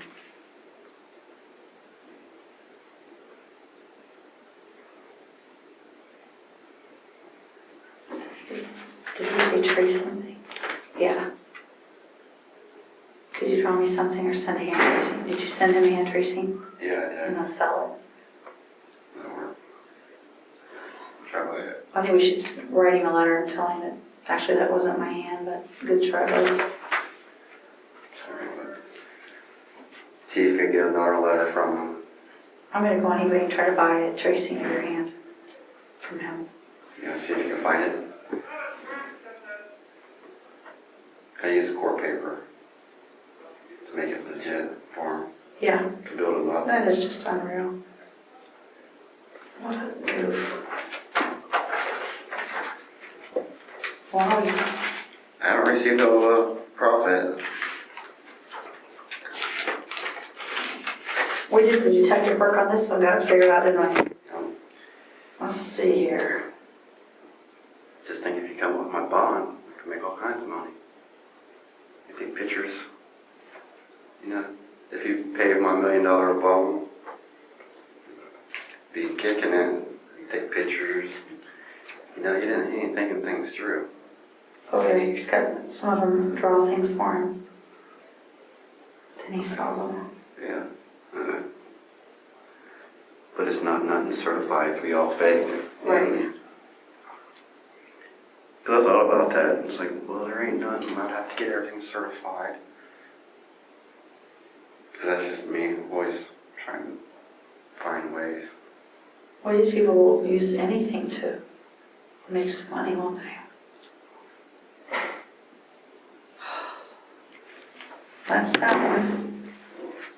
Yeah, if you paid my $1 million bond, I mean, I know another county would probably just arrest me right when I walked outside anyway. But at that moment,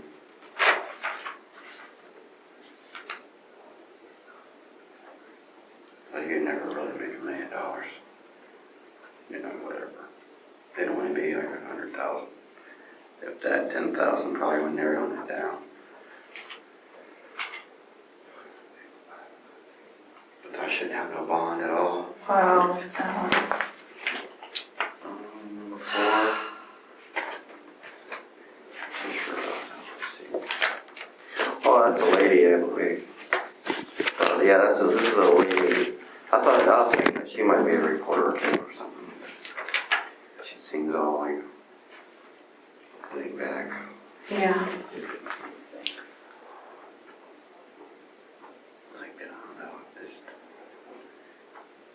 sitting at home, I might flip to the channels and watch Unsolved Mystery or CSI, but I'm not going to get online and seek out people who have, you know, committed crimes like I have, or anything, but I'm not going to research them unless I had a purpose.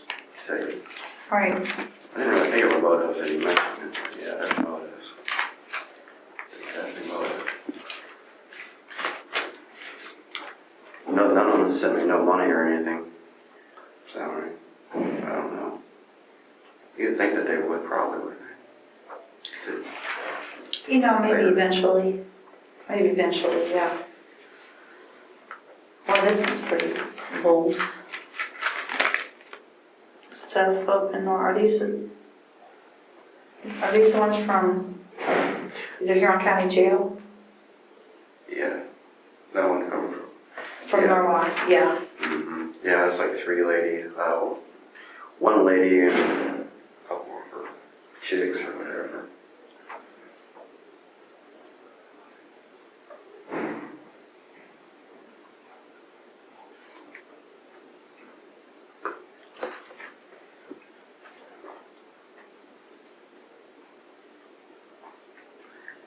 Yeah, at first, I thought about it, and then I was like, well, alright.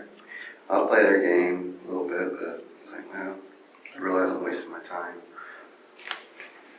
fine. You gotta decide what's good for you and what's not good for you, and not be swayed by that. But there's some good people out there. There's people that are decent, it's just a matter of figuring out who the hell they are. Yeah, like maybe a year from now, if I receive mail, Yeah. maybe it'd be different. This is all new. Yeah, it's all too new.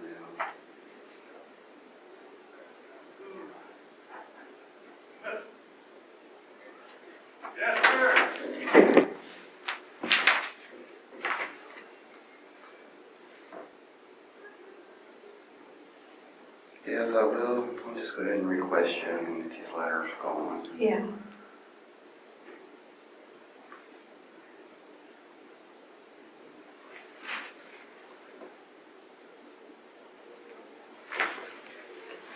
About 5 months ago,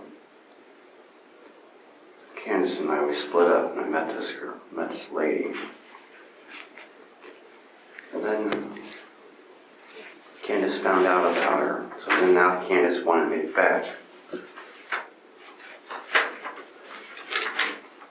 Well, she found out I slept with her and stuff, and she got all jealous. So she got this knife and was like chasing me around with it. I ran, I tripped, and I jammed my thumb. You see the difference in my thumb? Right in here. The thing was killing me here and there. It's like really throbbing sometimes. And I can't bend my thumb. Man, I really jammed it. From running from her? She had a knife? Yeah, I just took off. I pushed her and took off. She's crazy. Yeah, that's like 2 knife incidents with her, right? Wait a minute. One Lisa, and then Okay, yeah. yeah. Yeah, she was swinging on me and stuff. She'd switch hands with the knife and just like swinging at me, and then just like pushed her back on this chair. Took off. Well, she was blocking my way. Pushed her. Took off. Was gone. I went full speed because I didn't want her to know which way I went. And then I went around Jim's house in between. I laid all them like rocks there. And I almost made it, and then I tripped over one of the rocks. I stubbed my toe out of my thumb, but it's better. The toe I was able to pull out. Done jammed. Man, Not your thumb. My thumb, it's like healed inside, like jammed. And I've been working on it, but I can't. I just can't get it pop out. Man, I don't know what to happen. I'm still working on it. I know you buried those 2 canisters, the rocks, and then there was some jewelry. In any of your other forts, is there anything buried near them? Just those? Yeah. Yeah. And the significance of the rocks was just that you liked them, you didn't want anything to happen to them, or? I don't know what to do with them. Yeah. They were buried for probably, well, right when I got there, I buried them.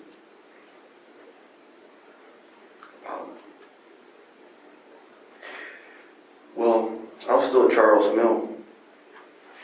I buried them. Then I'd go back to the tree lovers. And then I'd maybe gather up some stuff, like non-perishables, food, stuff, take over there, like walk up the hill and around, and go back to Charles Mill. So you'd stay from the fort to the trailers, to the fort, to the trailers. Did you ever walk over to your mom's during that time period? And I walked in front. But never went up to the door? No. No. I don't think I would have been welcome. There's a guy right there in Mifflin that's pretty bad. Pretty bad guy. Does anybody ever try to talk to you there when you were walking? There's a guy here that hurt a child, and he lives there. He's like 25 years in prison, and he's out. But No, I saved a couple of dogs because there's a couple of dogs getting ready to run and the car was coming. And the car was cruising. I don't know. I probably saved the dogs, but like sit. and they listened? Yeah, and the ladies turned around and was like, oh. Yeah, I walked out on the road. You know, talked to the lady, nice lady, real pretty yard, all kinds of little stuff, bunch of dogs. Okay. It's pretty cool. Mifflin's a nice town. It's a little village. Yeah, it is. I used to go to that church though. That's where I get my water. Up the hill. St. Michael's? What is it? St. Michael's? Oh yeah, that well right there. Yeah. No, that really wasn't healthy water. So you got it from inside the church, or? Where their central area is out Yeah. back around the fence. It's around back. I jumped the fence and use their nozzle and take baths and stuff right there.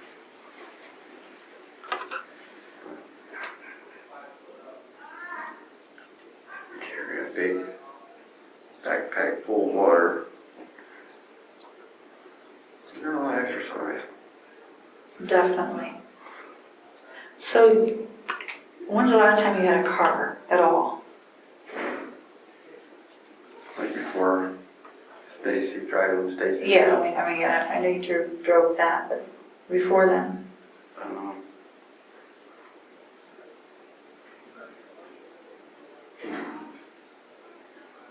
And you borrowed, is it David's or? Yeah, I drove Dave's car around. He wrecked and then he just relied on me to drive. Jim's truck I drove around his car. But when you were with? Oh, I drove Susan's car, but with her in it. Okay. Lyle, Susan. Red car. But I've never really been all by myself. Lori didn't have a car, right?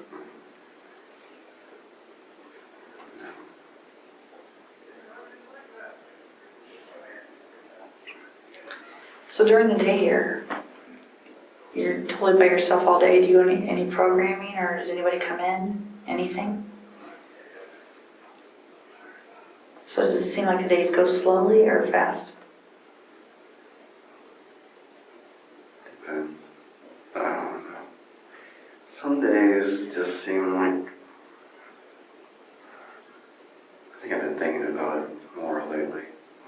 Trying to. When you think about all this, what do you think about the most? Like what occupies your thoughts? I don't do much. I try to clear my mind and just stare at the wall. You know, I just want to try to erase everything. I just want to stare at the wall and maybe I'll go away. But seeking answers, that's what anything that's going to distort my brain, like anything, just trying to clear my mind and just anything that hasn't been said, that needs to be said. Your recall is so strong and it's consistent because, I don't know, we're like 25 hours of talking, probably. you're consistent with what you say. For the most part, there's always those little areas where I'm like, wait a minute, something's not making sense. And sometimes it's hard to talk about particular things, but your details, you're able to distinguish between each incident. There's differences, and they're clear, distinct differences that you always seem to recall, which is important to me. As a detective, that's important. The consistency in what somebody says if you talk to them again. So your recall surprises me. Years ago, the things you recall, the facts, you just don't forget them. Sure, all these things are impressionable on you. And maybe that sometimes in trauma you remember things better. Even if you created it, you remember things that are notable to you.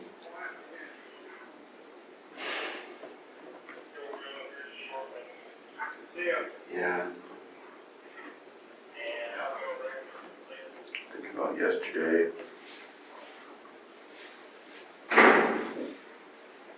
Did you feel comfortable when John Minicello was in here?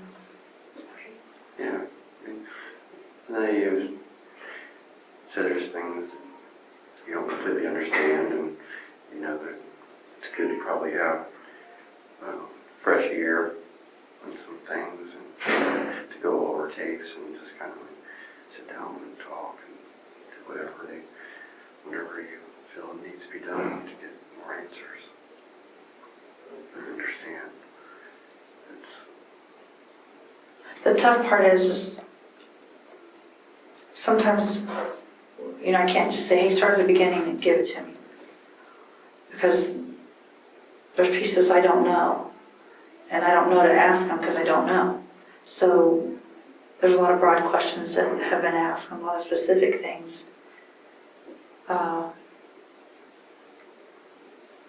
I think I struggled with the order of how you told things.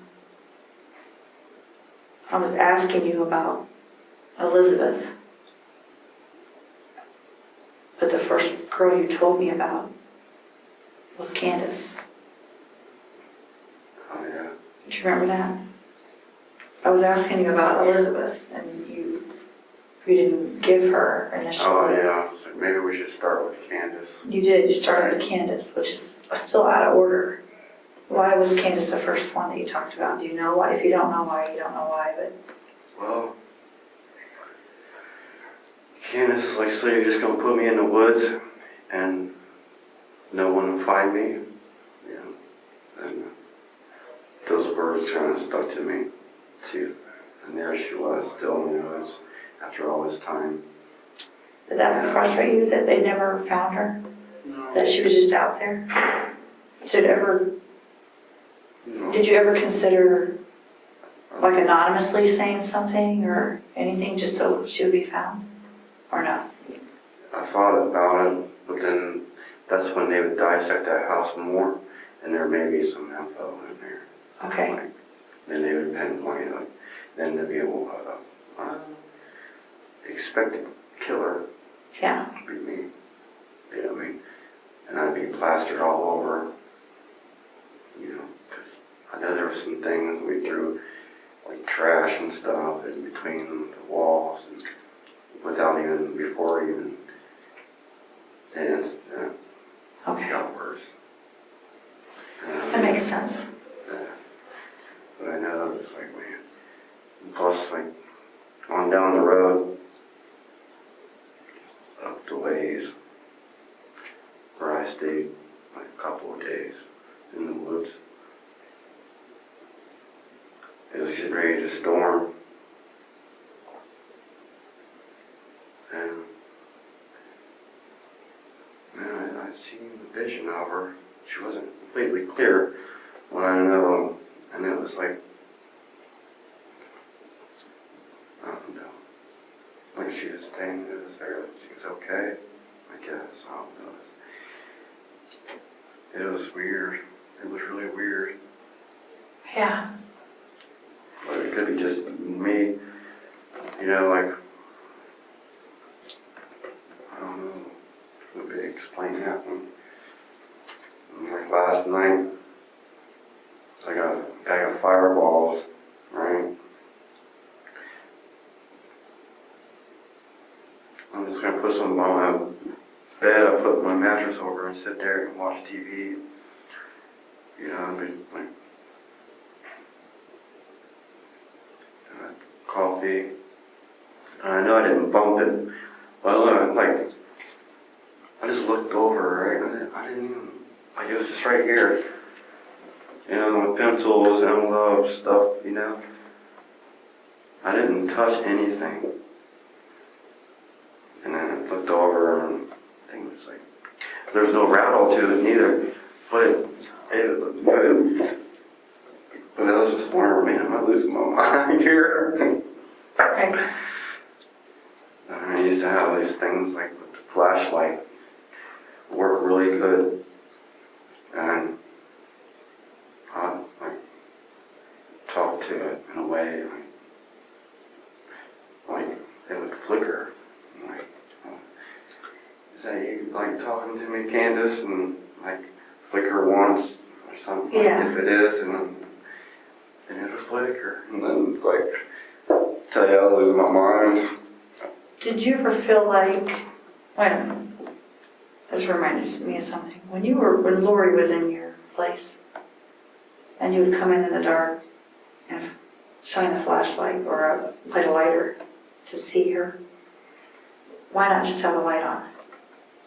Well, I kept the light down a lot. Yeah, usually about midnight to 5 in the morning is the time I use the light, if I have to. I don't use much electric. That way nobody would see, or that way? Yeah, because the house right up there is like the homeless shelter, and I think they were tied into with it. Like they work for Yeah. them. And I thought he knew I was in there. He just didn't really put two and two together. Or, you know, maybe. Yeah. There's people who knew I was in there. I go to the laundromat 3 or 4 times, like within a half hour, and refill up on water. Yeah, I mean, they're walking right down the alley, different people from the house and stuff. I'm giving that one. Well, Lori suggested that I was going to give her this like bear thing and other little things, and she's not really into collectibles or anything like that. And when we passed this little girl and her dad in the alley, and we walked back around and gave it to them. Yeah. And I know they've seen me right in that area a lot. What's the significance of all the stuffed animals that you had? I just happened to grab a bag. Those 3 donation boxes across the street. I would jump in them. Well, at first I would just reach in there and grab bags and just carry it. And then I started, it's like, man, I grabbed the wrong bag once and a bunch of fleas. It's like, man, shoot, I was getting ate up by fleas. Man, That's not good. no. So then, well, all the bags I was getting were female clothes and stuff. I'm like, well, I didn't get jeans. You know, like things like that. And I got requests for some t-shirts for guys. And I was trying to make some money, but I never could find no guy shirts, guy clothes. So I jump in them, go through them. Okay.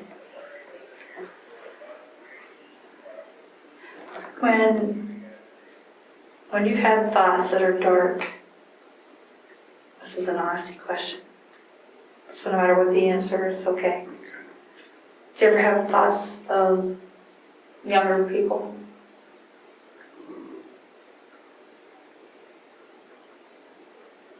Not really so much doing anything with them, but I thoughts like, man, why? I always try to figure out why. Even with watching all the serial killers, like why? You know, why? Something wrong with them. And same with like child, you know what I mean? So I had thoughts, but I could never.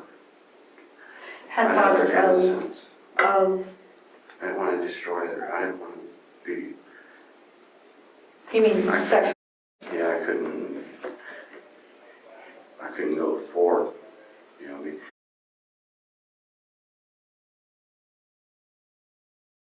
Or when would that have started? Like when you were, To me, I feel like I really never grew up. I feel like a child. so when you were 18, what did you think about,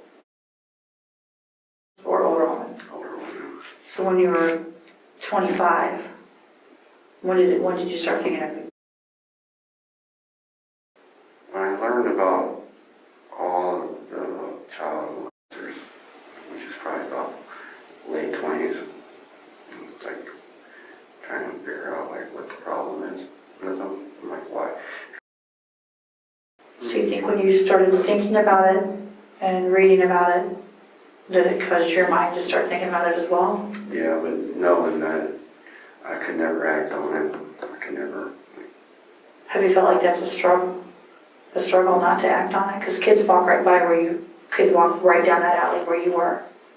No, it's not a struggle. Not a struggle, it's just something you knew was a boundary in your head. Yeah,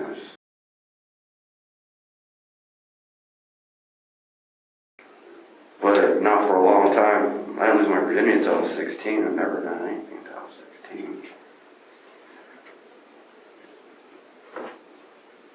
So when you've watched these movies, I think we talked about the Zodiac, these different ones, have you ever identified with one? Have you ever thought, I feel like I could be that or I am that? What do you think when you're watching that? I think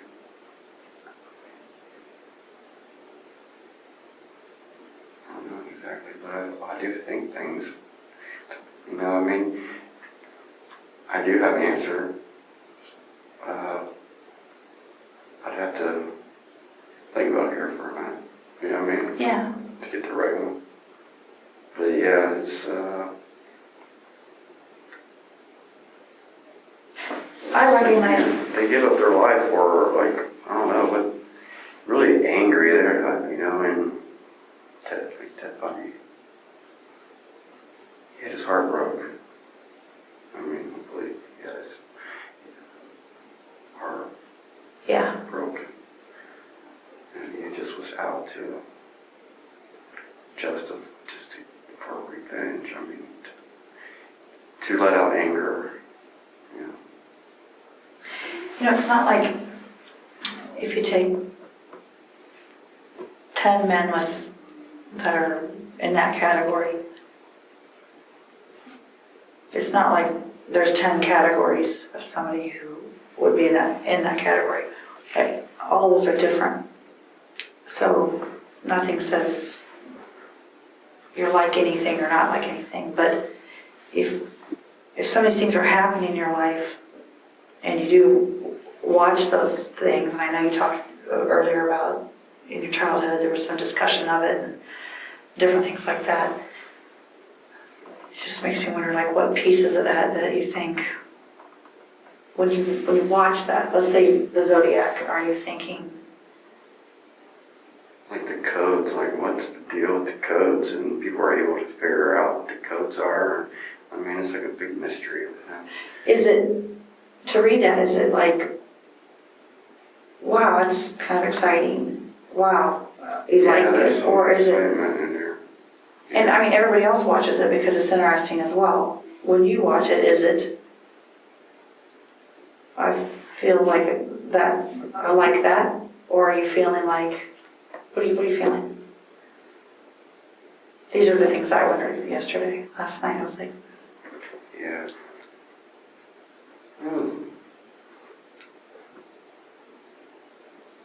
I wonder why. You know, like random. yeah, They don't even get to talk to this person or not, and he kills them. You know what I mean? yeah, Even though I think also the movies don't really tell the whole thing. You know, there's a lot too that they don't I know agree. about. But you don't even know the people. Right, and with him, nobody even knows Zodiac. Nobody knows who he is. It's never been established who that is, to get to understand what's that all about. Yeah, he probably just died somewhere. And the first or second time I talked to you, you asked me how many before I get the needle. Do you remember asking me that? He asked me something along those lines. What did that mean? That was when I told you about 3. Right. See, you recall. That's right. It wasn't 3. Why were you asking me that? I don't know. Just trying to I'm not exactly sure why, but it was an important question. Just wondering.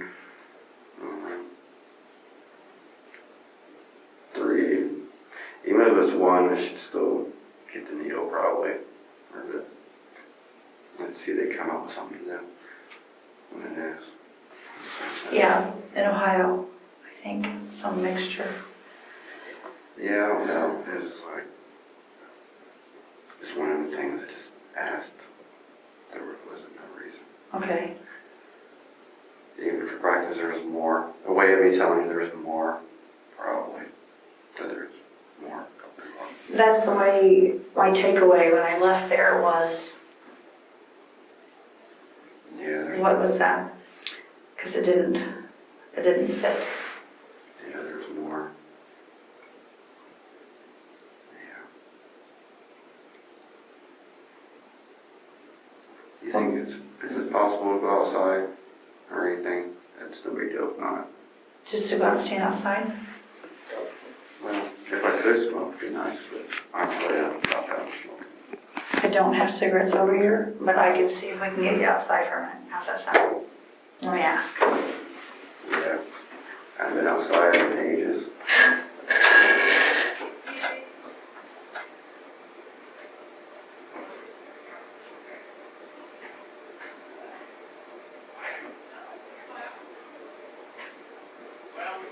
It's okay, Let me really. ask his kid here. They're short. When I came in, they said they were short. Oh, yeah. Maybe some other time. Yeah, we can do that. And then you can get a cigarette. Maybe next week. I request you one day or Tuesday. And whenever it works out for you, I request you whenever it works out for you, even if it's 2 days later or whatever, because I'm just covering things that are in between lines now, I think, right? Well, I'm trying to still figure out. And I was thinking Yeah, about more of the serial killer thing too. that's interesting to me. It's interesting to me to know what impact does that have on other people. And I think it's important. The unopened things or unanswered things throughout the interview process that I wondered, like how many for the needle. Looking back, when you were telling me where your fort was, outside of Mifflin, I know there's kids, I hear them kids all the time, and I never walked over there, you know what I mean? yeah, It's probably I would have, you know what I mean? I was just afraid that they're gonna walk back here and see me and go tell me that there's a man back here sleeping in the woods. what would you do if one walked back there? I'd play it off like, you know what I mean?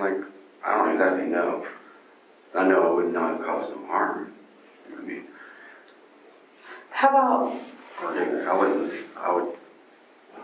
I would probably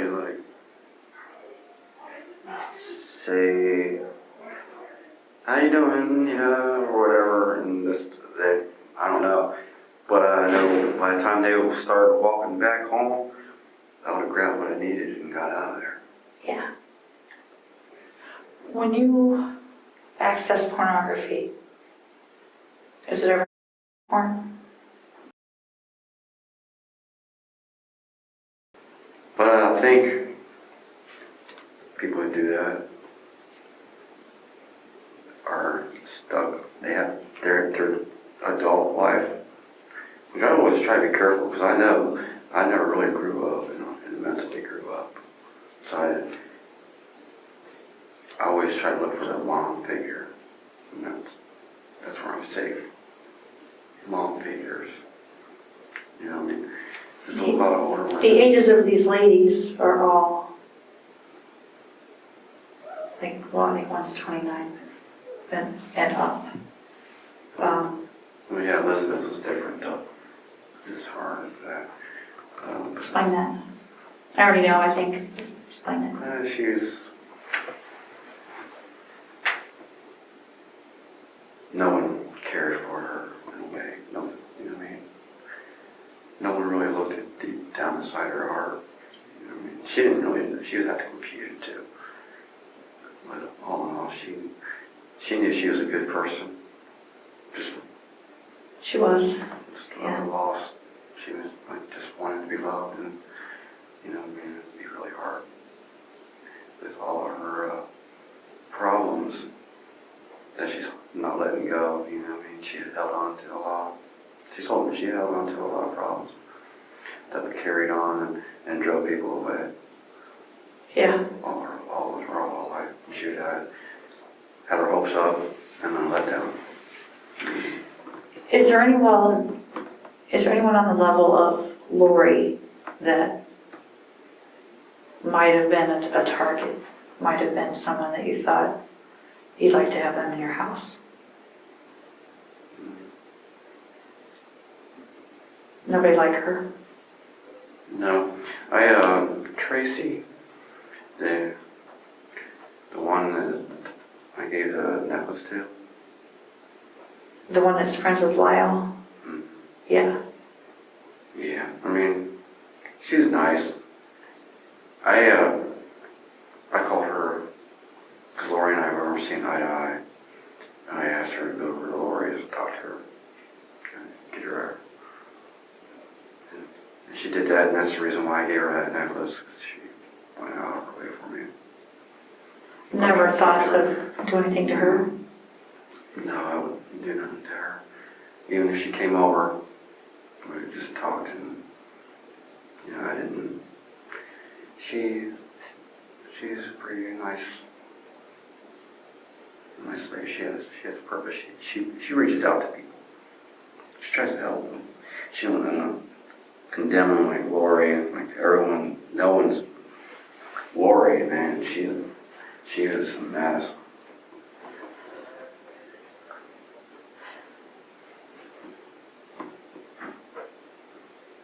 Trying to think of offhand what else I wanted to ask you. There was something. I didn't really answer some questions yesterday, but you can't really. I'm trying to think what they are. Just things. Think of my mom. She's crazy. But I'm glad she comes and visits me.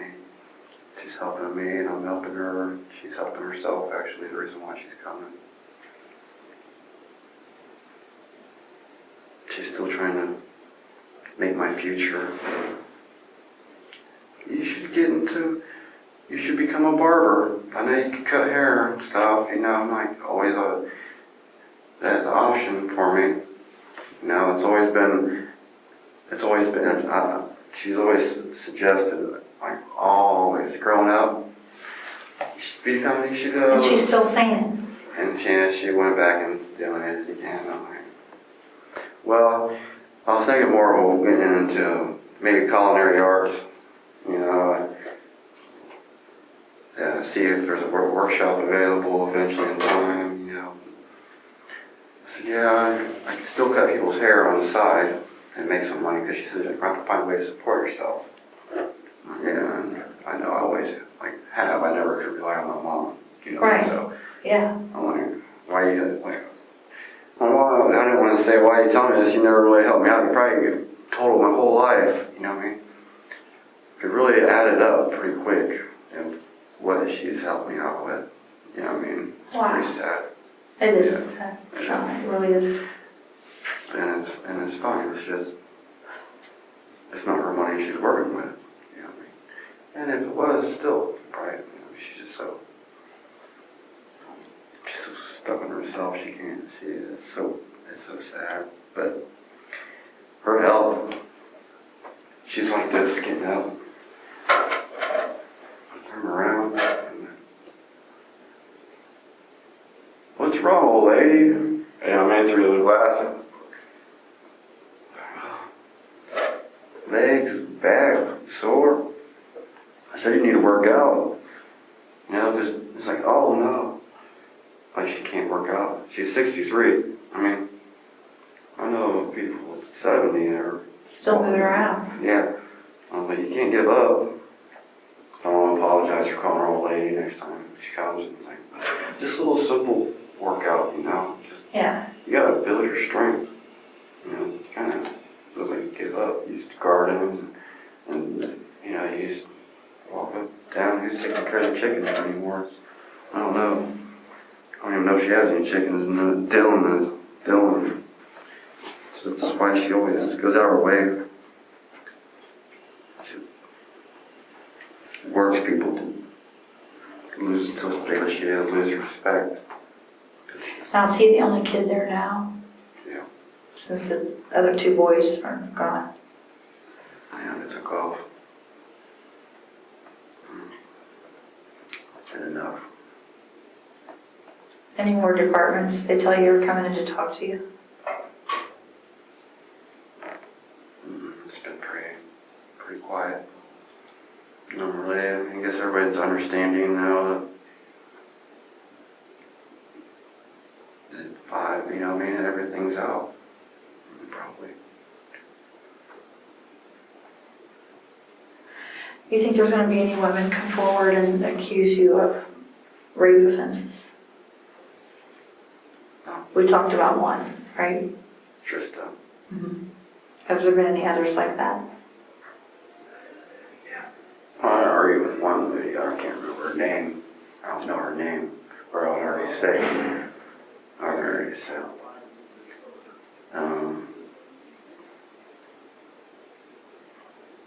I threw her down in the bed, right? And I was trying to help her out. She's talking about kids, she's still really on the drugs. I think she was doing crack. I just threw her on the bed. I said, I'll do whatever I want with you. You ain't gonna do nothing about it. Put yourself in a situation. But I'm not. You know what I mean? Yeah. She's beautiful. So, I can talk about it. You ready to go? We just walked out. This was upstairs at the store upstairs. Just walk. She's like, you wanna walk with me?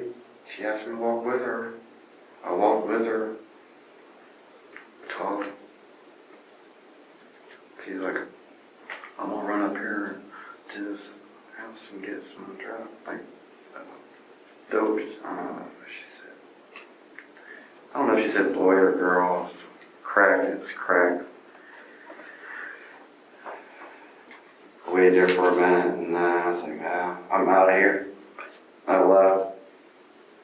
It's probably a good thing because 3 black guys come out yelling at me. Come here, let me talk to you. I'm like, fuck you. You stupid. Right.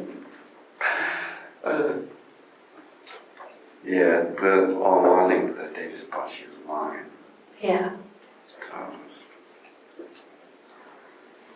You have any questions for me? not right off, I will think about sometimes I have to think about the movies. I don't want to get their stories mixed up. I know Jeffrey Dahmer, he killed people, he cut people up. he still had sex with them. But there ain't no Jeffrey Dahmer. Ted Bundy, he seeked women out of anger, I believe. He grew into a thrill. He grew into it. He got sloppy. That's how bad he needed it to kill or to have that power. He needed that power. He lost control of power because he needed it so bad. Right? Well said. Well said. And then, well, the Zodiac, probably the one I should probably relate with more, maybe. The Zodiac. Why do you say that? He's patient. I found myself patient. And I didn't have that hunger, even though I had to control my emotions or. So, if you know it's brewing and it might happen,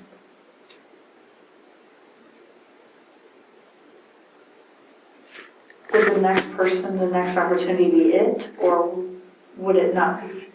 You know what I mean? How would that be? Like,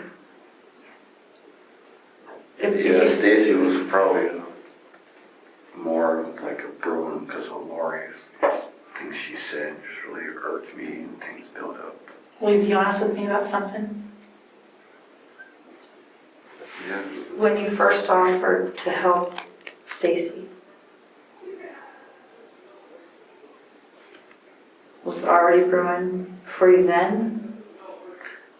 No, When you went back to your place and waited, or wherever, waited 10 minutes and came back, was it brewing then? first That's 15 honesty. minutes, first 15 minutes, I just actually took the umbrella. It was like, well, I offered to try to change her tire. And she didn't have the proper tools. She's waiting on a guy to bring over a jack. I'm like, okay, well, how about I just give you this umbrella because I have another one. And, you know, it's like, oh, no, that's okay. Yeah. Like, what was your view of her right at that moment? When you offered her to help and she says, I have somebody bringing a jack. What was your view of her at that point? Just talking. It was mainly just a conversation. So when you left and came back, I never left. oh, you never left, okay.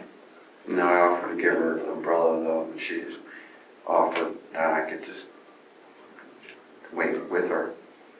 I'm like, okay, yeah. She asked what I was doing. Well, I just come get some cigarettes.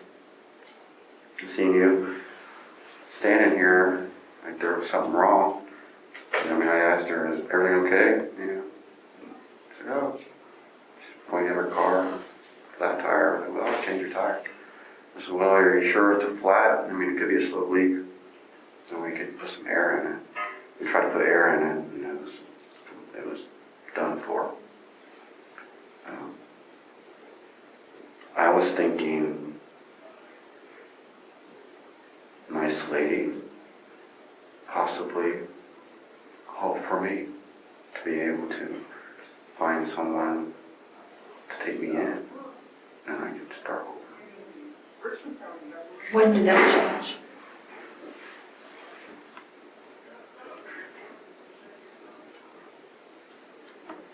Probably when she started talking about that guy about getting together sometime. She was on the phone, I think, with her son. Like, why are you with another guy? You know, I mean, a guy's coming to help you. You know, like she's being dumped out by her son or someone, whoever she was talking to. I don't know who it was. But it was like on her case about like why is she talking to me when someone's coming. It's like, I talked to one of my friends is coming over to help you. And, you know what I mean? And she initiated it with him to get together sometime. And That's when I called her out later on. So It when started you, brewing then. so it's brewing then. Just another sneaky woman, just a user. Okay. And then I learned, that she told on herself about getting, I call it a retail check, but assistance check each month. So when you asked her to come in, I wasn't too sure what I was gonna do. but you knew it might happen. Yeah, it might. Thank I you wasn't for too being sure. honest. I wasn't too sure. That's right, it was premeditated with her in a way before I even got into the house. 'Cause it was brewing. It just depends on how things went.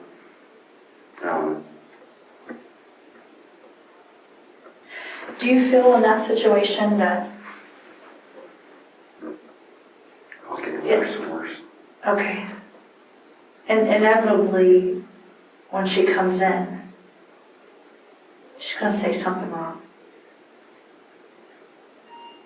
But the chances of her ever leaving are pretty slim, am I right?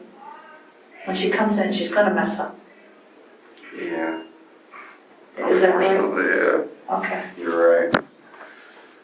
We hit it off though first for a while, just talking. Let me ask you We just this. kissed, right? And started making out, and everything was fine, right? When you're kissing and making out, Yeah, we just fooling around just a little bit, and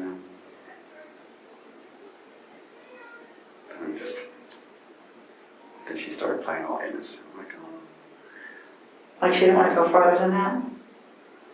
yeah. And that's when I called her out on sugar daddies. I said, quit. If I was to adopt $40, maybe you do something. You know what I mean? Yeah, no matter what it is, it's just gonna get bad. During sex, it probably would just somebody trying to call her door pretty slow. My mom, she used to go to bartender, she'd bring home guys all the time. I'd kick them in the jaw, 4 years old. I mean, because they would try to talk to me. I'm like, well, early in the morning, I'm like, dang, get up. I'm used to crawling in bed with my mom or something, like a child. Yeah. Start the day. Get breakfast, you know what I mean? She's like, a little bit. Watch cartoons. I watch cartoons. Commercial come on. I'm wondering where my mom is. Like, why she didn't come out there? I knock. And they're like, keep telling me a little bit, a little bit. And I start, all right. And then I go back, watch a cartoon. I go back, knock. Then I start kicking the door, hitting the door, you know what I mean? And then he comes to the door. What's wrong? Yeah. Down here talking to your mom. I'm like, shut up, you know what I mean? Yeah. And then he comes, mom tells me to go to my room. Then he comes into my room. He sits on my bed. I'm like, get out of here, And he trying to reach his out, like, I don't know. We ended up like fighting. He tries to handle me and stuff, and just boom, kick him right in his face. And you didn't even know it? No, didn't know. There's a lot of strange faces. Yeah. Growing up, because my dad, since I was about 2, and I do remember when I caught the house on fire. You know about that? No. I was like, 3. I smoked. At the time, my parents were still together. Well, they were trying to work it out. I think they were still married. I grabbed my dad's Zippo, which was hidden pretty good. It was behind the dresser. It was behind stuff on the dresser, and I had to climb on the dresser to get it. Somehow I knew it was there. I don't know. Grabbed it, went to the bedroom, closed the closet, played with it. I burned my finger. Carcass started going up. I opened the closet and I go wake my parents up. The house is on fire. And then they burned up pretty good. It was able to insurance. They just burned up my brother in his room. Age 3? Wow. Yeah. Did you get in trouble for it? Really that I remember. I'm sure he got yelled at pretty well. It was more of them just trying to make sure everybody's still alive. Yeah. But yeah, burned up. I smoke damaged everything. They had to start over. But not too much longer. My dad ended up moving out with a friend. But they always fought. I see my dad, which I understand. I've learned to understand why my dad would flip out and just kind of smack a lamp. You know what I mean? Because I'm sure he would love just to smack her, because she has her ways. She could start things. She still does today. I mean, she's like, I don't know. She still has her ways. It's funny. So are you sure I'm okay taking these letters? Yeah, I don't know. Maybe I might read more if they come in just to do it, but I'm not going to respond. And I'll just keep it. 9 of them here. 8 or 9. And if you want, as I get them, I'll just read them, kind of just be curious, and I'm not going to respond. But if any of them you want me to write a letter to, just to kind of like Well, keep it you got to short. do what you think is right with that. I think you're intelligent, so I think you can see it and know how to read through things. I think you know. Well, I don't really need to find friends in that way. If I were right, that'd be the only, you know what I mean? I don't have really no motive on it. But like that guy in Mansfield. That's interesting. I'm going to dissect that a little bit. We're going to look at it and see. If you want, I could just write like, hey, I got your letter, I got a lot on my mind, so I don't really break anything down. But just want to tell you thanks for reaching out to me, and sincerely, and leave it at that. See if I get a response back. And then I'll do that. This one guy who sells memorabilia. It's irritating. It's irritating for Write me. it back, where's my money at? Oh, that's unreal to me. Bottom me out. No. I'd be alright though if I was out, I believe. Now the question, if I was probably get out, which I know I'm not, or not like that, but the question would be, would my mom let me, you know what I mean? Mm-hmm. Interesting. That'd be interesting. But Mike would probably like, well, let's give him an apartment. You know what I mean? Like first time in their life actually trying to reach out to help me, to help me relax so I can, you know what I mean, use my brain, you know what I mean, like to be able to be successful. Relieve the stress for a moment, but You're using it right now. yeah. You are. I'm pretty patient. I don't know. No things could have been different though. Had a little bit, just a little bit more help. A little bit of help actually. Yeah, your previous jobs, people were complimentary about your work. Just maybe save a lot. they said he was a great worker, just did a great job. Yeah. And then I think you quit there, right? Yeah, I had to, because I was worn out. Actually, I was armed and dangerous. I didn't know that. Because I went to Circle K for a job interview.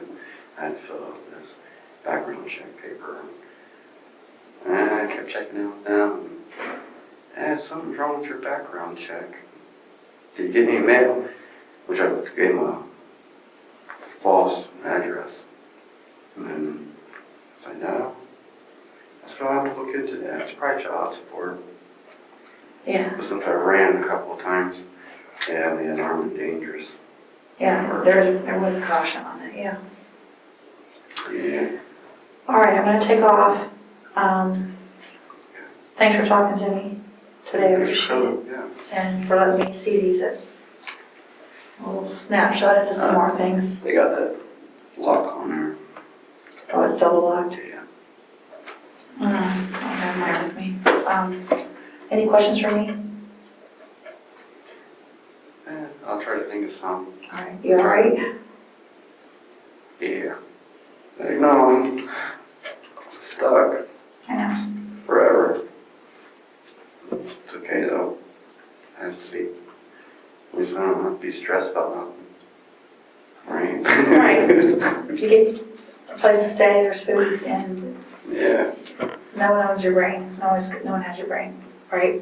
Alright. Alright. So Free. you're not powerless as far as that's concerned.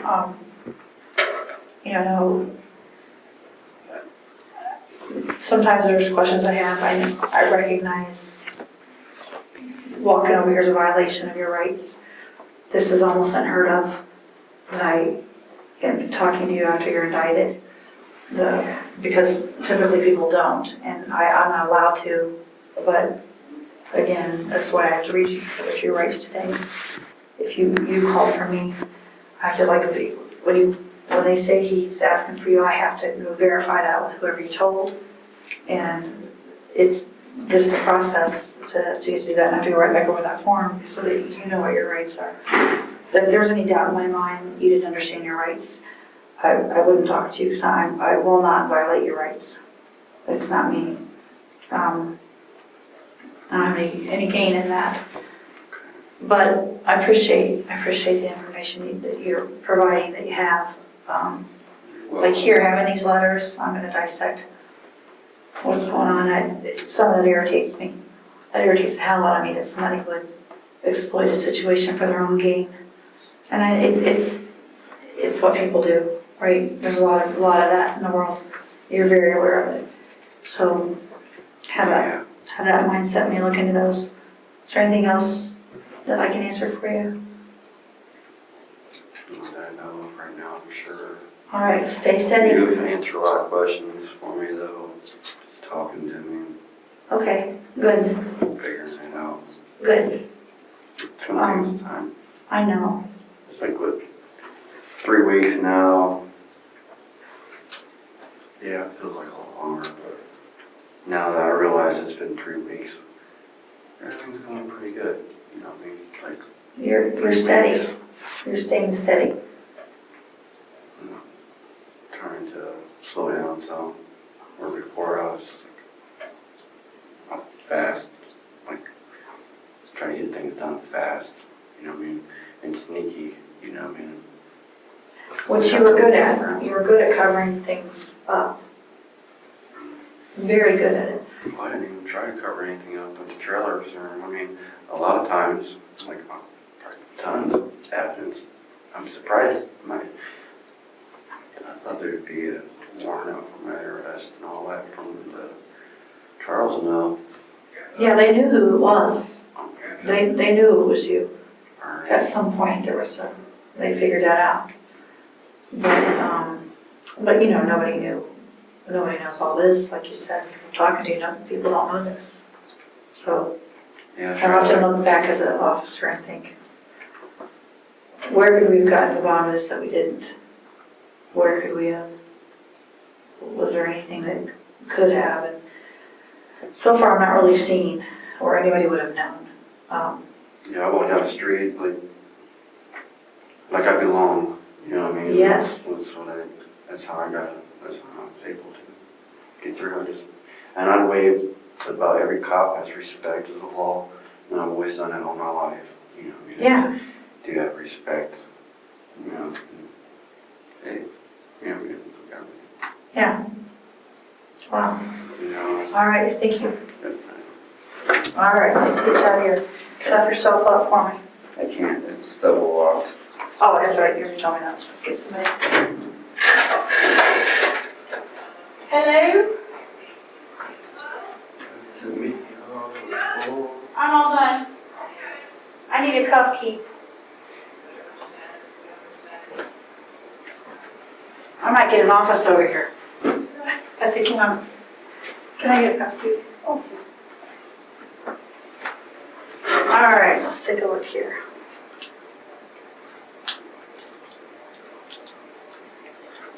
Whatever, another officer available, right? Because we're going to be back. There we go. We double lock, it's not getting tighter. There we go.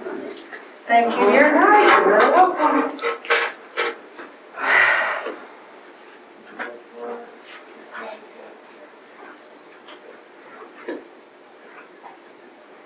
Let's think about those questions. What? I can think about those questions and request you next week. Okay.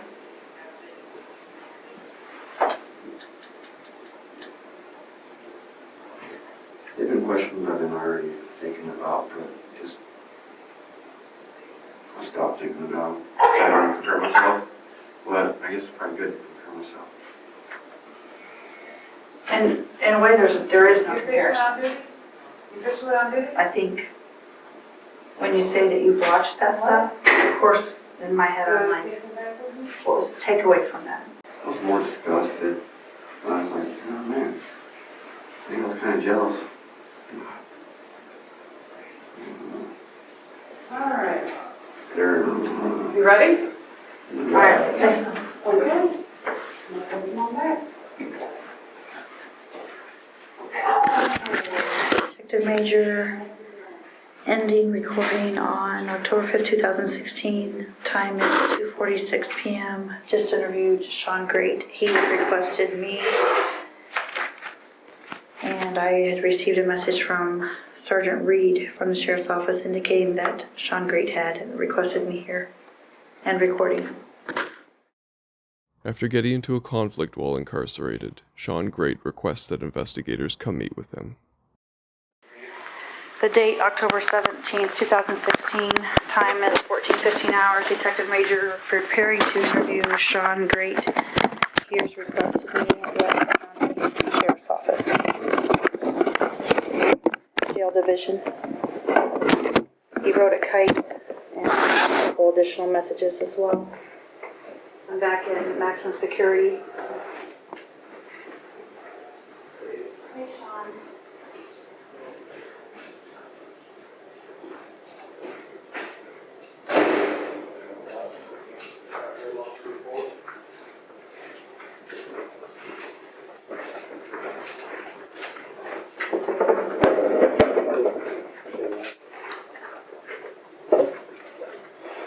Relax, okay? All right, we're good. Thank you.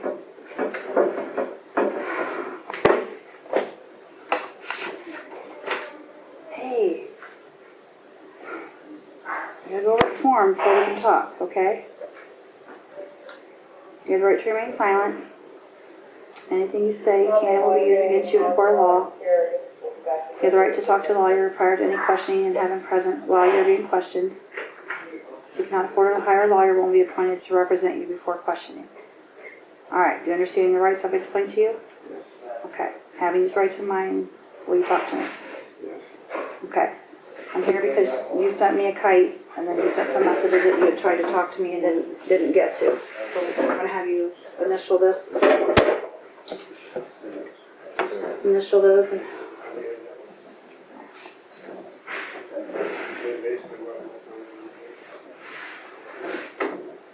close this part one. Right now. What's that? Oh, it's 11 minutes. We'll too. If it goes past that. I'm closing that far, is that all right? Okay.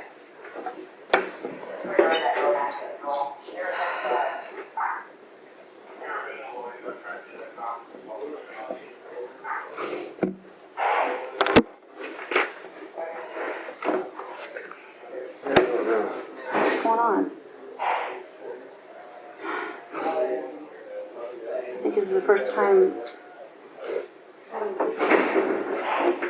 I'm gonna just crack it because it's kind of loud.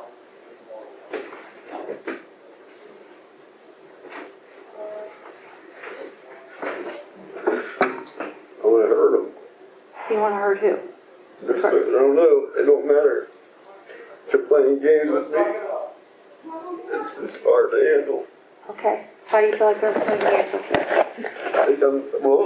They put me with two people. I don't know. Supposedly that makeup stuff, they had to have. I'm willing to take a lie detector test. I know I didn't. Whatever, I don't know what exactly it said, but somebody showing Mikey or some ways of strangling someone, and I didn't. He's lying, trying to help his case. Yeah, I did say if he was more my size, I probably would have tried you. Not kill him or nothing. He just would have tried him because he's mouthy. He kept trying me. He talked to me. He had a friend that they don't know who did it. He was like testing me. I just feel like nothing but tests. So I'm giving them what they want. I'm doing every little thing. I have nothing to lose. What do you mean you have nothing to lose? I mean, I think I know what you mean, but describe what you mean. What do you mean by that?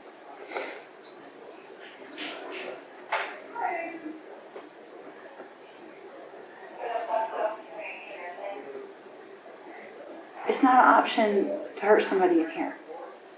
I'm not. It's not an option. I'm not trying to. Okay. So when I you just say want to be things, left alone. Try to. I don't say nothing. I didn't say nothing. None of this silly. so when you got upset and flipped out today, what good did that do? Do you want to be in there where you are? No, but I asked him just to try to reset. Just overlook all this petty stuff. I'm dealing with the nut problems. I know you are. It's not that hard to do. Reset. I look through. I see. It's like I wrote down the fan mail. It's crazy it gets to me. The fan mail does? Well, it don't get to me, but I was like, yeah, I wonder what's going on. And then here I got people waving to me when I probably they should probably be like, Like who? Like these other guys? yeah, and then here around a bunch of people. That's probably a lot of my problem. Well, I think along the way they try to treat you like they would treat anybody else, right? So having a TV, give you some alone time initially, then they put somebody in there, maybe, I don't know what their thought process is. Yeah. But they might have thought you're going stir crazy in there by yourself, you know. I didn't do nothing to neither of them or even thought of it. Yeah, I talked to them. I was like, that's weird. This is weird because they cases or charges that they talk about just they don't balance. So it's weird. Yeah. It's all past time. They Yeah. both know You've been reasonable. Every time I talk to you, you're reasonable. But listen, I don't know, I'm getting way out of character. I'm giving them what they want. don't do it. But it's too late now. Now I'm going to sit in the hole for the rest of the time I'm here. Listen, They it's just probably the all best place upset. it can be for you to just to go in there and collect yourself. Yeah, but I have no coffee now, and I sleep. And I can't sleep. I'm tired. Dreams. I try to explain to them. That's really all I have. Like, what the heck? Stupid. Well, I don't know. Listen, tearing up the place is not working. I didn't even know you did that. I came over because I have a process. I have to now, remember when you had to write a kite out to me? My boss says, if you send it has to be by kite, I gotta know why I'm talking to you. I'm not allowed just to come over because you say you want to talk to me. So then he has to decide whether I'm allowed to talk to you. So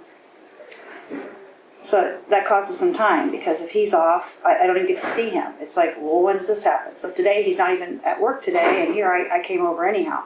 I didn't know that this had happened over here today. This morning, Corporal Freeland, Sergeant Freeland, said that you wanted to talk to me. So I sent him a message saying I'm coming over this afternoon. So when I get here, they said, we're going to go up front? All right. That's fine. These guys are reasonable. Out of the door. We're out of your way. You lower your belt so you don't fall. So go face first.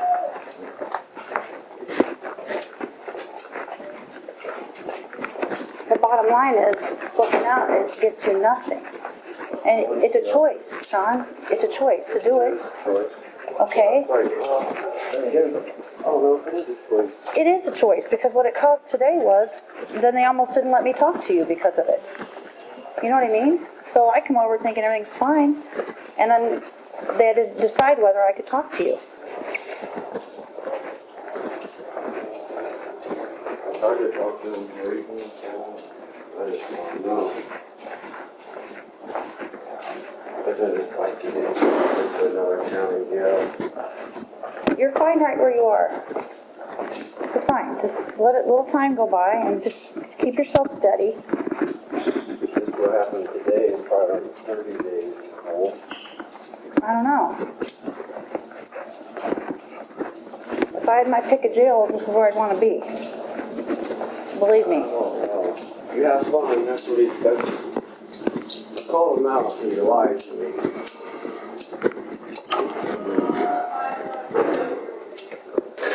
Yeah, right there. He lied to me. He started it all. Who's that? Who are you talking about? The young man back there. He rubs in my face. Well, you have fun in there. Okay? I've been having fun. Thank you. Listen. Who cares what some kid that works at the jail says to you? You know what I mean? Get a perspective on that. Who cares what he says? When you say it like that, yeah, I mean, it really does. I mean, but... Get past that. Listen. I deal with that on a daily basis. I can go down the road and somebody can call me a name because I'm a cop. And you know what? At some point you have to get a perspective and think that that person's really insignificant, inconsequential to your world right now. You might not feel like that when you're stuck in a cell. But I'm definitely out of character. I know I'm definitely acting the way I would normally be against. I would never be the one to heck with it. I'm gonna make the fire alarm thing, sprinklers go off. well, what it causes people to think is, well, just the obvious, and you don't need that. It got you nothing.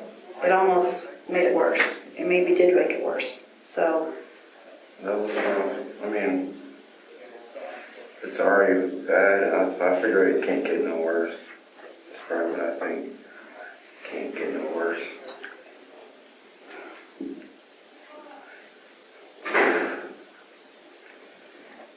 It's not too hard, man. Just to reset. Just, alright, my toothbrush holder it wouldn't, every time I picked it up in the morning, the bottom of it would fall.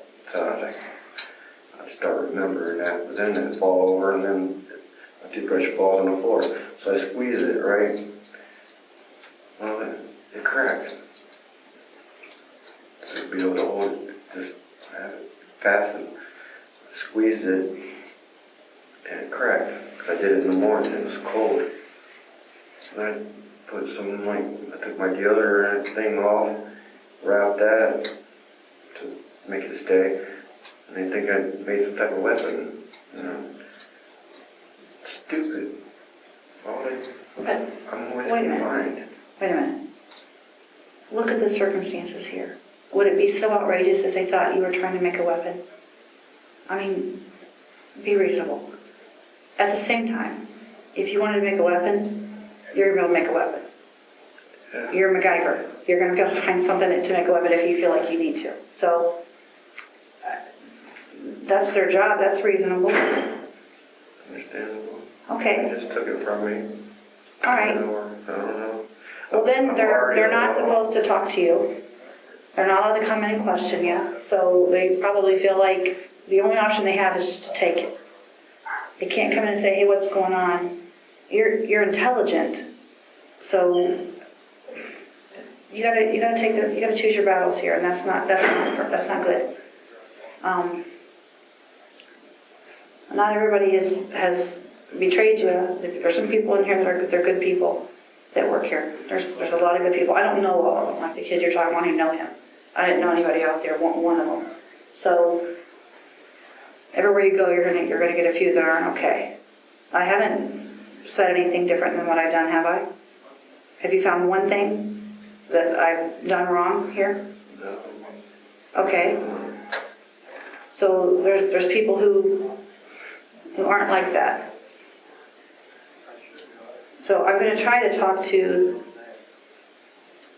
the supervisor and let him know kind of where things are and how you're feeling. But I like being cheered on. Not so much what I've been doing. I didn't have to do nothing. I think a lot of this acting out, besides being pushed with a few little words that I felt I could use to do what I did. But I think my true motive is looking, and I could see all these different people, everyone from that cell that takes turns coming over here to look at me, to everyone over there. And they're all like, there's like little peak, and it's just really crazy. so you don't like them looking at I'm just you. not ready for that. Dealing with a bunch of like, I think they're misdemeanor, and then over here is felony block. They get to look at me whenever I'm standing at the window. And probably just build it up like. But they're not doing anything wrong. They haven't done anything. I mean, you've got. I know, that's you've got. me. I'm the one that did it wrong. What I'm saying though is, I'm not trying to make you say you did something wrong. What I'm saying is, they're looking at you. I know, it's just wrong. It's hard I for me mean, to I walk take back care there and they're all looking at me. So everybody's got their, like, I'm like, what did I do? Everyone's staring at me. What's going on here? I know what you're saying. I know what you're saying. Give me props for things that they couldn't do or wanted to do. How do you feel about that? So,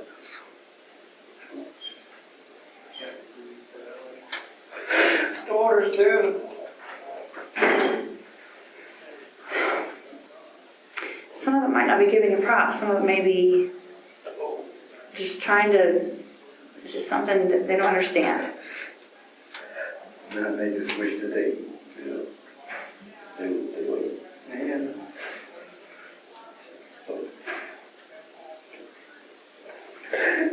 I don't want to be around nobody at all. Well, you're not going to be now for a little while. So you know what? Hey, I can still see people where I am. don't look out at them. And the workers, 90%, 99% of them have been decent. So one guy makes a comment. He's frustrated.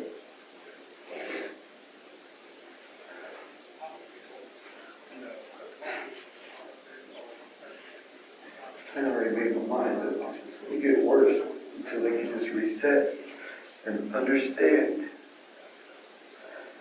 that I have enough problems to deal with their petty bullshit. That they keep trying to test me. I give them what they want. Meaning the corrections officers? Yeah, I gave them what they want.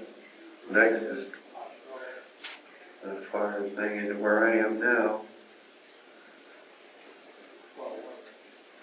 Next would be the chair. Is this the first day you've done any of this stuff? Yeah, I started writing on the walls this morning and then Okay, listen. Just take a step back. Just take a step back. Try to figure out where they're coming from when they do what they do. I'm not saying it's right. I'm just saying some guy who says something rude to you doesn't even know the case facts. So don't read into it.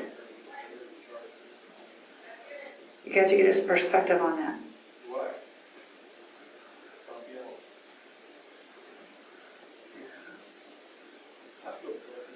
Not the arrogant dude. You don't like that, do you? Figure once the shift change, he might work over because it's this Friday, and that's when they might come in and rush in on me later. Because I'm covering the camera, whatever. I already have. Hey, no one's going to rush in on you. Don't cover the camera. No one's going to do anything to you. No, that's not the thing. I want them to come in on me. You want them to? Yeah. Why? Because I'm going to focus on that one dude. I'm not going to go down alone. There might be 5 of them that get me, but that one I'm going to get. Meaning what?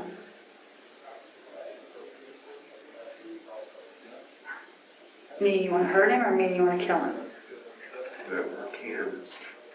Go straight whatever I can. Whatever. I don't know. Hey, I try to ask him to just reset this. Just ask for my yellows. And a little bit of stuff that I do have to do time. Or it's just going to get worse. it's not. They can ramp it up and ramp it up, okay? Here's the control you have. You can control whether they ramp it up by not succumbing to that. Just get a perspective, jump through the hoops here a little bit, and you'll be back in. Back in what? Back in with not feeling what you're feeling today.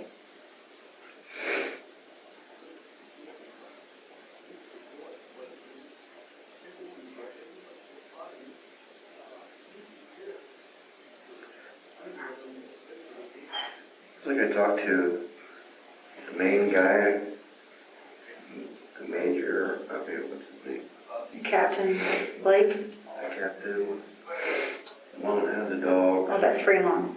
And well, they all came to my door. And so, well, if I do that for you, I'll do it for everyone else. I understand.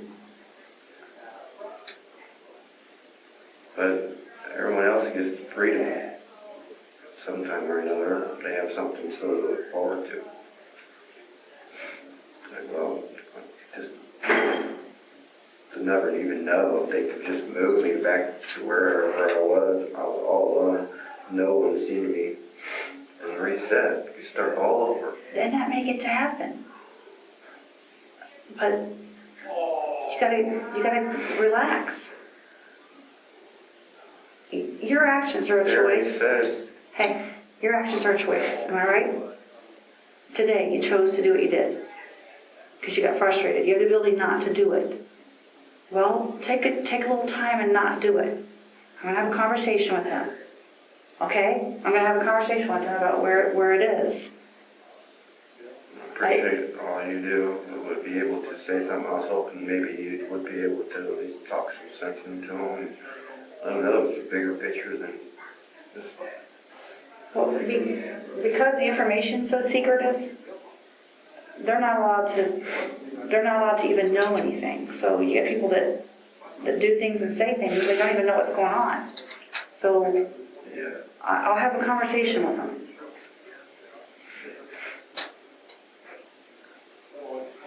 I know that they really don't have nowhere for me. They need a medical cell, and then where I was, they said it's for the females. So the hole was probably the only option other than with other people.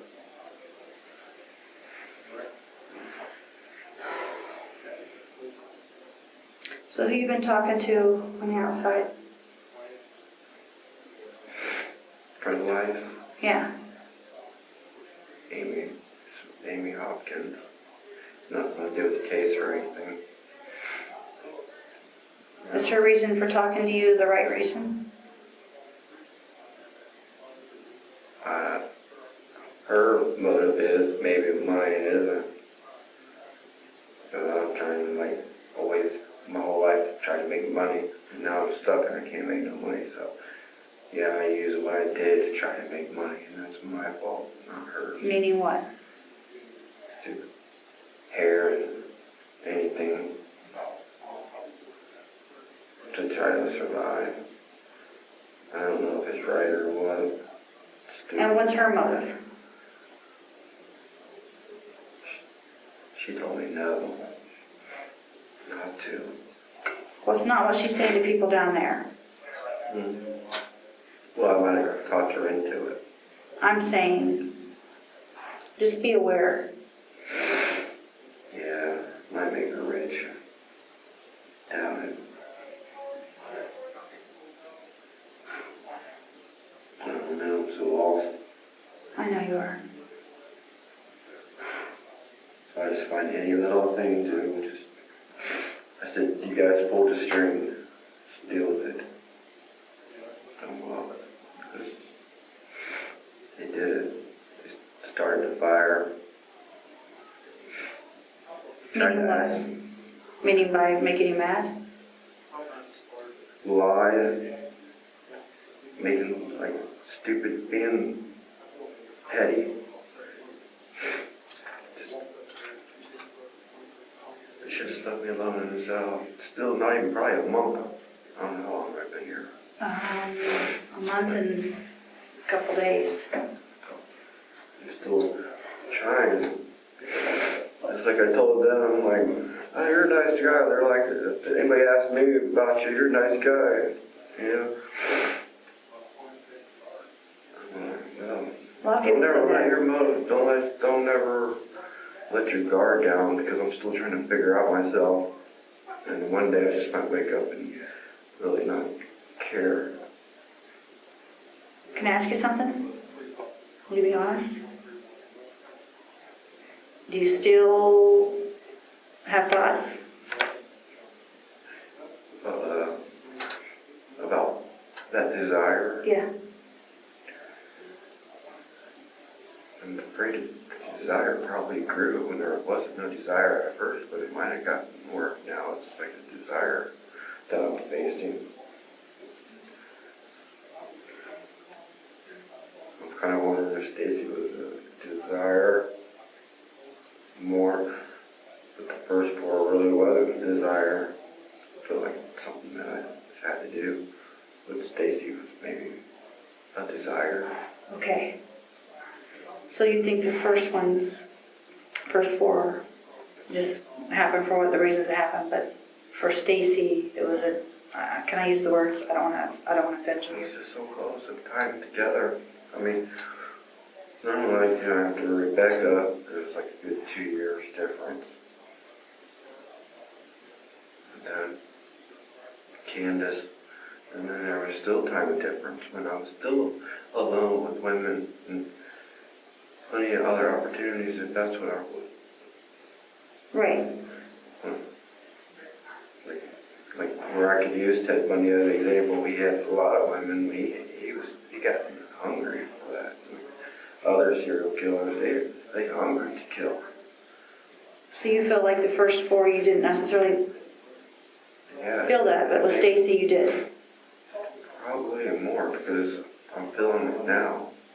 Probably The need to do it again. Be honest. If that's what it is, please. Well, I didn't find myself trying to hurt any of them I was locked up with down here. Is it because they're men? No, there was times I argued with Mikey. I argued with him, but I kept calm. Yeah. I mean, Because does it... I did think, hey, check this out. In the sink, I was going to. You were going to kill him? I don't know. Why didn't you? Because I don't want to do him no favors. He's a little snitch that needs to stay alive and be behind bars. So, is a desire with a woman different than it is with a guy? No, because I've been feeling his desires, but I didn't think about maybe Mike, I just don't just want to step on his throat. And so I thought about doing it, but he kept running his mouth. Yeah. Do you ever feel that towards, like you see somebody that has done nothing wrong to you? Do you feel a desire towards them? No. Here's why I asked that. A lot of women do, I don't. When you were staying up in that tower, and you know you have the feeling, well, there's no person that's towards. Help me understand that. No, I was afraid there'd be a misunderstanding at the towers. And it would just progress to that. It would just happen. Yeah, like a self-defense type of thing. But in here, I'm not, like, knowing what I did, I feel freely to say, dang. Well, I was plotting on Mikey just because, but I kept waiting. How would you have done it? Same way? No, that took too long. I would have just stepped on his throat. I thought about it already. I was going to get him to look in the bathroom, like a bug was in there. And then crack him, knock him out. Keep hitting him until he knocked out and just step on his throat. I thought about putting his head right on the toilet and just stop on his throat. Just because he's a little bug. What has he done that made you mad, that made you feel that? I know he was in there just trying to fill me out, and there's eventually a time that he's going to make up some stuff. So I kept quiet. I knew not to talk about nothing with him. He's a little snitch. I already got it. He pretty much told on himself that he was a snitch. How? Well, he showed me his statement where the guy breaking a window. Some guy broke the window he was with. He had to testify on that. And he just tell his conversations that he was trying to find out information on me. So I kept trying to change. I just kept changing. There's a lot of times that I'm just here to play cards, watch TV. Yeah. And Okay. There was a time we joked about, so all I want is the video that we was all playing cards. I was like, oh, that's funny, we all played cards. We have different cases we play cards. Yeah. I said, sometimes, I think I found it outdated because I thought I was being in jail for squatting somewhere. Not exactly what all I did. I thought I'd just be in here for squatting. You know, so I was like, because a lot of times I thought, well, I used to be in jail for squatting somewhere. And then being around people that are getting out in 30 days. And then Mikey, he's still probably working on his sentence tomorrow or whatever he can find out. But I don't see where it really do any no good, you know, to find out misdemeanor, petty stuff about people. But whatever he said is a lie. Like, whatever's on that statement is a lie, because I know it's never brought up about Tal. But we were in front of the camera, so we talked about the three of us, and he's like, he reached out his hand and shake my hand. I'm like, yeah. And I'm like, yeah, that's cool. And then I'm like, well, do you want me to strangle you on camera here? Like, and he like put it on his neck like that, and I just like barely touched his neck, you know what I mean? Like it was on camera. We all laughed about it. If he was afraid then, he should have just went to my cell and shut the door, and then said something. But I think it wasn't that day, it was the very next day, a whole another 24 hours he came through. Then he goes in the cell and cries. And he's like, get me out of here. So I mean, I don't know. And it's stupid. You see those are stupid too, I believe in them. Some of them are. Did your Apple phone have a cell phone, have a number to it? No, that was given to me. There's no cell phone, there's no Never number? got it turned on. What's the number, is there a that you have? For, Five what's that number? track phone. That's what the phone I got when I got the job, saved a lot. So they could get a hold of me. They said you were an excellent worker. Save a lot, did. Good attitude, good work. They didn't motivate me very much. Yeah. Yeah, I did. I worked hard. And the lady's like, I don't know, she was joking around and she's like, so I'd talk to customers. And they'd ask for something and then they would start talking, I don't even know them, start talking about his knees, so I gave him like, maybe just do a little bit of squats, just go down like 6 inches and stuff, you'll feel better, And then she come out and was like, oh, we need to get this done, there's a lot back here. Yeah. Then she come back through and was like, chop, chop. I'm like, oh, it's time for me to go. Yeah. Tired from that, I finished the day. I don't think I worked another day after that. Which it was about time for me to quit anyways. Why? Just knowing that I ran from the cops and the child support situation, that they'll come and get me there eventually anyways. Yeah. I don't know. I just wish they could just leave me to where I could still have time without no distractions, figure things out. I thought it was cool having this 2 cellies. I had control of myself, but I was afraid eventually. I thought about actually pushing the button and telling them my thoughts. That maybe you should get Mikey out of here. What was it about him? He kept trying to. You felt like just test by me. you could tell that he was by how he was talking to you. Yeah, he kept trying to get information, and Did you say anything outrageous to him on purpose? Just so it would get back to anybody? No, nothing outrageous. I mean, so I don't get nothing outrageous. All I did mention is something about it. I said it's stupid that we have to have these golf pencils. But they sell us golf pencils on a commissary. And they're afraid that we could use it as a weapon. You know what I mean? Yeah. Pencils. But they sell toothbrushes. I mentioned it because I asked him if he needed anything. He said, a toothbrush would be nice. That's cool. I was joking with him. Like, now you have it now, because he talked about it's a win-win situation with us being together. So I'm like, well, he broke it down. Like, if I killed him, I'd get him out of the way. And if he killed me, yeah, he'd be some type of like hero in a way. You know what I mean? And so after the other celly came in, joked around, it's like, yeah, I got him a toothbrush. That way he could kill me. He'd have that.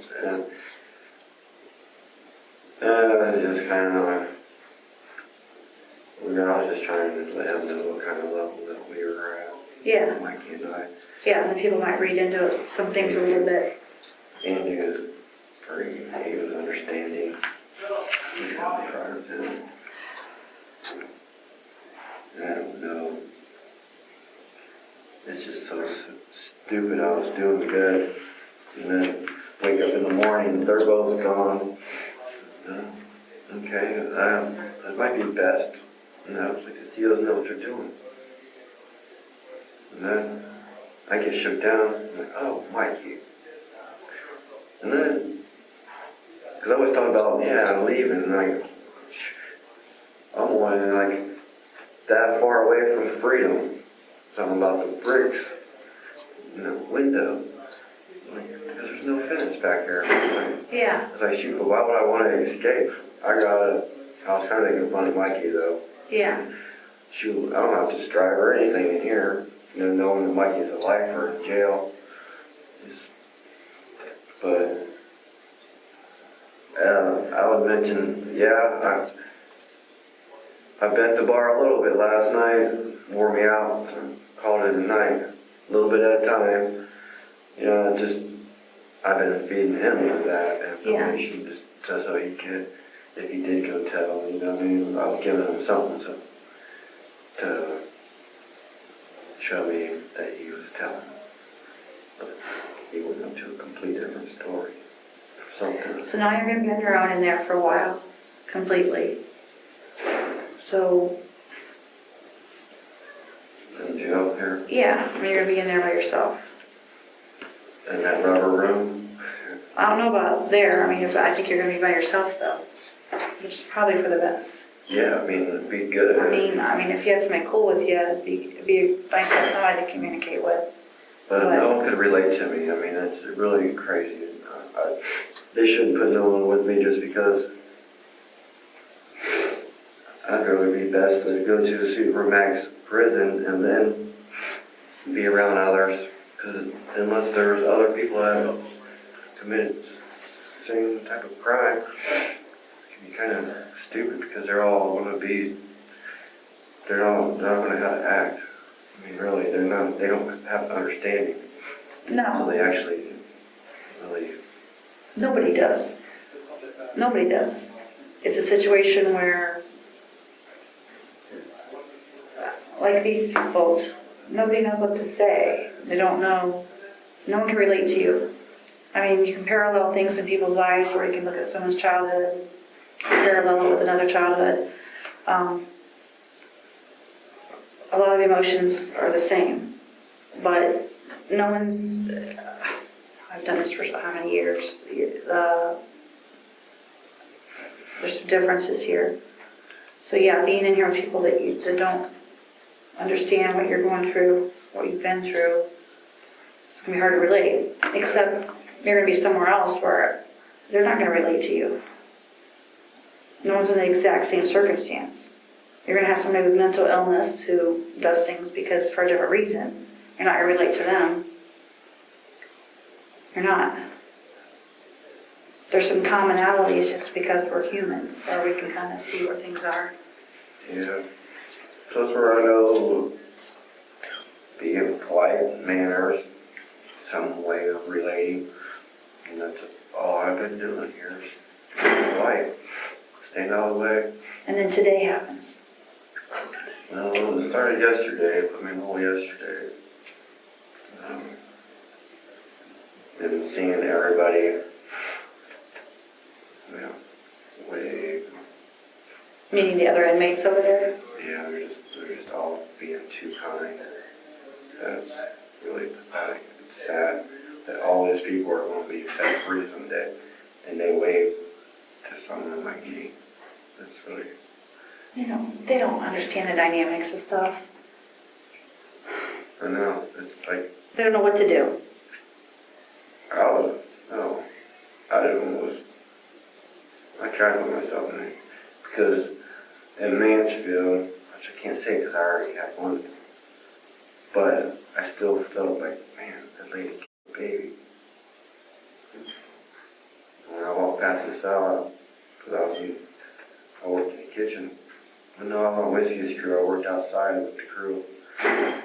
Walked past the cell and I flew completely the other way. I did not want to see her. I felt like, man. Yeah. I felt it. I don't know, just baby. Killing a baby. Yeah. She killed a baby. Daughter, her granddaughter, I believe. But I mean, it just felt weird. I didn't want to even have that relation. Probably trigger things on me. Maybe, I don't exactly know. That's interesting. Yeah. I wouldn't. People stand there. Certain ones just stand at this corner area and just keep looking and looking. You know what I mean? They come over just to look at me. They take turns. No, hey. Well, it's not helping matters, the little newspaper or the TV camera that came in. Those people wouldn't know as much as they do. I think that's kind of shut down. They're going to stop doing Yeah, that. the gag order. That was wrong of them. It was wrong of them. Yeah, that Friday morning. I was like, Yeah. I answered a few questions. Now, you sending your hair and stuff off. Listen, Oh, listen. knock it off. I think that's when they started messing with me. Well, besides, I don't know, because I think Mikey and the other guy probably communicates with the COs in some way or another. You know what I mean? Or they wouldn't have been there. They're just the jailhouse little snitches. Now, I don't know the other one. Mainly Mikey. I don't know him. I know Mike. I know him just because he's from town and we've had cases. So I know him, but I did not know. I was surprised that he was put in there with you, actually. I thought he was familiar when we went over there one time. That table full of guys. I just placed him with one of them, trying to figure it out. But or people in the suits, I go into the house to break things down. That pulled out the bodies and everything. You know what I mean? Yeah. Put the suits on. I forget what color they were. Because I got the pictures and the stuff and articles and I've read it. And they did take that from me yesterday. I mean, I had a picture of Elizabeth and a picture of Stacy. How's it come? They had the interview of my mom on there. So you didn't have it to have their pictures? No. If you did, it'd be okay to say that. Yeah, I didn't look at them. You know what I mean? I looked at them, but I was like, their pictures are in my head. I got a picture of all of them in my head. That's why I didn't want a copy of that one picture that lady draw, because it was pretty much like it was. Like, I didn't want to distort the actual picture in my head. Wow. That makes sense. That does. It was a nice picture, but I don't think they're coming up with anything. yeah, it may never. It's frustrating. For them especially. Hypnotism type of thing, maybe. Okay, so we got this tip that you told someone, or that you, I don't know if you told someone or somebody thinks that there's something that we haven't found in the city over, let me think of what road.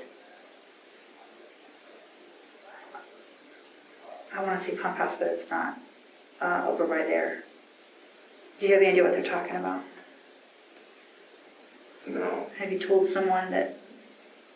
No, but Mike didn't want me to tell something. He wanted me to just make up a story, just like get out. He wanted me to talk to the reporter about getting him out. And that's one of the reasons why, man, if he wants to be set free, I want to set him free the wrong way. Meaning kill him? Yeah, I was just going to, like, once I stomped on his throat by the COs came and got him, or by the ambulance came, I would have crushed his throat. But I didn't, you know what I mean? But he kept like, man, this is like the same thing I hear about these women. Like, you keep crying about your life. You know what I mean? You want me to set you free? I'll set you free. You know what I mean? That's what I started thinking. I'll set you free, okay? You're talking to the right one. But I didn't go out and say that, you know? He did. He's like, man, so she told everything, you know what I mean? Like, you sure there ain't this woman? You know what I mean? And I'm like... So you think he was trying to... Yeah. He wanted me to actually make up the story. Well, it's hard to make up a story if there's no. That's what I told him. I said, well, Person. one, then I'll lose my word, you know what I mean? If that makes any sense to you. That's what I said. If that makes any sense to you, Yeah. you know, I haven't lied yet. You know, maybe I answer everything Right. completely, but I mean, Yeah, you have a hard time with a couple things. A little bit of a hard time. yeah. Tips, I mean, I don't know. I'm assuming there's a lot of you around there. 1 second here. Hello? Nobody's gonna take a message? Yes. Yes. Can that happen tomorrow morning? Yep. No, I'll call back. All right, thank you. All right. No. What time's the hearing? All right, no, I have a subpoena. No, that's fine. Thank you. Bye. I know that tip. It's the same thing Mike you mentioned. You're right, that mouth. You trying to get information out of him. You're making up stuff, making him feel important. Definitely don't want him to be on reach. A little fear of mine, I don't know if I told you this last time, I guess to some level your honor really matters to you. Like, you want to be taken at your word. So that worries me. I think I have told you that. It worries me if you have something suppressed. It worries me, meaning it's there, but you don't have a clear recall of it, or it scares me if there's something in a category that bothers you that you don't want to say. No, there's no. The whole, sometimes people have a recall, and I have it all the time. I interview people all day long where they don't remember something, and a week later it's like, oh my God, they have the memory. And I never would have believed that Want to come out with it. until I watch it happen, where there is something. But if somebody commits to, this is how it is, there's nothing more. They feel like they come back and tell me something that I think they lied. And Yeah. that's not what it is. I mean, this is a lot on you. I've had you recall how many incidents, a lot.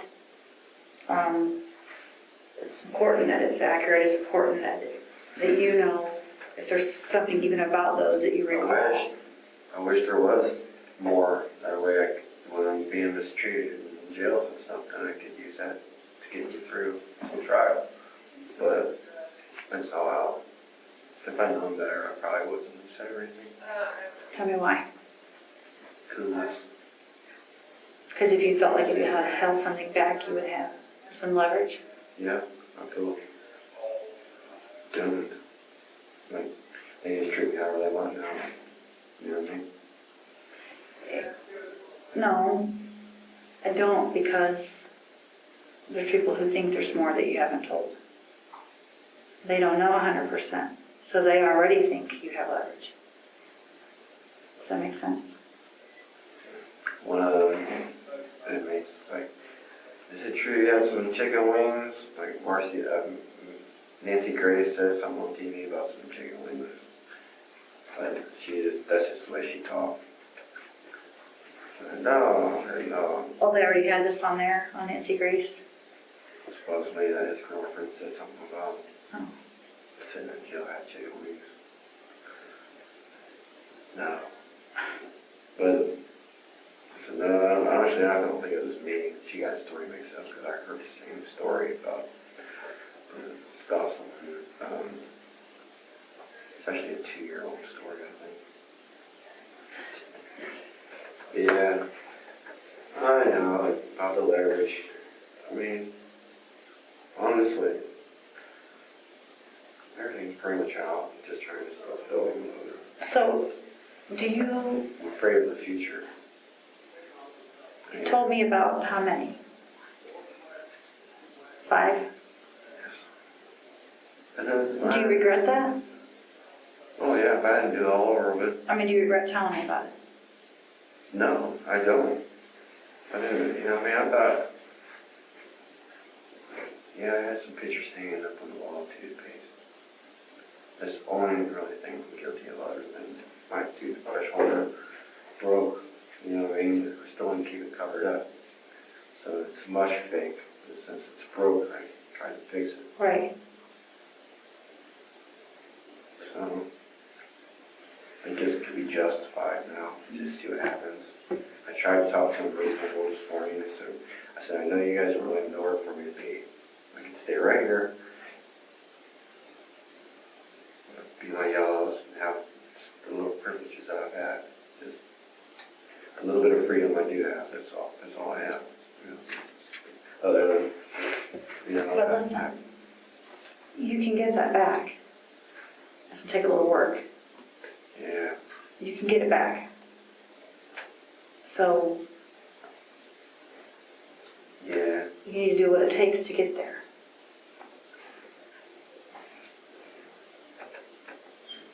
Yeah. The thing is, I should have never even had this started with, and now anything happened from yesterday, from on today, shouldn't be accounted for because they put me in this situation anyways. I was just still feeling that string coming. Like they pulled it, it's a long string, and it's still out.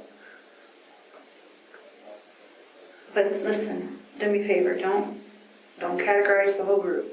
No. You're gonna get one or two anywhere you go. No one's gonna do anything to hurt you here. No one's gonna go do something that malicious. Okay, so if somebody makes a comment to you, it's I fine. covered the cameras, and they seemed like if I didn't uncover them, that they was gonna come in on me. You know, Yeah, you can't have your camera uncovered. Well, I know. Don't do that. You But that's, don't need I it. know that's how that they come in. When I cover the window and cover the camera, they'll come in. Well, you're gonna end up having the ones that come in on you The good ones. are gonna end up being the good ones, and you're gonna be already committed to doing something really dumb. Right. Am I right? Yeah. That's why I uncovered the camera earlier. And here's the deal. When you're angry in general, and they come in and one of those comes in like a hard charger, you're gonna end up targeting somebody. That's not right. Oh, Don't do it. It's a choice. It's a choice right off the bat. Am I right? It's a choice to put the cover over. Wake me up, so it's waking me up. It's getting my heart pumping. That's what. What do you mean? Getting my blood flowing. You know, waking it up. Waking up and wearing myself out at the same time. So it's a win-win situation. You're able to have coffee and Yeah. go straight to bed at the same time. So Wake up, exercise and all that. once you put that cover on the camera, you're heading down a bad slope. So Yeah. you're gonna end up hurting somebody in here. And No, you I'm think hurt too. what? I know I'll get tased and all that good stuff too, but Yeah, that's a little different. You getting tased or you setting out to kill somebody. It's not, you gotta not let your head go there.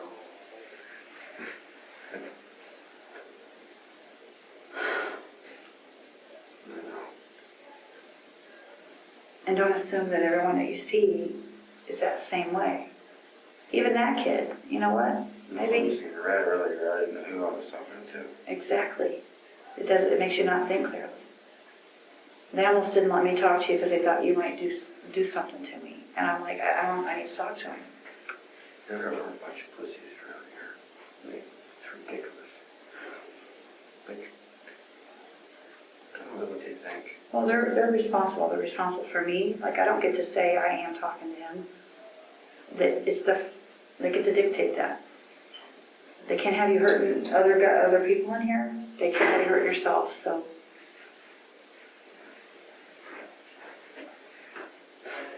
Appreciate you coming and talking to me. no That problem. helped. The motive is getting worse and worse. since I've already went that far. Probably later on, once I get more settled down. When I feel settled down, I'm fine. Like, I tell myself, being in the hole will help some of my time later on. And then I lay down and I'm like, I mean, forget this. I gotta push a button. So I'm ready for my yellows back and the little bit of stuff that I do have. I have nothing else really to look forward to. Okay, let's see what we can do. You know what I mean? Yeah. Half hour later, I push a button. Okay. You know, they gave me a runaround, of course. Third shift. Had to say so. Then the third shift came. Nothing happened, of course. So it's like this, just escalating. Giving them what they want. That's how I feel. That's fine. Yeah, I would love to being able to just clean up my mess, wipe the walls. Then you mess with the sprinkler, But which, then they don't understand, that I have nothing to lose, so I had to show them that. but in the end, do you win from that? When you win, Lose-lose situation. I don't know. I mean, easy for me to say, right? I mean, I can't relate to being where you are. No one can act like they can because they don't. No one gets it. You don't understand the dreams.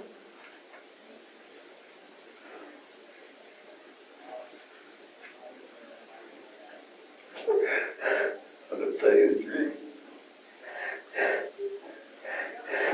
I had a dream the other day.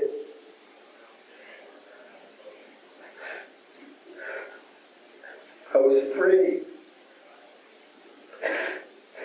Everywhere I went, the news was on, and there I was. And I was just apologizing to everybody there to see that. Like, I'm sorry. I'm sorry that's being messed up. But I had a second chance. Yeah. I didn't have a second chance, but I woke up. I started crying like, oh, what have I done?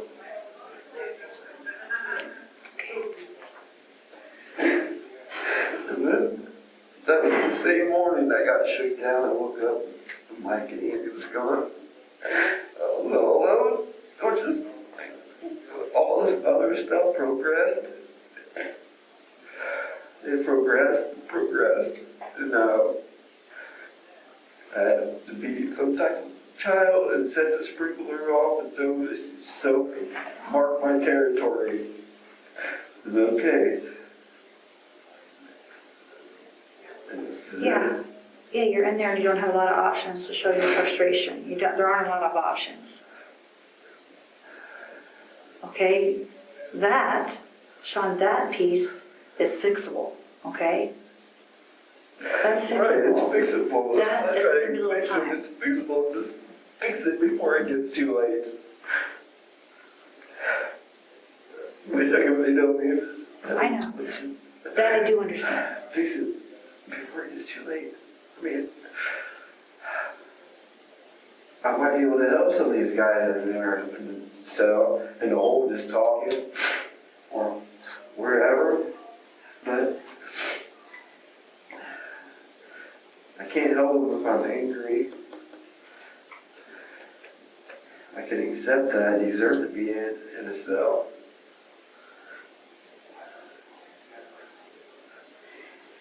But sleeping, I fall asleep and I sleep freaking 16 hours a day if I don't have nothing to wake me up. I drink coffee all day long and get wired all day long and relax and watch TV. I don't run around now at the door. I don't. Do you still have your TV? I lost that one. Went to a hole yesterday. Yeah, I had a TV though. Should I let Mike and Andy watch TV, whatever they want? I don't really like touching TV. I just like listening to the background noise. Yeah. Guys, watch whatever you guys want. Since I would like to watch the Indians game though, if it comes on. Other than that, Did you see how good they're doing? could they win their third game? They played 2, so Yeah. when's the next one, tonight? Oh yeah, today's 8 o'clock. 8 o'clock today. Now, the Browns are a different story yesterday. Yeah. That was not good. I thought they played. Oh yeah. I think they played tonight. I thought they played Sunday night. You watched the Indians last night? No. It's like, dang. A lot of times in my life, I wish we just reset things and like, all right, now he knows. You know, I tried to pull in my handbook on kiosks, but it didn't load. A few times. Everyone, Andy did too. He tried to pull it up and it didn't work. So like, and then I get a stamp on one of my envelope. I wet it. I write down their address. I put that stamp. It's nice, fair, candid up. And I got wrote up for that stamp the CO gave me. I got wrote up for 3 extra washcloths that the COs pass out the laundry. I mean, Yeah. dude. Yeah, in comparison to everything. But they do try to keep everything organized, treat everybody the same. So you're talking to Amy on the phone, and anybody else on the phone? No. How many times have you sent her hair and stuff? One. Like I got it. And what'd she do with it? No, I don't know if she got it.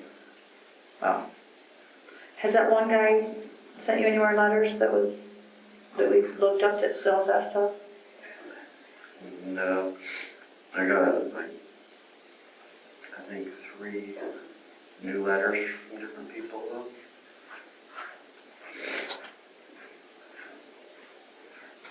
I requested you last week on kiosks. That's what they told me to do. They wanted me to go back to their regular ways. I'm like, oh, so I get to use a razor now since everything is that's the way it's supposed to be? No. He said, well, one of the guy that canine dog said, yeah, but when I asked for a razor in the morning, they said, no, I'm still on the electric razor, but they don't have time. No. So with you. For a little while. Just for a little while. I wish I could give you a perspective on that. Overall, it's kind of hard. But I think when I was interviewing you, the second time maybe, you said you feel free, but you're in shackles. Yeah. That's why I could accept the whole, Yes. but not like with the. No, I can't accept the whole because I didn't do nothing, but I could accept being locked down. Yeah. And being in the hole in yellow, but not. But it just keeps compounding with every little thing, and I know you're frustrated. I know your options in there are pretty limited on it makes you powerless, you feel like, but I have no problem. you have the power of yourself.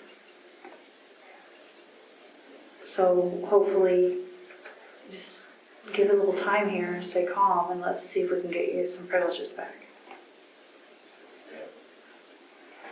And again, I know it's easy for me to say, but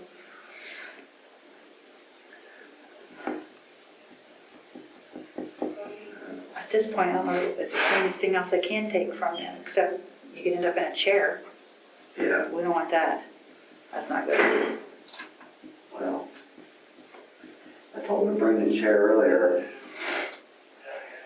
They didn't. Well, you don't want that chair.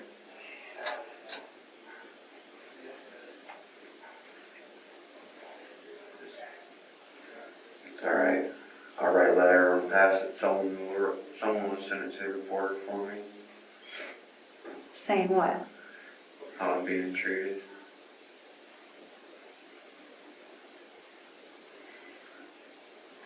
Give them a story.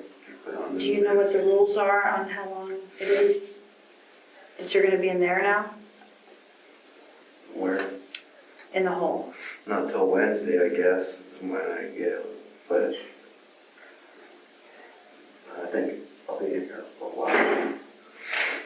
All right, before I leave here today, I'll talk to the boss, unless his shift ended at 3. Get those cars if you drive pass stuff around in the hole through stream. That's all in there.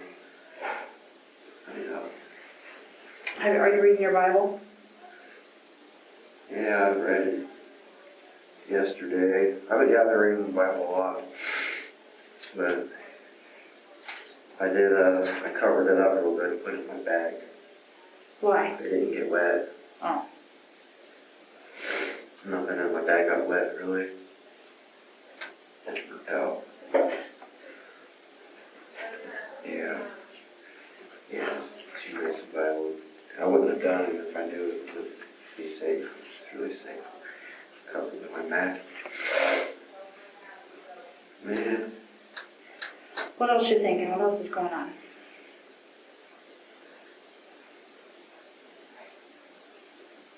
And if you can take this.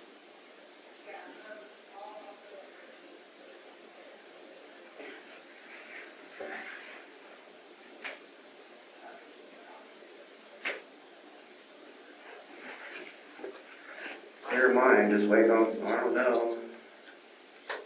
Oh.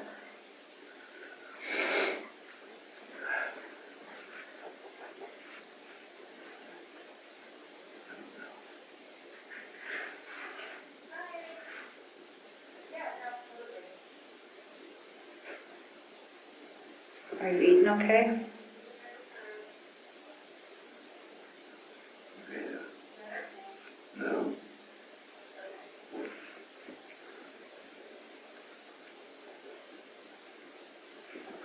I was.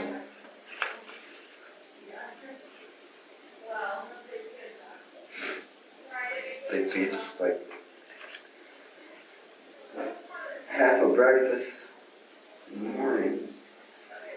This is stuff on the right too. Yeah, it gives us a biscuit, jelly. Has your mom been back in? Yeah, she's supposed to be here tonight.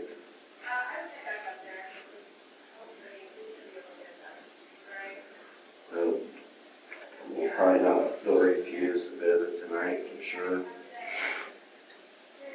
Well, you've been calm with me, and I think that says something, right? You come out, you've been just fine. You always are. Well, certain people I'll always be calm with. A lot of people be calm with. It's just, well, these people higher up, man, it don't make no sense. I'll get some answers on that. I'll figure out what the status is, how long this is going to be, what do you have to do to get your privileges back, okay? I'll get some answers.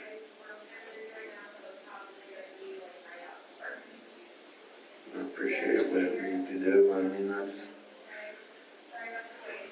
don't understand. None of this should ever happen.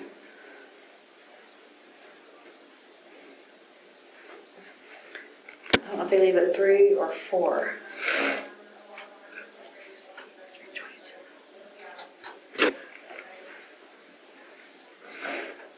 Have you seen the nurse at all? TV shop. Mm-hmm. Yeah, a while ago.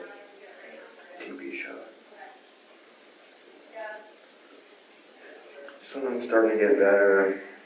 Get, like, I guess not a routine, But once things start getting pretty good, it's like, damn, it's not supposed to. So when you start getting frustrated, we gotta come up with a different way, right? We gotta come up with something different than let it escalate on your own in there. So when you're in there, 10 minutes to you might seem like 3 hours because you're confined in there. It's not good. So we got to come up with another way, whether it's writing, something else. Write down what you're thinking, what you're frustrated about. We got to do something different because this solves nothing. I know you're frustrated. I think I would be too. I know I would be. I don't know if I could handle being confined. It's hard. It has to be Being hard. in jail, inside jail, is what I'm really dealing with. You know, me, like, man, you know, being in jail, inside of jail, all right, and not doing nothing, but pictures on the wall, and yeah, my toothbrush holder broke. You know, can't take it back to Walmart. Return Right. it. Yeah. I should have just threw it away, I guess. So the guy's looking over there at you, waving and stuff. Most of them are just dumb kids, right?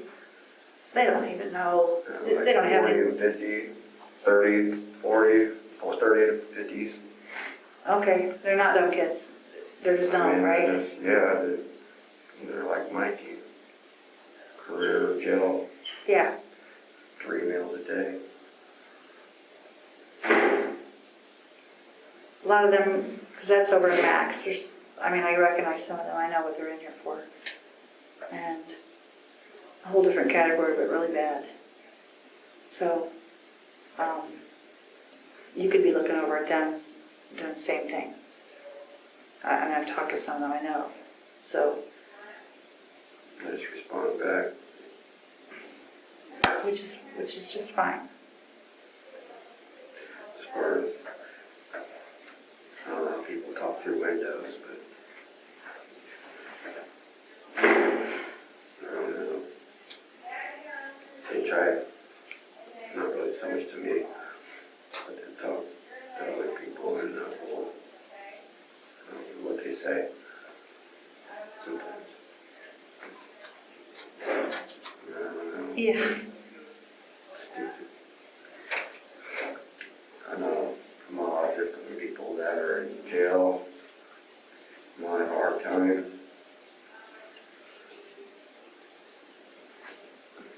Well, I agree. I really do. Yeah. See.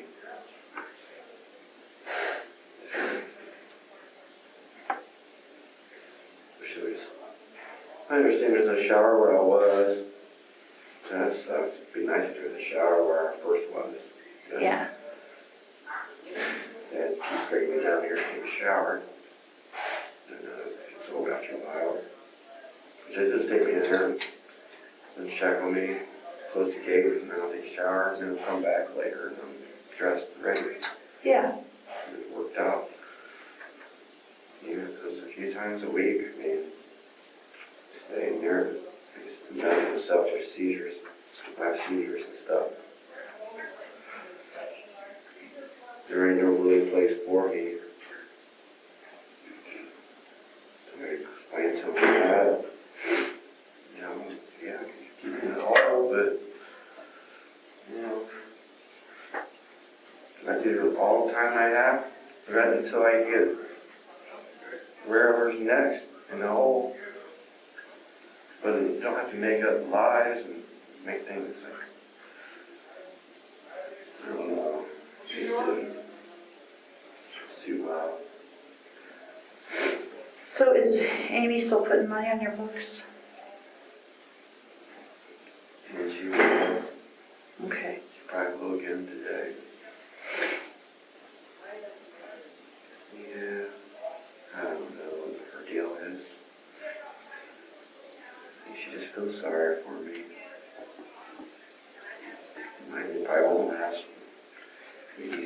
months to a year, if that. But you know what, if she's kind to you and emotionally that's good for you, then it's good for you. Yeah. I just don't think I would put anything out there that would allow anyone to exploit me if I was you. Yeah, she don't let me talk about it. She don't want to hear nothing. She don't want to hear nothing about a case or anything. Okay. She don't even want to, because it's not who she knows. Yeah. Just who she knows. What's wrong right now? Just going back.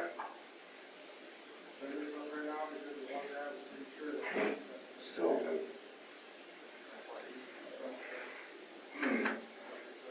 a lot of times people have debts or they're like building debts. I'm like, don't worry about it, just take care of your bills, you're doing good. I've been like parents to them, even though they're the same age. Man, why don't people think like these sometimes? I'm just like, alright.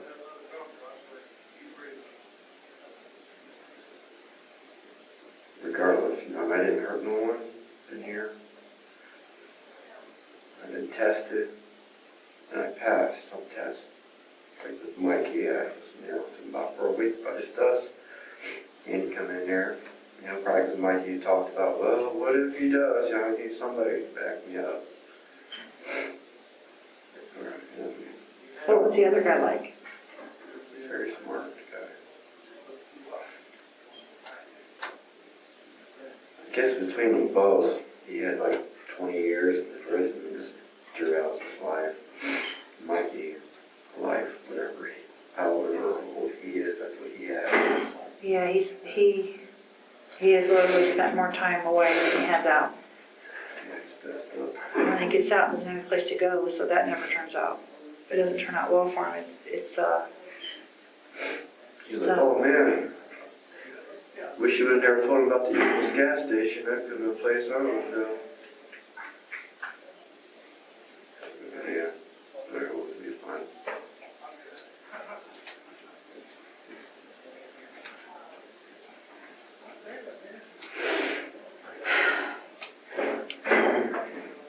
I see the boss out there. Yeah. So he is here, so I'm going to talk to him. Listen, I know you've got some trust issues. I know you've got some stuff going on. But I gain nothing by telling you, giving you a little advice here. Okay? You've got to calm down. Okay? I'm not in your shoes. It's bad. This is bad. You're in a bad situation. And look at that. I really don't have nothing else that I can do. Maybe. Yeah, I've covered the camera a couple of times. Listen, here's what I know. I uncovered it 2 times. I uncovered it also. You're not powerless. There's things you could do here. It's a choice. It's a choice for you to sit down and not do something to me right now. It's a choice. You know what you're capable of. I don't know. You what? I haven't thought about it. Okay, we know what your capabilities are, is what I'm saying. You have options. It's a choice. It's a choice to be reasonable with me every time. I think we're at like 30 hours of talking. You have been nothing but okay with me. So your actions are a choice here. Outside of everything you've done, your actions are a choice. And you're not powerless. I think half of the problem with you right now is you feel like everything's beyond your control now. And it's hard to even have a thought because every piece of your life is being controlled right now. But it's not. No one can control your thoughts. No one can control your Bible. No one can control that. No one can control. You can still have a plan in your head in a good way. I believe that. I believe that. These little creature comfort things that are being taken from you really can work on you. It's work, obviously, but your reaction to it is not going to get you anywhere. So If I were you, I would jump through the hoops so that I could have the few things that make me happy right now. And then give it a little time, let it settle in a little bit. If somebody's doing something wrong here, you need to ride a kite and go over somebody's head. Don't just write down what happened. Oh, okay.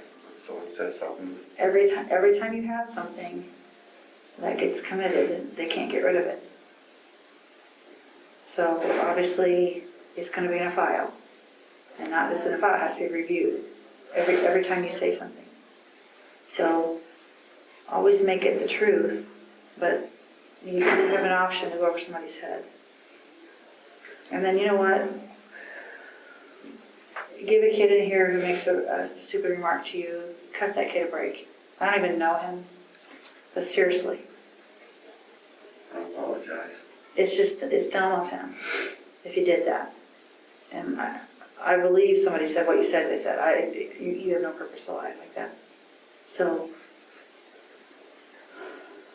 I mean, you're not going to tell me all the stuff that you told me for 30 hours and then make up for that. You know what I mean? So, just give a little time. Let's work on getting your stuff back. It'll put you in a better mindset. You have other things to worry about. This isn't something you should have to worry about. Some of my other things to worry about is when you get back to like drinking coffee, because that's what I want to look forward to, is just drinking coffee all day. Waking up where I don't have to sleep. I only sleep 6 hours a day. And if I sleep any more than that, that's when it gets rough. I'm starting to sleep too much, and then I start having dreams. You know, like Yeah. 5 to 6 hours is probably all I sleep. Wow. And that's just calm me out. Because the coffee is like, oh, and when I wake up, probably half hour before breakfast, I'm just like, I start drinking coffee, and I wake up, and I'm putting puzzles together. That's what I've been doing, putting puzzles together. And Well, let's get that back where you can do those things and then collect your thoughts. But Shawn, great. It is not an option for you to hurt somebody in this jail. Don't do it. And obviously, it's an option for you because you've done it before. It's in your toolbox, right? Don't do it.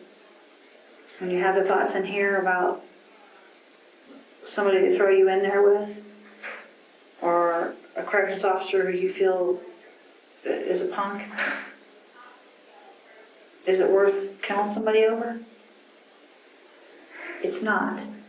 well, at least now he may see himself a little bit more.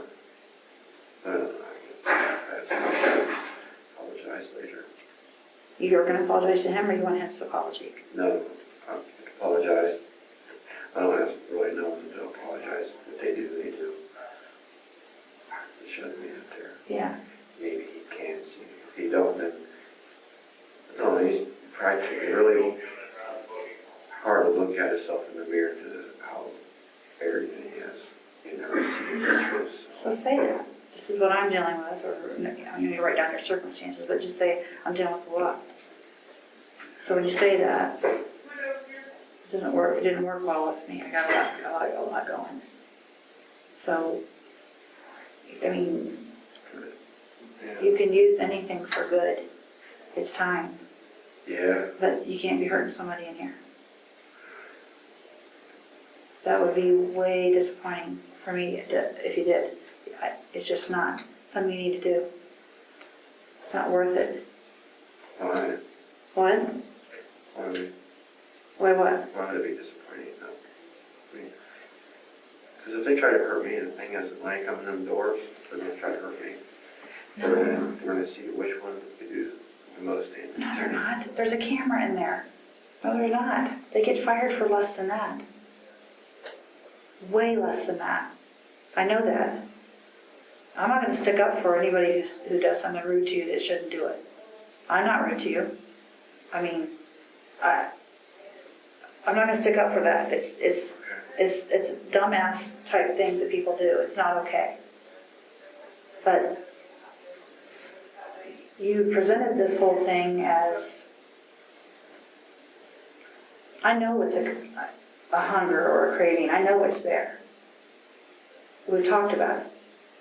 So when somebody, This has helped me see myself a little bit but better. if somebody pushes your buttons, that's an option for you. It's not an option for me. It's not, it hasn't happened in my life. So once something's there, it's in your toolbox. So for you, Yeah. it's just not going to do you any good. So I wrote, giving you guys what you want. You know, I just been feeling that. I've been giving them what they want. Right. They want to see a monster. They created, like, I've been of a kind. They didn't create it, of course not. But yeah, understand they're separate. Like, I don't even know them. I'm the police department, they're the sheriff's department. Not only they're just they're a separate entity, but this is the jail, which is separate than patrol units. They're different. So don't categorize a whole group. There's a lot of good people here. I know some of them. Yeah. I don't know many of them very well, but I just work related. I do. And there's some good people. So you're going to end up taking it out on the wrong person. I know because there's only like 2 of them. Okay. And look how many work here. I don't know how many. Maybe 30? There's a lot of them. At least 30. Yeah, there's only like a couple. That one guy's a dog. I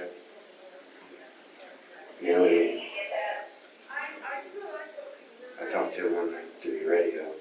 You don't work control, but I seen him sit down. That's who it was. I thought he's gonna come talk to me. Instead of everybody came to talk to me. And nothing got done. Okay, why do you think they did that? I know nothing you've done in here. But maybe they're, I'll just say it, maybe they're a little fearful of what might happen. Right? I mean, then there's some policies. There's some policies that somebody's not supposed to open your door, maybe just one guy. I don't know what their policies are. I mean, they allow me to be in here with you alone, because I told them I wanted to talk to you alone. But they have some policies of how they have to do things. So I think they're fearful. That guy, he doesn't want his guys getting hurt.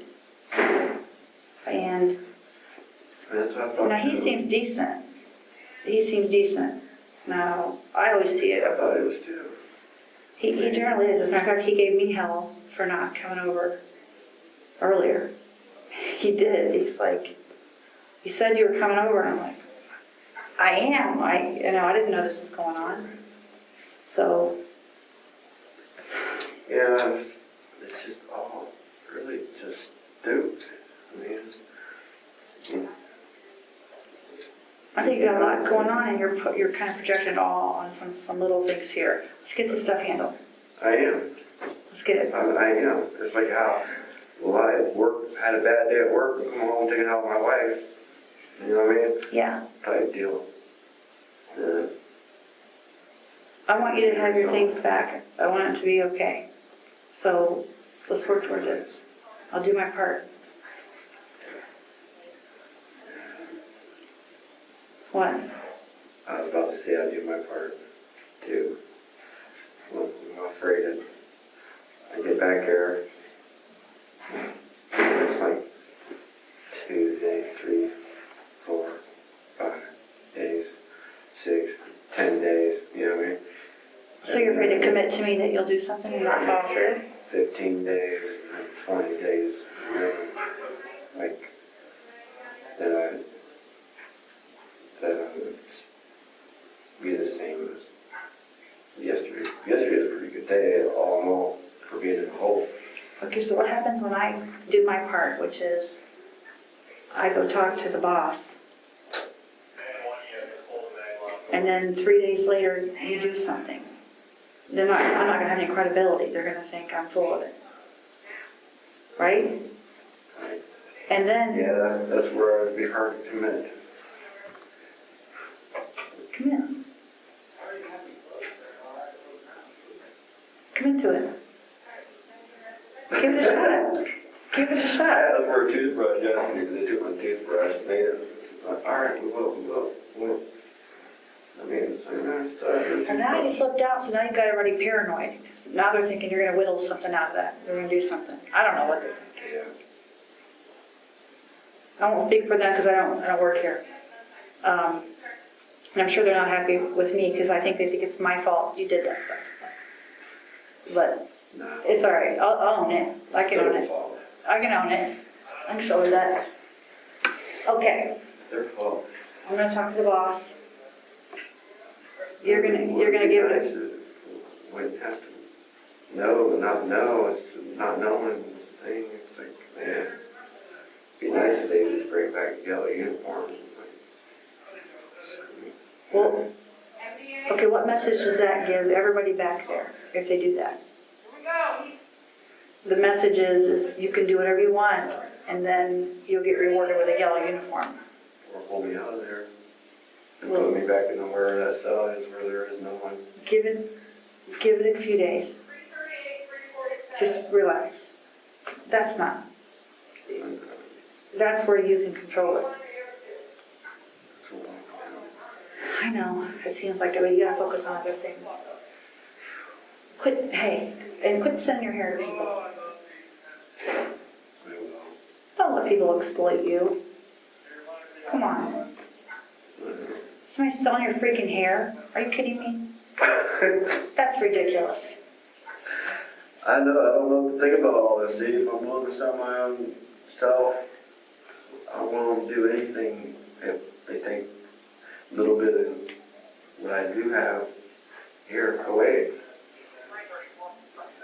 A little bit of, you know what I mean? Like, I've been drinking so much coffee, if I don't drink coffee, I have a headache. Listen, It's bad. But I count on it. I don't want to say the touching point with you, but if I have to, I will. So I'm going to. You have a beautiful son. Before you do things, you need to think about him. Don't be selling your hair. What if I give it? If he got the money for it? No. That's the other beauty. Your son is a whiz. He is a great kid, and he's going to be fine on his own. Listen. Don't be doing stuff. That's what you have right now to live for, right? Your own flesh and blood is doing great. So, he's playing football, he's still getting good grades. And you know what? Hey, look at me. The kids like him a lot. He's got a lot of friends. So, that's what you want for him. Am I right? And that's what he has right now.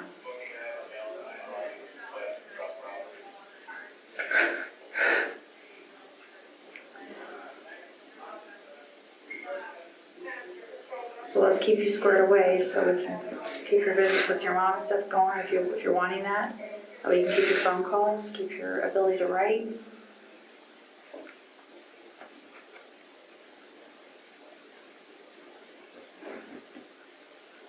Is there anything you want to ask me?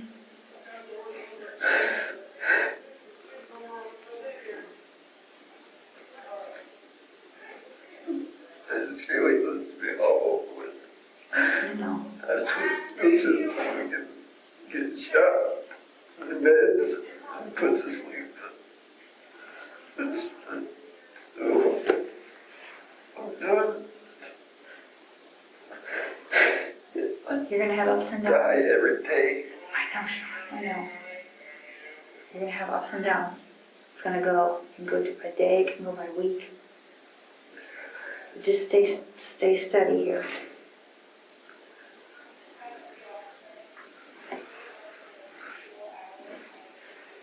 All right, listen. You hear me? I'm going to go meet with the boss here before he leaves in a few minutes. it's 8 minutes before 4, so I think he leaves at 4. So I'm gonna talk to him. You go back there, okay? And if you feel like you're gonna do something to somebody, you need to think. Okay? Just think. Just take a step back. All right? Can you do that?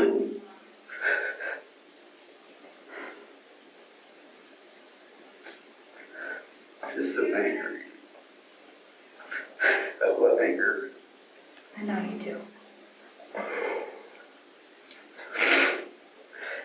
They brought out the anger in me, so maybe it's for the best that everything happens for the way it is. They're helping me see myself. I know you've got a lot of anger. I pushed your buttons, Shawn. You've been decent. You've been good to me.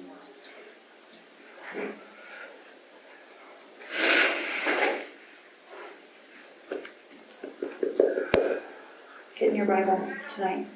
Well, they, Huh? I don't have nothing. I'm in the rubber room. You can't even have a Bible? I don't know. I don't know. Think that would help you tonight? I feel like reach. Okay. Just take a step back.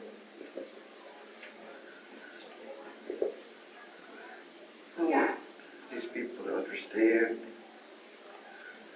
I got bigger enough issues that I don't need to be a yo-yo right now. I can help with that, but cut them a little slack when they think you're up to something sometimes.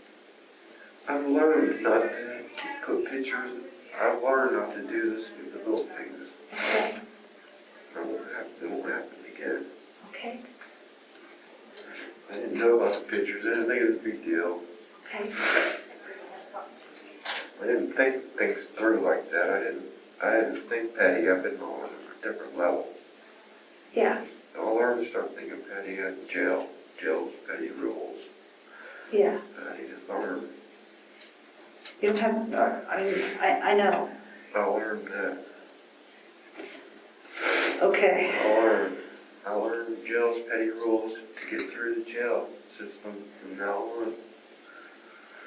They won't have no more problems out of me.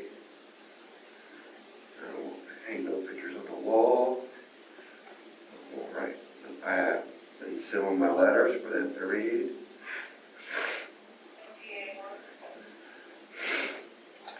Okay. All right. Let me go get him before he leaves. Okay. Anything else you want to ask me? You sure? Probably a lot, but we can get it later. Okay. Thank All right. you. Go back and relax. Okay. And don't kind of see if you can get rid of some of this paranoia you've got for what other people are thinking or what they're doing. Some of it is probably real. Some of it is not. Does that make sense? Yeah, I've been living in like a la la land and it's not meet your reality. Okay. Go back and relax. Almost everybody here is decent. Yeah. But nobody's gonna come in here and do anything to you. Don't cover your camera. Just roll with it. Okay? All right. Did I help you today or hurt you today? Yeah, me. Okay. All right. Let's get you back. Okay.